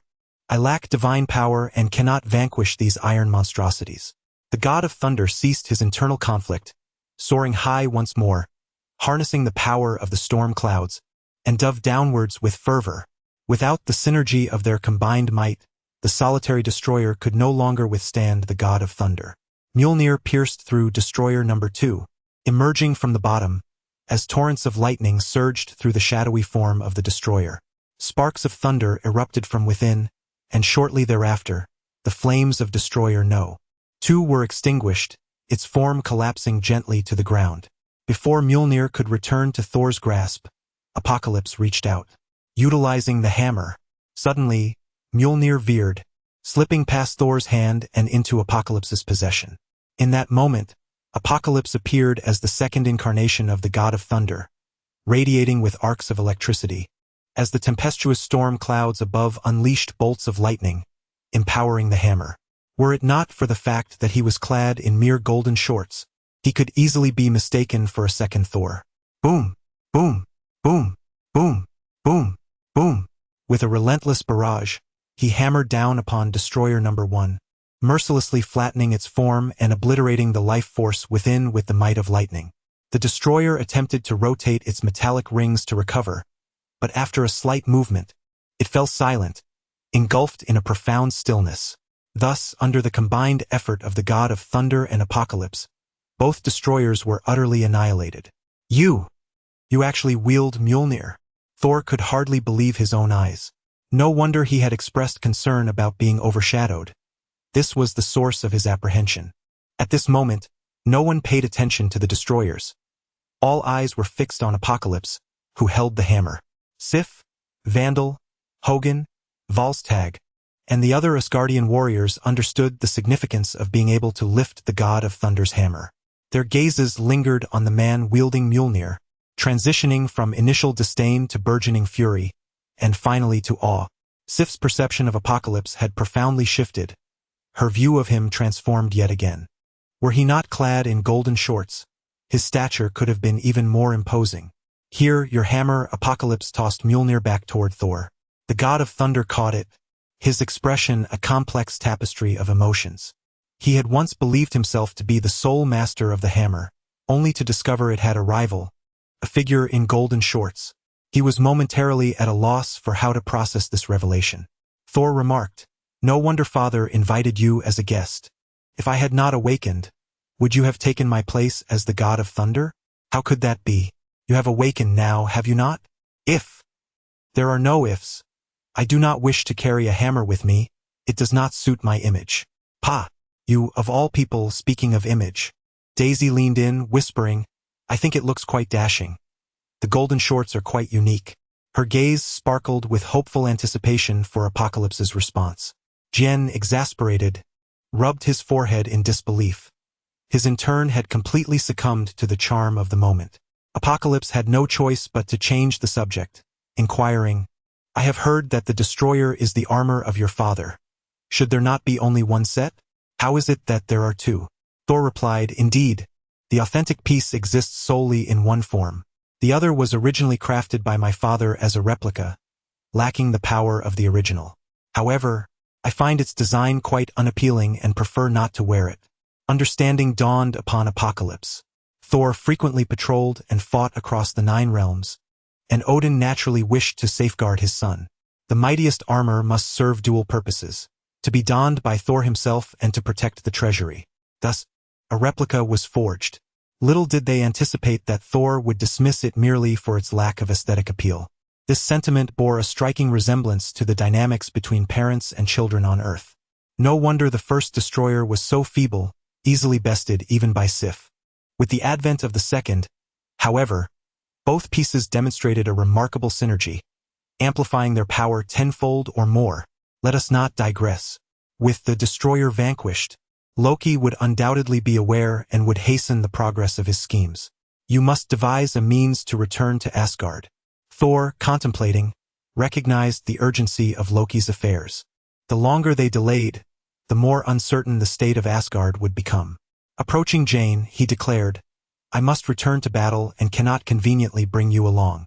I assure you I shall return swiftly, and then I will take you to behold the Rainbow Bridge of Asgard. The sights there are breathtakingly magnificent. We could spend an entire day admiring them." Jane softly replied, "Then you must return quickly. Do not leave me behind. I Thor vow upon the hammer of the thunder god." The two shared tender sentiments, pouring out their hearts, culminating in a profound goodbye kiss. Apocalypse glanced at Sif, curious about her reaction to seeing the man she secretly admired embrace another woman. To his surprise, Sif was also gazing at him. For a brief moment, their eyes locked, creating an awkward atmosphere that ended with Sif shooting a fierce glare. "What are you glaring at me for? It's not as if I am kissing your man," Apocalypse remarked. Flustered, Sif could not find a suitable response and turned away, her cheeks flushed. After Thor and Jane parted, he called upon Apocalypse, Sif, Fandral, Hogun, Volstagg, and others forming a circle to chant, "Heimdall, Heimdall, Heimdall, Heimdall, Heimdall." Far away in the control room of Asgard's Rainbow Bridge, Heimdall, encased in ice by Loki, heard their calls and slowly began to awaken. As the guardian of Asgard's Rainbow Bridge, He had devoted his life to his duty, always ready to respond to the summons of Asgardians, no matter their location. Upon hearing the prince's call, Heimdall opened his eyes wide and summoned all his strength to break free from the ice. A few of Loki's loyal followers, alerted by the commotion, approached. Without hesitation, Heimdall drew his sword and swiftly dispatched them all. He then plunged his great sword into the control room's core, expending his last ounce of strength to open the rainbow path. A beam of rainbow light descended from above, and Thor, Apocalypse, Sif, Fandral, Hogun, Volstagg, and the others vanished from their place. In the desolate landscape, only a searing ancient rune remained. Jen and Daisy, along with Eric, were enveloped in a sense of melancholy. After gazing at the runes for a considerable time, they finally departed.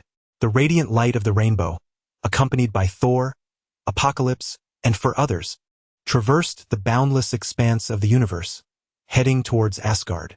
Chapter 42. The goddess's arrival in the radiant light of the rainbow. Tianchi and his companions soared through the cosmos at remarkable speed. Beyond the rainbow bridge, countless stars twinkled, swiftly left behind as they traversed an unknown expanse of universes and timelines. Time felt both fleeting and prolonged, as if mere moments had passed, yet it seemed an eternity had elapsed. Suddenly, the vibrant rainbow light contracted, and the group of 6 found themselves within the control room of the rainbow bridge. At the center of the control room stood a small elevated platform, upon which rested the guardian sword, still connected to the rainbow passage and emanating a brilliant white lightning. Meanwhile, Heimdall lay unconscious beside the sword. Previously, he had been frozen by Loki using the source of power, suffering grave injuries. Upon hearing the call, he had forcibly shattered the ice's entrapment, exhausting his final reserves of strength. The Thunder God rushed forward to examine him, relieved to discover he was merely unconscious. He instructed Vandal to take Heimdall to the medical chamber, while the others would accompany him to the palace. Tianchi quickly surveyed the control room, which was resplendent with golden hues, characterized by a hemispherical dome structure. The walls were adorned with circular patterns, intricately layered and filled with ancient runes. Exiting the control room led directly to the essence of the Rainbow Bridge. Commonly referred to as the Rainbow Bridge, the vibrant arc of light that facilitated the Asgardians' travels across various cosmic realms was, in a strict sense, merely an energy conduit created by the bridge. The physical bridge itself spans several dozen meters in width and several kilometers in length, arching over the Sea of Asgard, one end connecting to the control room and the other to the terrestrial realm of the Asgardian kingdom. Its structure resembled a semi-transparent crystalline entity of a dark yellow hue, composed of an unknown material that shimmered with a kaleidoscope of colors day and night. Gazing along the bridge, distant sounds of chaos and battle echoed, with flames erupting in the distance. The Thunder God, filled with urgency, exclaimed, "Loki has already made his move. I shall head to the palace at once. Follow closely behind." With a mighty swing of his hammer, he vanished from sight in an instant. "Blast it!" Tianchi silently cursed, wishing for Thor to have taken him along. Although he possessed the ability to leap great distances, he was unfamiliar with the palace's precise location. Haphazardly jumping about without guidance could lead to grave misunderstandings and be mistaken for an enemy. Frustrated by the slow pace of Sif, Vandal, Hogun, and Volstagg, he seized Sif and commanded, "Point the way." With that, he soared into the air. Initially, Sif instinctively resisted, but soon she recognized the gravity of the situation and ceased her struggles, realizing she could not escape. In the air, she began to direct him. Vandal, Hogun, and Volstagg exchanged glances, their expressions relaxing. With 2 powerful allies at their side, they felt assured that any challenges posed by the palace would be beyond their capabilities to resolve, thus opting to clear the path of the rampaging frost giant minions. In the Asgardian palace, the All-Father Odin lay peacefully in a sleep chamber, his countenance serene. Meanwhile, the goddess Frigga stood watch at the door, ready to defend her husband against any intruding frost giants. Upon witnessing one breach the threshold, she drew her longsword to engage. However, her expertise lay in sorcery rather than direct combat. After dispatching one minion, she was swiftly overpowered by the frost giant King Laufey, who cast her aside with a single strike, leaving her without the means to retaliate. Laufey stepped forward, his ice-blue hands transcending the golden energy shield, reaching into the stasis pod to gently lift the eyelids of the god King Odin. I know you can still hear and see everything around you. Remember your slayer, Laufey, the king of frost giants. As Laufey extended his hand, an icy blade materialized, raised high, poised to deliver Odin's demise. Suddenly, a divine light erupted from behind, striking him down from the stasis pod with a resounding thud. Severely injured, Laufey struggled to lift his head, shock etched upon his face. He could scarcely fathom that the assailant was none other than Loki, the god of mischief, with whom he had conspired. Loki raised his divine staff once more, his expression dark as he declared, "Your slayer is Odin's son." With a hissing sound, another beam of divine light obliterated Laufey entirely. Thus, the leader of a clan met an inexplicable end by Odin's bedside. Until his final moments, Laufey could not comprehend why Loki sought his death. Even more astonishing was the revelation that Loki was indeed his own flesh and blood. In Laufey's mind, Loki's motives were clear: to usurp the throne, using his own hand to kill his brother and father, aligning perfectly with the cruel and cold nature of the god of mischief. Such was the way of a formidable hero. Those in power would find this reasoning entirely logical. Little did they know, Loki's actions were not driven by a lust for power or prestige, but rather a desperate need to prove to King Odin and Queen Frigg that he was a son more worthy and exceptional than the thunder god. In a brutal twist, he even killed his biological father on the spot and prepared to annihilate the Frost Giant clan, severing ties with his past lineage. All the cunning, all the bloodshed, merely served to satisfy Loki's desire to stage this performance before the queen. Witnessing such a plot unfold, the apocalypse was left reeling in disbelief. It is unimaginable for one whose mind remains unwarped to commit such childish, capricious, and cruel acts. Yet this was precisely Loki, the god of mischief. Moreover, Queen Frigg, who had fallen to the side, was indeed deceived. She approached Loki, touched and said, "You have saved your father." She then enveloped him in a loving embrace. A hint of smug satisfaction crept onto Loki's lips as he replied, "Mother, I vowed to you that they would ultimately pay for their actions. I have succeeded." No sooner had he spoken than Thor and the apocalypse arrived in quick succession. Thor bellowed, "Loki!" The apocalypse surveyed the scene, noting that Loki was clad in armor, draped in a cape, wielding a golden scepter, and adorned with a helmet. The helmet, in dark gold, featured two horns that rose high on his forehead, curving backward, exuding an eerie yet regal air. Compared to the robust Thor, Loki's figure was leaner, his features handsome, and paired with his smile, he possessed an alluring, sinister beauty. This marked their formal introduction. Previously, near Thor's hammer, Loki had remained invisible, and neither had revealed themselves. They had merely sensed each other's presence. Queen Frigg, glancing over, released Loki with a smile and approached gracefully. "You have finally arrived." Thor, greatly moved, stepped forward with tears in his eyes. "Yes, mother, I have returned." To the surprise of all, Frigga bypassed the thunder god and approached the harbinger of apocalypse, saying, "My husband Odin invited you just a few days ago. I anticipated it would be many years before our paths crossed again. Yet here we are." As she spoke, she warmly took the harbinger's hand, displaying a maternal affection. The thunder god stood awkwardly, a fleeting thought crossing his mind. Has mother been rendered senseless by the frost giants? Can she truly mistake her own son? No, such thoughts are unwarranted. He circled back to Frigga and cleared his throat, saying, "Ahem, mother, I am here. I am Thor, your long-adored son returned." A hint of reproach appeared on the goddess Frigga's face as she replied, "I see, but at over 1,000 years old, you ought to be more composed. Do you not notice that I am entertaining guests? With the upheaval currently besetting Asgard, the palace is in disarray, and it is already quite disrespectful. As a prince, you should conduct yourself with greater decorum." Her words left Thor perplexed, and even the harbinger found himself bewildered. Surely, even if he could wield the mighty Mjolnir, as an ordinary guest, he should not be met with such formalities, especially at the expense of Frigga's attention towards her two sons. He chuckled heartily, "Mother, he is my brother from Earth with whom I have shared drinks and brawls. You need not be so ceremonious with him. If we are to discuss hierarchies, He is merely a human from Earth under our Asgardian dominion, and should indeed bow to you. What do you understand? Frigga admonished gently. He may be your brother, yet that does not diminish his status as a distinguished guest of Asgard.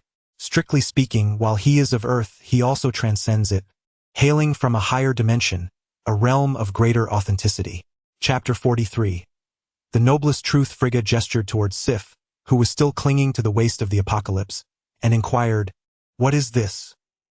Sif promptly realized her predicament, flailing like a small fish, and whispered, "You scoundrel, put me down at once." Coughing slightly, she added, "My apologies, I forgot." Sif hastily adjusted her appearance and half-kneeled to pay her respects to the goddess, exclaiming, "My lady." "Very well, rise," replied the apocalypse. "My lady, I must confess, I do not fully comprehend." It was not surprising that goddess Frigga could discern that she was from another realm. In the original narrative, when Thor returned from his journey, she had instantly recognized him as someone from the future. The goddess explained, "It is well known that I possess some knowledge of sorcery, allowing me to glimpse fragments of the future. The last time you clashed with Odin, your presence manifested as an indelible mark, suddenly appearing in the temporal stream of Asgard. Thus I informed Odin and invited you here as a guest. No wonder that, when he lifted Mjolnir, Odin's mental pressure had initially surged with fury, only to abruptly shift to a complete reversal. It was, after all, due to the goddess's prior notice. My lady, can you foresee my future? Frigga shook her head. My abilities are limited to glimpses of fragmented images concerning Asgard. The moment you interacted with Odin, the timeline of Asgard underwent a dramatic transformation, entirely subverting what I had previously perceived. Turning to Thor, she continued, Thor, your brother hails from an alternate dimension, of noble lineage, and offers considerable aid to Asgard. We must treat him with the utmost respect. Thor boisterously declared, He is my brother. Who else would I assist? However, he remarked, Yet I fail to see what makes him so noble. Sif, standing nearby, queried, My lady, could he possibly belong to the Eastern divine lineage? Frigga cast a meaningful glance at Sif. No, he does not embody the unique essence of the Eastern deities. His truth surpasses that of any race in this world. What truth? The others were left bewildered. The Eastern divine cultivation system is known as cultivating truth. Genuine cultivation does not pursue sheer power. Strength is merely a byproduct of the cultivation process.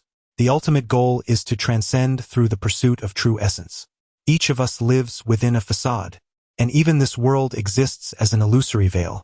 Some mighty beings cultivate for millennia, striving solely for a glimpse of that elusive essence.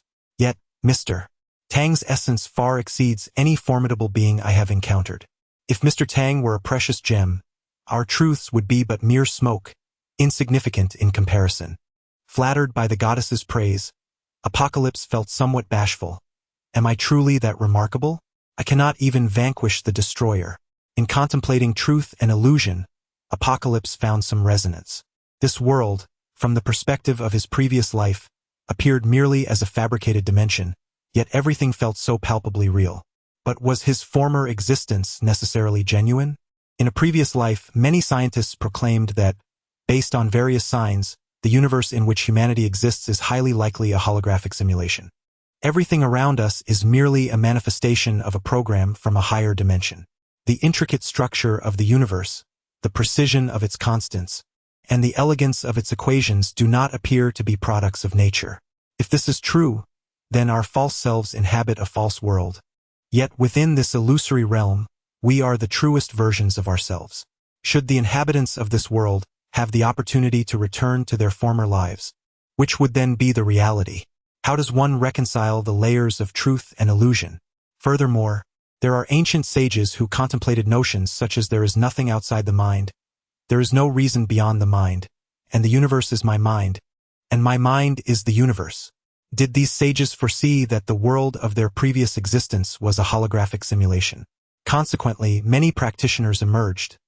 Some may possess limited strength, as stubborn as a brick, yet they dedicate their lives to pursuing the essence of truth. The enlightened one, merely pondering this profound philosophical question, felt a sense of dizziness. Realizing such matters are indeed not suited for the recluse. The divine empress smiled and said, Mr. Tang, there is no need for haste. As I have mentioned, the essence of cultivation lies in utilizing the false to attain the true. Strength is merely a supplementary aspect. Given your true essence, it would not be difficult for you to enhance your power. In fact, your existence could have immeasurable repercussions for our entire universe. Alas, my level is too low to perceive much. The enlightened one then queried, since the divine empress can foresee the future, why not prepare in advance to alter it? One must understand the ultimate outcome. If one were to describe the fate of Asgard, how dire it was. King Odin perished, the empress was assassinated, and the eldest daughter, Hela, broke her seal and unleashed chaos upon Asgard. Ultimately, the entire divine realm of Asgard was obliterated by the bull-headed monstrosity, Searcher. The citizens of Asgard, after a perilous escape aboard a spaceship, encountered Thanos. Loki met his demise, while Thor, like Odin, lost an eye. One wonders if the blindness is hereditary. In the end, only a small fragment of their bloodline remained on Earth to carry on their legacy. The once mighty divine kingdom that ruled the 9 realms met such a tragic fate. The Empress chuckled and remarked, Asgard has not perished. How could there be a conclusion, if you are referring to those calamities? Sigh, everything is for the best. Is the divine Empress also a proponent of fatalism? The enlightened one remained non-committal. Could Asgard's fate truly be considered the best outcome? The Empress sighed. Many believe that the ability to foresee the future and peer into the river of time allows one to alter what is to come. In truth, there is little that can be done by any individual. If one attempts to force a change, they may either yield a worse outcome or encounter unforeseen forces intervening.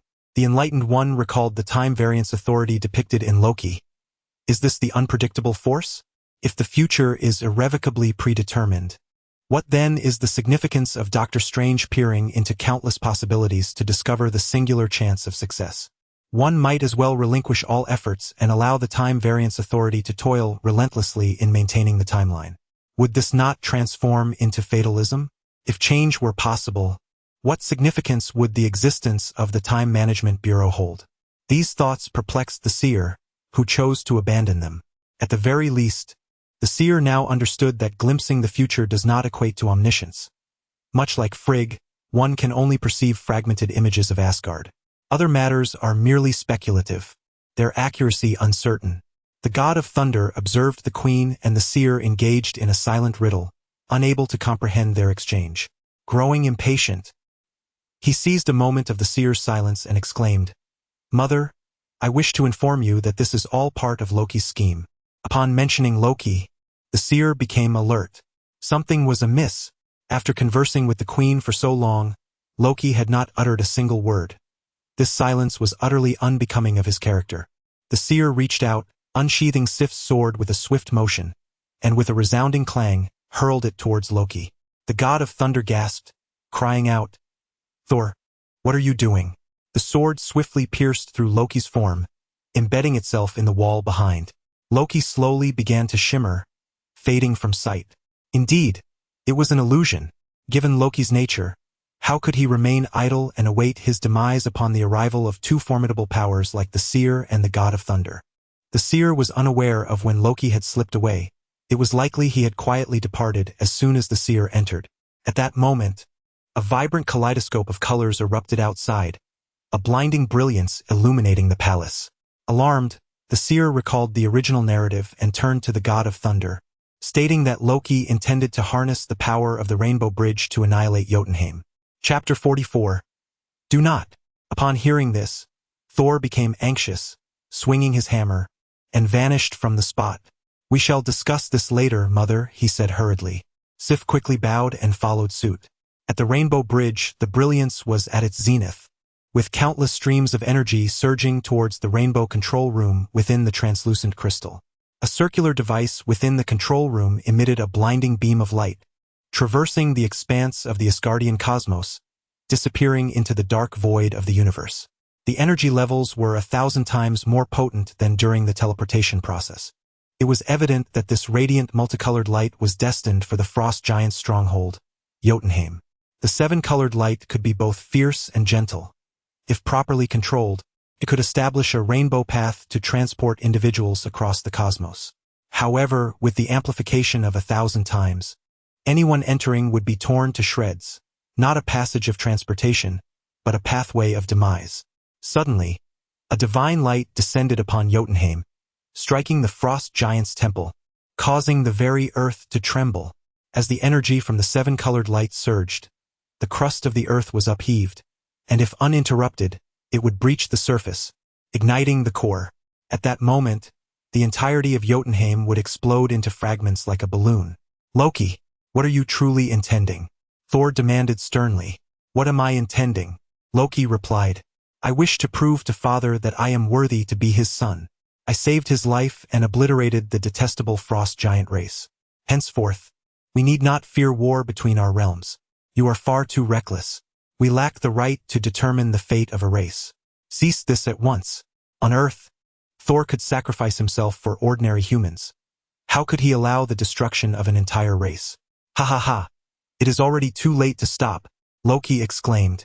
My brother, prepare to witness the spectacle. Enraged, Thor unleashed a lightning bolt aimed directly at Loki. Yet, as the lightning struck, Loki vanished. It was but an illusion. The real Loki appeared suddenly behind Thor, his staff radiating divine light, nearly sending Thor tumbling off the rainbow bridge. With a swift motion, Thor cast his hammer towards Loki, only to find it striking naught but a mirage. Not wishing to engage further, Thor charged towards the rainbow control room, but Loki ambushed him mid-course, rendering him momentarily trapped. Don, head to the control room and draw the guardian sword. Understood. As Don dashed towards the control room, Loki suddenly materialized before him, staff raised, lunging towards him. Without a moment's hesitation, Don sprouted 8 arms, swinging wildly in every direction, creating a flurry of afterimages. In an instant, a barrage of explosive sounds erupted, reminiscent of firecrackers. Suddenly, one of the arms tightened, making contact with something tangible. Boom! The true Loki fell from the void, sliding several meters away, his face contorted in pain, a depression now evident in his chest. You think you can toy with illusions in my presence? Watch as I bring you to your end. Apocalypse, unable to continue his relentless pursuit, spared Loki and rushed to the entrance of the rainbow control room. At that moment, the control room radiated with brilliant light, an overwhelming surge of golden divine energy emanating forth. Even with his eyes closed, the divine light penetrated through his eyelids, creating an illusion of blinding intensity. Apocalypse attempted to charge inside, only to discover an impenetrable barrier. The immense pressure of the light had formed a natural energy shield, safeguarding the control room. With his hands shielding his face, he summoned all his strength, advancing step by step. Yet, he barely made it halfway before the ground beneath him crumbled, the once solid surface reduced to dust under the overwhelming force. His feet lost their grip and he was forcefully pushed back. After several fruitless attempts, frustration mounted. Roaring in defiance, he resolved to abandon gentleness in favor of brute force. Channeling the might of 3 times the Hulk's power, he propelled himself forward with tremendous force. Alas, despite the magnitude of his strength, it was as ineffective as striking cotton. The pressure of light absorbed his assault. A pang of realization struck him. If this portion of unleashed energy was so formidable, then the energy sustaining Jotunheim must be utterly terrifying. Indeed, before the capability to annihilate planets, humanity's strength appeared woefully insignificant. Thor, I cannot penetrate. Lend me your hammer. Apocalypse extended his hand, and sensing the pull on the hammer, Thor relinquished control. The mighty hammer soared into Apocalypse's grasp, and with a fusion of his immense strength and the power of thunder, he hurled it towards the Guardian's sword with all his might. Yet it was in vain. While he managed to advance a fraction further, he was once again repelled by the light pressure, as if he were merely a cannonball ricocheting away. Is this truly futile? Apocalypse cursed under his breath. No wonder Loki had warned that one could not halt. At this moment, no soul could approach the control room until the energy was depleted. Stepping back a few paces, he pondered. He discerned that while the control room was suffused with light pressure, the apparatus emitting the radiant divine energy lacked such a barrier. This device, spherical in shape, spun at incredible speed with a massive pointer extending from its front. Though termed a pointer, it loomed as a colossal cannon barrel to human eyes. The radiant divine energy surged forth from this pointer, vanishing into the void ahead. To concentrate the energy, the spherical device and pointer were impeccably sealed, preventing any divine light from escaping. With a determined leap, Apocalypse ascended and landed beside the spinning pointer. He pressed his hands against the rapidly rotating sphere. The moment he did, he was ground down to flesh and blood, his Hulk-like resilience proving inadequate against such a mechanism. Enduring the excruciating pain, he summoned his immense strength, forcibly twisting the pointer's direction upwards. From a distance, Thor gasped in alarm, "Don't, Tang!" Unfortunately, the cacophony of the spinning pointer drowned out his voice, compounded by the vibration of the divine light unsettling the very fabric of the void. A colossal beam of light began to rise slowly from the cosmic expanse. Thor's heart raced with urgency. His brother had spent his entire life on Earth, never even venturing into space, thus lacking the knowledge of cosmic principles. On Earth, the ground is tangible while above lies the void. Thus, any ceremonial spear or cannon fired skyward will strike nothing. However, in the cosmos, there exists no distinction between sky and earth. In every direction, galaxies abound. Furthermore, Asgard is not a planet but rather a vast, peculiar expanse of flat terrain, misleading Apocalypse into erroneous assumptions. Moreover, Apocalypse remains oblivious to the characteristics of the Bifrost. The divine light of the rainbow traverses countless dimensions and times, and unless it encounters a physical entity, it does not dissipate. Such potent divine radiance can only be obstructed by celestial bodies of planetary magnitude. By lifting it, Apocalypse merely transfers the destructive energy destined for Jotunheim to an unsuspecting planet elsewhere in the universe. As the rainbow pointer ascends, the divine light slowly sweeps across the surface of Jotunheim, carving a bottomless chasm into the land. Subsequently, the divine light exits the planet, cutting through the cosmic void, distorting the emptiness and extinguishing stars along its path. Countless distant and unknown worlds must have suffered calamity. Loki stood at a distance, watching Apocalypse with a cold, sinister smile. Thor, too preoccupied to continue battling Loki, frantically waved his hands and shouted, "Don't push it, Apocalypse." Misinterpreting Thor's gestures as encouragement, Apocalypse bellowed back, "Come help me. I can't lift it any higher." Unfortunately, amidst the overwhelming hum of the spherical device, neither could hear the other. Thor spun his hammer, contemplating flying over to halt Apocalypse. Yet, upon reflection, he realized that as long as the Bifrost's divine light continued to be emitted, it would inevitably doom yet another planet. With this thought, Thor raised his hammer high, conceiving the only solution. Thud! Thor's hammer struck the Bifrost with immense force. Apocalypse, growing anxious, thought, "Is this fool Thor truly so dim? I'm already altering the narrative, and he still chooses to strike the Bifrost? There are beautiful women and a beloved waiting for me on Earth, and I have many tasks to accomplish. I do not wish to be trapped in Asgard for years. Does Thor believe I am not lifting it high enough? Very well, I shall exert more effort." "No," Apocalypse roared, "don't smash it." Alas, Thor remained deaf to his pleas. Instead, he noticed the divine light pointer moving further into the cosmic void, intensifying his urgency. Thud! "Fool, don't push it." With the second strike, cracks began to appear in the crystalline structure of the Bifrost, and now it was Apocalypse's turn to rage. "No, don't smash it." Thud! "Don't push it." "No, don't strike." Thud! "Don't push." "No." Thud! "Stop." Finally, this quarrel, where neither could hear the other, culminated in Thor's triumph. Boom! Chapter 45. The terrifying Millennium Scheme, the Bridge of Rainbow shatters. The colossal energy transmission was abruptly severed, plunging the surroundings into chaos and culminating in a tremendous explosion. The cosmic sea of Asgard surged with towering waves, engulfing the rainbow control room, before the water cascaded down, disappearing into the void. The violent blast obliterated the control room, causing the spherical device to collapse and cease its rotation. Thor and Loki were hurled aloft by this cataclysmic force, while the apocalyptic figure, unable to fly, plummeted toward the abyss below the cosmic sea, devoid of any means to regain control. Moreover, the aftershocks of the explosion exerted formidable pressure upon them. The trio accelerated toward the cosmic sea. From a distance, the apocalyptic figure glimpsed Sif rushing towards them.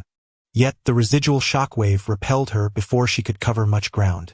In the royal palace, the slumbering Odin, upon hearing the deafening explosion, abruptly opened his eyes, vanishing from his stasis pod and transforming into a radiant beam of divine light, racing toward the Rainbow Bridge. Spotting the three, Odin grasped two of them, pulling them back. The one left behind was none other than Loki. In disbelief, Loki could not fathom why his father would save a mere mortal instead of him. His eyes brimmed with resentment, fury, and despair as he beheld Odin, slowly succumbing to the void, ultimately vanishing from sight. The cosmic sea of Asgard flowed incessantly, its waters originating from unknown sources and destined for uncharted realms.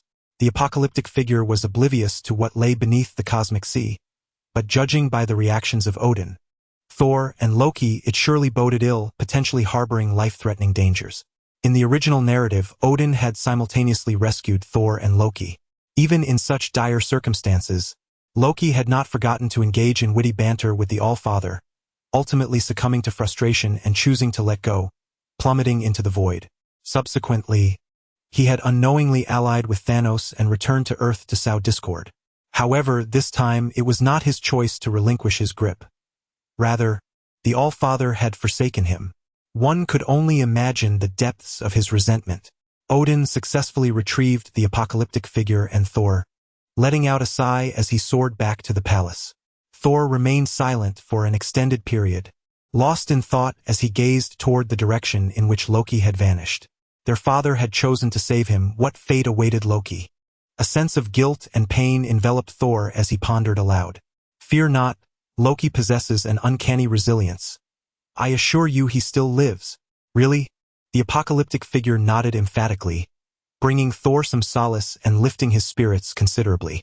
After a brief pause, Thor spoke again. My dear brother, you may have inadvertently stirred up considerable trouble.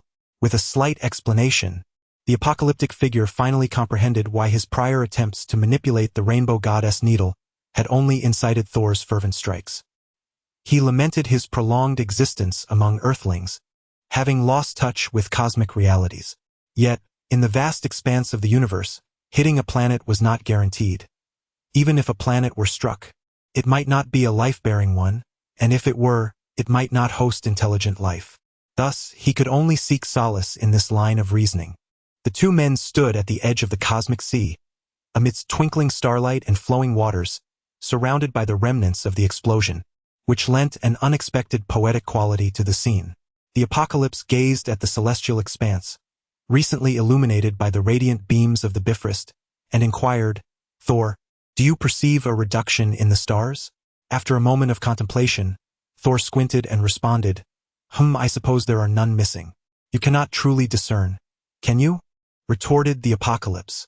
I am not Heimdall. I do not occupy my days memorizing the stars above. With that, the two composed themselves and returned to the palace to rest. The rupture of the Bifrost rendered any immediate return to Earth improbable. Lying in bed, the apocalypse found himself mired in ennui, reflecting on the events of the day and comparing them to the narratives etched in his memory. As he pondered, a chill crept up from the depths of his heart. The All-Father was indeed a complex figure.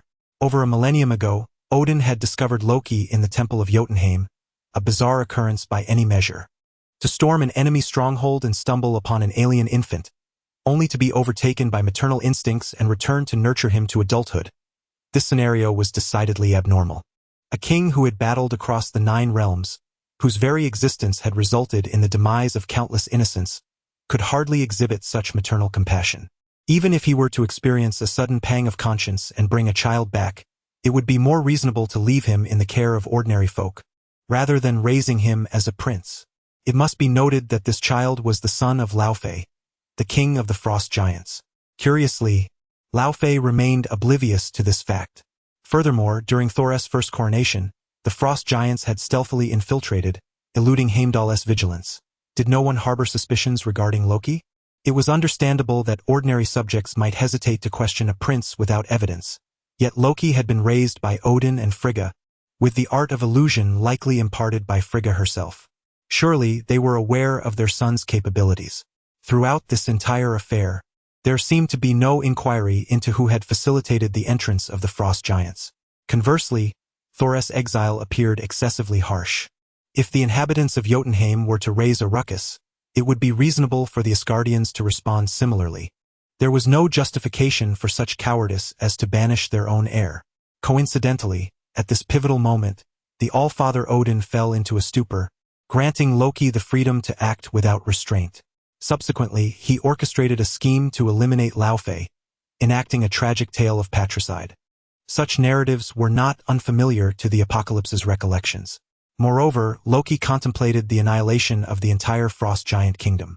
With the queen absent and Odin still in slumber, had Thor not intervened decisively by shattering the Bifrost, Loki might have succeeded in his nefarious plot. When the Bifrost erupted in chaos, Odin, who had remained oblivious to the peril, suddenly awakened. Upon regaining consciousness, his first instinct was not to seek water, but rather to leap forth to save others. Was this truly the response of an elderly being on the brink of oblivion? Clearly, he had sensed his son was in danger and could no longer feign ignorance. In the original narrative, it was Loki who relinquished his grasp. Yet, with Odin's formidable power, if he had truly wished to intervene, he could have easily reached out within arm's length. How could he possibly fail?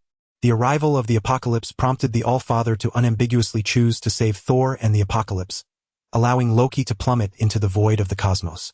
If all these anomalies were mere coincidences, they were astonishingly improbable. It could be asserted that the likelihood of the frost giant's disappearance was a staggering 99, with Thor being the sole unexpected variable. The god of thunder returned to Earth slightly later than expected, and perhaps he was not as merciful as he could have been. In the end, he hesitated just a moment, and the dire threat of the frost giants vanished entirely from the cosmos. Even in the realm of deities, the annihilation of an entire race is a grave sin. Yet, all this malevolence could be attributed solely to Loki, allowing the thunder god to reign over Asgard in the name of a benevolent ruler. If this were a carefully orchestrated scheme, it would be utterly terrifying. Indeed, he is a god capable of commanding the 9 realms. King Odin, however, lacked the foresight to perceive the future. If this plot had been set in motion a millennium ago, then the only one aiding him would have been Queen Frigga. Today, upon their first meeting, Queen Frigga had already shown him considerable respect. This humble demeanor initially filled the seer with pride, as he believed it to be an advantage of his unexpected arrival. In hindsight, however, he could not help but feel a chill run down his spine. Though the queen may not harbor any ill intentions towards him, it is possible that she has her own designs. The following day, a celebratory feast was held. The frost giant king had invaded, only to meet his demise in Asgard, which certainly warranted a celebration to bolster morale. Clad in a medieval robe, the thunder god summoned the seer, and before the festivities commenced, they surveyed their surroundings. It was daytime, and the seer gazed at the sun, inquiring, "Is that sun genuine?" "Indeed," replied the thunder god, "who constructed this magnificent Asgard. It is truly remarkable. A landmass of such magnitude could not have formed naturally within the cosmos. When matter reaches a certain weight, it succumbs to gravitational forces, collapsing into a spherical shape. Therefore, the most common celestial bodies in the universe are spherical. Yet, to deliberately maintain a flat continental structure and create an ocean of cosmic proportions is an undertaking of unimaginable scale. They even captured a star to simulate the rotation of celestial bodies, thus producing day and night. This is the legendary art of capturing stars and moonlight." The thunder god shrugged. "Some say it was built during my father's reign at its zenith, but I suspect he was not quite as powerful as that." Just then, Sif approached gracefully from a distance. Chapter 46. Engagement of Sif. Today, Sif adorned herself not in warrior's leather armor, but in a flowing blue and white gown, cinched at the waist with a delicate lace belt that accentuated her figure. Her hair was styled in a simple cascading manner, transforming her from a valiant warrior into a gentle lady. This new appearance caught the eye of Tianchi, who, even in his memories from a past life, had never witnessed Sif in such a light. Previously clad in battle armor, though undeniably striking, her physique had not garnered much attention. "Thor, do you not harbor any feelings for Sif?" "What feelings?" "She is my brother. She is a woman, and a stunning one at that. Did you not notice this?" Can a woman not be considered a brother? Thor's character, indeed, was quite peculiar in Asgard. Despite his high status, he seemed indifferent to the concept of power. He relished battle yet possessed an extraordinary kindness. Tall and handsome, coupled with his identity as a demigod, one would presume he would attract numerous women, yet aside from the fated Sif, he had never pursued any other. With a somewhat playful demeanor, he lacked the gravitas expected of a demigod. Stripped of his accolades, he resembled a perpetually immature boy, with little ambition beyond enjoyment. Tianchi, exasperated, gestured and remarked, "The female physique is distinctly different, and so are their thoughts. You may regard her as a brother, but does she see you in the same light?" Thor, ever carefree, retorted, "Regardless of whether she possesses breasts or not, as long as we fight together, she is a brother." This statement was overheard by the approaching Sif, who immediately donned a disapproving expression, glaring at Tianchi as if to blame him for leading her prince astray. Tianchi felt unjustly accused. After all, it was Thor who had spoken those words. In this formal setting, Sif did not greet Thor as she typically would. Instead, she slightly bent her knees in a curtsy and said, "Prince Thor, the goddess requests your presence. The banquet is about to commence." Very well. As they made their way to the palace, Tianchi observed the grandeur, particularly the dome overhead. The palace was majestic, its dome soaring several meters high, devoid of any obstructing columns. The ceiling was adorned with depictions of Asgard's history, all serene scenes that concealed any hint of discord. Yet, Tianchi was aware of a deeper narrative woven into the fabric of this realm, a history steeped in bloodshed and the violence of conquest. In the great hall of the palace, Odin, the king, who had been weak and faint just days before, nearly succumbing to the frost giant King Laufey in his dreams, now radiated vigor as he addressed the assembly from his throne. "During my illness, Loki has taken upon himself the responsibility of safeguarding our kingdom, thwarting the frost giant's schemes and ultimately slaying the invading Laufey, thereby upholding the dignity of Asgard. To Loki! To Loki!" The crowd cheered, raising their glasses in celebration. Originally, Loki had aspired to press his advantage and obliterate Jotunheim, but Thor, with a heart full of compassion, had chosen to destroy the Rainbow Bridge, uniting with his friend Tianchi to halt such an endeavor. "To you, for having such a benevolent prince. To Thor! To Thor!" This time, the crowd's cheers resonated even louder. Upon concluding his speech, Odin stepped aside, allowing the goddess Frigga to share a few words of her own. Neither of their addresses alluded to the chaos instigated by the rainbow god, for the true instigator was Loki. Instead, they inadvertently exaggerated the merits of the rainbow god, accentuating his camaraderie with Thor.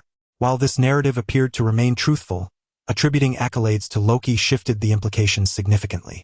Having narrowly escaped calamity, the surviving frost giants of Jotunheim might even harbor gratitude towards Thor, redirecting their ire solely towards Loki.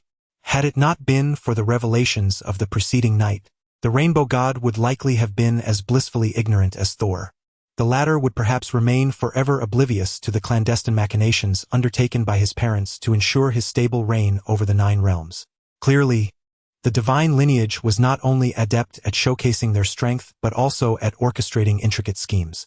As these thoughts coursed through his mind, Odin and Frigga clasped hands and proclaimed, "Following the deliberation and approval of the Elder Council, we have resolved to bestow upon Thor's esteemed brother, Prince Tang Tianchi, the title of hero in this recent battle." Tianchi was momentarily taken aback. Could it be true? Such generosity? What did the title of prince entail? It was second only to that of a king. Should Loki or Thor meet an untimely demise, this title could even place him in line to ascend the throne of Asgard. Sif, who had witnessed the events unfold the previous night, displayed a look of perplexity as well. While it was undeniable that Tianchi had lent his assistance, conferring upon him the title of prince was a leap far beyond mere merit. Many citizens of Asgard shared a sense of confusion, yet with the endorsement of the king, the queen, and the full backing of the Elder Council, the divine decree was beyond question. Thor clapped Tianchi on the shoulder, saying, "Tang, it is your turn to step forward." Tianchi cast a glance at Thor, wondering if he truly perceived nothing amiss. It seemed that, in the original narrative, Thor's decision to pass the crown to the Valkyrie was indeed sagacious. Anyone could execute the role better than he, the jester.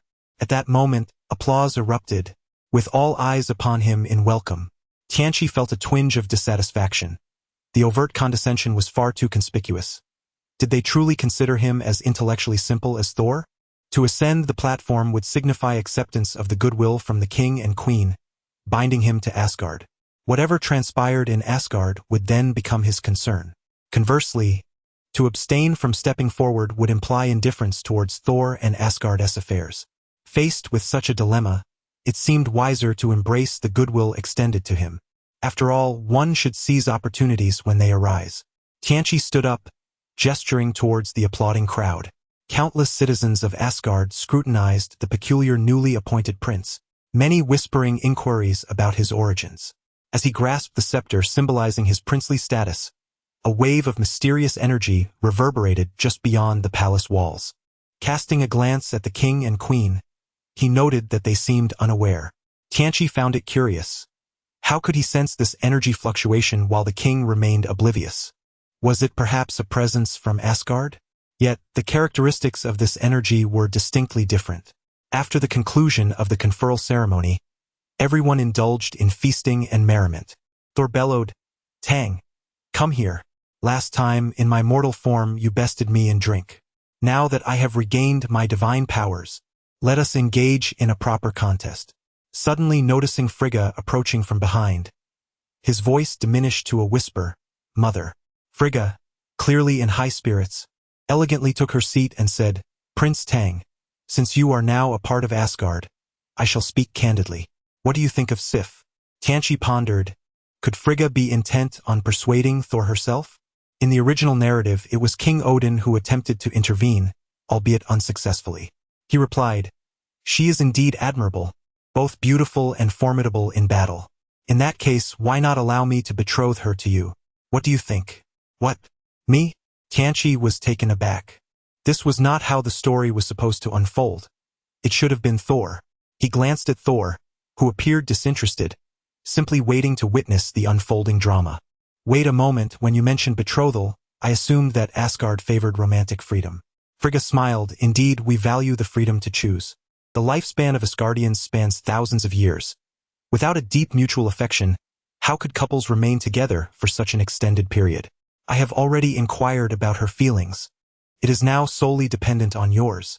Tianqi turned his gaze to Sif, who sat with downcast eyes, her hands neatly clasped in her lap, striving to portray an image of grace and composure, yet her flushed cheeks betrayed her. Sif's feelings for Thor had always resembled those of an admirer. In their combat team, she was the only woman, while the others, Fandral, Hogun, and Volstagg, were rugged men. Thor, being both handsome and a prince, inevitably stirred some affections within her. However, Thor showed no interest, extinguishing any budding feelings with indifference. Upon encountering Tianqi on Earth and through several interactions, Sif gradually developed a deep-seated admiration for this formidable individual, who rivaled Thor. Yet, Tianqi, assuming a connection with Thor, remained oblivious to Sif's subtle gestures and thoughts. If their feelings were to progress naturally, it would take an eternity, perhaps even leading to missed opportunities. Then came last night, when Tianqi, accompanied by Sif, unexpectedly encountered Queen Frigga. As a woman, she understood the nuances of another woman's heart. If there were no genuine affection for a man, how could Sif display such compliance and cooperation? Thus, the plan to align Tianqi with Sif began to take shape, with both king and queen working in concert, bestowing titles upon Tianqi while orchestrating a union between Sif and him. Sif, although feeling that things were moving too swiftly, recognized the significance of the royal matchmaking and, having already harbored feelings for Tianqi, consented. Tianqi then interjected, "You may not be aware, but I am already married." Chapter 47. "I am not what you think." Upon hearing this, Sif's complexion turned pale. However, Freya remarked, "Asgard does not adhere to monogamy. Your marital status poses no conflict." This left Apocalypse visibly troubled. To claim indifference would be disingenuous. Facing a divine warrior of Sif's caliber, any ordinary man would inevitably harbor certain thoughts, especially when the opportunity presents itself. Yet, this predicament would be difficult to explain to Black Widow. After all, not long ago he had confronted Shield to prohibit her from utilizing her charms, only to turn around and bring another beauty home. One cannot be so hypocritical. At that moment, Thor interjected, "Mother, I fear this may place my brother Tang in a bit of a quandary. He is deeply devoted to his wife." The three turned to Thor, including Apocalypse, puzzled. Had he ever discussed Black Widow with Thor? It seemed unlikely, not to mention his feelings. Thor tossed his flowing golden locks with pride and declared, "My girlfriend, Jane, has a student named Daisy, a rather fierce young woman, who has taken quite a liking to Tang, nearly throwing herself at him. Jane even secretly suggested that I facilitate their union to alleviate the annoyance of watching Daisy's advances. However, with the hustle and bustle of Earth, we never had the chance to act. Yet, Tang has not even glanced at her, not even touched her hand. Initially, I thought he might prefer handsome men." The goddess gave him a light smack on the head and said, "Speak properly." Clearing his throat, Thor continued, "I initially presumed Tang simply had no interest in that type. Now, upon hearing he has a wife, it becomes clear that Tang is a gentleman. Even in the face of temptation, he steadfastly upholds the virtue of marital fidelity. Therefore, I am certain he loves his wife dearly." After an elaborate exposition, Thor felt his reasoning was flawless, a smug expression gracing his face.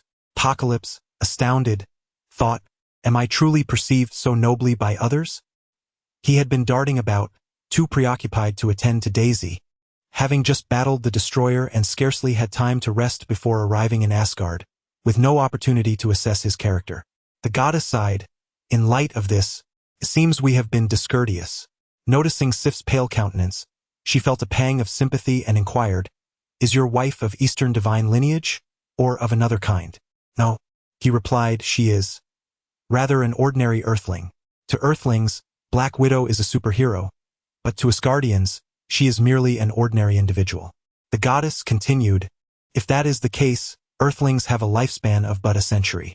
You may accompany her throughout her life, and after a century, you could be with Sif again. This would not contradict your own beliefs. Asgardians typically enjoy lifespans spanning thousands of years, with the longevity of the strong and weak sometimes differing by a millennium or two.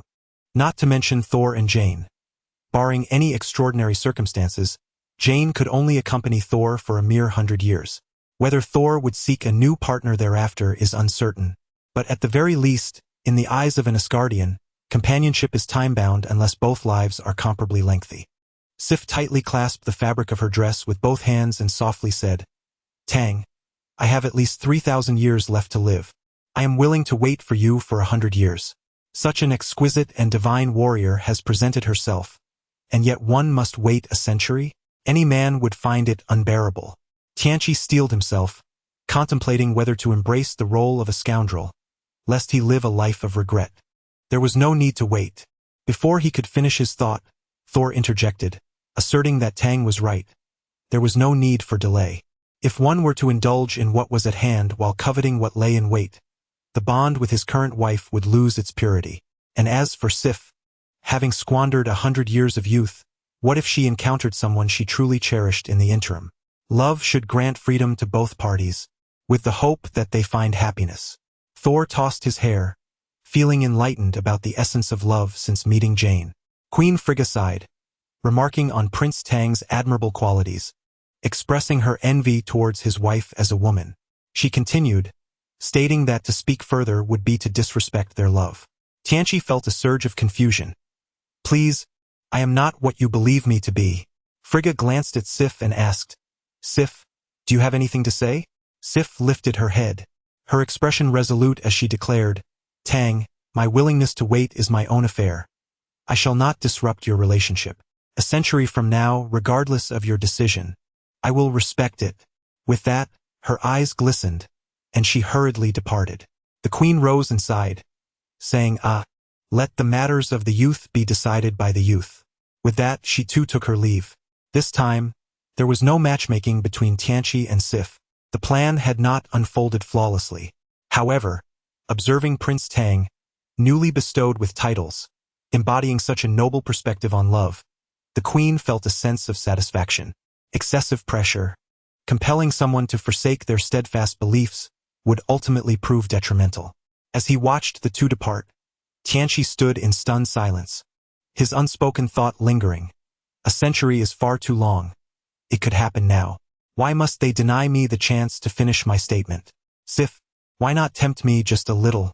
Daisy might say that without a ring it doesn't count, yet you wouldn't mention that being in another realm makes no difference. Perhaps I would have yielded.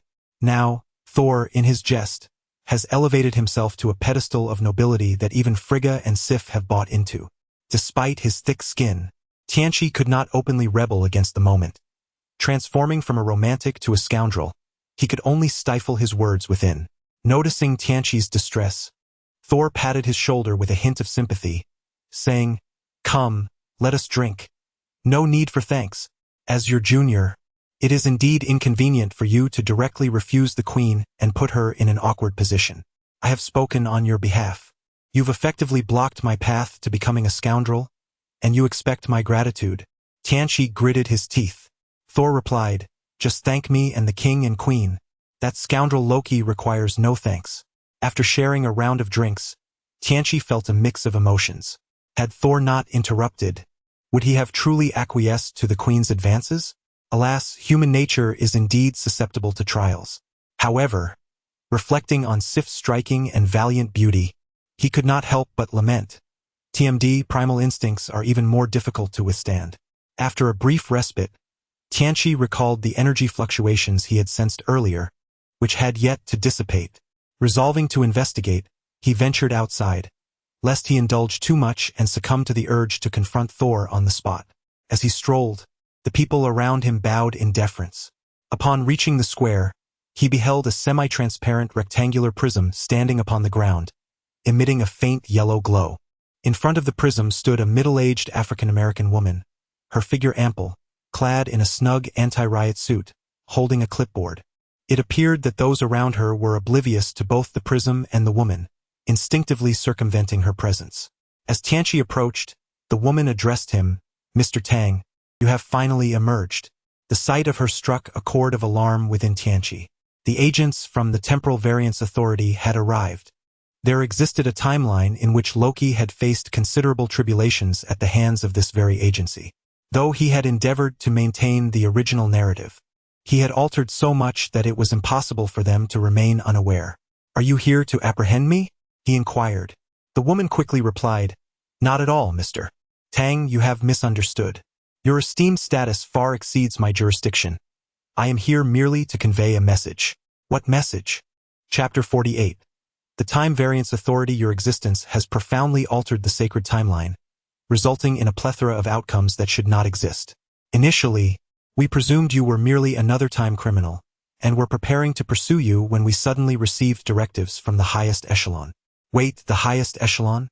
Are you referring to the timekeepers? Apocalypse interjected. Indeed. Pray tell, is the timekeeper a singular entity or a trio? Apocalypse inquired, gazing intently into the eyes of the woman of African descent. Mr. Tang, you are indeed astute. It is a singular individual. Alas. To be candid, had it not been for your emergence, Mr. Tang, I would remain oblivious to the fact that the Guardian is but one person. The three others are mere automatons. In the timeline of Loki, this variant of Loki, unwilling to be erased, allied with another fleeing female Loki from a different timeline to resist the Time Variance Authority. However, upon infiltrating the headquarters, they discovered that the ostensible triumvirate of timekeepers were, in fact, mere puppets. Had Loki not arrived, the employees of the Time Authority would have remained deceived for countless millennia. The Guardian, fearing misinterpretation, has taken the liberty to reveal himself to me, stating that his name is Kong. In the original narrative, Kong appears somewhat eccentric, but that is merely a fa. The ability to suppress the multiverse for eons and unify the timeline, with countless formidable beings compelled to adhere to the temporal rules he has established, is no trivial matter. It is akin to how Odin, the All-Father, appeared to those on Earth. They could never fathom the terror that this seemingly ancient man embodied. Even a being of Odin's caliber must comply with the sacred timeline. Frigga herself has witnessed the grim fate of Asgard but dares not alter it. This comparison elucidates the grandeur of Kong. Before him, even the mightiest of gods are but insignificant insects. The Guardian has expressly issued a directive designating you as an exception. Thus, any timeline associated with you does not contravene the laws of the Time Authority. Apocalypse felt a surge of joy. Could he finally act freely? He had long been cautious, not solely out of fear of losing the advantage of prophecy, but also from trepidation regarding the unknown entity that is the Time Variance Authority. Suppressing his elation, he responded, "Very well. Please extend my gratitude to Kong." The woman of African descent continued, however, "That is not the news I bore. The tidings are..." Suddenly, her expression transformed, her eyes widening and emanating a golden glow. When she spoke, her voice resonated with the deep timbre of a middle-aged man. "Mr. Tang, I regret that our meeting must occur in this manner. The sacred timeline has begun to deviate and loosen due to your presence. Those powerful beings ensnared within the sacred timeline are stirring, sniffing the currents of time in search of the source of this disruption. Should they discover it, countless unimaginable forces may descend upon us. And you, Mr. Tang, though of noble essence, lack the strength to withstand such discovery. Your soul's imprint may very well be preyed upon by these formidable entities.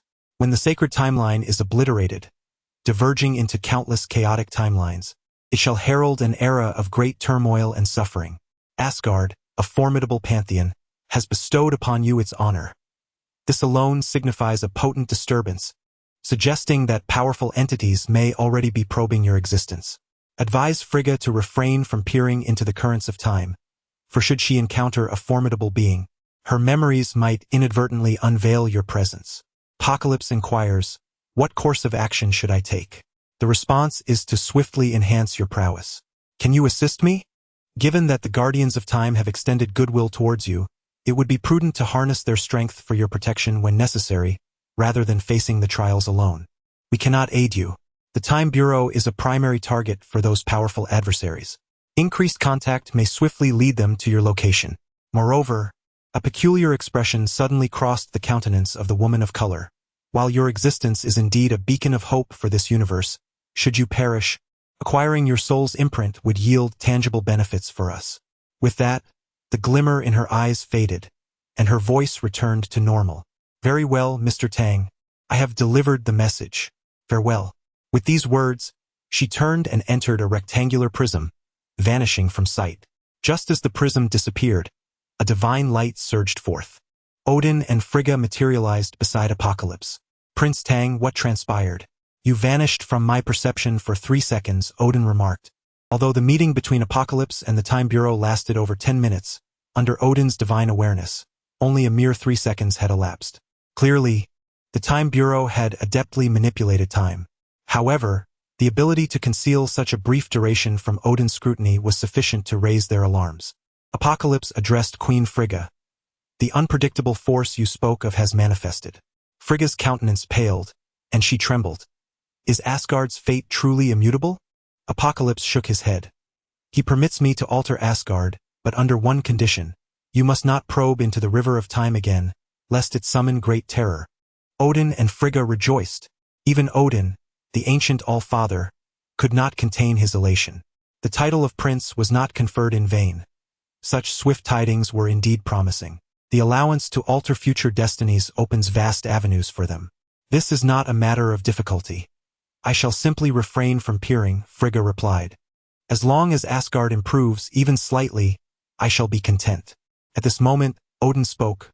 "Prince Tang, Thor previously informed me of your potential limitations and your desire to break free from your constraints. I have conceived a method, albeit fraught with peril. Apocalypse is pivotal in altering Asgard's fate. The All-Father yearns for his power to ascend. What method? Follow me." The Queen summoned Thor, Sif, and a party of 5, and they proceeded toward the treasury of Asgard. The treasury is situated within a vast subterranean chamber, soaring to heights of several dozen meters. Although the illumination is somewhat dim, it does not evoke a sense of oppression. Seizing the rare opportunity to explore the treasury of Asgard, Apocalypse is keen to observe every detail, and even Sif displays an air of curious fascination. Descending a grand staircase, the first sight that greets them in the treasury corridor is an enormous golden artifact, the Infinity Gauntlet. In Thor, Ragnarok, Hela had disdainfully toppled the Infinity Gauntlet, declaring it a counterfeit. However, upon further contemplation, Apocalypse identifies 2 points of intrigue. Firstly, given Odin's stature, how could he possibly possess a mere imitation? The Infinity Gauntlet serves merely as a vessel, devoid of intrinsic power. In the original narrative, even Iron Man crafted a nano-infinity gauntlet. For a realm of deities, the fabrication of such an item would hardly pose a challenge.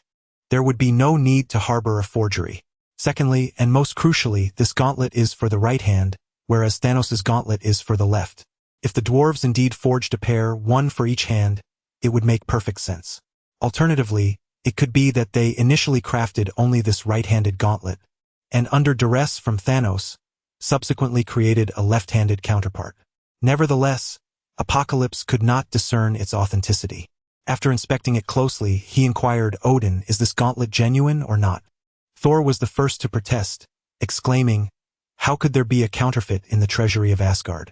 It is undoubtedly authentic. Odin replied with a calm demeanor, it is indeed real. Apocalypse, glancing at Odin, remarked, it is curious why some would claim it to be a forgery. Thor interjected, which ignorant fool dares to label it as fake? I shall make him regret it. The queen admonished him, saying, do not interrupt Prince Tang while he speaks with your father. Thor, looking aggrieved, wondered why Prince Tang, newly appointed, seemed to hold a higher status than himself, a prince by birth, and why he must wait to speak. Odin chuckled softly, explaining, I deceived her. Were she to know it is genuine, she would undoubtedly scour the universe for the Infinity Stones, causing untold chaos. I have also placed a restriction upon it. Until it is lifted, it is no different from a counterfeit. Oh, Apocalypse suddenly comprehended. Indeed, Hela could not outsmart the cunning Odin. Had it not been for his imminent demise, it was uncertain when he would escape his confinement. As they continued onward, they encountered a deep blue box, which Apocalypse recognized as the source of the Frost Giant's power, also known as the Box of Eternal Winter. However, its power seemed rather unimpressive, as Hela appeared to dismiss it. As Apocalypse glanced at other treasures, he lost interest quickly, offering only a cursory look. Finally, Odin led him to a basin of flame, stating, Prince Tang, this is the key to your transcendence. The fire burned within a dark golden basin, supported by a wooden stand, lacking any fuel. The flames danced as if imbued with life, perpetually flickering, never extinguished. It was indeed the eternal flame. Chapter 49.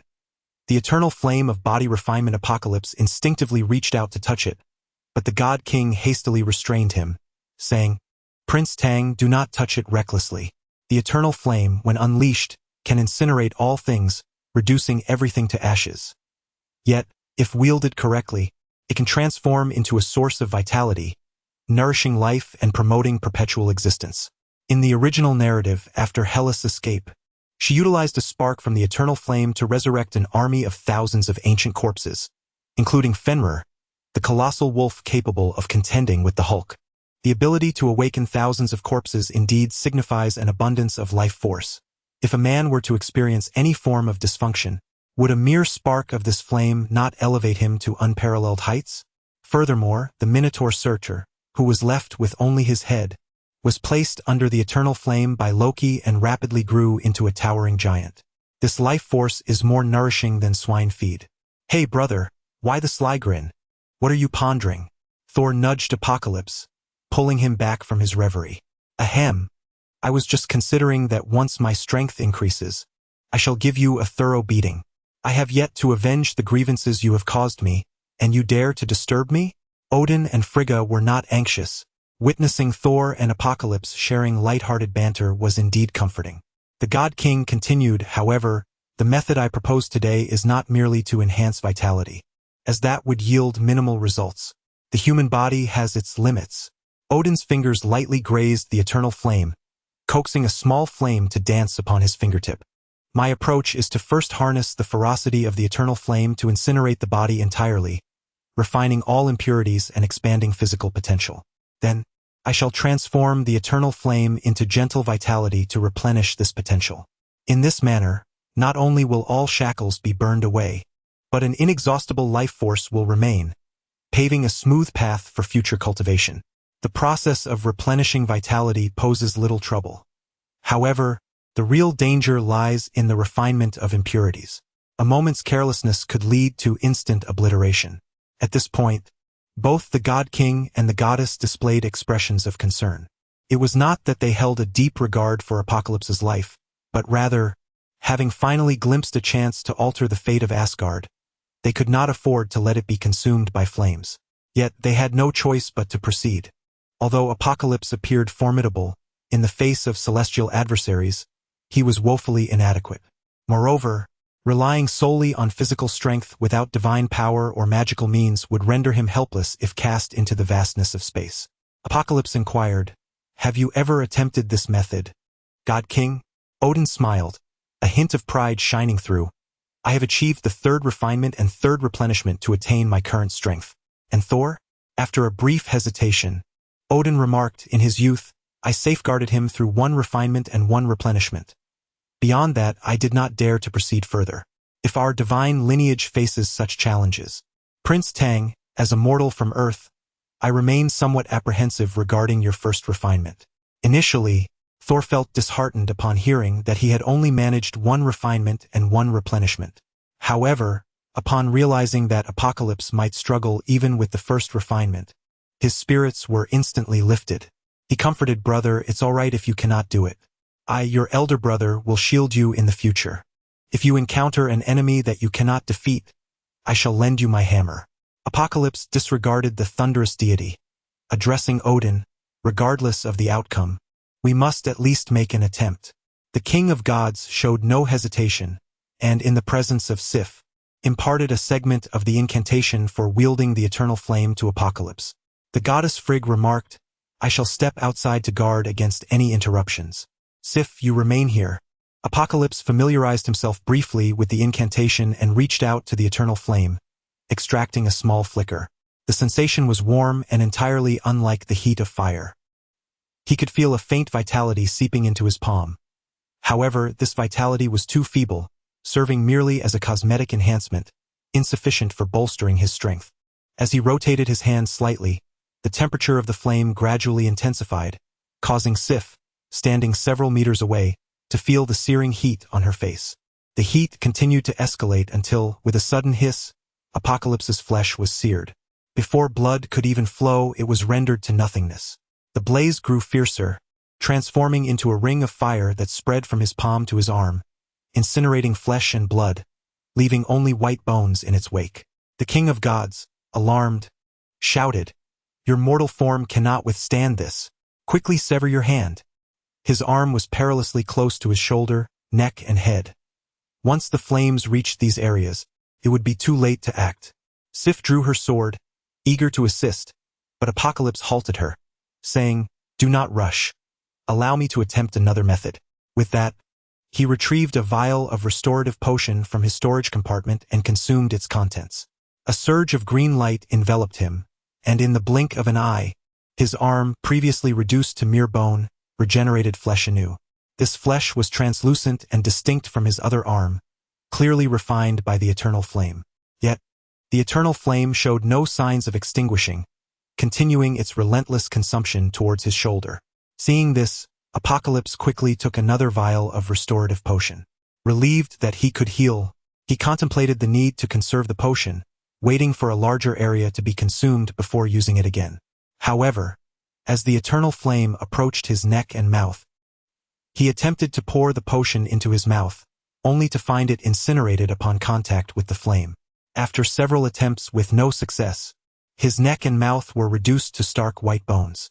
As the flames threatened to consume his head, a sudden inspiration struck him. He seized Sif's sword and plunged it into his abdomen, creating an opening to pour the restorative potion inside. Thankfully, it proved effective. The green light flickered, and the flesh of his mouth and neck reformed. As the flames ascended, his eyes were consumed, plunging him into darkness. In his desperation, Apocalypse no longer hesitated, consuming vial after vial of the restorative potion, forgetting even to use his mouth to drink after his lips had regrown. When the flames reached his brain, he was instantaneously enveloped in nothingness, thoughtless and devoid of sensation or pain. Fortunately, his hands mechanically continued to pour the restorative potion into his abdomen, though he remained oblivious to how many vials he had used. Time passed, and Apocalypse felt as though he had been revived, his mind beginning to function again, his eyes regaining sight. Soon after, the eternal flame began to blaze towards his lower body. Having gained experience and eloquence, the Harbinger remained unperturbed, waiting patiently until as many parts as possible had been scorched before ingesting the elixir. The eternal flame enveloped the Harbinger's entire being, ultimately vanishing beneath his feet. With a sigh of relief, the Harbinger endured the perilous refining process, thanks to the restorative potion provided by the system.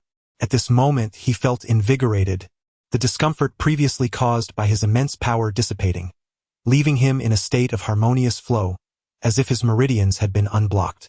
However, he appeared rather unseemly, completely unclad. Not only had his ordinary garments been reduced to ash, but even his golden vibranium shorts had been rendered to nothingness, leaving no trace behind. Do not halt. While the flesh remains malleable, swiftly replenish the vitality, commanded the divine king. Indeed, the Harbinger traced a finger, summoning another flicker of flame from the eternal fire. This time, the sensation was far more agreeable. A warm, soothing vitality surged into his body, seamlessly merging with the newly formed flesh, settling into an ineffable potential. Thus, the cycle of refining and replenishing was finally complete. "Congratulations, brother," the Thunder God exclaimed, stepping forward with enthusiasm. Just as he was about to embrace him, he suddenly recalled the Harbinger's lack of attire and reluctantly stepped back, leaving the Harbinger arms outstretched in an awkward stance. Sif approached, holding a set of garments. Her cheeks flushed, clearly having prepared in advance. No wonder the Divine Queen had ventured out earlier. She had anticipated this moment. The Harbinger grasped Sif's hand, saying, "Let us not rush. I have only completed one refinement. I wish to attempt again." Chapter 50.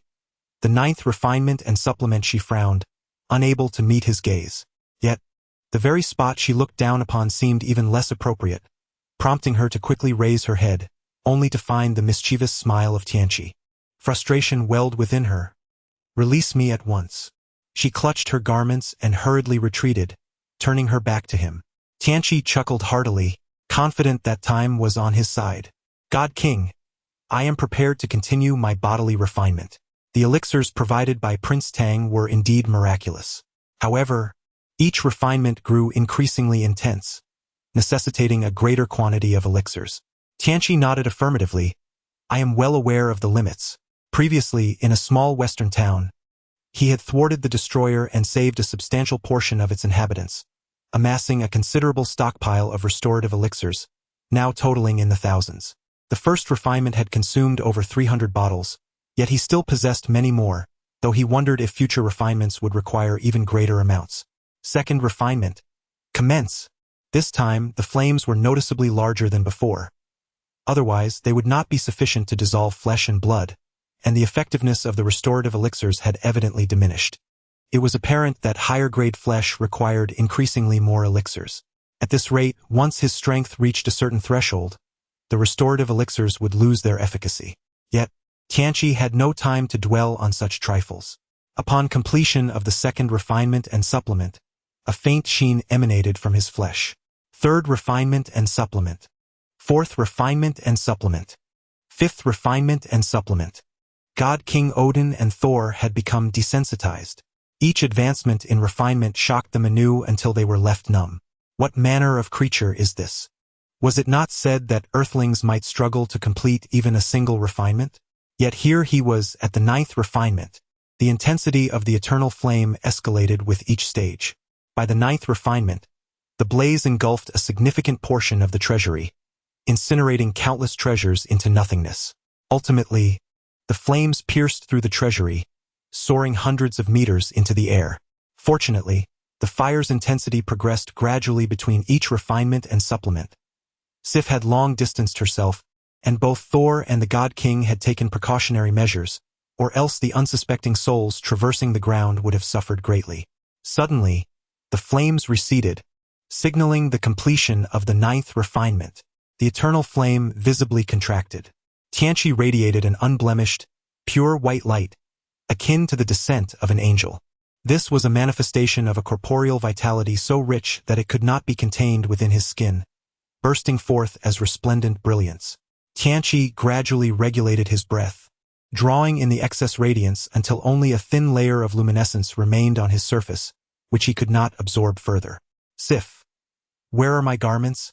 Tianqi called out. Sif responded promptly, initially shy and unable to meet his eyes. However, upon witnessing the radiance enveloping Tianqi, she found her gaze irrevocably drawn to him. This brilliance exuded an innate allure. Its purity and vibrant life force beckoned all living beings. As they emerged from the treasury, the atmosphere shifted dramatically. The very essence of the world seemed to tilt, and the stars appeared to yield. Tianqi stood casually in the square, as if it were the very heart of Asgard, the nexus of the universe. A faint luminescence radiated from him, captivating the gaze of all who beheld it. This phenomenon reflected a natural reverence for the essence of life, transcending race. Within that brilliance, one could almost glimpse the source of their own existence.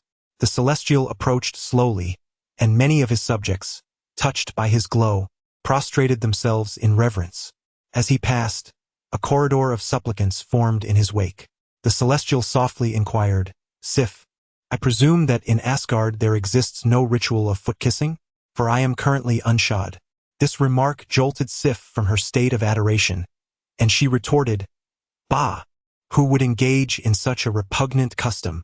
Meanwhile, Odin and Frigga gazed at the charred remnants of the treasury, their expressions a conflicting tapestry of emotions, uncertain whether to grieve or rejoice. Asgard ruled the 9 realms, and the treasures within their vault were of unparalleled worth. A single artifact would be deemed a miraculous boon among other races. Yet, the Celestials' purifying flames had reduced much of it to ashes, and to claim that their hearts were unaffected would be a lie. Even the Infinity Gauntlet bore the marks of the conflagration, though it ultimately withstood the eternal fire's wrath, for it was a vessel for the power of the Infinity Stones. Yet, witnessing their prince achieve such extraordinary feats, a process of 9 refinements and 9 restorations, unheard of until now, brought a sense of hope for Asgard's future. Now, however, they found themselves apprehensive. Their methods of persuasion seemed inadequate. Yet, in that moment, no superior alternatives sprang to mind. Their concerns were somewhat alleviated upon witnessing the god of thunder and the celestial engage in a fierce clash. Indeed, they were embroiled in a true battle. The celestial, having just completed his physical refinement, was eager to test his newfound strength, and the only worthy adversary available was none other than Thor. Thor, undeterred, brandished his hammer and joined the fray. The effects of the refinement soon became apparent. Just a short exchange with Thor had doubled his strength to that of the Hulk, now enabling him to unleash quintuple the Hulk's might. The Celestial himself was filled with anticipation. How much more formidable would he become with continued training? Hold on, Sif. Come assist me in wiping the sweat away, he requested. Of course, Sif dutifully rushed over, betraying none of her former warrior demeanor as she diligently searched for traces of perspiration and grime upon the Celestial. After a brief spar, he called for a halt once more. Sif, come here and massage my shoulders. I believe I exerted myself a bit too much. Thor, upon hearing this, was incensed. By the gods, you're complaining after exhibiting such celestial prowess?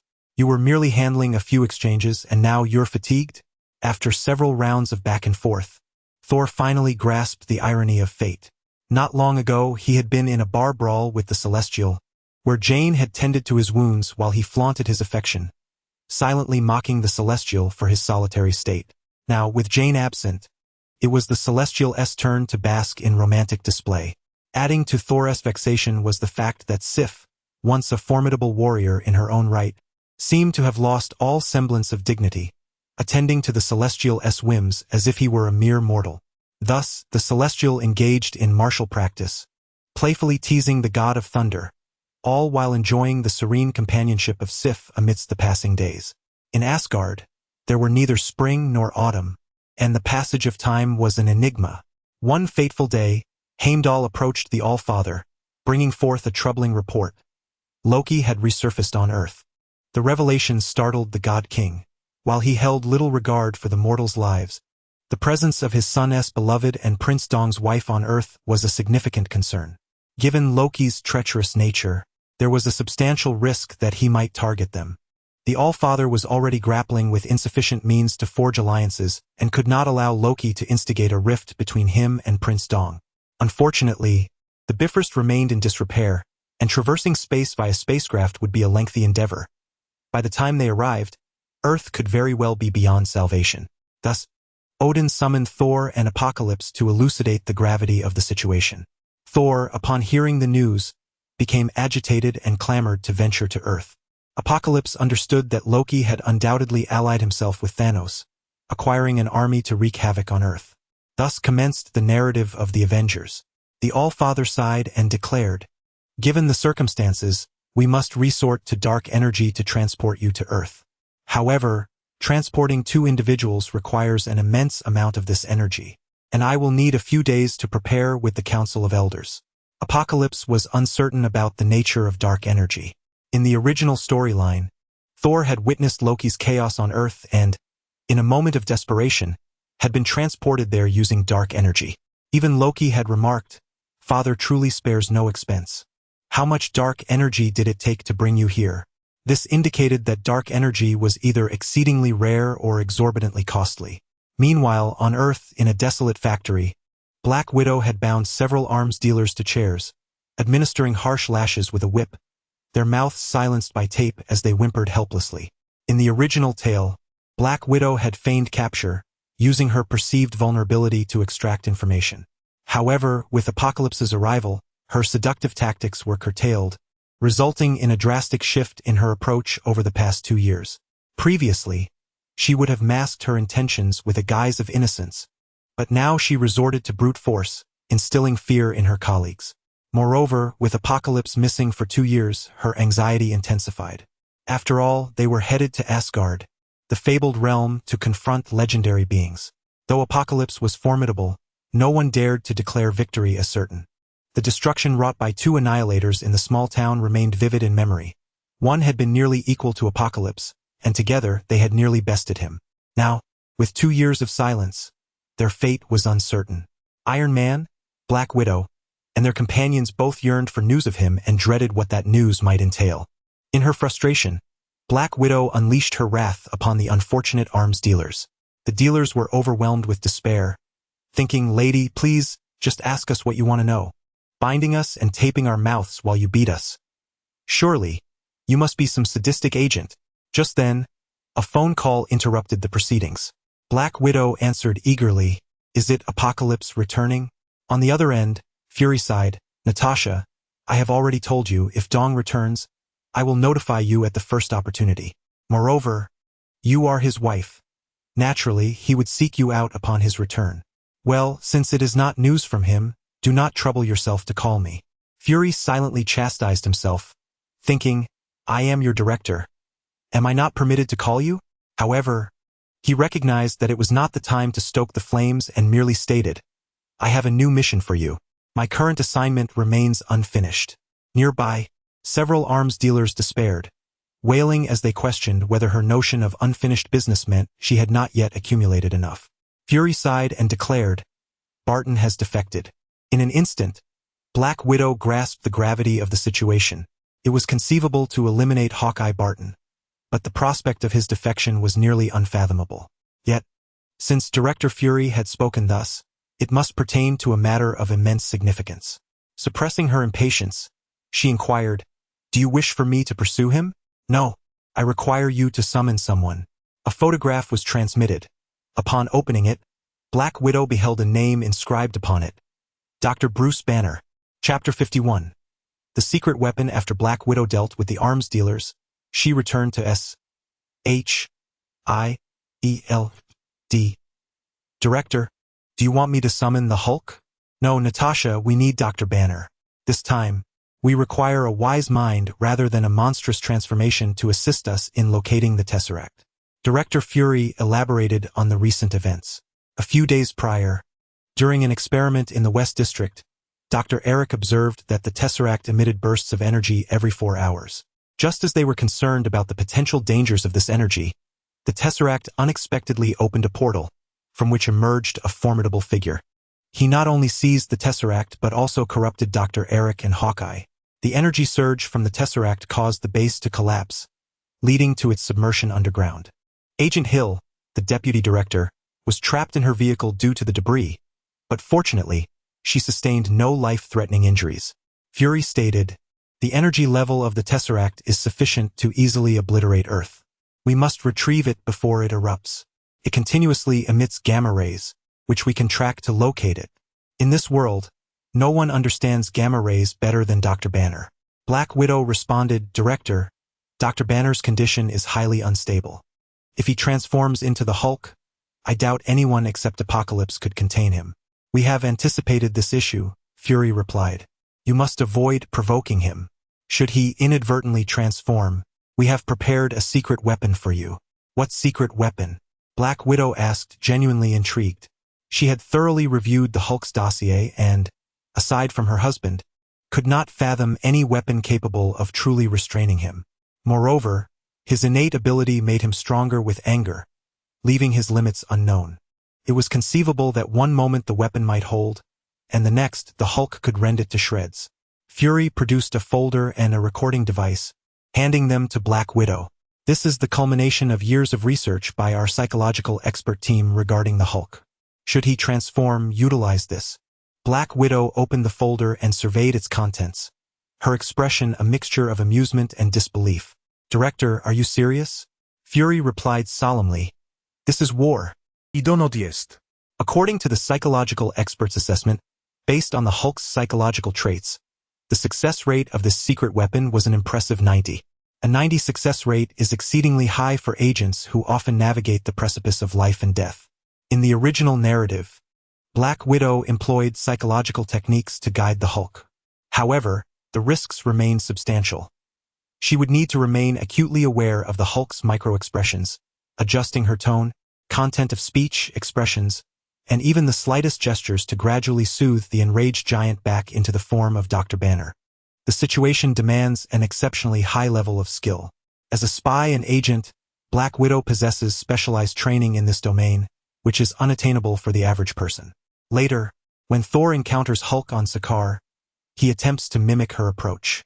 However, due to a lack of an appropriate smile, he receives a thorough beating from the Green Behemoth. Yet now, Fury informs Black Widow that by merely deploying a secret weapon, there is a 90 chance of reverting Hulk back to Banner without any further action. Black Widow finds this notion somewhat fantastical, yet upon examining the secret weapon, she begins to entertain the possibility of its efficacy. "I have prepared the Elite Team 9 for you. They are already awaiting your arrival," Fury states. "Very well." Team 9 consists of a dozen burly men, fully armed and waiting in the armory. Upon seeing Black Widow enter, they immediately rise in unison and salute. "Ma'am, please take your seats. Are we all clear on the mission? We are inviting Dr. Banner, not the Hulk, so do not provoke him under any circumstances." One soldier stands and remarks, "Ma'am, that individual is highly unstable. No one can guarantee he won't T-transform." Many among them had participated in early pursuits of the Hulk and understood the terror that this green monster could invoke. Black Widow calmly responds, "The agency has accounted for this. We have prepared a secret weapon for you. Should he transform, you are to don the weapon." She then distributes several folders. As the elite soldiers extract their contents, bewilderment spreads among them, nearly prompting an exclamation of disbelief. "Is this a joke with our lives?" However, the serious demeanor of Black Widow silences their protests. Despite her alluring and captivating appearance, those who have frequently worked alongside her are acutely aware of her formidable nature. Ultimately, after a hushed discussion, they send forth a burly man who lost a bet. This man, the team's heavy weapons specialist, stands at 2 meters tall and weighs over 400 pounds, resembling a reluctant spouse as he glances back at his teammates with a forlorn expression. He cannot fathom why he is always the one to lose the bets. Black Widow inquires, "Is there a problem?" The hefty man hesitantly stammers, Mom. "Everyone has chosen me to ask, are you joking?" We cannot discern the humor in this. In a sharp tone, Black Widow replies, "We are under a level 7 alert. This is war. Who has time for jokes?" The man shivers under her authoritative gaze and stutters, "But this Secret weapon. The weapon has been issued to you. It is your choice to use it. If anyone refuses, their family can expect to receive compensation. In truth, Black Widow feels a twinge of anxiety, but she must project unwavering confidence to maintain morale. Moreover, commanding soldiers is not akin to instructing students. Often, there are only orders with little room for explanation. Move out. In the country of the three brothers, Kolkata, in the slums, Dr. Banner is currently treating impoverished patients afflicted with dengue fever, despite the fact that this doctor is not the same as the doctor in title. However, given his remarkable intellect, mastering some basic medicinal treatments is hardly a challenge. It is certainly preferable to the plight of the uninformed impoverished, waiting idly for death. To mitigate potential accidents and casualties, Black Widow, true to the original narrative, employs the ruse of a young girl to lure Dr. Banner to the outskirts. Upon witnessing the girl's disappearance and Black Widow's emergence, Dr. Banner instantly comprehends that he has fallen into a trap. You are quite clever, drawing me out to the suburbs. I presume this area is already encircled, he asserts. Black Widow endeavors to project a facade of calm, softly addressing Banner. I merely wish to have a sincere conversation with you. There is a matter on which I seek your assistance. What is your name? I am Natasha, she replies. Pleasant name indeed. But what if I decline? He inquires. This matter pertains to the safety of countless lives. I trust that upon understanding the situation, you will acquiesce. She assures him. Dr. Banner hesitates, responding, what if? My other side refuses. Black Widow smiles. I shall persuade him as well. Suddenly, Dr. Banner slams his hands on the table and exclaims, lies. I know you intend to cage me. You cannot capture me, so you resort to deceit. Taken aback, Black Widow instinctively steps back, nearing the window, and in a swift motion, leaps out. In the original storyline, she was preparing a firearm beneath the table. However, armed with a secret weapon now, she refrains from using a gun, especially since it is well known that bullets are ineffective against the Hulk. Dr. Banner, momentarily stunned, had only intended to startle her, not anticipating her immediate escape through the window, which caught him off guard. He hadn't transformed yet, had he? With his guard lowered, another persona begins to awaken. As Dr. Banner gazes at his slowly thickening, green-tinged arm, he pleads, no, no, no, no, no. Yet, the situation has become irreversible. Roar. The Hulk emerges. The beastly roar reverberates through the slums, yet many merely glance apathetically in the direction of the sound before returning to their dreary tasks. Prepare. Don the secret weapon, Natasha commands. As her words echo, a dozen burly men swiftly extract masks from their tactical bags, donning them over their faces. The masks bear the visage of Apocalypse. Chapter 52. Cease, Hulk, for outside is all him in the photograph. The radiant figure of Apocalypse stands under the sunlight, exuding charisma. He appears to have noticed something, slightly turning to the side, revealing a dazzling smile that showcases his pearly whites as he gazes ahead. The elite team members, upon seeing this image, instinctively wonder if their leader is jesting. Just look at that smile, that glimmer in his eyes. It exudes a charm that ordinary individuals could scarcely replicate. Were Apocalypse present, he would undoubtedly recognize it as the smile of Yida. In his previous life, he had been thoroughly indoctrinated by such advertisements. Your Yida has fallen. No, it is your Yida. With that, the sun-kissed, handsome visage emerges. Coupled with the performance enhancements from the bathroom warrior Zhang Wei, this smile had undoubtedly ensnared the hearts of countless youths in his past existence. Even transcending universes, these impressions linger in Apocalypse's mind. He remains oblivious to when he last smiled or when he was captured by the agents of S.H.I.L.D. Roar. Roar. Roar. The Hulk rampages, demolishing the dilapidated shack with reckless abandon. After obliterating all obstructions from his line of sight, he surveys his surroundings. The towering green figure sends a jolt of fear through him. The once feral rage transforms into that of a startled fawn. A multitude of smiling faces of Apocalypse confronts him, inducing sheer terror. For the Hulk, nothing is more frightful than this. A photograph of Apocalypse, Fury's secret weapon. It may seem absurd, yet it is underpinned by profound psychological insights. This decision stems from a comprehensive and deep understanding of the Hulk's persona. Through years of tracking, they deduced that beneath the Hulk's seemingly violent exterior lies a fundamentally benevolent nature, one that abhors bloodshed. It is merely the overwhelming gamma energy that induces certain hallucinations. In the original narrative, Banner once confided in his girlfriend Elizabeth, stating that it feels akin to being amplified 1,000-fold on a hallucinogenic basis. If someone brandishes a gun or runs amok, he instinctively pursues. The Hulk himself is perplexed by this. If you flee, he will chase, but if you do not run, why should he? Consequently, those being pursued find themselves in peril, while remaining stationary may dissuade the Hulk from attacking. However, when confronting the Hulk, and witnessing his propensity to roar at any provocation, no one can maintain their composure.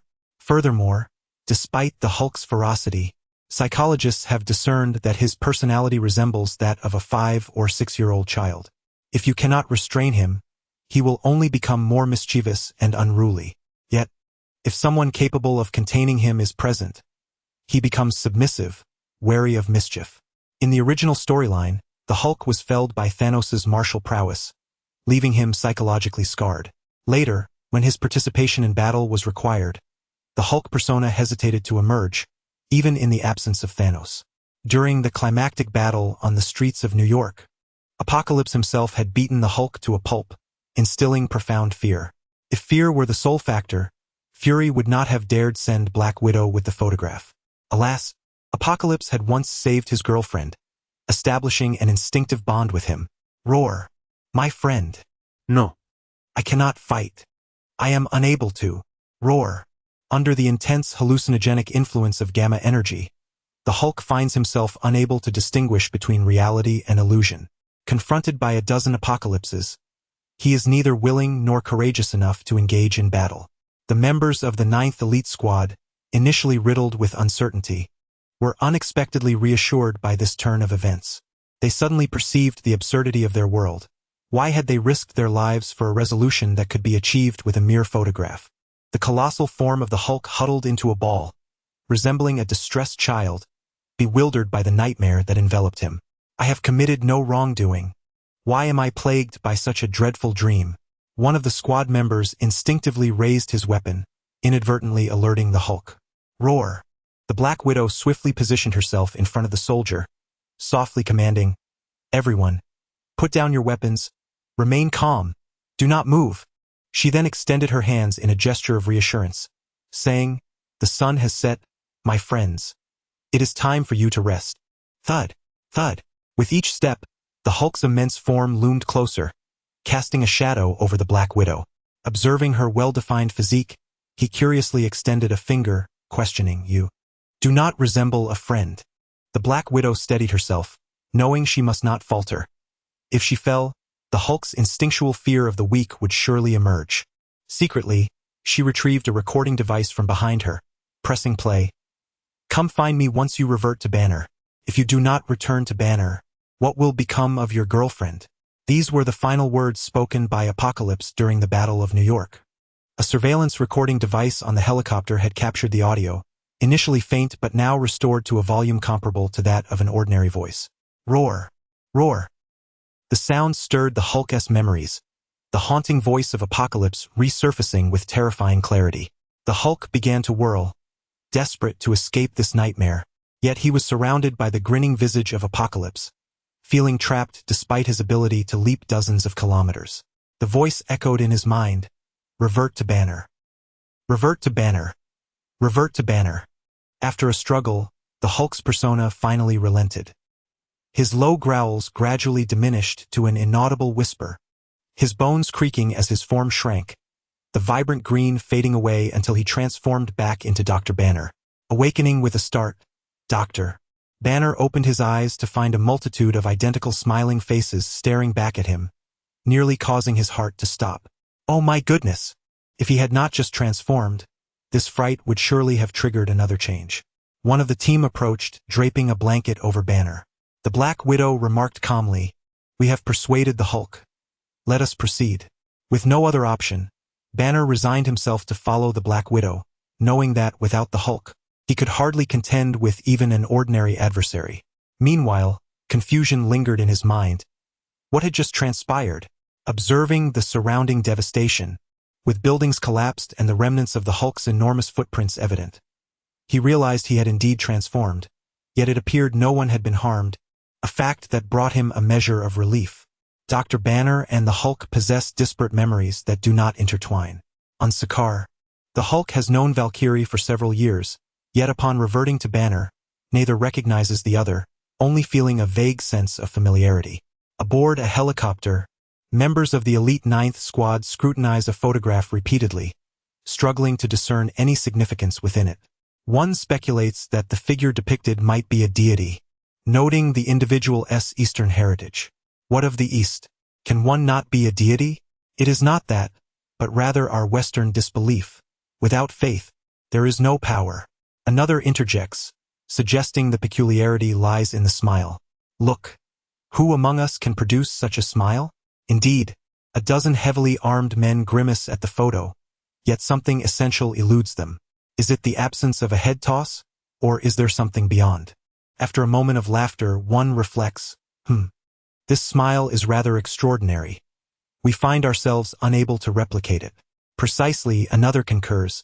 It is, without a doubt, enchanting. But where lies its magic? Shall we inquire of the leader? Following a whispered wager, the imposing figure, Dazhuang, loses and is dispatched to converse with Black Widow. Leader, might I ask who this person in the photograph is?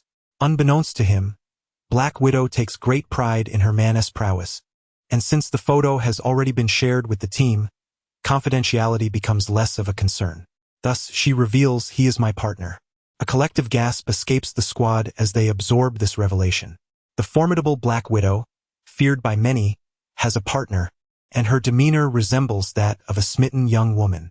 Although they are in awe of her, some among them have dared to flirt with Black Widow, only to face training penalties in return.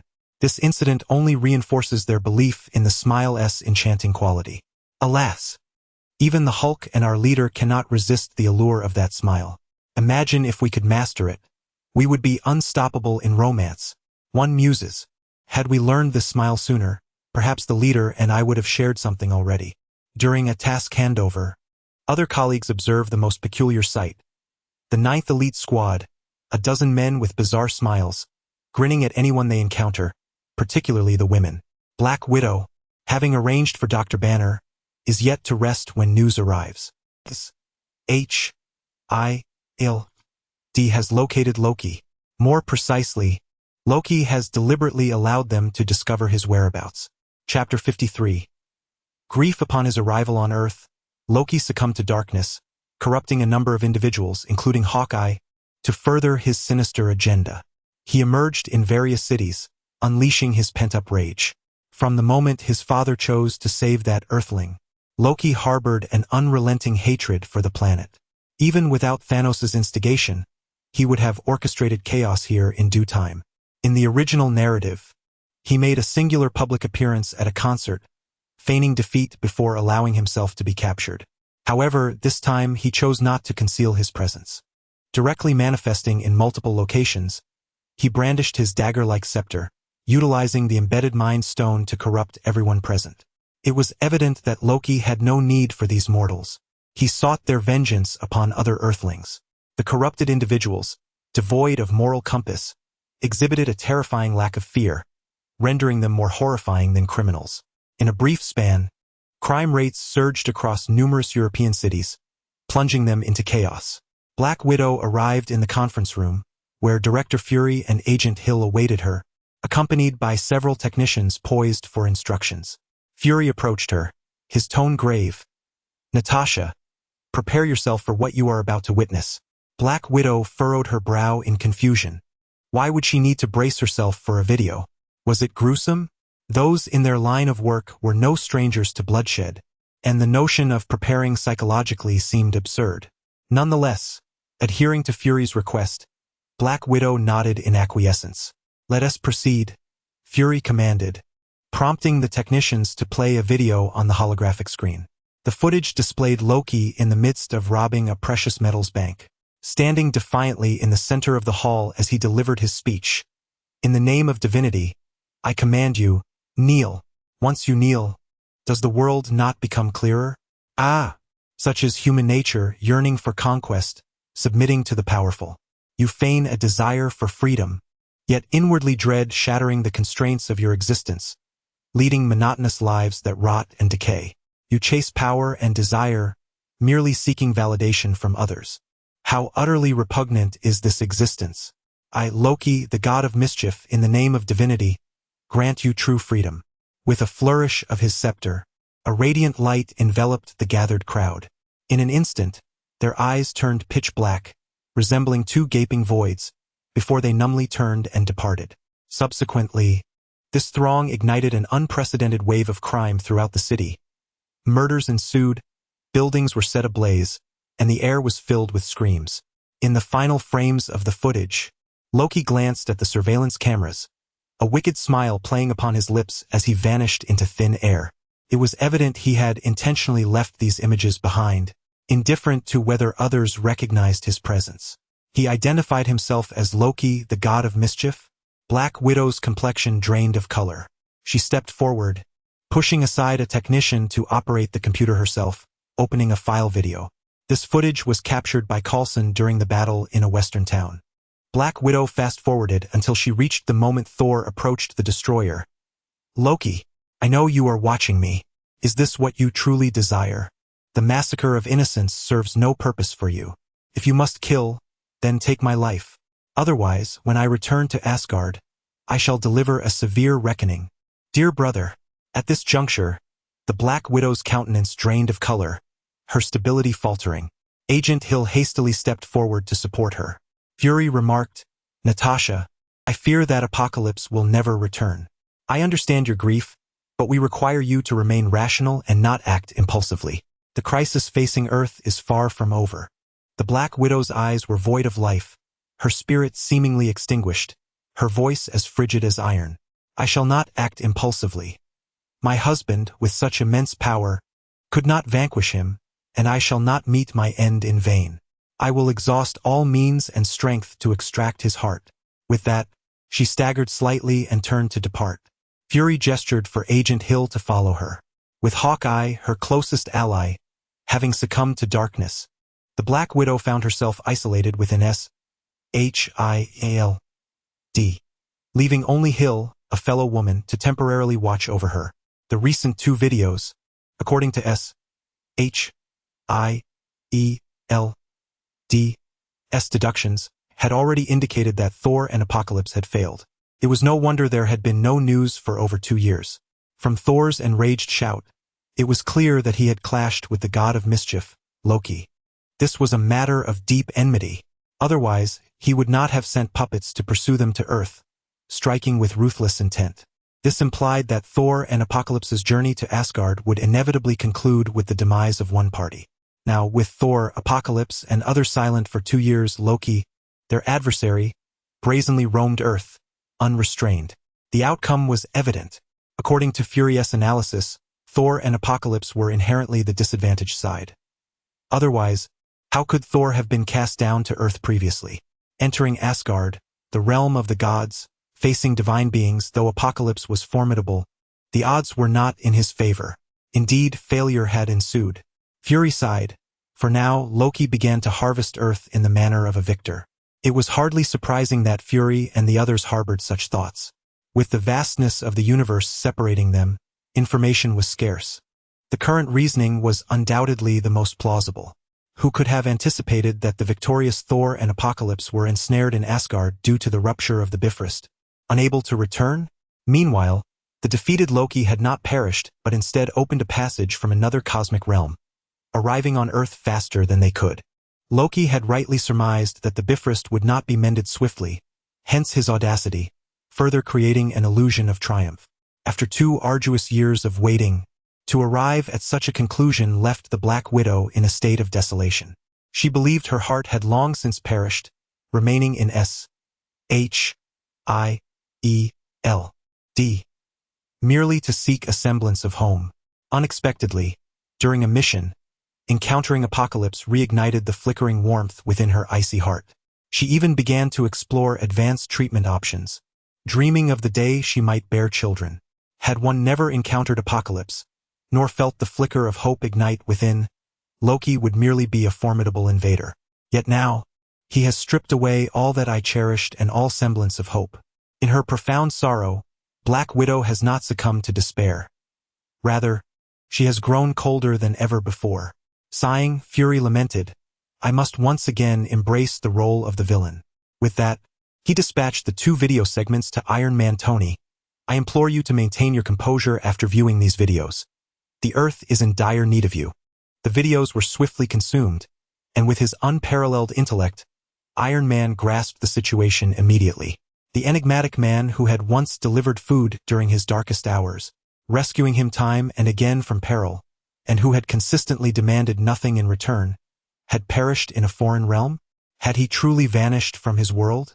Even his romance with Pepper had been meticulously orchestrated by this man, leading to their present affection. He could not even retrieve the man's body, nor did he know how to conduct a funeral or mourn him properly. An indescribable sorrow surged within Iron Man's heart. Aside from the devastating news of his parents' demise, he had never anticipated losing someone of such significance again. Iron Man pressed the call button on his desk, his voice hoarse as he summoned, Pepper, please come in. I need you. Pepper could never resist such a plea from Iron Man, rushing in to find his expression steeped in profound grief, leaving her at a loss for words. What's wrong? Don't ask. Just hold me tight. Don't let me cry. I fear that if I let the tears flow, I will become weak and dread the confrontation ahead. Pepper embraced Iron Man tightly, feeling his breath, rapid and stifled. Tony, though I am unaware of the details, if you wish to weep, do so. No one will mock you. I cannot allow myself to cry just yet. His unfinished tasks remain, and I must see them through. When the destroyer descended upon the small western town, uncertainty loomed over whether Asgard harbored intentions of invading Earth.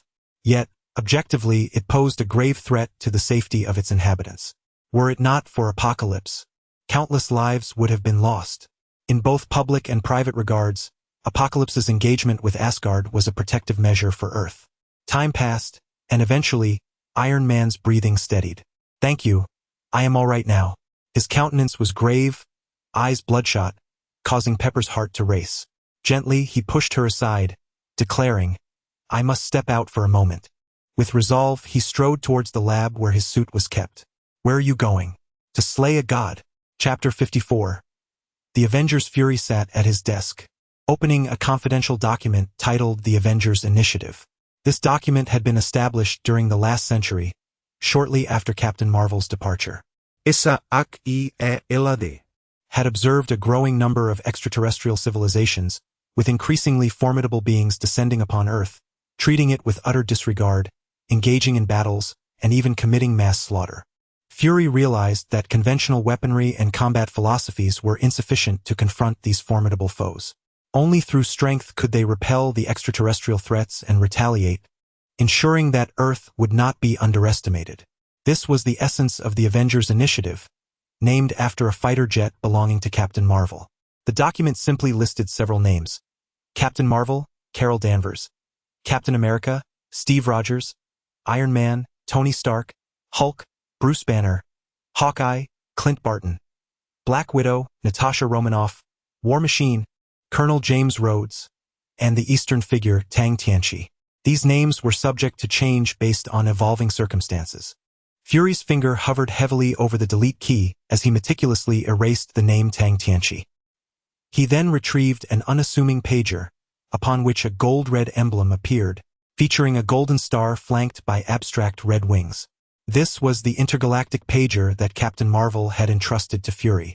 Originally a product of Earth's technology, Captain Marvel had ingeniously modified it using Kree technology, enabling it to transmit signals across the galaxy. Wherever she might be, she could receive urgent communications. Should a grave crisis threaten Earth's existence, pressing this button would summon her back from distant star systems. Fury hesitated for a moment, then tucked the pager securely away. Although they were currently facing divine beings, the situation seemed to result only in chaos and casualties, rather than total annihilation. He resolved to give it a try. At that moment, a staff member communicated Director Iron Man, Captain America, and Dr. Banner have arrived. Are we prepared for takeoff? Have Hill coordinate the launch. I will meet them on the deck, Fury instructed. In the original scenario, Black Widow would have handled the welcoming duties, but given her current state of sorrow, she was not suitable for the task. As Fury exited his office, he was met with a vast expanse, the enormous deck adorned with numerous aircraft. A multitude of personnel were tirelessly securing the planes and equipment. Hey, welcome, Steve, Tony, Bruce, Fury greeted them. Iron Man offered a polite nod, while Banner appeared indifferent. Captain America, having just awakened from a 70-year slumber, was still adjusting to the modern era. Observing the array of advanced aircraft, he remarked, "Had we possessed such advanced technology back then, we would have lost far fewer brothers fighting the Nazis. Ultimately, we have triumphed, have we not?" Fury remarked. "Let us proceed inside. The oxygen levels here will soon diminish." As he spoke, a whirlpool gradually emerged on the surface of the sea, manifesting on either side of the colossal deck, with 2 in front and 2 behind, as the seawater began to sink downward. Following this, a thunderous roar of machinery resonated, and 4 massive turbine fans slowly ascended from the whirlpool, each blade measuring several meters in length. The water, yet to fall, cascaded like a waterfall, creating a mist that enveloped the air as the turbine fans thrashed against it. The deck gradually elevated, revealing the enormous vessel in its entirety. This was the Aerial and Naval Command Center, an impregnable mothership crafted by S.H.I.E.L.D. In the face of a threat capable of annihilating the Earth, remaining in a dead zone was evidently imprudent, as the enemy possessed myriad methods of infiltration. Should a scenario akin to the previous incident at the West District Cube Research Facility occur, all personnel would be at risk, and the command system would be utterly incapacitated. As the mothership ascended several hundred meters into the sky, Captain America and Banner, having sufficiently admired the view, entered the interior. Hill, who directed the flight, issued a command, "Prepare for stealth mode." Subsequently, the mothership activated its reflective panels, rendering the massive structure completely invisible against the sky, only revealing peculiar shapes when passing through certain clouds. Upon entering, they encountered a vast command center bustling with activity, where each individual was diligently managing their respective subsystems. Captain America, accustomed to advanced technology upon awakening, found it peculiar not merely that the facility was sophisticated, but that numerous areas were adorned with photos of Thanos displaying an unsettling grin. Given that Dr. Banner had boarded, it was prudent to continue employing the validated secret weapon for precautionary measures. Each person was assigned one, some individuals finding it cumbersome to carry, or fearing they might not have time to don it in the presence of the Hulk, affixed the devices to their workstations, room entrances, or corridors. Is this a celebrity? An individual from the East? Captain America pondered, feeling perplexed. Despite having caught up on many contemporary knowledge points, he had not heard of this star. Dr. Banner shrugged and explained. This is their secret weapon to counter another formidable foe. A brief meeting ensued among Fury, Black Widow, Iron Man, Captain America, and Dr. Banner. Naturally, Banner was tasked with analyzing global gamma rays in search of the cosmic cube, while the others prepared for action. Iron Man and Black Widow exchanged a comforting embrace, while Captain America remained bewildered, aware of the enemy's identity but unclear about the specifics of the situation. Upon boarding, he was met with peculiar photographs and the solemn expressions of others. What had transpired? Was this a significant event that occurred during my slumber? Before long, Loki resurfaced once more. This time he appeared at a concert in Europe. A notable figure was in attendance at this musical gala, and Hawkeye had already ascertained that his eyes were the key to unlocking a vault. Loki, clad in a suit, approached this distinguished individual and, with a singular motion, hurled him onto an artistic platform. Then he produced an instrument and plunged it into the eye of the illustrious figure, instantly extracting the entire eyeball. Meanwhile, at the vault, Hawkeye was already equipped with a similar device. The instrument on Loki's side scanned the ocular information, while Hawkeye's device synchronously generated a simulated hologram. In no time, the eyeball was validated, and the vault was effortlessly opened. Inside lay a vial of iridium, which Hawkeye secured to his back before vanishing into the night. Loki herded the crowd to the square, revealing his true form. Adorned with a horned helmet, a flowing cape, and clad in armor, He proceeded to deliver his typically arrogant monologue. An aged World War II veteran, frail and trembling, rose and declared, "We have vanquished men like you before. I shall not bow to you." With a chilling demeanor, Loki retorted, "In that case, I shall make an example of you." He raised his scepter, unleashing a beam of divine light. Just then, a shield descended from above, intercepting the divine radiance and ricocheting it back at Loki, catching him off guard.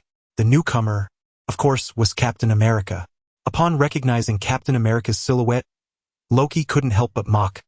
"Ah, an outdated relic has arrived."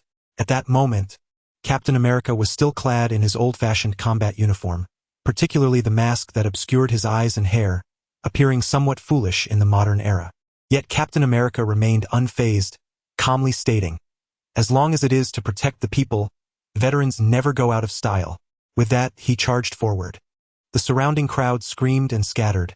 Fortunately, being in the square, no stampede ensued, and the people quickly fled. Although Loki's direct combat prowess was lacking, this was merely in comparison to other deities. Against mere mortals, his physical strength easily overpowered Captain America, and after a few exchanges, Loki had the captain's head pinned down with his scepter, attempting to force him into submission. No chance. Noticing that the civilians had retreated to a safe distance, the captain allowed a smile to surface. His earlier grappling tactic had succeeded. Just as Loki prepared to strike a fatal blow, a streak of light shot from the sky, and an energy laser cannon struck Loki, sending him sprawling. The assailant was none other than Iron Man. Loki fell to the ground, not rising immediately.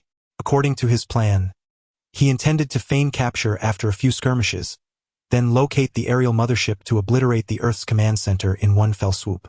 Though he was relatively strong against Earthlings, he despised engaging in brutish tactics. As the god of mischief, he preferred to orchestrate elaborate schemes, relishing the sight of humanity being toyed with at his whim.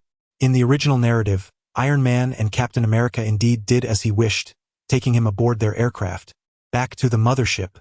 However, he had overlooked the influence of one individual, Tang Tianchi. Chapter 55. Loki's defeat. Loki had only deduced that the Rainbow Bridge in Asgard would not be repaired swiftly, allowing him to exploit this temporal gap to seize control of Earth. Before the return of Thor and Apocalypse, he believed he could act with impunity. Little did he anticipate that S.H.I.E.L.D. had already surmised his early arrival and inferred that he had slain Apocalypse. At that moment, Black Widow, piloting the Quinjet, spoke, "Steve, please keep your distance." Rat-tat-tat-tat-tat-tat-tat-tat. The mounted machine guns unleashed fiery tongues, a torrent of bullets raining down. The vicinity where Loki stood was instantly enveloped in a cloud of dust. Following this, Iron Man unleashed his hand cannon's laser alongside a barrage of miniature missiles, directing a relentless assault upon Loki. Taken aback, Loki wore a bewildered expression, questioning, "Did I not surrender? Why were they still attacking? Had his ruse been uncovered?" Fortunately, as a god, his physical form was resilient. Though he sustained considerable pain, his cloak was tattered, leaving him in a pitiable state. After all, even the Hulk's destructive power, when unleashed upon him, merely knocked the wind out of him without inflicting substantial harm. This spoke volumes of his bodily fortitude. Captain America, perplexed, wondered if that individual had truly raised his hands in surrender. Why then did Black Widow and Iron Man continue their onslaught? Yet, the area within a 10-meter radius of Loki was now a battlefield littered with bullets, artillery, and lasers, prompting the captain to refrain from approaching recklessly. Loki, both furious and confounded, shouted, "Cease fire! I surrender." By then, the machine gun's ammunition had been expended, and Black Widow lowered her altitude, engaging the Quinjet's autopilot. She leapt from the sky, aiming to strike Loki. Infuriated, Loki thought, "I have pretended to be defeated and surrendered, yet you still dare to bully me?" He raised his scepter, lunging toward Natasha. Just as he was about to strike Black Widow midair, Iron Man accelerated and tackled Loki to the ground. Captain America, seeing the urgency of the situation, rushed to assist. Thus, Iron Man, Captain America, and Black Widow surrounded Loki, launching their attacks. Iron Man, capable of flight, engaged from the air, while the captain braced himself, deflecting Loki's divine light with his shield. Black Widow, seemingly frenzied, hurled herself at Loki with reckless abandon, targeting his vital points without regard for her safety. Yet, her strength proved insufficient to inflict any meaningful damage upon him.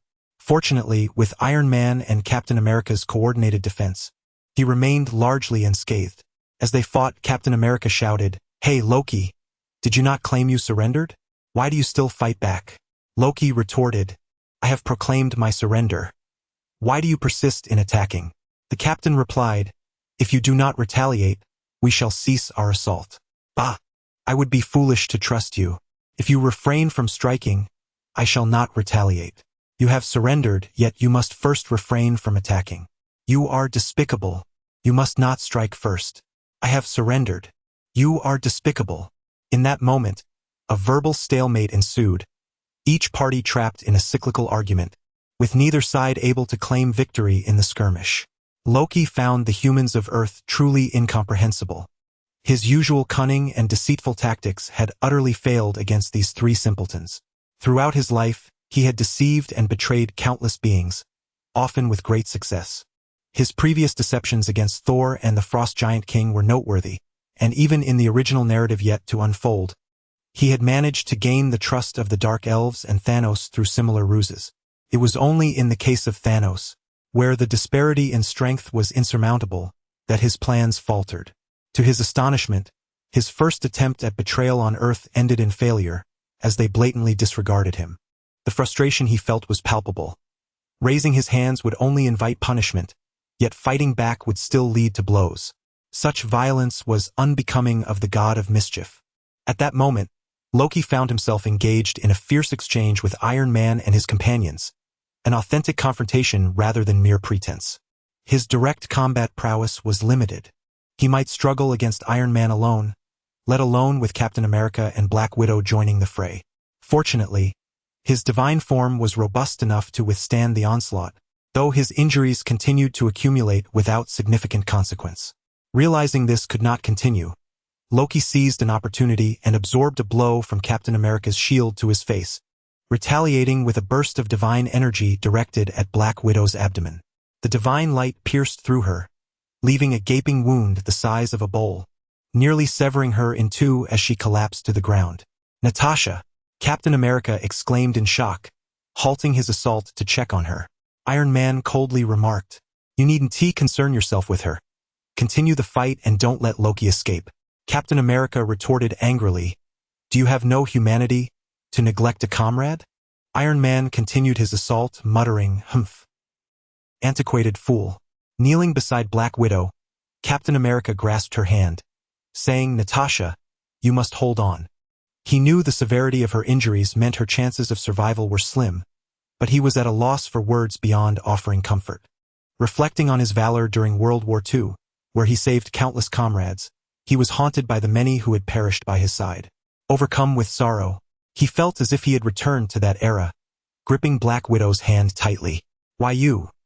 Don't need to worry about me," she gasped, her face contorted in pain. "Natasha, how could I not care? Though our acquaintance is brief, I am your comrade. If there is anything you wish to say, do so. I will remember it. Let go. If you don't let go, I will truly die." "What?" Captain America felt her muster her last strength in an attempt to free herself, prompting him to release her hand. With great difficulty, she retrieved a vial of green serum from her tactical pack and gulped it down. A vibrant green light emanated from her wound, and in the blink of an eye, the missing flesh began to regenerate. However, her clothing did not restore. Black Widow revealed her taut, resilient abdomen and lower back, coupled with the sweat and grime on her face, exuding an unconventional allure. She sprang to her feet, resuming her assault on Loki. Captain America stood there, momentarily taken aback. About earlier, I apologize. No wonder Iron Man refers to himself as unconcerned, for there exists such a miraculous elixir." Conversely, his attempt to grasp her hand nearly endangered his comrades. The captain felt a pang of guilt. Had he truly fallen so far behind the times, unaware of such extraordinary potions? Enough of this chatter. Engage in battle. Upon witnessing Black Widow's complete revival, Loki felt a sudden chill, What sort of monstrous potion was this?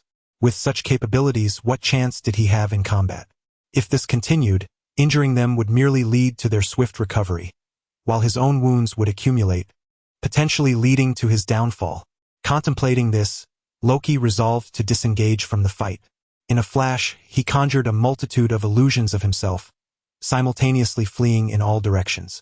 Black Widow waved her hand, launching 3 darts that instantly dispelled 3 of the phantoms. Captain America hurled his shield in a sweeping arc, returning it to his grasp after dismantling 5 more illusions. Iron Man, operating with remarkable efficiency, utilized his eyes to navigate a miniature screen, dividing his lasers into numerous beams that enveloped all of Loki's forms. Alas! Loki let out a cry of despair as all illusions vanished. The true form struck by the laser. Yet, at that moment, he was already a considerable distance away from Iron Man and the others, leaping over the outer wall and disappearing from sight. On the return journey, Iron Man did not fly solo. The trio occupied the Quinjet together. Black Widow remarked coldly, "His strength cannot possibly harm my husband." The captain inquired, "My condolences, but may I be so bold as to ask, who is your husband? Is he formidable?" "The man in the photograph you saw aboard the mothership is him. As for his power," Iron Man scoffed, "if he were present, Loki wouldn't dare to wreak havoc on Earth, even with 100 lives. So he is a fallen hero. No wonder so many aboard the mothership have plastered his visage everywhere," the captain mused. However, was that image truly appropriate? Shouldn't the portrait of a fallen hero evoke solemnity? That smiling photograph felt rather unsettling. Iron Man continued, "If his strength is merely what it is today, even with his ability to corrupt others, regardless of whether Apocalypse is present, he would never be capable of conquering Earth. Unless..." The 3 exchanged knowing glances, simultaneously thinking, "He has allies." The Quinjet accelerated towards the mothership.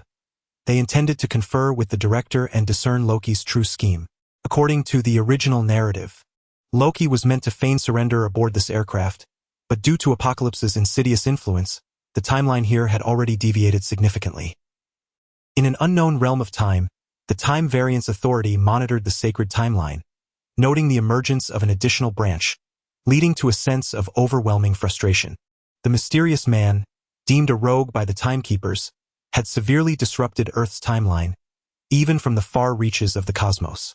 If this continued, the sacred timeline would inevitably face collapse. A group of employees from the Temporal Bureau is engaged in earnest discussion, seeking to devise a plan that would stabilize the sacred timeline without infringing upon the prerogatives of the esteemed outlaw. Chapter 56. The Return of the Apocalypse. The Black Widow, Iron Man, and Captain America swiftly returned to the aerial mothership. They promptly reported to Fury about the details of the battle and their speculations regarding Loki potentially having accomplices. Fury summoned everyone for a meeting to deliberate on the matter. "He'll compile a list of all the locations Loki has recently plundered and examine any correlations," he commanded. "Understood." Detailed reports of each incident appeared on the screen, as the computer program automatically analyzed the data, seeking connections among locations, individuals, casualties, and more. Suddenly, Dr. Banner interjected, "This is peculiar. Loki has targeted only precious metal banks, and the stolen metal is iridium." Iron Man furrowed his brow, contemplating. "Iridium has numerous applications, at least dozens of industrial uses that I am aware of. However, these are unlikely to be Loki's true intent. He wouldn't possibly be aiming to establish a factory on Earth, would he? Thus, only one plausible possibility remains. Iridium is essential in the process of generating antiprotons in particle physics, where high-intensity proton beams are directed at a target of considerable density. It can more stably withstand the shock waves produced when radiation particle beams increase in temperature. Banner's eyes lit up. If sufficient energy is available to open an Einstein-Rosen bridge, then iridium would be an indispensable element, serving as a stabilizing buffer. Ahem. Fury interjected, signaling for clarity. Dr. Banner exchanged glances with Iron Man, who remarked, "You are the expert in this field. Perhaps you should elucidate." Dr. Banner, unreserved, continued, "The Einstein-Rosen bridge, commonly referred to as a wormhole, requires astronomical amounts of energy to open. Furthermore, during the process of opening a wormhole, antiprotons are generated, which, if left unaddressed, could destabilize the wormhole. Captain America interjected, "Wait, I do not grasp the theories you are discussing. If I understand correctly, Loki intends to open a wormhole to summon aid from another realm. This necessitates two conditions: energy and stability. The Tesseract can provide the energy. Iridium can ensure stability. In essence, he possesses all the necessary conditions." Precisely. A profound silence enveloped the room as everyone realized the gravity of the situation. The chaos instigated by Loki had already wreaked havoc across major European cities, resulting in numerous casualties. If his reinforcements were to arrive, Earth could face utter devastation. According to Fury's deductions, Loki's allies might be unparalleled beings capable of slaying gods and heralding doom. Once they arrived, no force on Earth could withstand them. Fury issued his orders. "Hill, I want you to exhaust every possible avenue to trace Loki's whereabouts. All surveillance systems, cameras, and spy satellites on Earth must be requisitioned if necessary. Dr. Banner and Tony, your task is to track gamma rays to locate the Tesseract. I will commandeer all gamma ray detection instruments within my jurisdiction for your use. Steve, Natasha, remain on standby." "Yes, sir." However, the more anxious they became, the less fruitful their efforts turned out to be. After enduring a harsh defeat at the hands of Iron Man, Black Widow, and Captain America, Loki was rendered hesitant to show his face again. Even Hawkeye, who had previously succumbed to Loki's influence and was engaged in a series of robberies for the Iridium, had vanished without a trace. Fury was increasingly unsettled, indicating that they had amassed sufficient Iridium. It was clear they were preparing for something, and when they next encountered Loki, it would likely coincide with the opening of a wormhole. For 2 consecutive days, the Earth experienced an unexpected calm. Fury understood this tranquility to be the calm before the storm. Once it was shattered, it would unleash catastrophic chaos. At that moment, the alert on the aerial mothership blared incessantly. Beep, beep, beep, beep, beep. Level 1 alert. All teams, be advised. An unidentified object is approaching our mothership. Weapons at the ready. Personnel on standby. Above the aerial mothership, 2 figures loomed in the void, surrounded by lightning and dark clouds. It was none other than Thor and Apocalypse. Due to the necessity of transporting an additional individual, Odin took a bit longer to prepare the dark energy, resulting in Thor's arrival being delayed by several days compared to the original storyline. In the original narrative, Thor descended while Loki feigned surrender, en route back to the mothership aboard the Quinjet. Misunderstandings led to a skirmish with Iron Man and Captain America in the wilderness. Now, at Apocalypse's behest, they had pinpointed the location of the aerial mothership, descending directly above it. The aerial mothership was cloaked from Earth's technology, but to Heimdall, it was as conspicuous as a light bulb. Apocalypse extended a hand, conjuring a divine shield that repelled all incoming projectiles from the defensive automated weapons. Below, there was a palpable tension as cannons were raised in their direction. Though Apocalypse was unperturbed, there was no need to damage their own weaponry, lest the miserly Fury raise a fuss. Soon, their images were captured by surveillance. "Ah! It's that Eastern man from the photograph." A few infatuated female technicians began to scream. Once the alarm was lifted, Apocalypse and Thor descended slowly. Thor flew with the aid of his hammer, while Apocalypse soared through sheer physical prowess, a skill Thor found somewhat enviable. It is noteworthy that many deities and powerful beings, despite their might, have struggled to master the art of flight. Physical flight is not as simplistic as it appears. Loki, who often boasted of his divine nature, could not fly, and Thor, devoid of his hammer, could only momentarily hover using the power of lightning. Thus, he could not truly fly. The vast majority of superheroes are also incapable of physical flight, including even the immensely powerful Scarlet Witch, who can only momentarily elevate herself using the forces of the ground, rather than genuinely flying. Only a select few, such as Vision and Captain Marvel, possessed the innate ability to fly in their physical forms upon their emergence. As soon as the two landed, a crowd gathered in response. Iron Man, clad in his battle suit, arrived the fastest. Upon seeing Apocalypse, his eyes reddened, and he immediately embraced him tightly. "Buddy, I never expected to see you again." Apocalypse sighed. "Indeed, it has been quite a while. So long. It feels like a century." Gradually, a sense of discomfort washed over him. Why was Iron Man holding him for so long? The onlookers were staring, and while he had no shame, he still cared about his dignity. Captain America leaned in closer, whispering to Fury, "Director, are you certain this individual, Apocalypse, is married to Natasha?" Noticing Black Widow's reddened eyes beside him, Apocalypse could no longer contain himself. After traveling such a long distance, he had yet to embrace his beloved wife. "Hey, Tony. You can let go of me now." As Apocalypse pushed Tony away, Black Widow instantly lunged at him, saying nothing as she kissed him fervently, nearly leaving him breathless. The duration of the kiss was so long that even the surrounding Westerners began to feel uncomfortable. Clearing his throat, Fury remarked, "Welcome back, Tang." Reluctantly, Apocalypse separated from Black Widow. It seemed everyone was particularly enthusiastic upon his return. "Long time no see, Director." Fury continued, "Allow me to introduce you. This is Dr. Banner. I believe you are acquainted." Banner, polite and composed, extended his hand, saying, "Mr. Tang, it's a pleasure to finally meet you in person. Your smile is quite normal." What did he mean by normal smile? Apocalypse didn't have the time to inquire further as he shook hands. "This is my assistant, Agent Hill." Hill was a tall, elegant beauty, exuding a refreshing and chic demeanor, entirely different from Black Widow. "And this is Captain America, Steve Rogers." This marked Apocalypse's first encounter with Captain America in person. He scrutinized him closely. The man was tall and handsome, radiating righteousness, clad in a vintage, form-fitting combat suit that mirrored the captain of his memories. At that moment, Thor approached, tilting his head as he glanced at the captain's profile, whispering, "Tang, is this the American peach bottom you mentioned? Doesn't he seem that impressive?" Given the caliber of individuals present, even the softest of tones were heard clearly. Captain America felt a wave of embarrassment. What was this? Did he know them? Why were they suddenly discussing his posterior? As the others turned their gazes toward the captain's rear, curiosity piqued about its alleged prominence. The captain felt a simultaneous itch and warmth at the back. Unable to react in this public setting, he could only feign nonchalance while using his shield as a barrier. Ahem. "Hello, everyone."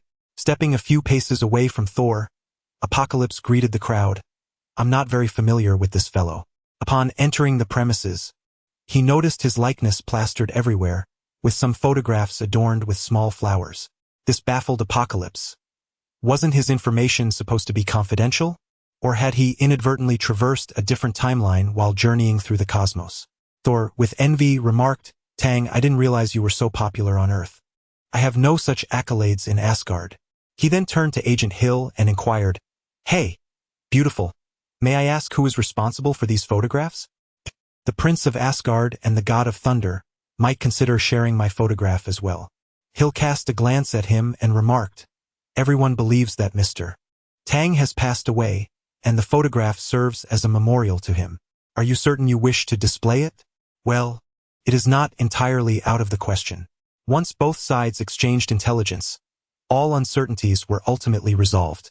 Fury understood that Loki lacked the power to vanquish Apocalypse, which somewhat alleviated his concerns. With the emergence of both Thor and Apocalypse, his apprehensions were finally set at ease. As long as Loki dared to show himself, Fury would ensure he understood the reason behind the bloom of the flowers. Since there was nothing amiss, Apocalypse and Black Widow indulged in their stolen moments of joy, rekindling the passion that had faded over the past 2 years. "Tang, keep your voice down. This room is not soundproof. What is there to fear? After all, it is not I who called out." "Humph. You are quite mischievous." Chapter 57. The humiliation beneath the groin. X10. The two individuals adhered to the philosophy that as long as I remain unembarrassed, the embarrassment belongs to others, creating a cacophony of discord throughout the night. This section of the vessel was designated for women, and Hill, residing nearby, tossed and turned, covering her ears to endure the torment of the evening. After the exertion, Apocalypse was fortunate enough to fall into a deep slumber. Suddenly, 2 thunderous booms echoed, causing the aerial mothership to tremble violently. Alarms blared incessantly, and everyone rushed out in a panic. "Be cautious. Loki is invading." Apocalypse opened his eyes, reflecting that Loki truly is a persistent specter. Upon exiting, Chaos reigned outside, with Fury and Hill commanding the control room with urgency. Fury spoke into the communicator, "Tony, 2 turbine fans have been destroyed. You must repair them, or the mothership will plummet. I have no issues on my end. Is Apocalypse still nestled in his dreams?" Cough, cough. "Hey Tony, I'm here." "Then Loki is your responsibility," Fury stated. Hill promptly accessed the surveillance, revealing Loki materializing beside a Chitauri fighter, flashing a sinister smile at the camera before vanishing. Hill remarked, "The Chitauri fighter that returned a few days ago must have been tampered with by Loki. He is currently wreaking havoc within the mothership. Mr. Tang, I implore you, do not allow him to reach the power reactor." "Leave it to me," Apocalypse nodded, slightly closing his eyes to sense every movement aboard the mothership. Suddenly, a gust of wind surged, causing him to disappear from Hill's sight. At this moment, Loki was cloaked in invisibility, his intent aligning with Hill's suspicions, to detonate the nuclear power reactor. If successful, it would be akin to detonating a nuclear bomb within the mothership, resulting in catastrophic damage. In the original narrative, Loki relished in the joy of manipulation, deriving pleasure from watching others unknowingly dance to his whims. However, having faced considerable hardship since his encounter with Apocalypse and the trio comprising Black Widow, he was now consumed by rage, devoid of the inclination to toy with them. Instead, he aimed to deliver a lesson to S.H.I.E.L.D. Before him lay the nuclear power reactor, and a cold smile crept upon Loki's lips. Just as he intended to act, a voice rang out, "Loki, long time no see." "You?" Loki exclaimed in shock. The speaker was none other than Apocalypse. With his presence, it was certain that Loki's brother had also arrived. Loki had never anticipated that the repair of the Bifrost, which he had calculated would take at least 1 to 3 years, would be disrupted so soon. Such a lengthy period would have afforded him ample opportunity to reduce Earth to ruins. When the time came for the Earthlings saved by his father to return, the despair on their face would be utterly delightful. Father truly spared no expense, even utilizing dark energy to send you all back to Earth. "Very well, I surrender." Loki slowly raised his hands, yet as his scepter reached his chest, a sudden surge of yellow light erupted forth, not directed at Apocalypse, but aimed squarely at the nuclear reactor.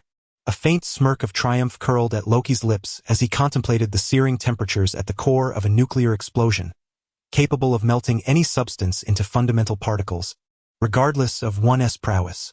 Unfortunately, he was confronted by Apocalypse. The moment he uttered his intention to surrender, Apocalypse was already prepared, swiftly shifting to intercept the yellow light. What he initially presumed to be a mere divine attack soon revealed itself as an overwhelming force, akin to standing before a celestial body, vast and unbounded.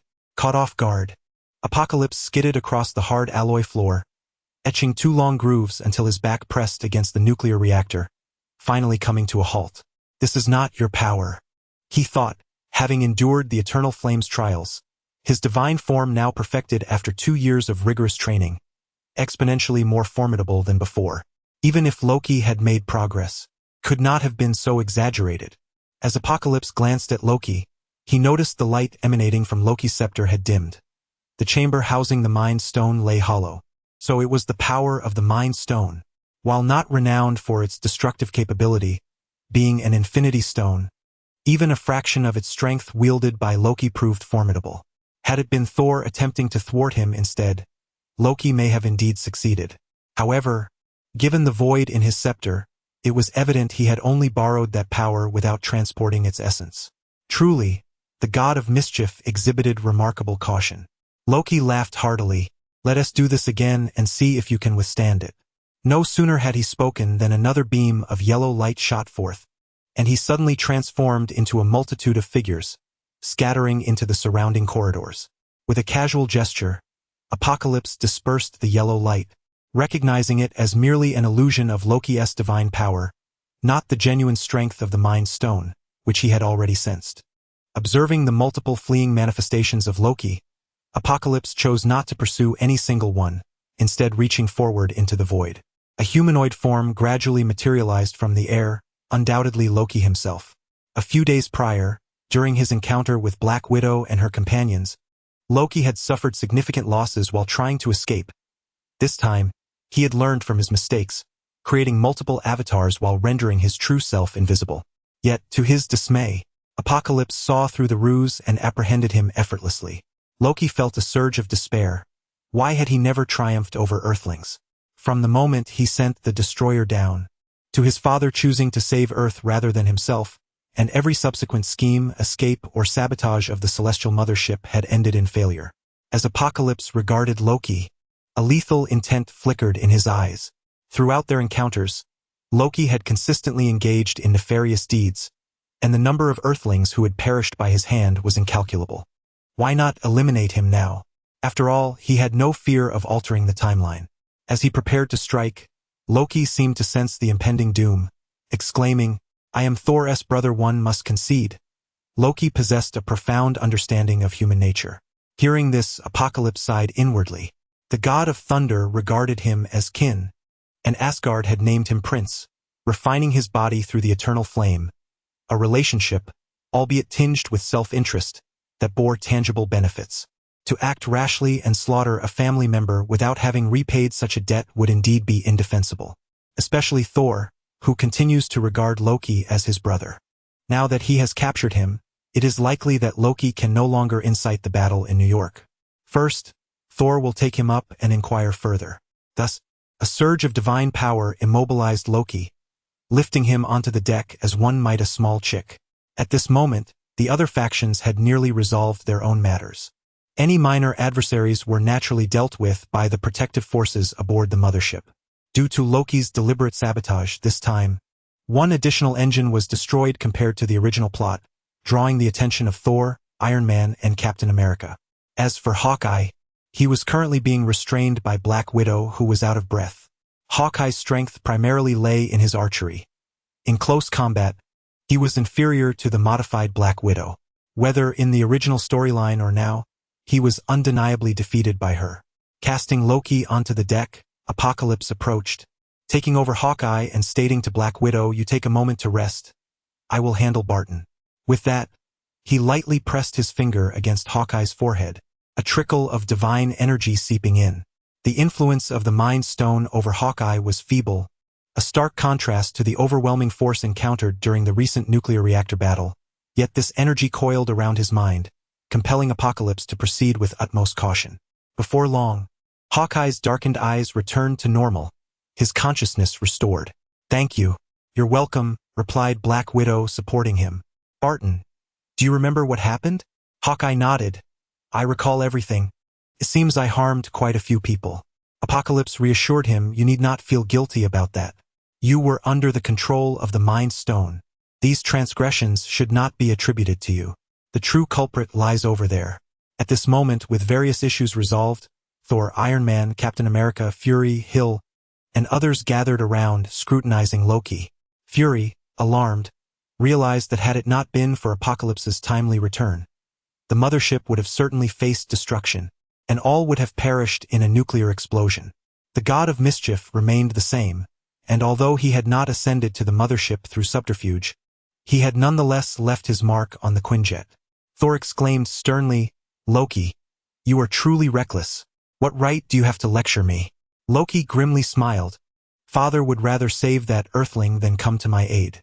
You Odin, Frigga, none of you are truly my kin." Thor found himself momentarily speechless, deeply remorseful. He would have preferred that their father rescue Loki instead of him, as such a thought would have been more comforting. Thor kicked him lightly, saying, "So, Loki, due to your suspected involvement in the deaths of many Earthlings, we shall bring you to justice, with the maximum penalty being death." Hey, Thor interjected. "He is my brother. Show some respect." The number of Earthlings who died directly or indirectly due to Loki's actions likely exceeded 3,000. Well, he is adopted and we are not that close. Despite this, Thor could never genuinely allow Loki to perish here. No matter how merciful he was, he still harbored personal attachments. He continued to view Loki as his brother and would not permit anyone to harm him. At that moment, Iron Man surveyed the surroundings and remarked, "Are we missing someone here?" Upon witnessing the scene, it became evident that the absence of Dr. Banner, or rather the Hulk, was palpable. A deep, resounding roar echoed from below, followed by a cacophony of chaotic sounds, the extent of which left many devices damaged. Fury, rubbing his balding head, felt a surge of frustration as he contemplated asking Apocalypse to quell the Hulk's rampage. Suddenly, a tremendous crash reverberated through the air as the Hulk burst through the deck. Leaping from below, the area was strewn with photographs of Apocalypse, and with nowhere to escape, the Hulk relentlessly smashed through layer after layer, ascending upwards. Alas!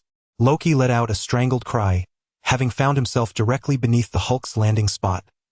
His face pressed into the steel deck by the sheer weight of the colossal foot. "Curse you, barbaric creature, loathsome beast, remove your foot at once." The Hulk glanced down, his voice a thunderous growl. "Humph. Insect. Enough. I have endured your kind for far too long. I am a deity, born of the frost giants, the adopted son of Odin, the All-Father. Your wretched human bloodline is unworthy." The ground trembled with a series of thunderous stomps as the Hulk continued to trample upon Loki, growling, "You noisy little insect. Your incessant chatter is unbearable." While the physical damage inflicted upon Loki was minimal, the psychological humiliation was 1,000-fold more grievous. If the shame of being demeaned beneath another man's legs is the ultimate dishonor for a man, then the humiliation of being exposed in such a manner is a torment tenfold worse. As the Hulk transformed, a grotesque green appendage emerged beneath him. Though merely an eyesore in the Western context, Loki's perspective at that moment was utterly devastating. Helpless on the ground, he was subjected to the horrific sight above him, swaying ominously, leading to his complete mental collapse. Loki's face turned ashen, feeling that the cumulative insults endured over a millennium paled in comparison to today's humiliation. You! If you have the power, then kill me." With a growl, the Hulk replied, "Then I shall end you." Seemingly comprehending Loki's plea, he seized the god's legs and lifted him high. With a thunderous roar, he tore Loki asunder. Thor's voice rang out in desperation. Loki. Chapter 58. The wormhole opens though Loki is hailed as a deity. He is not immune to death. Torn asunder, he too meets his demise. In the original narrative, it was Thanos who cruelly extinguished his life by snapping his neck. The god of thunder lunged forward, only to behold Loki's fragmented form, devoid of blood, gradually dissipating into a cloud of ash that vanished into the ether. "It is but a projection," Thor exclaimed. Projections differ from illusions. The latter merely casts a deceptive light, while a projection is a tangible entity, akin to a real person, possessing a measure of power. Naturally, the strength of such a projection is contingent upon the prowess of its origin. The projection remains under the control of its creator, sharing thoughts, perspectives, and experiences. The recent humiliation, magnified in its intensity, was indelibly etched into Loki's mind, a sensation that could never be erased. No wonder Loki had urged the Hulk to end his life. He could scarcely bear the disgrace and hastily severed his connection to the projection. To Thor's astonishment and consternation, Loki had advanced remarkably over the past 2 years, mastering the art of projection. The demise of this manifestation indicated that Loki himself still lived, yet it also signified that he lurked in the shadows, continuing his malevolent designs against humanity. Apocalypse stepped forward, repressing the Hulk's persona, while staff members swiftly brought forth a blanket. Observing the Hulk's nakedness, Apocalypse mused that it was high time to devise a pair of ultra-elastic undergarments for the Hulk to spare the world from such an alarming sight each time he transformed. As for Loki's projection, it was a novel experience for Apocalypse, as he had no recollection of such a phenomenon. Could this be the result of his own butterfly effect? Initially perplexed by Loki's audacity to strike so close to the nuclear reactor, a distance that would have instilled trepidation even in Apocalypse himself, he soon realized that it was merely a projection, unburdened by the fear of mortality. At that moment, a colossal beam of azure light surged skyward from the distance. The blue energy column pierced the heavens, revealing an aperture that unveiled the dark backdrop of the universe beyond. It was indeed a wormhole connecting to the far reaches of the cosmos. Recognizing the arrival of Apocalypse and Thor, and realizing that his projection had failed in its surprise attack, Loki knew time was of the essence. He promptly activated the Tesseract, summoning Thanos' legions. Countless Chitauri soldiers, having awaited this moment, surged forth like a swarm of locusts. Riding personal hovercrafts, The Chitauri soldiers emerged from the wormhole, brandishing peculiar elongated energy rifles, and began their ruthless assault. With the energy cannons mounted on their crafts, they unleashed devastation upon the ground, sending vehicles soaring into the air. Instantaneously, New York was engulfed in chaos, with screams piercing the air as explosions erupted and people fled in terror. Moments later, the azure energy column swelled, and the wormhole widened further, allowing a colossal mechanical dragon to glide into view. This mechanical leviathan, forged from an unidentified extraterrestrial metal and glinting in dark bronze, laid waste to everything in its path, toppling skyscrapers with ease. Its tail, wielded with casual ferocity, could obliterate half a building in an instant. Within its belly, numerous Chitauri soldiers awaited their opportunity, springing forth to assault the unsuspecting humans. Thor murmured, "Brother, you have truly unleashed a calamity." An alarm blared aboard the mothership, signaling all personnel to prepare for battle. Apocalypse declared, "I shall first seek out Loki's true form. The infinity stones he possesses are the key to sealing the wormhole. The rest is in your capable hands." With that, he ascended from the aerial mothership, soaring towards the wormhole. In the original narrative, the infinity stones were embedded within Loki's scepter, yet now the scepter lay on the mothership, and the Mind Stone was nowhere to be found, undoubtedly still in Loki's possession. Iron Man and Thor, both capable of flight, took to the skies first. Meanwhile, Black Widow, Hawkeye, and Captain America swiftly boarded the Quinjet, preparing for departure. Fury interjected urgently, "Wait, we need to bring Dr. Banner aboard. His presence is no longer required." Initially, Banner had been summoned to locate the Tesseract via gamma rays, but now, the Tesseract was boldly situated beneath the energy column, rendering the search futile. Banner expressed his gratitude, "Thank you, Director. However, there is a battle raging there. I would prefer to remain aboard the mothership until the conflict concludes. Then I shall return to my homeland." The mothership, vast in size, was not suited for direct engagement in combat, functioning more like an aircraft carrier at sea, serving as a platform for aircraft and a command center. Fury chuckled, "We may not require Banner, but we certainly need the Hulk." With that, he reluctantly ushered the unwilling Banner onto the Quinjet. The aircraft quickly reached the conflict zone, and Black Widow opened the hatch. Seated at the edge, Banner sensed impending doom and exclaimed, "What are you planning?" "Not again." Black Widow coldly replied, "Barton, throw him out." "No, please." Following this, a thunderous boom echoed, and upon landing, Banner had transformed into the mighty Hulk. With a fearsome roar, the Hulk's bellow attracted swarms of Chitauri soldiers to attack. Thor, Iron Man, Black Widow, Hawkeye, and Captain America each unleashed their powers, systematically eliminating the Chitauri forces. Hawkeye took a vantage point, targeting the hovering ships. Thor wielded his hammer and summoned lightning to unleash a barrage near the wormhole. Captain America gallantly rescued civilians in peril. Black Widow resorted to guerrilla tactics on the ground, selectively dispatching isolated Chitauri soldiers. The arrival of these superheroes immediately stabilized the situation, significantly reducing civilian casualties. However, this also drew more Chitauri soldiers and mechanical serpents towards them. On Apocalypse's side, he flew directly beneath the energy column, which was atop a skyscraper. However, this was not Stark Tower as depicted in the original storyline. Clearly, after being bested by Iron Man and his companions, Loki had refrained from brazenly wreaking havoc at Stark Tower for fear of being detected. The source of the blue energy beam was a peculiar device, with the Tesseract housed within, serving as the energy source. Meanwhile, Eric stood guard nearby. Apocalypse approached, placing his hand upon Eric's forehead to dispel the Mind Stone's controlling energy. "Is it you?" Eric awoke, alarmed. "What have I done?" Apocalypse reassured him, "This is not your fault, Dr. Eric. Where is Loki?" "I am uncertain. Just moments ago, he instructed me to activate the device and then vanished. You should leave this place swiftly." As Eric departed, he pointed to the device and said, "It generates a protective energy shield that cannot be deactivated. Only energy of the same origin can breach it. I am aware of this. Nevertheless, Apocalypse still wishes to experiment and slowly steps forward, delivering a punch towards the device. Buzz! A blue energy shield emerged, intercepting Apocalypse's fist. The shield, intangible and formless, resonated with a sound akin to striking a colossal bell, producing a tremendous collision noise that generated powerful sound waves, causing the surrounding dust to swirl like ocean waves in all directions. The immense energy transferred to the building, causing it to tremble violently. Apocalypse furrowed his brow. The Infinity Stones truly were extraordinary. Although his strike was merely tentative and lacked full force, the strength of the energy shield indicated that even a full-powered assault would not suffice to shatter it. Moreover, there were still numerous innocents within the building.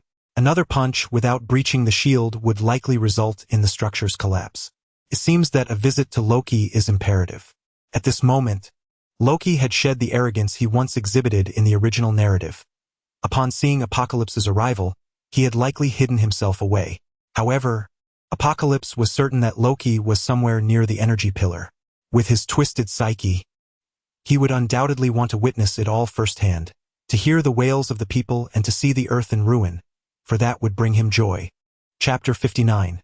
The peculiar individual's Apocalypse soared in a randomly chosen direction, attuning his divine essence to his senses. As long as Loki remained within his perceptual range, concealment was utterly futile. Although Loki's art of invisibility was remarkable, it invariably produced fluctuations of divine energy. With Loki's chillingly distinct divine characteristics, he was exceedingly easy to identify. A multitude of Chitauri soldiers unleashed a barrage of gunfire upon Apocalypse. With a mere twist of his palm, he released an array of divine energy in all directions. Wherever it passed, the Chitauri soldiers fell like moths drawn to a flame, littering the streets with their lifeless forms. Witnessing Apocalypse's formidable prowess, the Chitauri quickly deployed 2 mechanical dragons, coordinating their attack with numerous soldiers. In response, Apocalypse refrained from utilizing his divine power. As the mechanical dragons lunged towards him, he met their charge with a powerful punch, wielding the strength of 10 green giants. With a resounding crash, the several thousand-ton mechanical dragon momentarily halted, seemingly suspended in mid-air. Then, starting from its head, its metallic body began to shatter and explode, the devastation rapidly extending to its tail. The Chitauri soldiers aboard the mechanical dragon were pierced by countless metal shards, plummeting to the ground amidst a rain of debris. One of the mechanical dragons, evidently under human control, hastily retreated upon witnessing the carnage.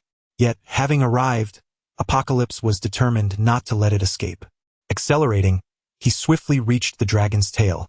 With both hands thrust downward, the resilient extraterrestrial metal yielded like wet paper, allowing him to penetrate through. Grasping the core of the mechanical dragon, he spun it violently 3 times in midair. With a thunderous roar, the immense force rendered the several thousand-ton mechanical dragon uncontrollable, propelling it towards a column of blue energy. As the dragon's body intersected with the energy column, any point of contact was obliterated, severing it cleanly in 2. Observing this, Apocalypse shook his head. It was clear that relying on objects to forcibly block the energy column was a futile endeavor. However, he had not anticipated success. He merely sought to experiment since the mechanical dragon had presented itself. Suddenly, Apocalypse sensed something peculiar beneath him. He promptly turned and flew down a secluded street. This thoroughfare had recently been cleared, devoid of both civilians and Chitauri soldiers. From his elevated vantage point, he spotted 4 peculiar individuals below: the Hulk, Iron Man, Captain America, and an unintroduced Ant-Man. At that moment, the Hulk appeared unchanged. Yet the perpetual rage etched upon his visage had vanished, as if he had transformed into another being altogether. Notably, he wore a pair of trousers. Iron Man's face bore the marks of time. Captain America no longer donned the antiquated helmet, sporting a stylish new haircut instead. As for Ant-Man, clad in a dark red combat suit, Apocalypse beheld him for the first time in person, finding him indistinguishable from his memories. Apocalypse realized that they must have traversed from Avengers Endgame. Had he failed to alter the future? That seemed improbable. Surely Thanos was not that formidable. Descending, he suddenly appeared before them and inquired, "Where am I?" The 4 individuals were startled, but upon recognizing Apocalypse, they collectively exhaled in relief. Ant-Man remarked, "Hey, Tang, I didn't expect to see you here." Iron Man replied, "Tang, I knew you could discern that we hail from the future. Only a fool or a sage could inquire about my whereabouts." It was evident that Iron Man immediately recognized the apocalyptic nature of this timeline. The Hulk, Banner interjected, Tang. Time travel does not involve returning to the past. Rather, it entails navigating through different temporal dimensions. Informing you of your whereabouts in our timeline bears no consequence on your current timeline. Apocalypse furrowed his brow, pondering whether the sacred timeline had branched anew. Had this divergence occurred without his triumph over Thanos? Yet where had the split transpired? Since his arrival in this era, he had not altered many pivotal moments. Iron Man cautioned, Tang, it would be wise for you to depart. Should we engage too extensively, the information disclosed may inadvertently create yet another branch at this juncture. The future remains uncertain, and we cannot predict which path it may take.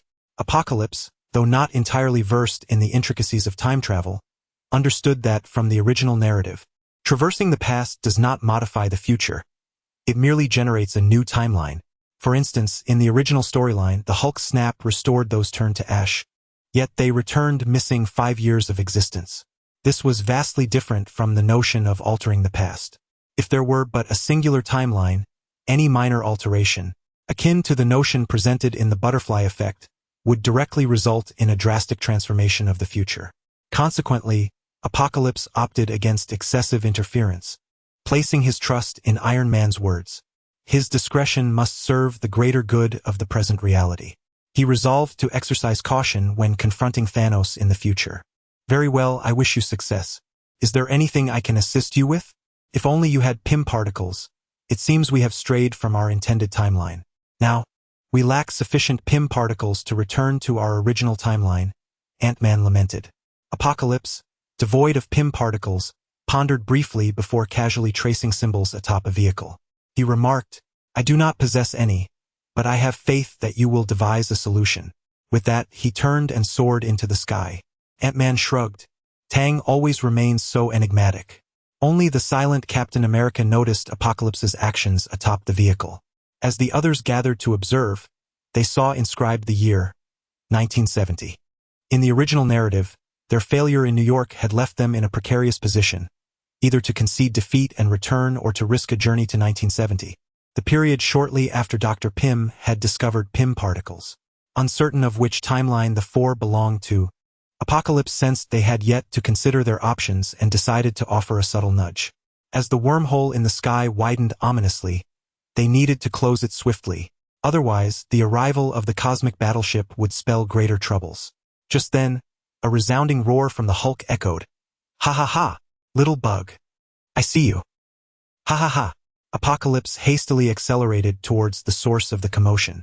Before him, Loki fled, pursued relentlessly by the Hulk. Loki darted and zigzagged, yet the Hulk, undeterred, barreled through walls without hesitation.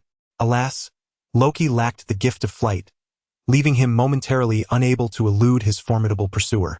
In desperation, he conjured multiple illusions and cloaked himself in invisibility, but the Hulk seemed to possess an uncanny intuition, always locating Loki's true position. Was this a fated entanglement between the two? In the shadows of Apocalypse, Loki's mind raced tumultuously. He had initially sought to exact revenge on the Hulk, yet he found himself at a disadvantage, suffering an unexpected setback. At that moment, a Chitauri spacecraft soared overhead. Loki shouted into the sky, Come down. Take me with you. A Chitauri vessel descended rapidly, allowing Loki to deftly evade the Hulk's assault as he leapt aboard. With a thunderous roar, the Hulk leapt several meters into the air, only to miss his target. As Loki reveled in his triumph, a sudden crash echoed, the craft seemingly colliding with an unseen object, plummeting from the sky, and then, with a tightening grip, Apocalypse seized him. Where is the Mind Stone? Apocalypse demanded. Loki's expression twisted into a malevolent grin. Ha ha ha. I shall never reveal it to you. You will never be able to close the wormhole. Earth awaits its doom. Ha ha ha. Enraged, Apocalypse retorted. Do not think that because Thor is present, I will hesitate to kill you. A faint, imperceptible smile curled at the corner of Loki's mouth as he replied. You need not kill me. I shall die for you to witness. Chapter 60. A fist against the firmament. Additional update in gratitude for gifts. What? A muffled thud echoed as the Loki in Tianqi's hand erupted into a burst of divine energy. However, apart from ruffling Tianqi's garments, it inflicted no significant harm. Another clone. Tianqi realized that this situation had become rather troublesome. Loki had summoned his duplicates twice. Although the clones were not formidable, their existence indicated his heightened vigilance. He had concealed his true self and the Mind Stone deeply, making it highly improbable to locate him in the near future. When the wormhole expanded sufficiently, the alien warships would arrive, and Earth would face imminent doom. It was evident that Loki was aware of this, which explained his earlier bravado. Despite his power, he was still far from the extraordinary capability of Captain Marvel, who could annihilate an entire fleet single-handedly. At that moment, on the other side of the wormhole, countless cosmic warships were preparing for deployment, densely filling the vast expanse of space. Just then, all the Avengers received a message from Fury. Attention, 2 nuclear warheads are heading your way. Tianqi instinctively questioned. Isn't it 1? 2. I repeat, 2. Fury clarified. The committee has overridden my authority to activate the nuclear warheads. One is targeted at the wormhole and the other at the Tesseract. They will arrive in 1 minute and 30 seconds. You must retreat. Evidently, Tianqi's observations and thoughts were mirrored by the politicians in the committee, who understood that allowing the alien warships to arrive was not an option. They had decided to deploy Earth's most formidable weapon, the nuclear warheads, sacrificing one city to obliterate the wormhole. Otherwise, given humanity's technological level, having yet to land on Mars, how could they contend with these marauding interstellar warships? In the original storyline, indeed, 2 nuclear warheads were activated. However, one was rendered inoperable when Fury's RPG struck it. Now, due to the butterfly effect initiated by Tianqi, Fury was unaware of the reason that had prevented him from intercepting one of them as he had in the original narrative. Iron Man exclaimed, New York City has millions of inhabitants. If the nuclear warhead detonates, it could instantly reduce 100,000 to ashes. How dare they? He then turned to Tianqi, saying, I will intercept one of them. Tang, the other is your responsibility. No problem. In the distance, 2 missiles raced towards downtown New York City at twice the speed of sound, trailing long white exhaust plumes. Iron Man utilized his suit to latch onto one missile, guiding it toward the wormhole. Although Tianqi could have destroyed the nuclear warhead on the spot, he was uncertain whether that would inadvertently trigger an explosion. Now within the city, he was unwilling to take that risk and, like Iron Man, aimed to divert the warhead towards the wormhole. The 2 missiles swiftly crossed the wormhole, hurtling towards the Chitauri warships.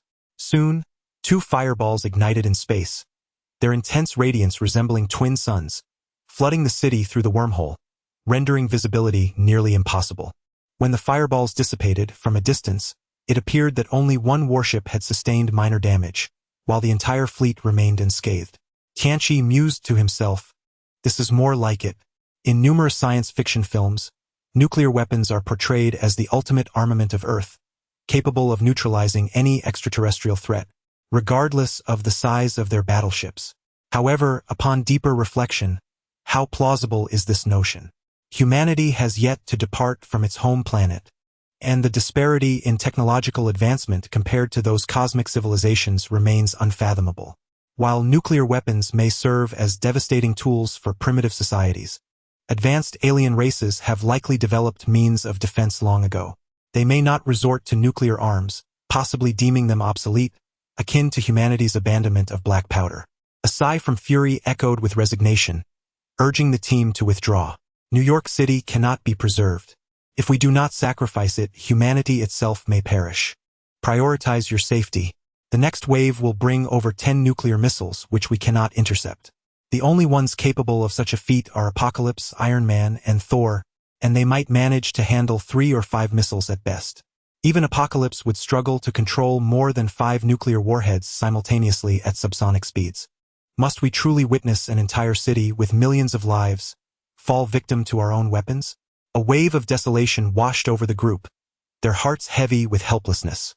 Yet, amidst the grim circumstances, this cold-blooded decision seemed the most prudent. Even Iron Man and Captain America remained silent. Just as they prepared to retreat, tears in their eyes, a voice crackled through the headsets, Apocalypse's voice. Fury, grant me 5 minutes. If you find no hope after that, then let the missiles launch. Fury paused, then replied, I will do my utmost. Proceed swiftly with your plans. Thor exclaimed, Brother, what do you intend to do? No one can breach the energy shield of the Infinity Stones. Apocalypse replied, We must at least attempt. With that, he ascended to the vicinity of the Tesseract device.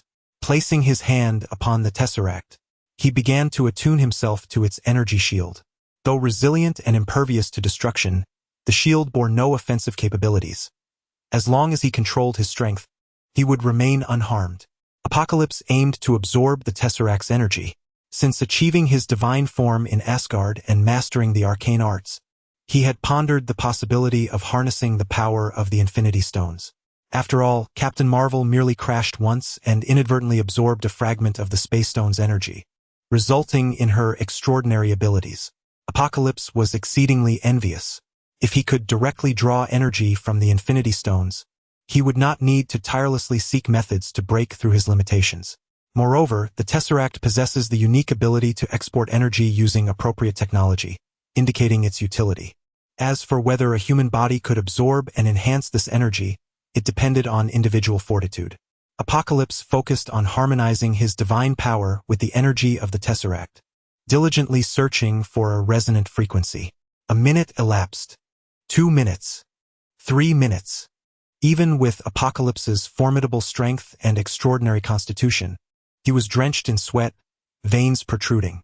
The energy level of the Infinity Stones far surpasses the imagination of Apocalypse. Black Widow, Thor, Captain America, Iron Man, Hawkeye, Fury, and even the Hulk anxiously observed from a distance. For minutes elapsed. The clandestine council had poised their fingers over the red button, their eyes fixed on the countdown, poised to unleash a nuclear strike at any moment. Suddenly, a look of relaxation spread across Apocalypse's taut face. A surge of blue energy flowed from the energy shield to Apocalypse himself. The energy intensified, enveloping him in a radiant blue glow. Truly, the Infinity Stones possessed an overwhelming force that could not be contained. With a triumphant smile, Apocalypse pressed one hand against the energy shield while clenching his fist with the other. With a roar, a blue energy fist shot forth from his hand. Initially the size of a basketball, it grew larger as it ascended, eventually expanding to the size of a football field as it crossed the wormhole. The cosmic warship stationed at the entrance to the wormhole had no means of escape. The blue energy imprint silently enveloped it. In the void of space, where sound cannot travel, the warship was quietly dissolved by the blue energy, reduced to cosmic dust. With a single punch, a cosmic warship was obliterated. Chapter 61. The Infinite Divine Fist, the Second Fist. The Third Fist. Apocalypse unleashed a relentless barrage of over 10 punches, igniting a silent inferno on the cosmic warships stationed at the other side of the wormhole. Many vessels were struck halfway, resulting in explosive chaos as the other half detonated, sending debris crashing into surrounding warships, creating a scene of utter pandemonium. The toll of destroyed ships was incalculable. The Chitauri finally grasped the gravity of the situation, hastily commanding their fleets to retreat from the wormhole.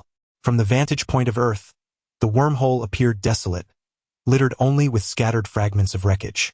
Observers of the unfolding battle were left speechless, their jaws nearly dropping in disbelief.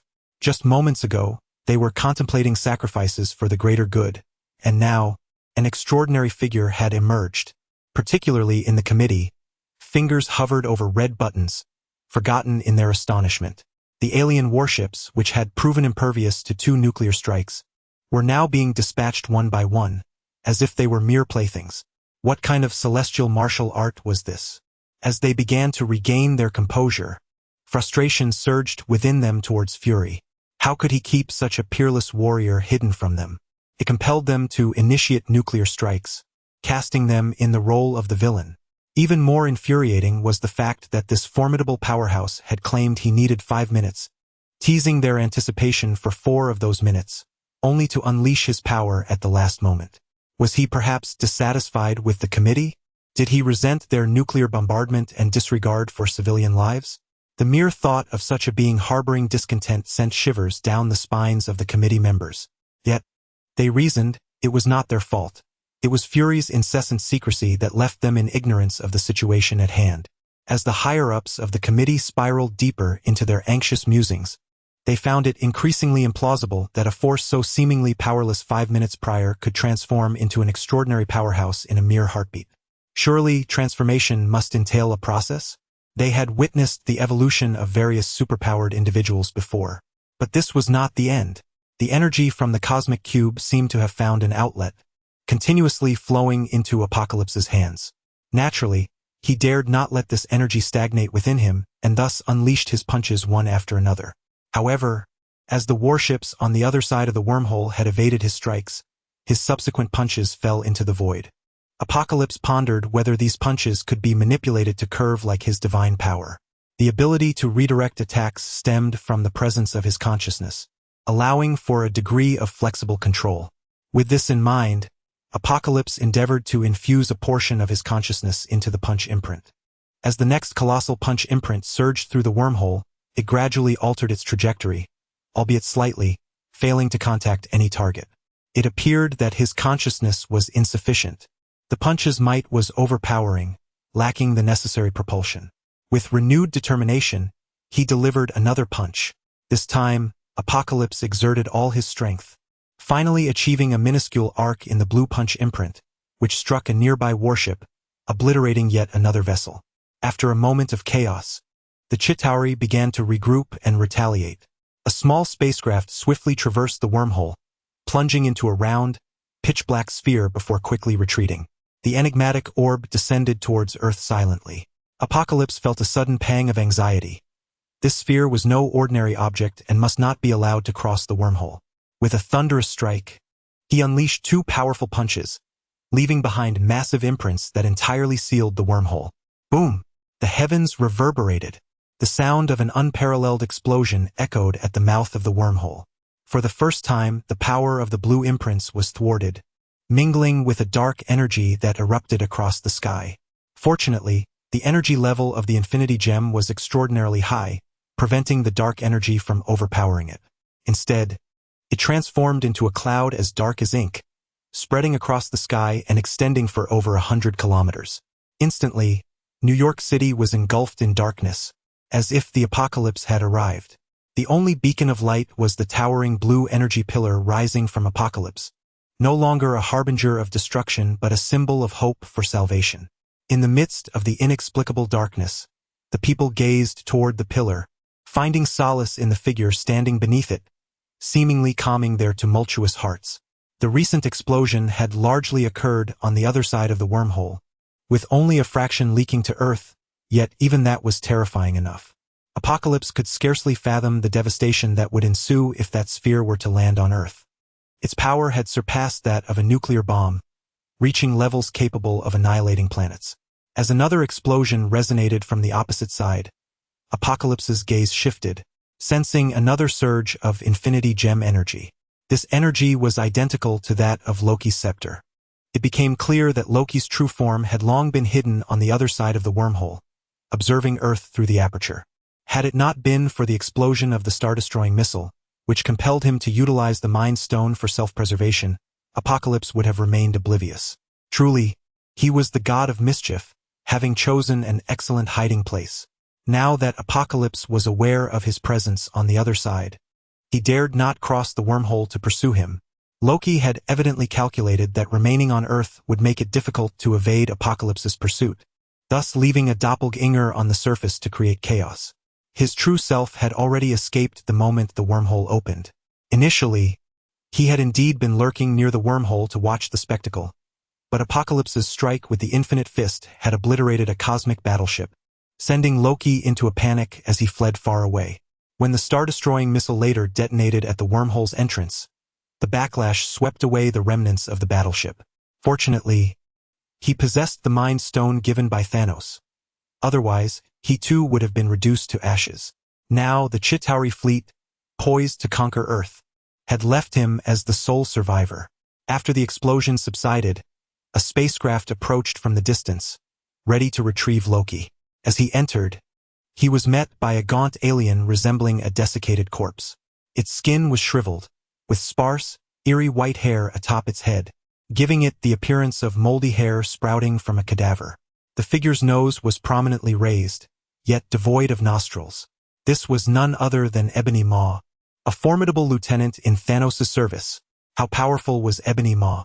In Avengers, Infinity War, he descends upon Earth, confronting the formidable trio of Iron Man, Doctor Strange, and Wong. With sheer force, they bind Doctor Strange and abduct him aboard their vessel. Ebony Maw, with a sinister gleam in his eyes, gazes at Loki and states, "Is this what you refer to as an easily conquerable Earth?" Loki, trembling, rapidly formulates a response. "When I arrived, he was not present. He had just returned from Asgard." "Humph, isn't Asgard your home? I suspect you conspired with Asgard to ensure that Thanos suffered the loss of an entire Chitauri battalion. Though the Chitauri serve as the lowest echelon of Thanos' forces, someone must bear the responsibility. You shall leave Thanos to decide your fate." Loki exclaims, "It has nothing to do with me. It must be my brother Thor's doing." Ebony Maw pays no heed. With a mere wave of his hand, Loki is ensnared by an invisible force, suspended like a zongzi in midair, and is taken away by Ebony Maw. Meanwhile, on Apocalypse's side, after a prolonged wait, the dark clouds encompassing a 100-mile radius gradually disperse. Observing the wormhole now dormant, he slowly adjusts his divine energy to reverse the extracted power of the space stone back into the energy shield. With a subtle movement, the metallic apparatus within disintegrates into fragments, leaving only the tesseract at its center. The towering column of energy dissipates instantaneously. The wormhole is finally smoothed out by the surrounding space, leaving a grim sky in its wake. The Chitauri soldiers on the ground, at the precise moment the wormhole closes, appear to lose their vitality, collapsing lifelessly to the ground. Grasping the tesseract, Apocalypse reflects deeply on the recent battle. This punch, powered by the Infinity Stones, can be aptly termed the Infinite Fist. Chapter 62. Various post-war events. Regrettably, the Infinite Gauntlet currently faces considerable limitations. Firstly, it necessitates the Infinity Stones as its power source.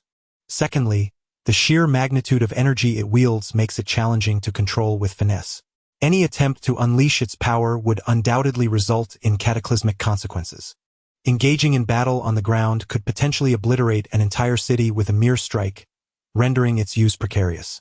One can only hope to refine the energy of the Infinity Stones in the future, achieving the fluidity exemplified by Captain Marvel. At this moment, the personnel aboard the celestial mothership and the civilians below finally recognized that the danger had passed, erupting into jubilant cheers. Countless eyes turned towards a solitary figure atop a rooftop, indistinct yet profoundly majestic. Some devout individuals even began to offer prayers in his honor. However, what most, including Apocalypse, failed to notice was that during the earlier confrontation when the Infinite Gauntlet blocked the Annihilation Blast, a small fraction of energy escaped through the opening, traversing the wormhole into the cosmos. This thread of blue energy appeared to encounter something in the vastness of space, resulting in a massive metallic structure materializing from the void.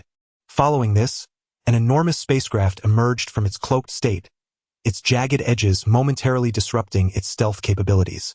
Inside, a group of blue-skinned, point-eared aliens with wrinkled faces erupted into frantic exclamations.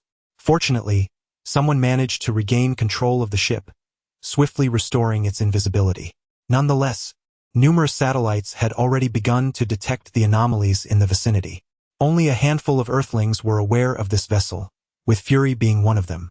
These were the Skrulls who had arrived on Earth over 2 decades ago alongside Captain Marvel. At that moment, an adult Skrull gazed apprehensively at Earth, pondering when, apart from Captain Marvel, another extraordinary warrior would emerge from this planet. Meanwhile, Apocalypse's departure with the Tesseract left the Temporal Anomaly Management Bureau in a state of disarray. Originally, the narrative dictated that after a triumphant battle, Thor would return with Loki and the Tesseract to Asgard, while the Mind Stone remained on Earth, ultimately leading to the creation of Vision. Now, the timeline had drastically altered. Apocalypse, having mastered the Infinite Gauntlet, could no longer entrust the Tesseract to anyone else, as none were more qualified to safeguard it than he. As for the Mind Stone, it had vanished with Loki into the wormhole, leaving the fate of Vision's creation uncertain. However, Apocalypse had little inclination to concern himself with these matters any longer, allowing the Temporal Bureau to grapple with the ensuing complications. Additionally, the system bestowed upon Apocalypse a delightful surprise.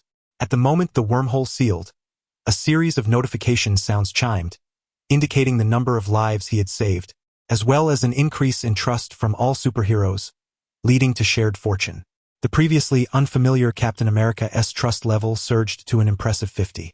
Within the system, the stock of healing potions exceeded 10,000, automatically synthesizing one golden potion. When the quantity reached 1,000,000, a purple potion was synthesized. Ultimately, Apocalypse acquired one purple potion, 50 golden potions, and several thousand assorted ordinary potions. New York residence.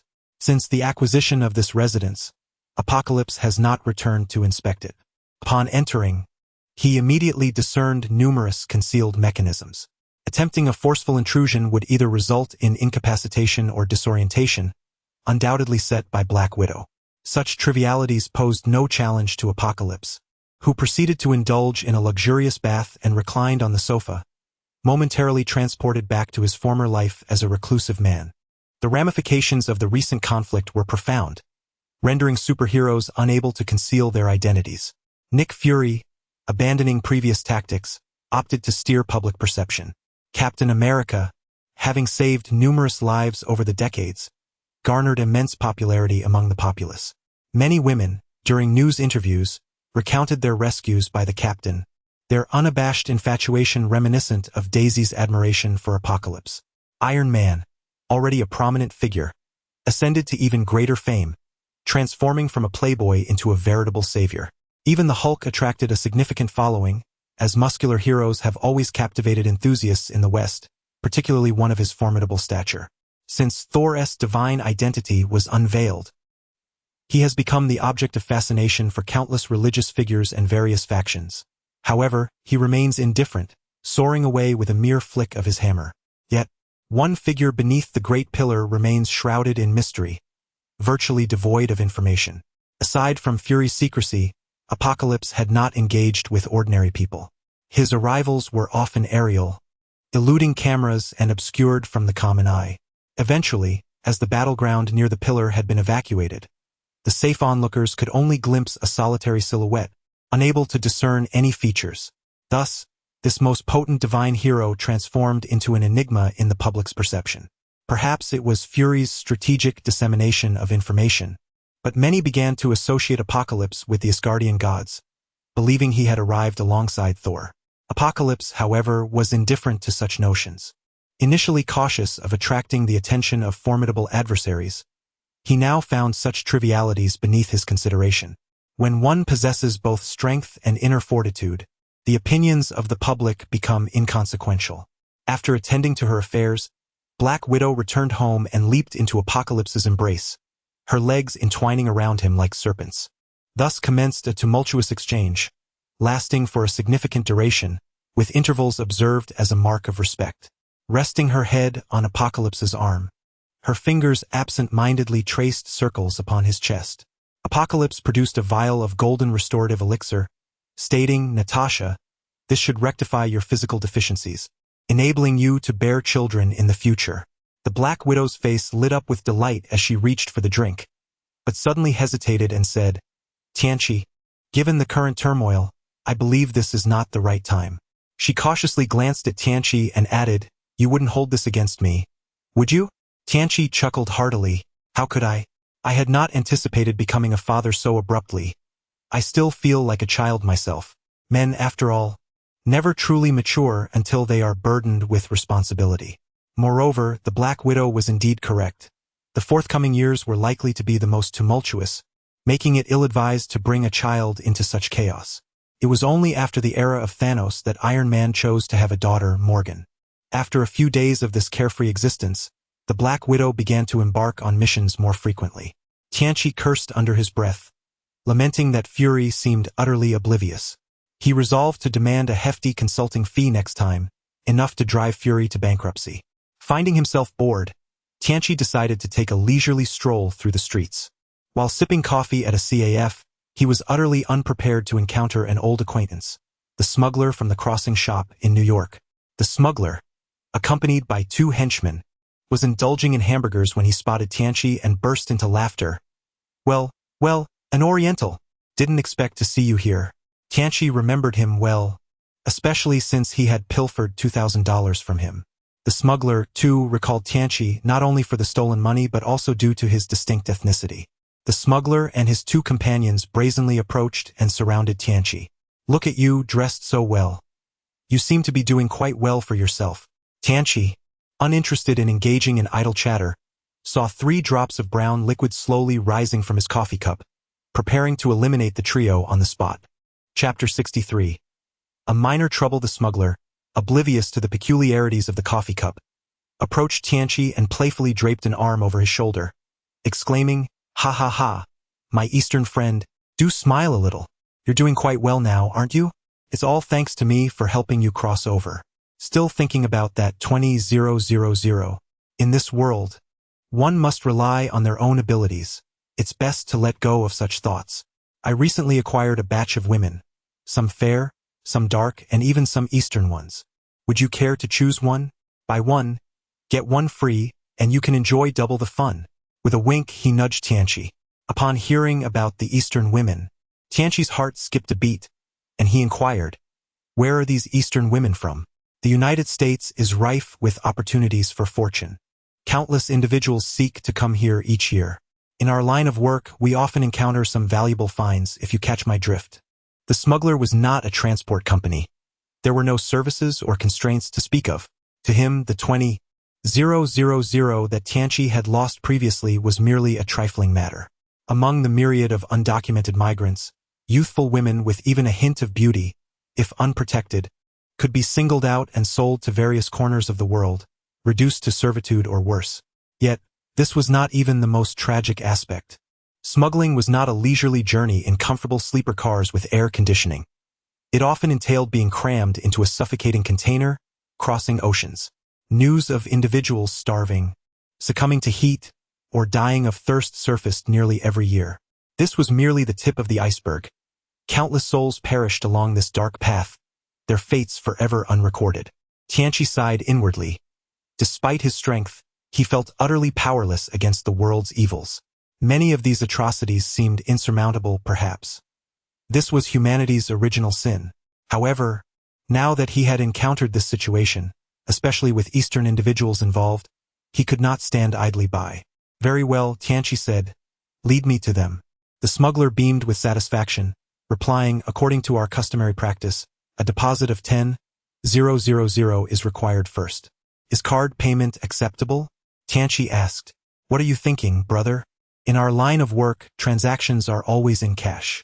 Tianqi had initially intended to follow the smuggler to their lair and eliminate them to rescue the captives. However, the demand for a deposit complicated matters, as he had not brought sufficient cash. Given this predicament, he decided it was best to leave such professional matters to those experienced in handling them. If he were to take on the smuggler alone, he might only dismantle one of their hideouts, while outside, countless criminal networks remained unknown. It was impractical to interrogate, track, and eliminate each one individually. That would be a tedious endeavor. Instead, he resolved to let SHIELD take over, following the leads and employing the might of the military and police to obliterate the crime syndicate in one fell swoop. With this plan in mind, Tianqi picked up his phone and dialed a number. "Fury, I'm at the Ice Snow Honey City CAF on 18th Street in New York. I've encountered a minor issue. Please send a few people to assist." After hanging up, he resumed his leisurely coffee sipping. The smuggler and his two companions immediately grew alert, drawing 3 handguns from beneath the table, aiming them at Tianqi's waist. "Do you dare to call for help? I find myself without cash, and if I do not call someone to bring it, what can be done? Do you take me for a fool? You did not mention the need for money during our phone conversation. Moreover, you possess a card, and there are ATMs aplenty on these streets."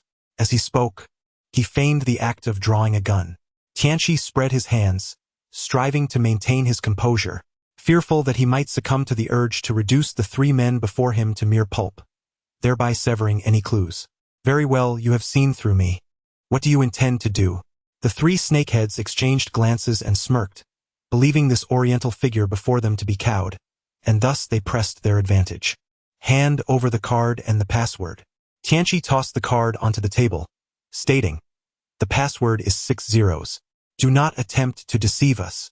If the password proves false, I shall end your life immediately." One of the snakeheads dispatched a lackey to take the card and exit. Meanwhile, on Fury's end, upon receiving Tianqi's call, his mind struggled to catch up. Trouble had befallen Tang? He was requesting our assistance? Could it be Loki? No, that was implausible.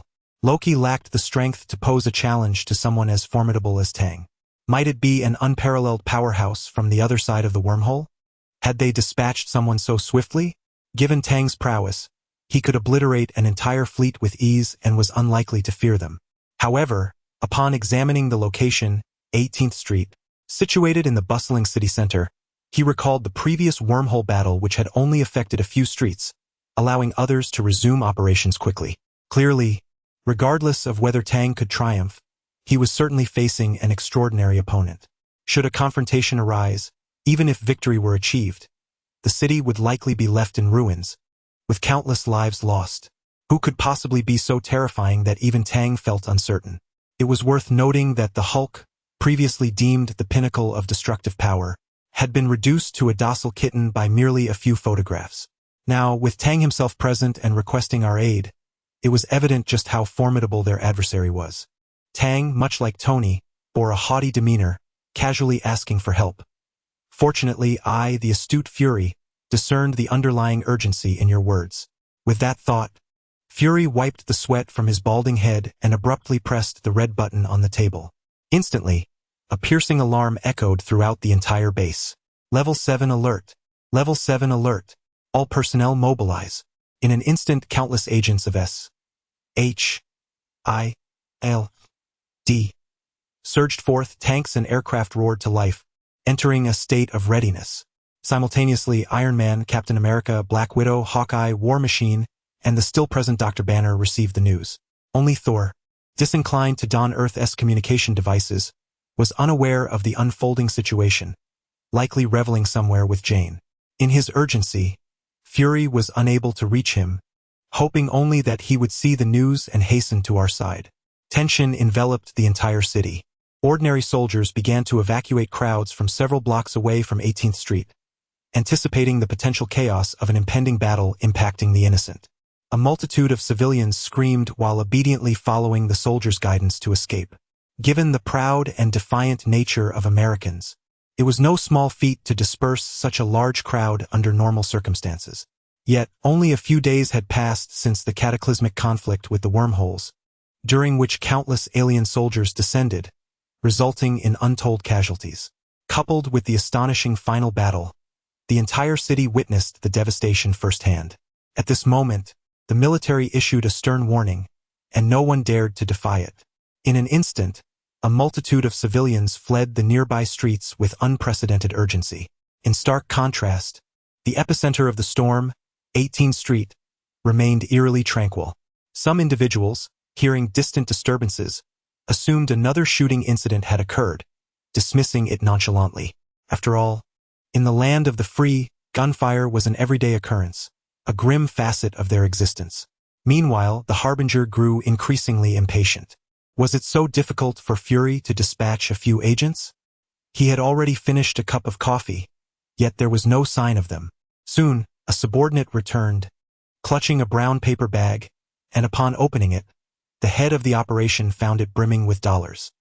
His eyes widened in astonishment. What he had thought to be a mere petty theft had turned into a substantial windfall. "Boss, the ATM has a withdrawal limit. We could only take this much today. Guess how much is still on the card?" The leader, with an irritable slap, retorted, "Spit it out quickly. How much remains?" The subordinate extended his fingers, counting one by one. Ultimately, all 10 fingers had been exhausted. "Boss, it's a 10-digit sum, but I cannot ascertain the exact amount." The leader, incredulous, exclaimed, "Impossible. You've only been smuggling for a few years. Are you including the decimal points?" As soon as he said it, he realized that even if he accounted for 2 decimal places, the figure would still be in the 8 digits, representing a fortune in the millions. The eyes of the 3 men glimmered with avarice, fixated on the Harbinger.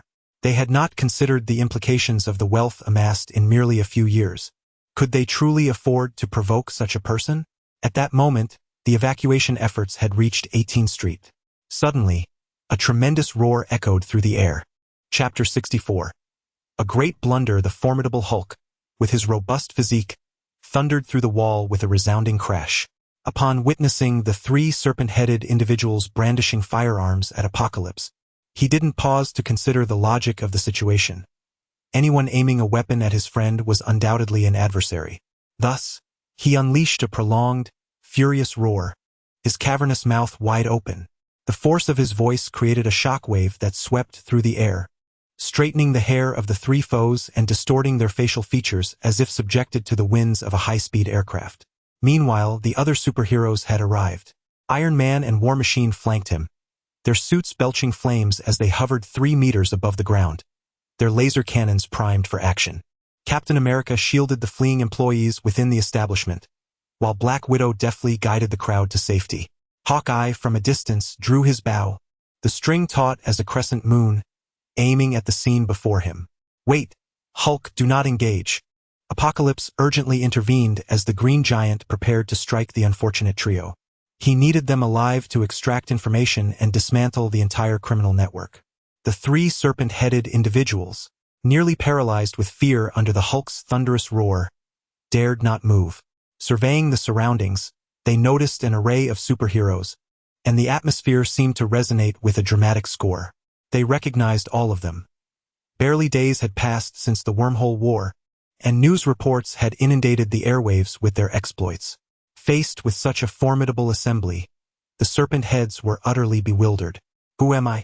Where am I? Surely, they can't be here to apprehend me? Do the superheroes find me so amusing? I am merely a trafficker, not worth such attention. Their initial reaction was not fear, but confusion, a sentiment mirrored by Apocalypse, who inquired of Iron Man and his companions, "What brings you here?" Iron Man replied, "Fury indicated you were in distress and activated a level 7 alert. The civilians have been evacuated. We are ready to engage." "Engage? Hulk, stand down." The Hulk was halted for the second time, visibly irritated. "They are not friends. We can fight."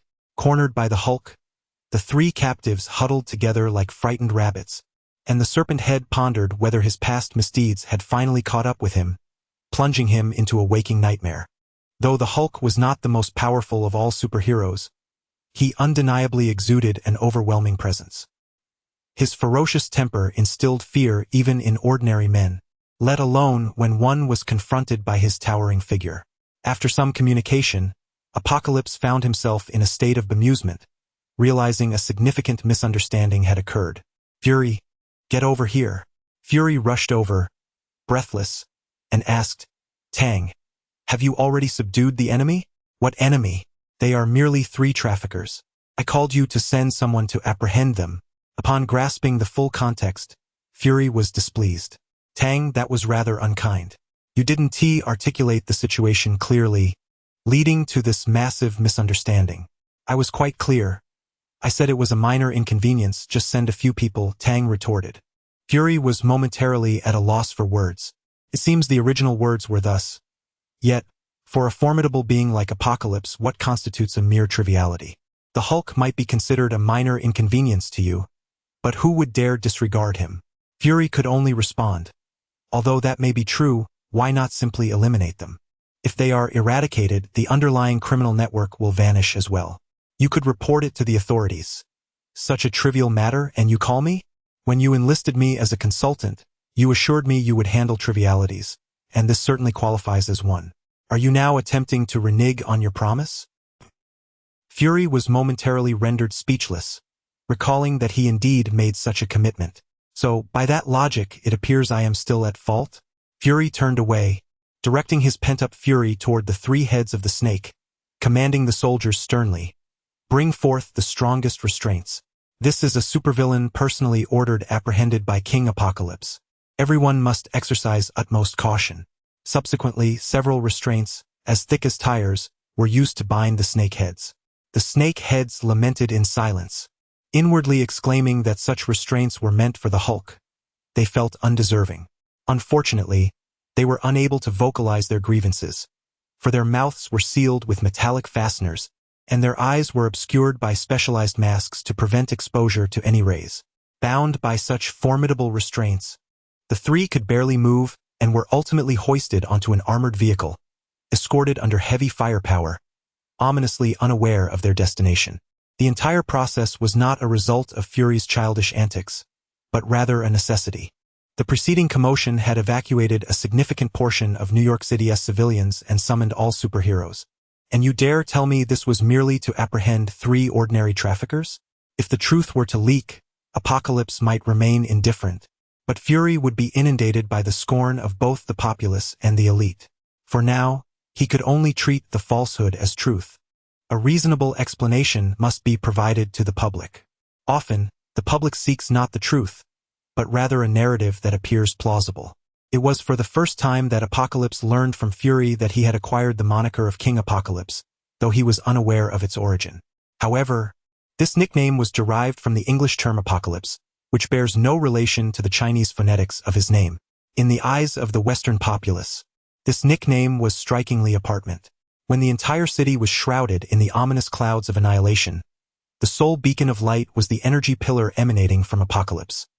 His unwavering figure stood tall, as if heaven itself were illuminating the world, offering a revelation to the people. Apocalypse was not particularly concerned about the nickname, as long as it was not unpleasant to the ear. Now that his fellow superheroes had arrived, they might as well gather for a joyful celebration.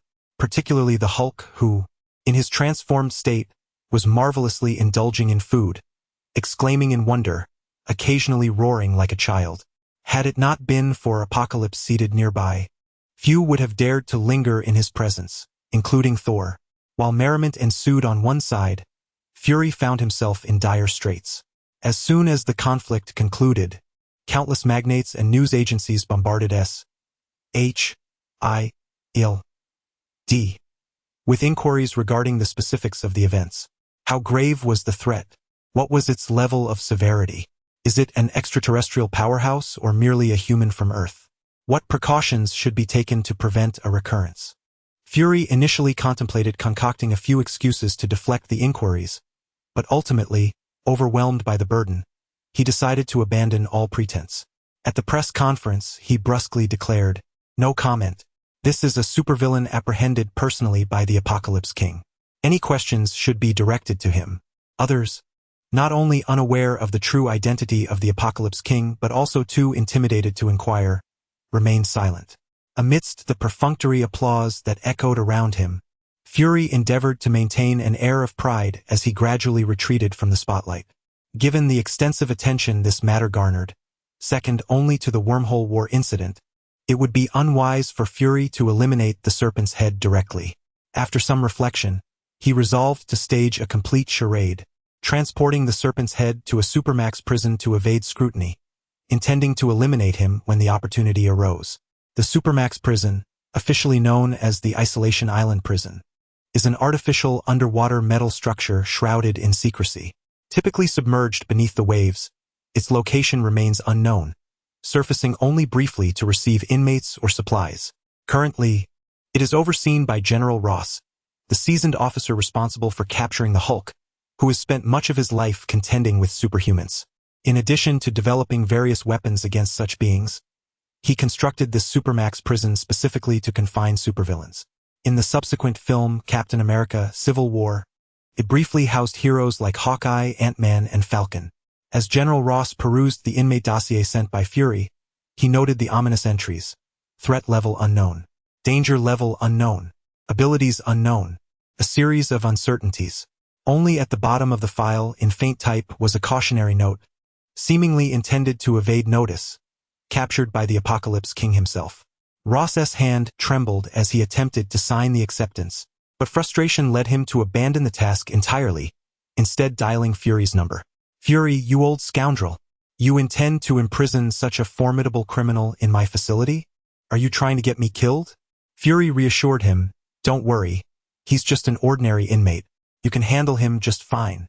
Ross retorted angrily, "Do you think my eyesight has failed me? Do you believe I didn't see that small print? A person captured by the Apocalypse King cannot possibly be an ordinary criminal. Fury inwardly mused, I had the same thoughts initially, and it nearly cost me dearly, but refrained from voicing such sentiments to General Ross. Chapter 65. The young couple captures a criminal, striving for more updates, grateful for gifts. Fury remarked, in the entirety of the Western Hemisphere, there exists but one super prison, yours. Are you not willing to accept him? Shall we allow Apocalypse to tether him to his waist instead? Or perhaps you might wish to explain this to Apocalypse yourself.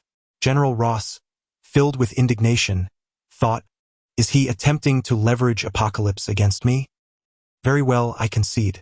Yet how can you be so oblivious to the classifications, skills, and threat levels of these beings? How am I to ensure targeted incarceration? The realm of superhumans encompasses a plethora of astonishing abilities. Without a tailored approach to confinement, the consequences could be dire, ranging from escape to even being fatally countered. For instance, imprisoning the Hulk merely requires a sufficiently robust cell, though such a cell remains elusive. Conversely, those possessing mind control abilities necessitate containment within cells that shield against mental influence, with inmates required to don mental suppression helmets to inhibit their powers. Fury mused inwardly. I secretly wish he possessed some superpower, for the sake of public accountability. Were he not an ordinary individual, I would not be dispatching him to your facility. Yet, when the words reached his lips, they transformed into, rest assured, it's nothing to worry about. Simply find a place to lock him up. His tone was so perfunctory that it incited Ross's veins to pulse with fury, exclaiming, are you seriously suggesting I casually detain him? This is a supervillain personally apprehended by Apocalypse. Will you take responsibility if something goes awry? Relax, nothing will go amiss, I assure you. All right. I have matters to attend to, so we shall leave it at that. General Ross stared blankly at the disconnected call, seething with frustration. How could Fury so irresponsibly have attained the position of director of S.H.I.E.L.D.?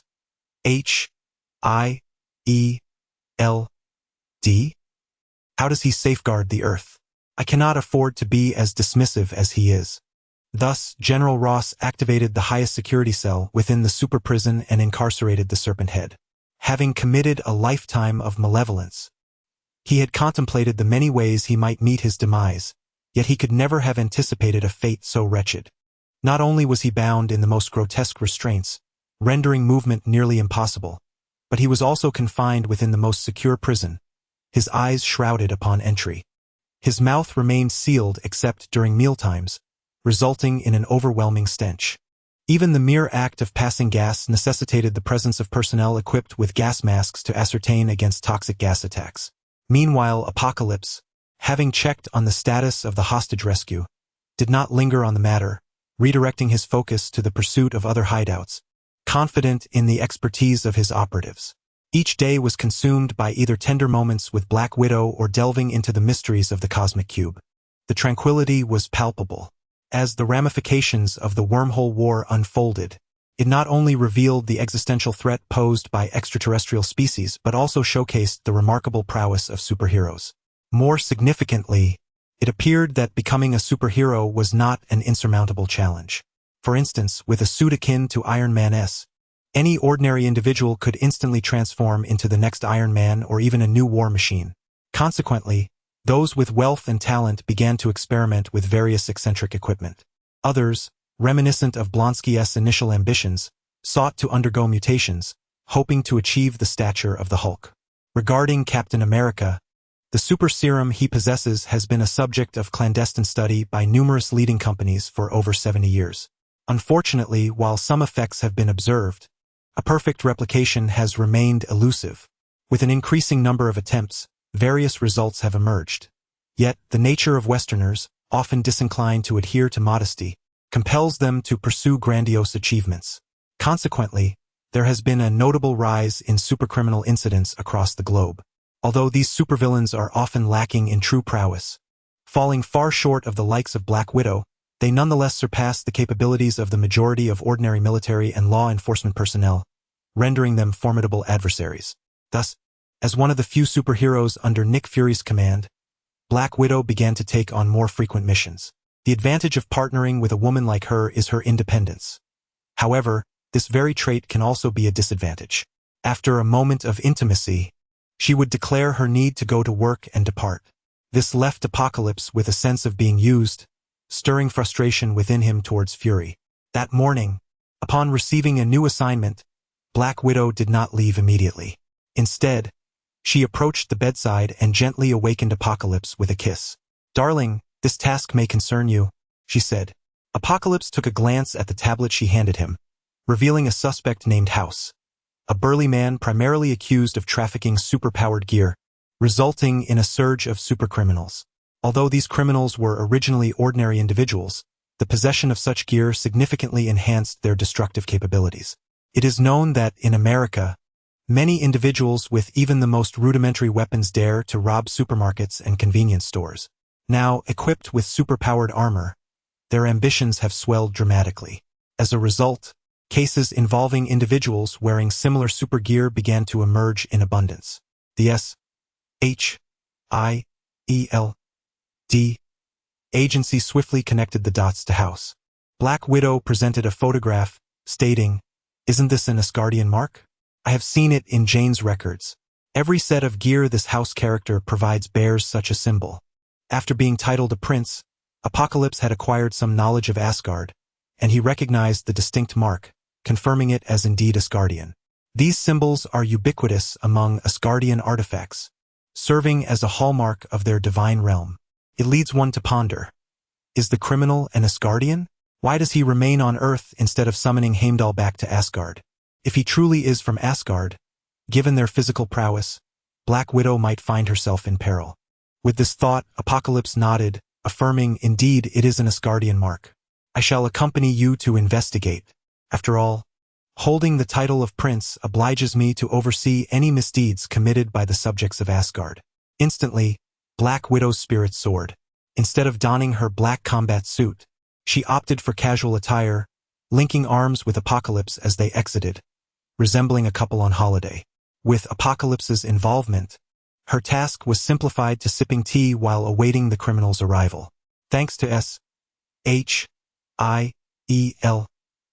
SHIELD's extensive intelligence network, they swiftly pinpointed House's location. House, of modest stature and robust build, sported a thick, curly beard and was clad in a pair of suspenders over denim. At first glance, he resembled a simple, hard-working laborer. At that moment, he was indulging in fried chicken at the Golden Arches. Upon noticing the Black Widow and Apocalypse entering, his expression shifted, and with a startled cry, he discarded his chicken and fled. He crashed through the glass doors of the establishment, shrieking like a frightened rabbit, vanishing from the sight of the two. The Black Widow inquired, "Could he have recognized you?" Apocalypse shook his head. "I have no recollection of him, yet he may very well know me." Every inhabitant of Asgard recognized Apocalypse, the newly appointed prince, but it was impossible for him to be acquainted with each Asgardian. It mattered little. Capturing him would reveal the truth. At such a close proximity, Apocalypse sensed the essence of his bloodline and was certain that this house was indeed an Asgardian. With an arm wrapped around the Black Widow's waist, he pursued House at a leisurely pace, covering 10 meters with each step. Seeing this, House was gripped by terror. He drew a battered hammer from his waist and swung it at anything in his path. He barreled forward, smashing cars and walls indiscriminately, with nothing able to impede his advance. Apocalypse realized that this reckless behavior could endanger innocent lives. Releasing the Black Widow, he swiftly positioned himself in a secluded alleyway, blocking House's path. He placed a hand gently on House's shoulder, which instantly immobilized him, as if a tremendous weight bore down upon him. House swung his hammer towards Apocalypse's chest, but Apocalypse effortlessly seized it with his other hand. The hammer, seemingly mundane and lacking the grandeur of Thor's weapon, blended in with ordinary tools, yet it weighed a staggering 100 pounds, far beyond the capability of any earthling to wield. Residual traces of divine power lingered upon it, explaining House's earlier ease in destruction. Realizing his prized weapon was ineffective against a formidable opponent, House quickly grasped the gravity of his situation. "Brother, let us converse. Do you desire wealth or protection? Just allow me to leave and all will be well." Apocalypse smiled and replied, "I seek nothing from you. Soon you will be interrogated." House's complexion paled dramatically as he exclaimed, "Brother, do as you will, but please, do not hand me over to the Black Widow. I implore you." Just then, he turned to see the Black Widow had caught up, prompting another panicked cry. "Brother, if you do not release me, then grant me death. I would rather perish than fall into the hands of the Black Widow." With that, he charged his head towards Apocalypse, gathering what little divine energy remained within him. However, Apocalypse would not permit such an act. With a gentle flick of his wrist, he dispersed the divine light emanating from House, rendering it impossible for him to concentrate his power any further.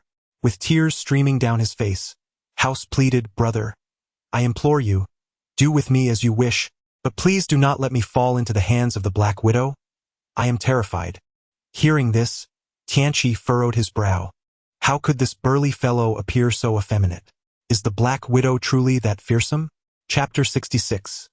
The Blacksmith of Asgard. As the conversation unfolded, Black Widow had already caught up. House trembled violently, having previously wept in the presence of Apocalypse, but upon her arrival, he dared not shed another tear. What transpired? "Dan, have you frightened him to tears?" Black Widow inquired.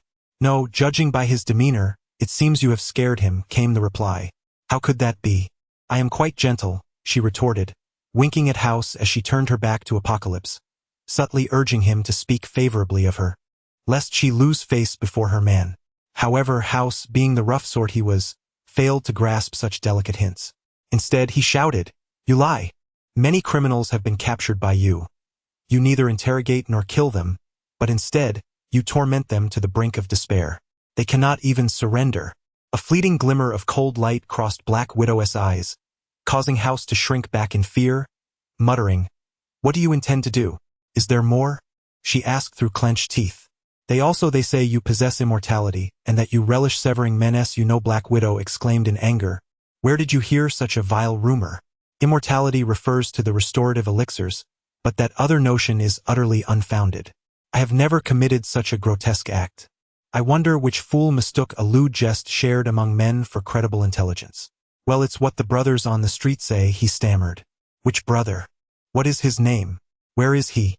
A glint of icy fury flashed in Black Widow's eyes. She had already sentenced that street brother to death. "I cannot disclose that.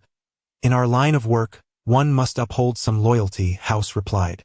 "Since you choose not to speak, there is no need for further discussion." Black Widow produced a roll of duct tape, preparing to silence House. Realizing he would meet the same fate as that street brother, House quickly exclaimed, "I'll tell you. There's a bar called Night Dance in the west of the city, run by a man named Chad who trades in information, and on 29th Street, there's an underground casino where you can also procure your intel." Apocalypse chuckled. "Natasha, I never imagined your name held such intimidation. I've been worried about your safety out here. There is an old saying in the East, there is no wrong name, only misapplied titles."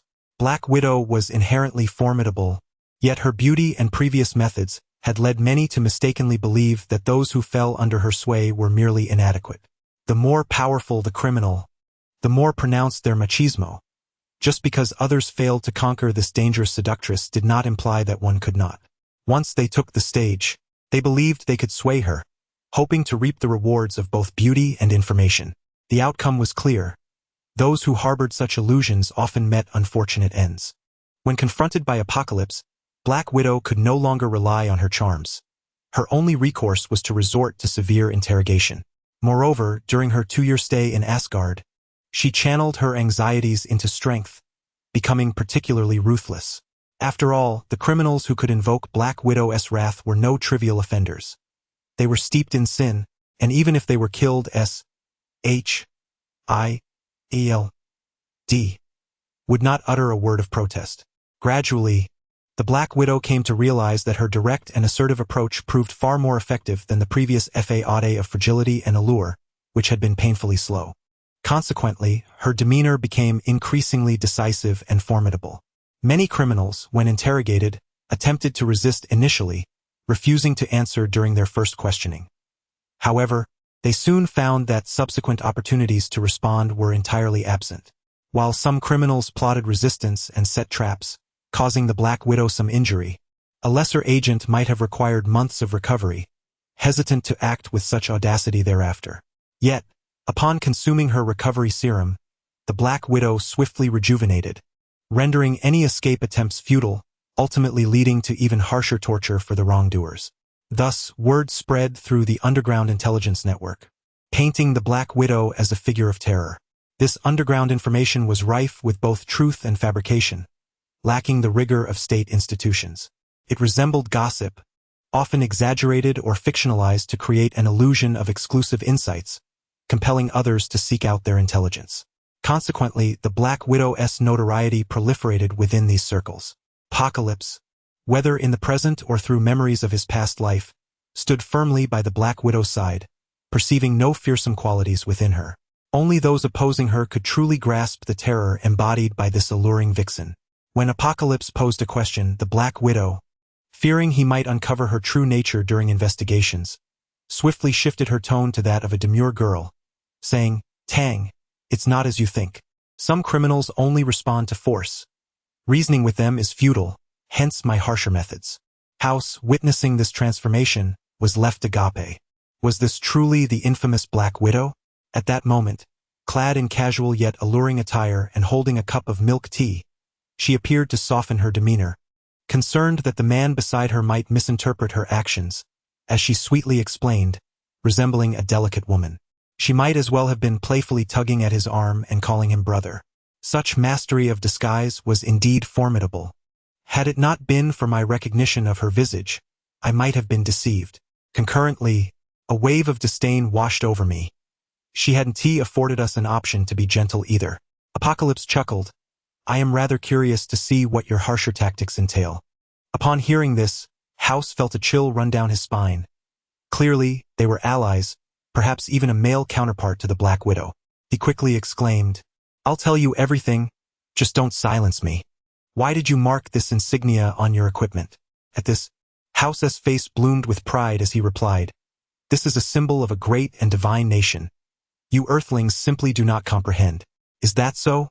Apocalypse replied with a hint of indifference, channeling his divine power, an obscure golden insignia materializing upon his chest.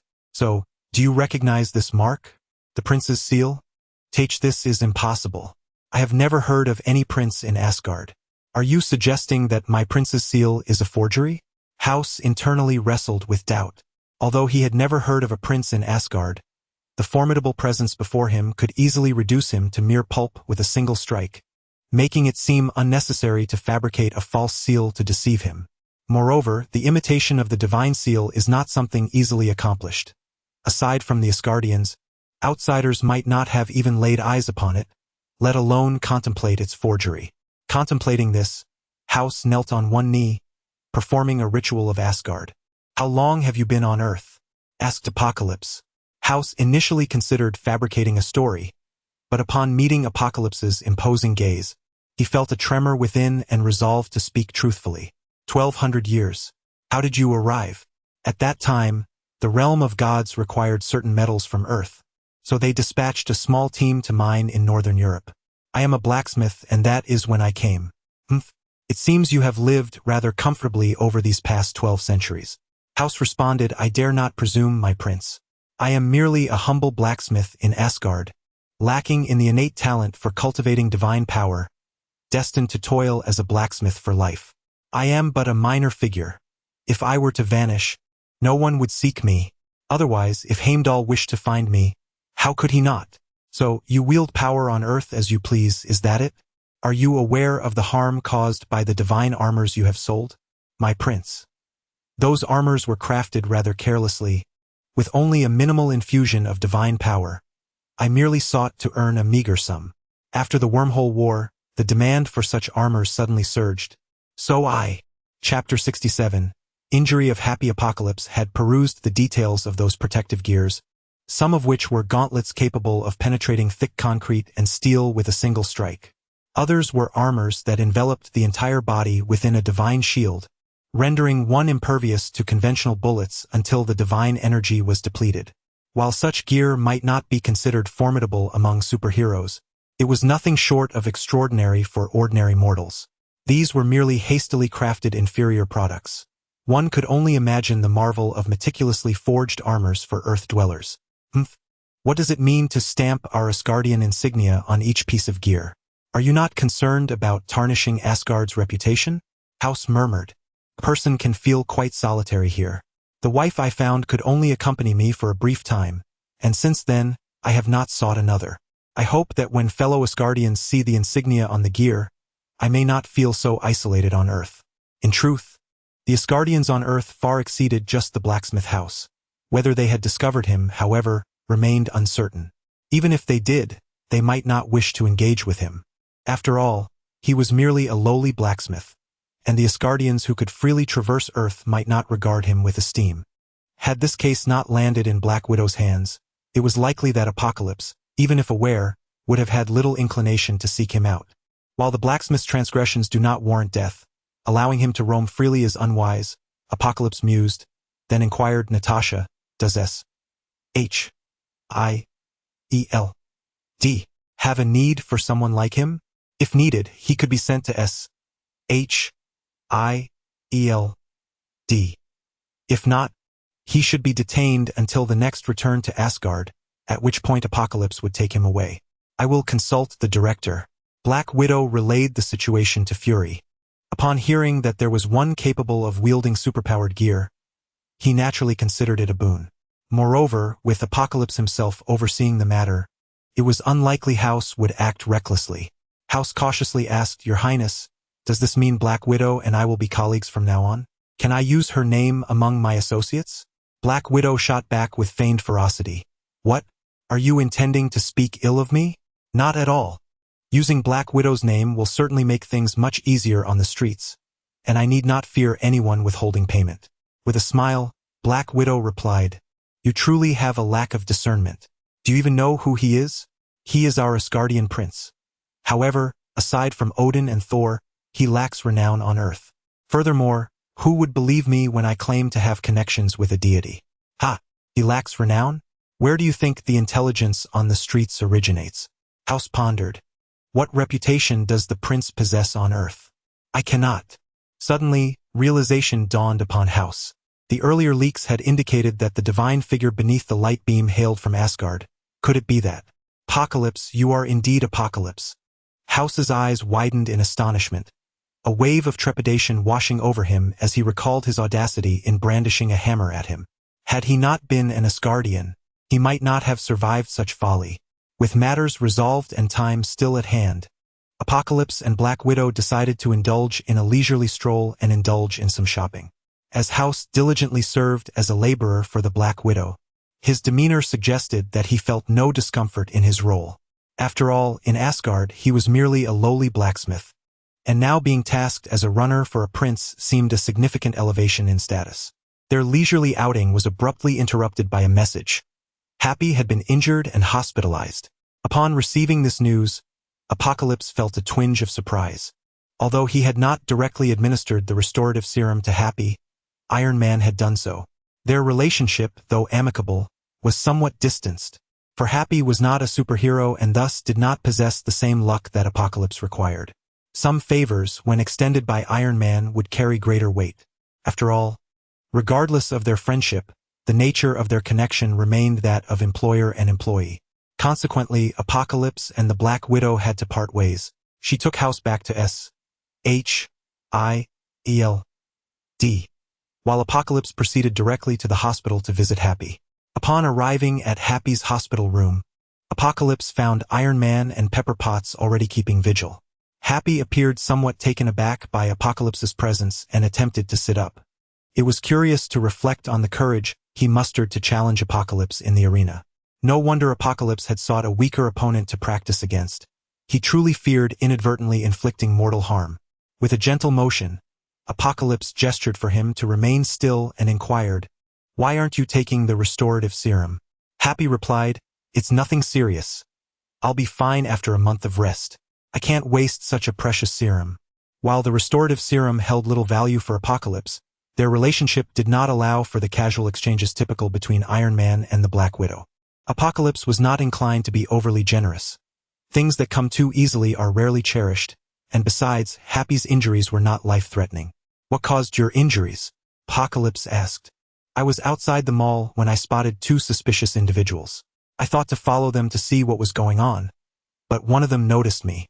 Later, Happy's voice trailed off, confusion evident. I'm not sure if I was affected by the explosion, but I remember seeing one person explode while another lost a leg only to have it regenerate. Then they ran away. A human bomb? Apocalypse pondered briefly, realizing that this indeed echoed the plot of Iron Man 3.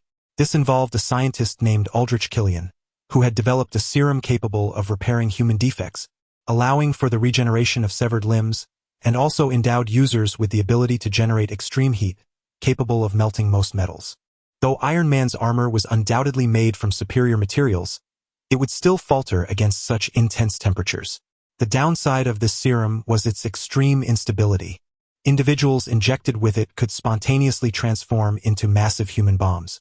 Killian was well aware of this issue and, in pursuit of profit, enlisted a group of discarded soldiers, those who had been left broken by the government, harboring deep resentment towards the U.S. government for their neglect. Now, there exists an elixir by Killian capable of restoring limbs, evoking a profound sense of gratitude within, rendering any form of additional brainwashing unnecessary to compel individuals towards acts of self-destructive aggression. Iron Man remarked, the SHIELD has recently sought my assistance regarding a terror leader who claims to be the Mandarin, asserting responsibility for multiple bombings.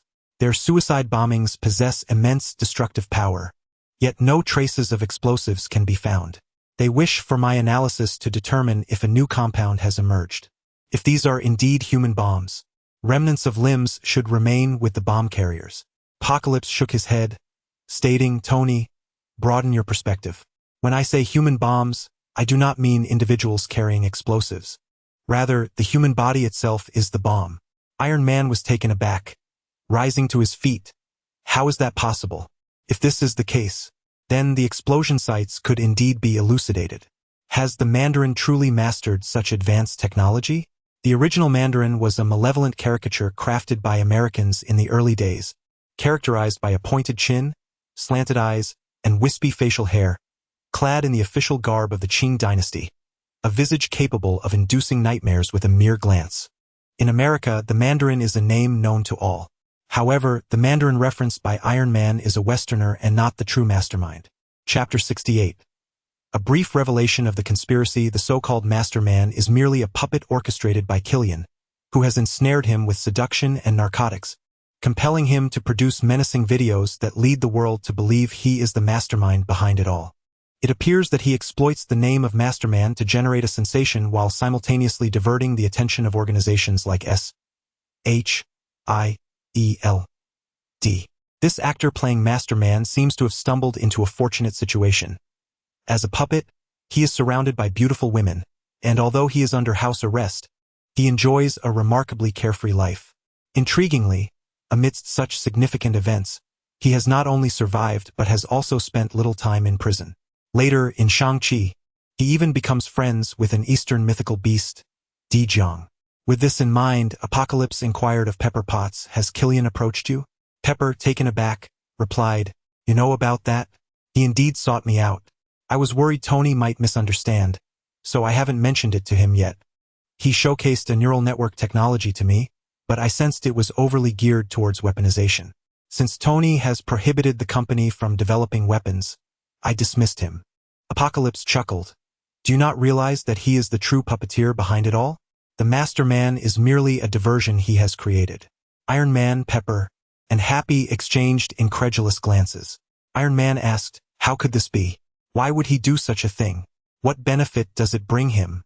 Apocalypse cast a glance at Iron Man and replied, beyond his desire to amass greater wealth, the most crucial motive for him is vengeance. Years ago, Killian was a limping, destitute scientist who, at a party, finally had the chance to converse with Iron Man in an elevator. However, Iron Man was preoccupied with a beautiful female doctor, intent on a more intimate discussion about science in a private room, and thus had no time for him. He deceived Killian, saying, wait for me on the rooftop for 5 minutes. Consequently, while Iron Man reveled with the doctor for an entire evening, Killian spent the night on the rooftop, nursing his grievances against Iron Man from that moment forth. Noticing Apocalypse's gaze, Iron Man asked in confusion, "Why are you looking at me? He can't possibly be seeking revenge, for I do not even know him." "Oh, but you do," Apocalypse responded, "though you do not remember him. This tale must begin over a decade ago. Tony, do you recall a beautiful doctor named Maya Hansen?" "I don't know her," Iron Man replied hastily, casting a glance at Apocalypse. "I know you are quite mysterious and knowledgeable, but why bring up such old matters, especially with Pepper present?" Ignoring his discomfort, Apocalypse continued, "If Maya had ulterior motives, your child with her would likely be 13 by now." Iron Man's expression turned pale, and Pepper's demeanor shifted to one of displeasure as she glared at him, torn between anger and betrayal, tears welling in her eyes. One must acknowledge that, given Iron Man's wealth, it is entirely plausible that a woman could secretly bear a child for significant alimony, keeping it hidden from him. After all, he is truly of his own bloodline. Iron Man cannot simply turn a blind eye. Even if he wished to evade responsibility, the laws of the United States would compel compliance.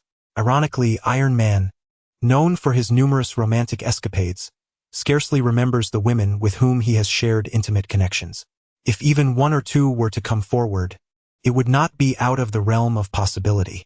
One glance at Iron Man's expression reveals that he likely took no precautions in his youthful indiscretions. Otherwise, he would be merely skeptical rather than alarmed. "Hold on, I am merely suggesting a hypothetical scenario." Iron Man exhaled deeply and remarked, "Tang, you rascal, please refrain from frightening me without cause. Speak plainly.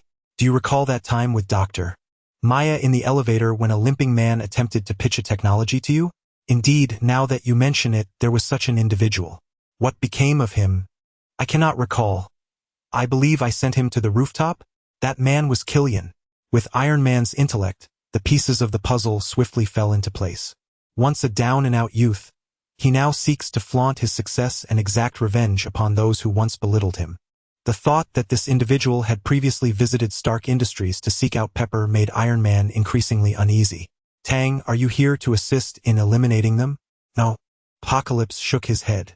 "Happy is my friend. I primarily came to check on him. I trust you can handle these minor issues with ease. By the way, that enchanting Dr. Maya is currently employed by Killian. Should she approach you, exercise caution. Furthermore, the current vice president has colluded with Killian." In the narrative of Iron Man 3, the adversary's strength is not particularly formidable. It is merely that Killian has orchestrated events masterfully, employing numerous deceptive tactics. This resulted in Iron Man wasting significant time merely pursuing the Mandarin. Later, Pepper was deceived by Dr. Maya and taken hostage, placing them in a precarious position. Now, Apocalypse laid everything bare. With Iron Man's prowess and connections, even with the vice president's backing, dismantling this criminal organization would be a straightforward endeavor. Before departing, Apocalypse took up pen and paper, swiftly scribbling a note, folding it, and handing it to Iron Man. "You and Pepper should head to the hospital. A throng of reporters awaits outside. When you step out, should you have anything to convey, I suggest you first peruse this note."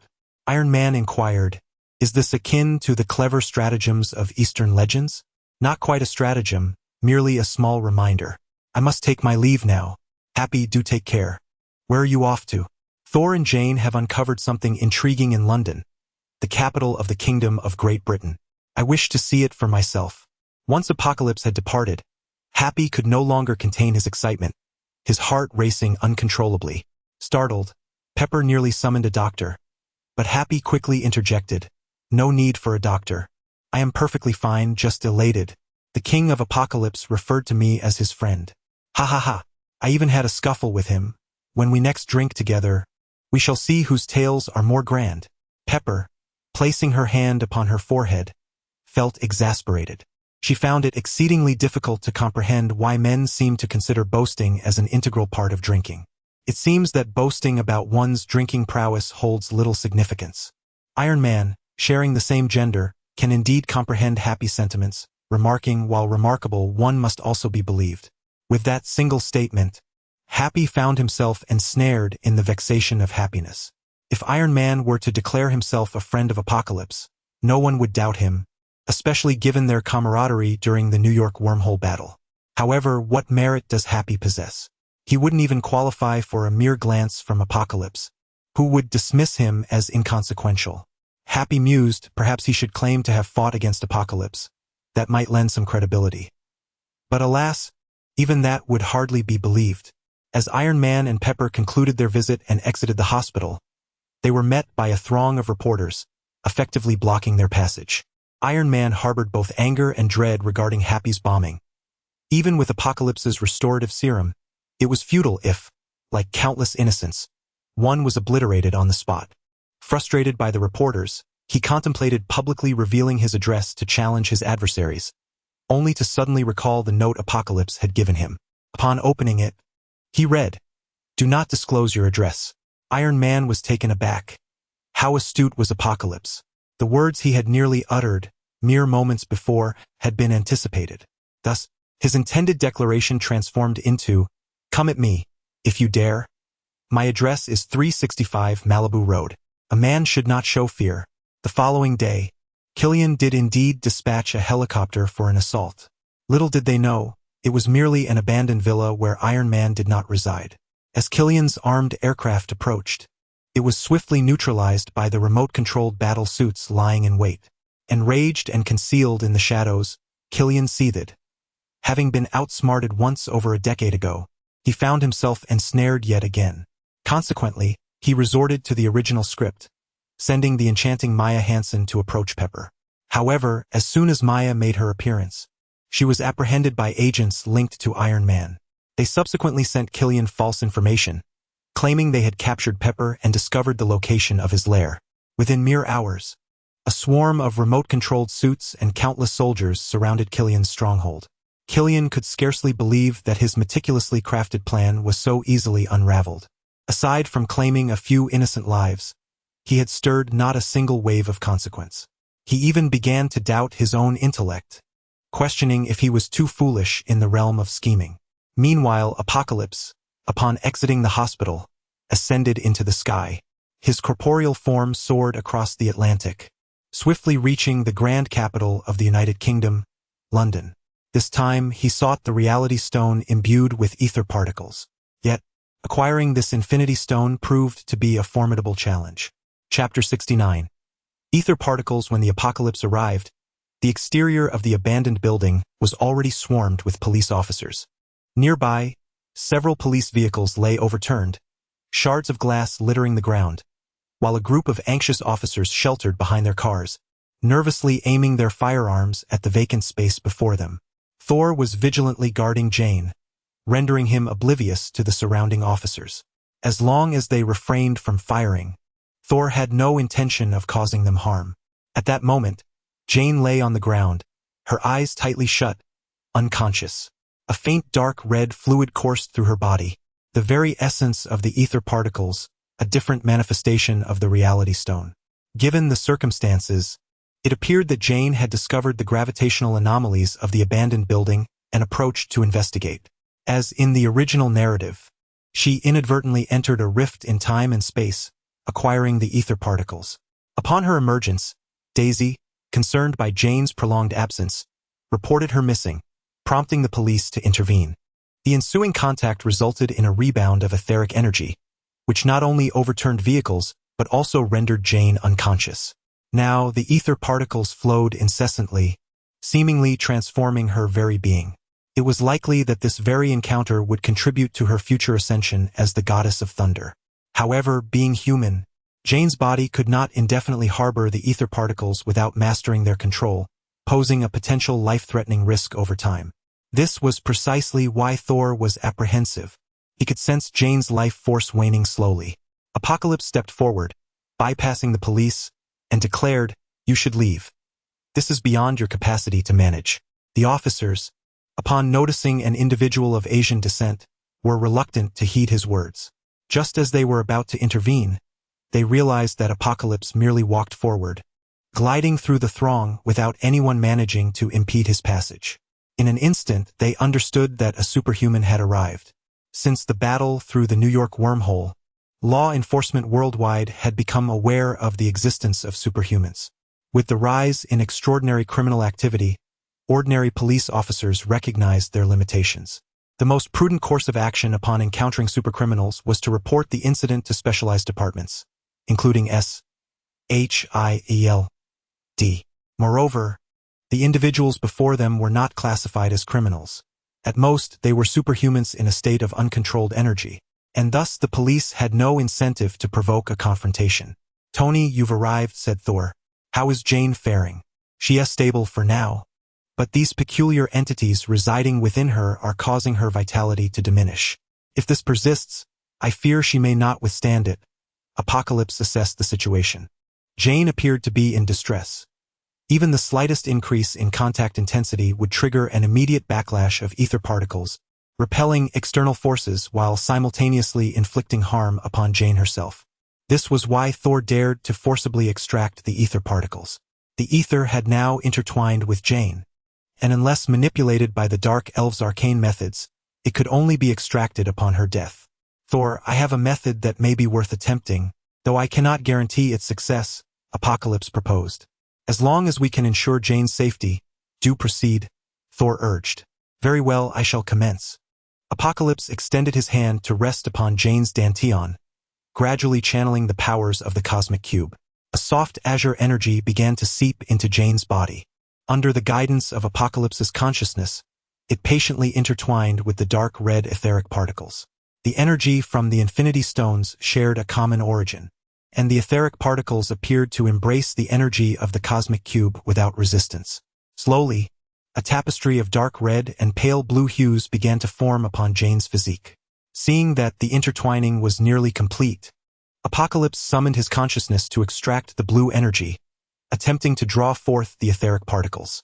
However, as he made the initial movement, a colossal surge of counter-energy erupted suddenly.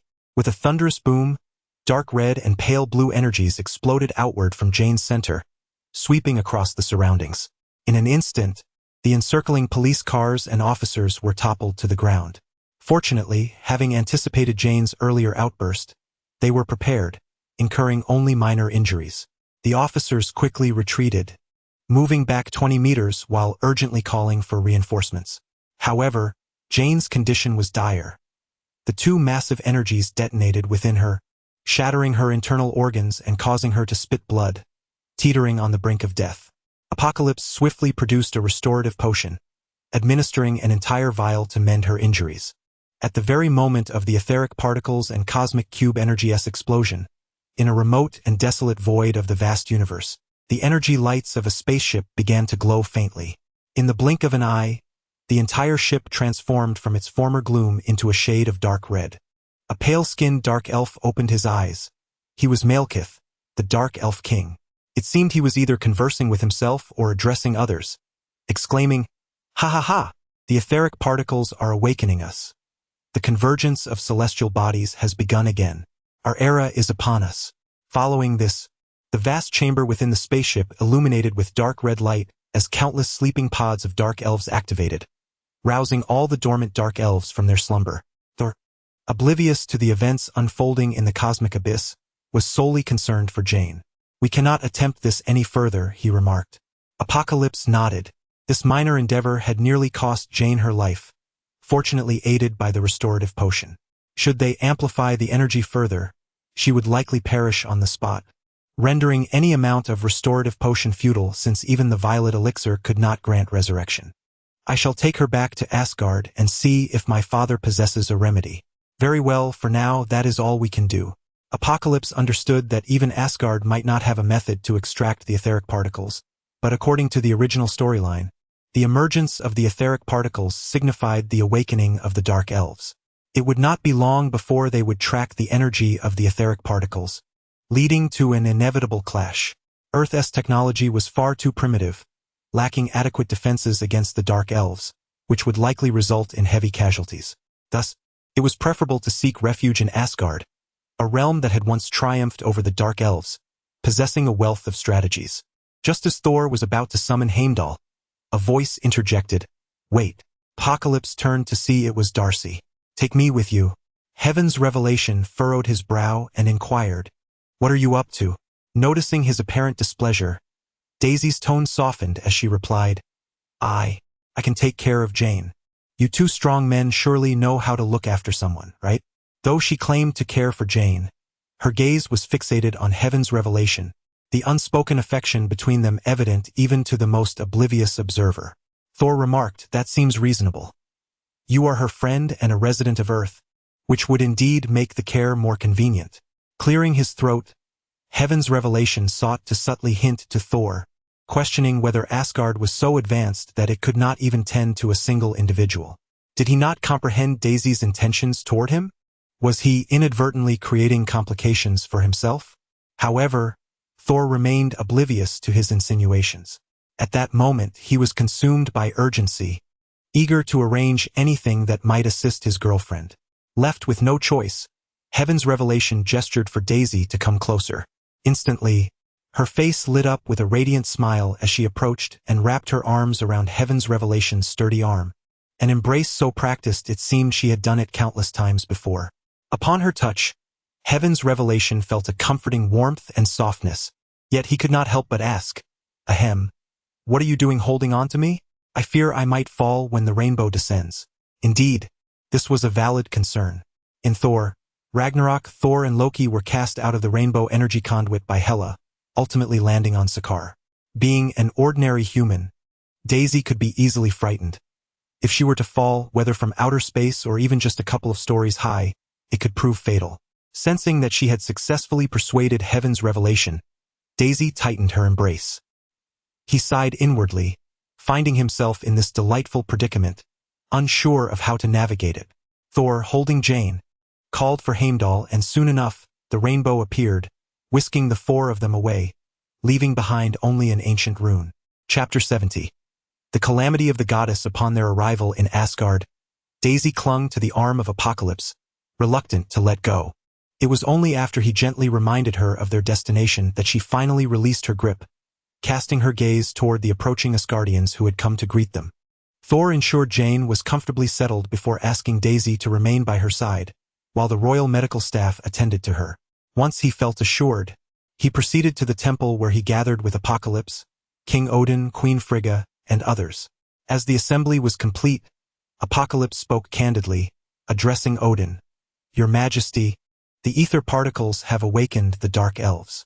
It is likely they will soon come seeking Jane to take her away." Odin appeared taken aback, having expected the gathering to focus on how to rescue Jane rather than discussing the Dark Elves. Prince Tang, too, had some knowledge of these beings, albeit minimal. Thor, perplexed, inquired, "What connection do the Dark Elves have in this matter?" With a sigh, the king replied, "This tale is lengthy, tracing back to your grandfather's era. The ether particles were once sacred relics of the Dark Elves. Their essence resides within the Reality Stone, capable of manifesting one's thoughts into reality. The Dark Elves possess an innate affinity for darkness, finding the light of the universe as unbearable as hell itself.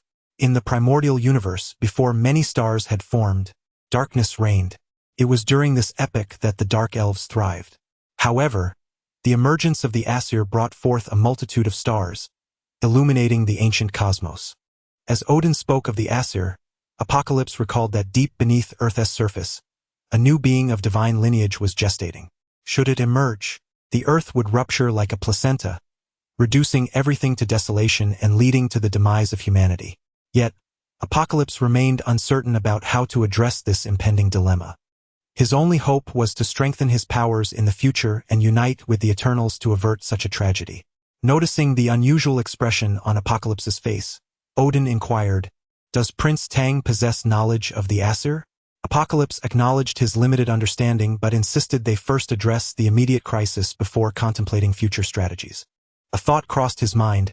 Was it possible that Asgard had intentionally shaped the flat continent to prevent the Aesir from gestating within the planet? However, this matter could wait for a later discussion with Odin. Odin continued, "The Dark Elves, under the light, could only shrink back, confined to their realm of Svartalfheim. Millennia ago, the Dark Elf King Malekith somehow acquired ether particles and sought to extinguish the star's light, plunging the universe back into darkness.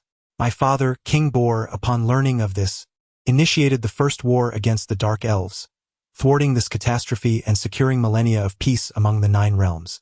"Wait," Thor interjected, "you haven't explained how we achieved victory." Odin cast a glance at him and replied slowly, King Bor. Annihilated them. Thor's breath caught in his throat. His inherently compassionate nature made it difficult for him to reconcile with such an act, despite the passage of thousands of years. If they were indeed exterminated, why then did Tang assert that they would return? The Dark Elves who participated in that war have been vanquished. Yet, the Dark Elf King Malekith remains alive, and in the shadowy recesses of the cosmos, some of his descendants endure. Since Prince Tang has foretold their arrival, they are certain to come. Odin then added, This is merely one of our troubles. At this moment, the 9 realms are converging within the World Tree, an event that occurs once every 5 millennia. During this interval, the boundaries between the 9 realms will blur, allowing for effortless traversal amongst them. Should Malekith acquire the ethereal particles, he could harness this celestial convergence to amplify the etheric energy, plunging the 9 realms into darkness, potentially affecting the entire universe. To this day, the apocalypse remains perplexed by Odin and Thor's references to the World Tree. But according to the original narrative, the significant event of the 9 realms aligning did indeed take place. Is it possible that an unseen World Tree truly exists? In the original story, Asgard was unprepared and fell victim to the Dark Elf stealthy invasion, caught completely off guard, resulting in the destruction of their shield's energy core. However, with Apocalypse's warning, it is inconceivable to allow the Dark Elves any opportunity to succeed this time. 3 men were engaged in discussions about fortifying against the Dark Elves, while the goddess Frigga remained silent, her hands nervously fidgeting with her dress, betraying her unease. Apocalypse contemplated reassuring her that there was no need to fear the Dark Elves, but suddenly realized the truth.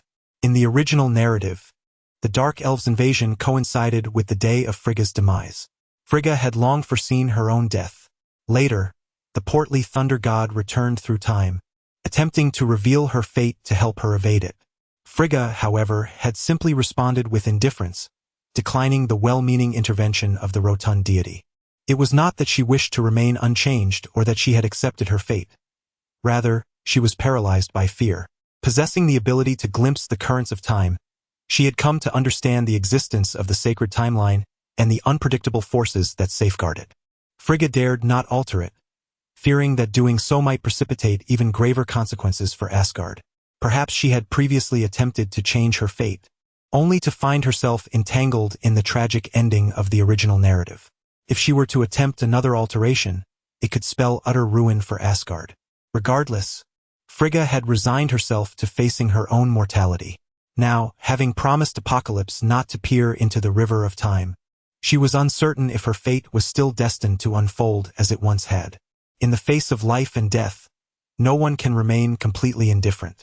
Apocalypse pondered for a moment and said, Goddess, the outcomes you perceive within the river of time may not necessarily manifest in reality.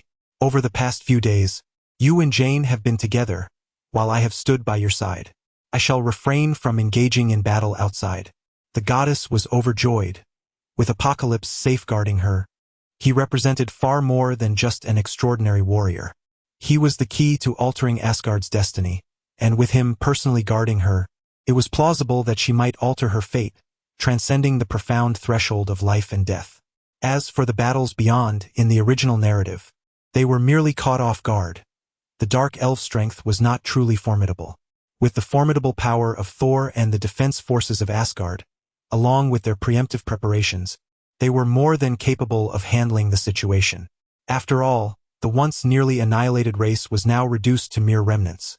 What kind of turmoil could they possibly incite?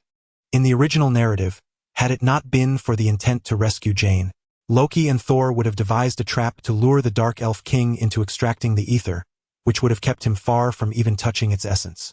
Thor, deeply moved by the concern Apocalypse showed for his family, embraced him and said, Brother, I entrust my mother and my girlfriend to your care. Alas, you shall not partake in the exhilarating battle against the invaders. Within those confines, you may not even encounter a single enemy, as I shall have vanquished them all. Odin interjected, Thor, my time on this earth has come to an end. I fear I cannot assist in this battle. You must possess a broader perspective and not recklessly charge into conflict like a mere warrior, for how can you command respect as a king in the future? Thor remained indifferent to the notion of commanding respect. His true delight lay in the thrill of combat. In the ensuing days, Apocalypse remained seated outside Jane's chamber, keenly attuned to the slightest disturbances in the environment. The goddess consistently kept Jane company within the room, which profoundly touched Jane. She had anticipated being marginalized as a mere mortal, yet here was her boyfriend's mother personally attending to her, while her boyfriend's closest friend vigilantly guarded the door, ensuring her safety in the realm of gods. However, she found herself incensed by Thor's absence during these days. It was inconvenient for him to inform her of the impending threat posed by a faction of dark elves seeking to slay her and seize the ether within her. Such revelations would only serve to incite unnecessary anxiety in Jane. Daisy, being Jane's friend and a fellow Earthling, naturally remained by her side. To bolster the protective measures, the goddess summoned Sif to stand guard alongside them in the room, which left Apocalypse feeling somewhat vexed. Although Daisy had refrained from any overly intimate gestures since their arrival in Asgard, it seemed that the two women possessed an innate sense of rivalry. An unspoken tension simmered between them, detectable even to a straightforward man like Apocalypse. Yet, neither held any formal claim over him. Thus, they were left to navigate this intangible contest in silence. Suddenly, Apocalypse opened his eyes, turning toward the direction of the Bifrost control room, softly exclaiming, "They have arrived." Though his words were but a whisper, they reached Heimdall, stationed several kilometers away. In an instant, he plunged his great sword into the base of the Bifrost, activating his divine powers to survey the surrounding space of Asgard with unwavering intensity. Chapter 71. Fist meets Warship. A shadowy spacecraft glided silently toward Asgard. This vessel was not only visually imperceptible but also eluded even Heimdall's keen sight. However, invisibility did not equate to undetectability. The rippling air, disturbed clouds, and swirling dust all conspicuously marked its trajectory. In the original narrative, Heimdall had been oblivious, merely caught off guard. Now, with his full attention dedicated to reconnaissance, the dark elf ship was laid bare. A long, piercing alarm rang through Asgard. The divine artillery stationed nearby elevated their massive cannons, their dark muzzles aligning with the coordinates provided by Heimdall. At the heart of Asgard, the central temple began to ascend a golden energy shield. Yet, given the temple's immense size, the shield's emergence from the ground required a moment. Boom! A divine cannon struck the invisible dark elf vessel with pinpoint accuracy. The air rippled, unveiling the ship from its cloak of invisibility. Its colossal hull loomed like a star, exuding an overwhelming presence, while the control room appeared as diminutive as a seed in comparison. With their cover blown, the ship ceased its stealth, and the low hum of engines reverberated as numerous small combat vessels surged forth, ferrying dark elves from the mothership. Their objective was clear: the Temple of Asgard. Along their path, the combat ships disregarded the ground-based artillery, charging headlong toward the temple without evasion or counterattack, fully intent on breaching the sanctuary before the golden shield was entirely raised. In a flurry, the ground artillery unleashed a barrage of yellow divine projectiles, striking the combat ships, which billowed smoke as they careened through the sky, crashing into the edifices below. Ultimately, after suffering the grievous loss of dozens of vessels, a handful of dark elf ships managed to penetrate the temple just before the golden energy shield was fully erected. One vessel barreled through, shattering numerous colossal columns and igniting chaos among the temple's guards. Outside, the combat ships began to encircle the temple, launching assaults in search of an opening. Meanwhile, in the dungeon, an unusual minotaur-like creature seemed to sense the commotion outside, a strange smile creeping across its face. With a swift motion, it extracted a pitch-black crystal from its body, glistening with a viscous, oil-like blood, an entity embedded within for some time. As the Minotaur crushed the crystal, it shattered into a peculiar energy that seeped into its form. Soon, its body radiated a searing red glow akin to molten lava. The other alien inmates in the cell, witnessing this transformation, recoiled in fear until they were pressed against the honeycomb-like energy wall, with nowhere left to retreat. As the lava-like energy fully absorbed, the Minotaur expanded significantly, sprouting 4 additional horns, 2 on its head and 2 beneath its jaw, its presence now magnified dramatically. The Minotaur advanced with a thundering gait, seizing an extraterrestrial inmate with one hand and hurling him violently against the energy wall. The wall shimmered with a honeycomb structure but remained intact. The Minotaur, seemingly anticipating this resistance, continued his assault, causing the alien to suffer catastrophic injury, ultimately overwhelming the energy barrier, which flickered before vanishing completely. This mutated Minotaur was originally a pawn of the Dark Elves, lurking in ambush within Asgard. At that time, Loki, with a sense of detached amusement, had guided him, saying, "You would do well to take the left staircase." This single directive had led the Minotaur into Jane's chamber, culminating in the demise of the goddess guarding it. This time, devoid of Loki's guidance, he adhered strictly to his original plan, making a beeline for the core of the Golden Shield's energy. At this moment, valiant warriors like Vandal had been dispatched to the exterior to engage in battle, leaving the innermost energy core scantily defended. The six-horned Minotaur dispatched all obstacles with ease and soon stood before a golden energy sphere, 5 meters in diameter, which revolved slowly while displaying the ongoing battle outside the Golden Shield. Whenever an attack occurred, the core would swiftly mobilize energy to replenish the affected area, ensuring the shield's integrity. Without a moment's hesitation, the colossal creature lunged at the energy core, disrupting its operation, which resulted in a resounding explosion that sent the Minotaur flying. Nevertheless, he achieved the desired outcome for the Dark Elves. The Golden Shield's energy supply was severed, leading to its gradual disappearance. As the energy barrier dissipated, the Dark Elf mothership released a swarm of smaller vessels, akin to wasps, charging towards the temple. Outside, Thor, caught off guard by the vanishing energy shield, brandished his hammer, crackling with lightning, and leapt towards the enemy ships. With each mighty swing, a vessel was often destroyed. However, the small, numerous ships proved challenging to eradicate, and soon several had breached the defenses, encroaching upon the temple. Lady Sif, regardless of the turmoil outside, "You must remain within and protect the goddess and Jane," declared the Apocalyptic. "Understood." Sif, clad in yellow leather armor and wielding a sword, fixed her gaze intently on the window. With the Apocalyptic guarding the entrance, she felt secure, yet remained vigilant against any potential intruders through the windows. The ether particles enveloping Jane appeared to the Dark Elves like a beacon in the darkness. At such proximity, concealment was futile, prompting all vessels to converge upon the Apocalyptic's location. Jane's chamber, positioned in an upper loft, offered a panoramic view of Asgard, once a spacious and picturesque sanctuary. However, this openness now favored the Dark Elves' offensive. A dozen battleships fanned out, unleashing a barrage of dark red energy projectiles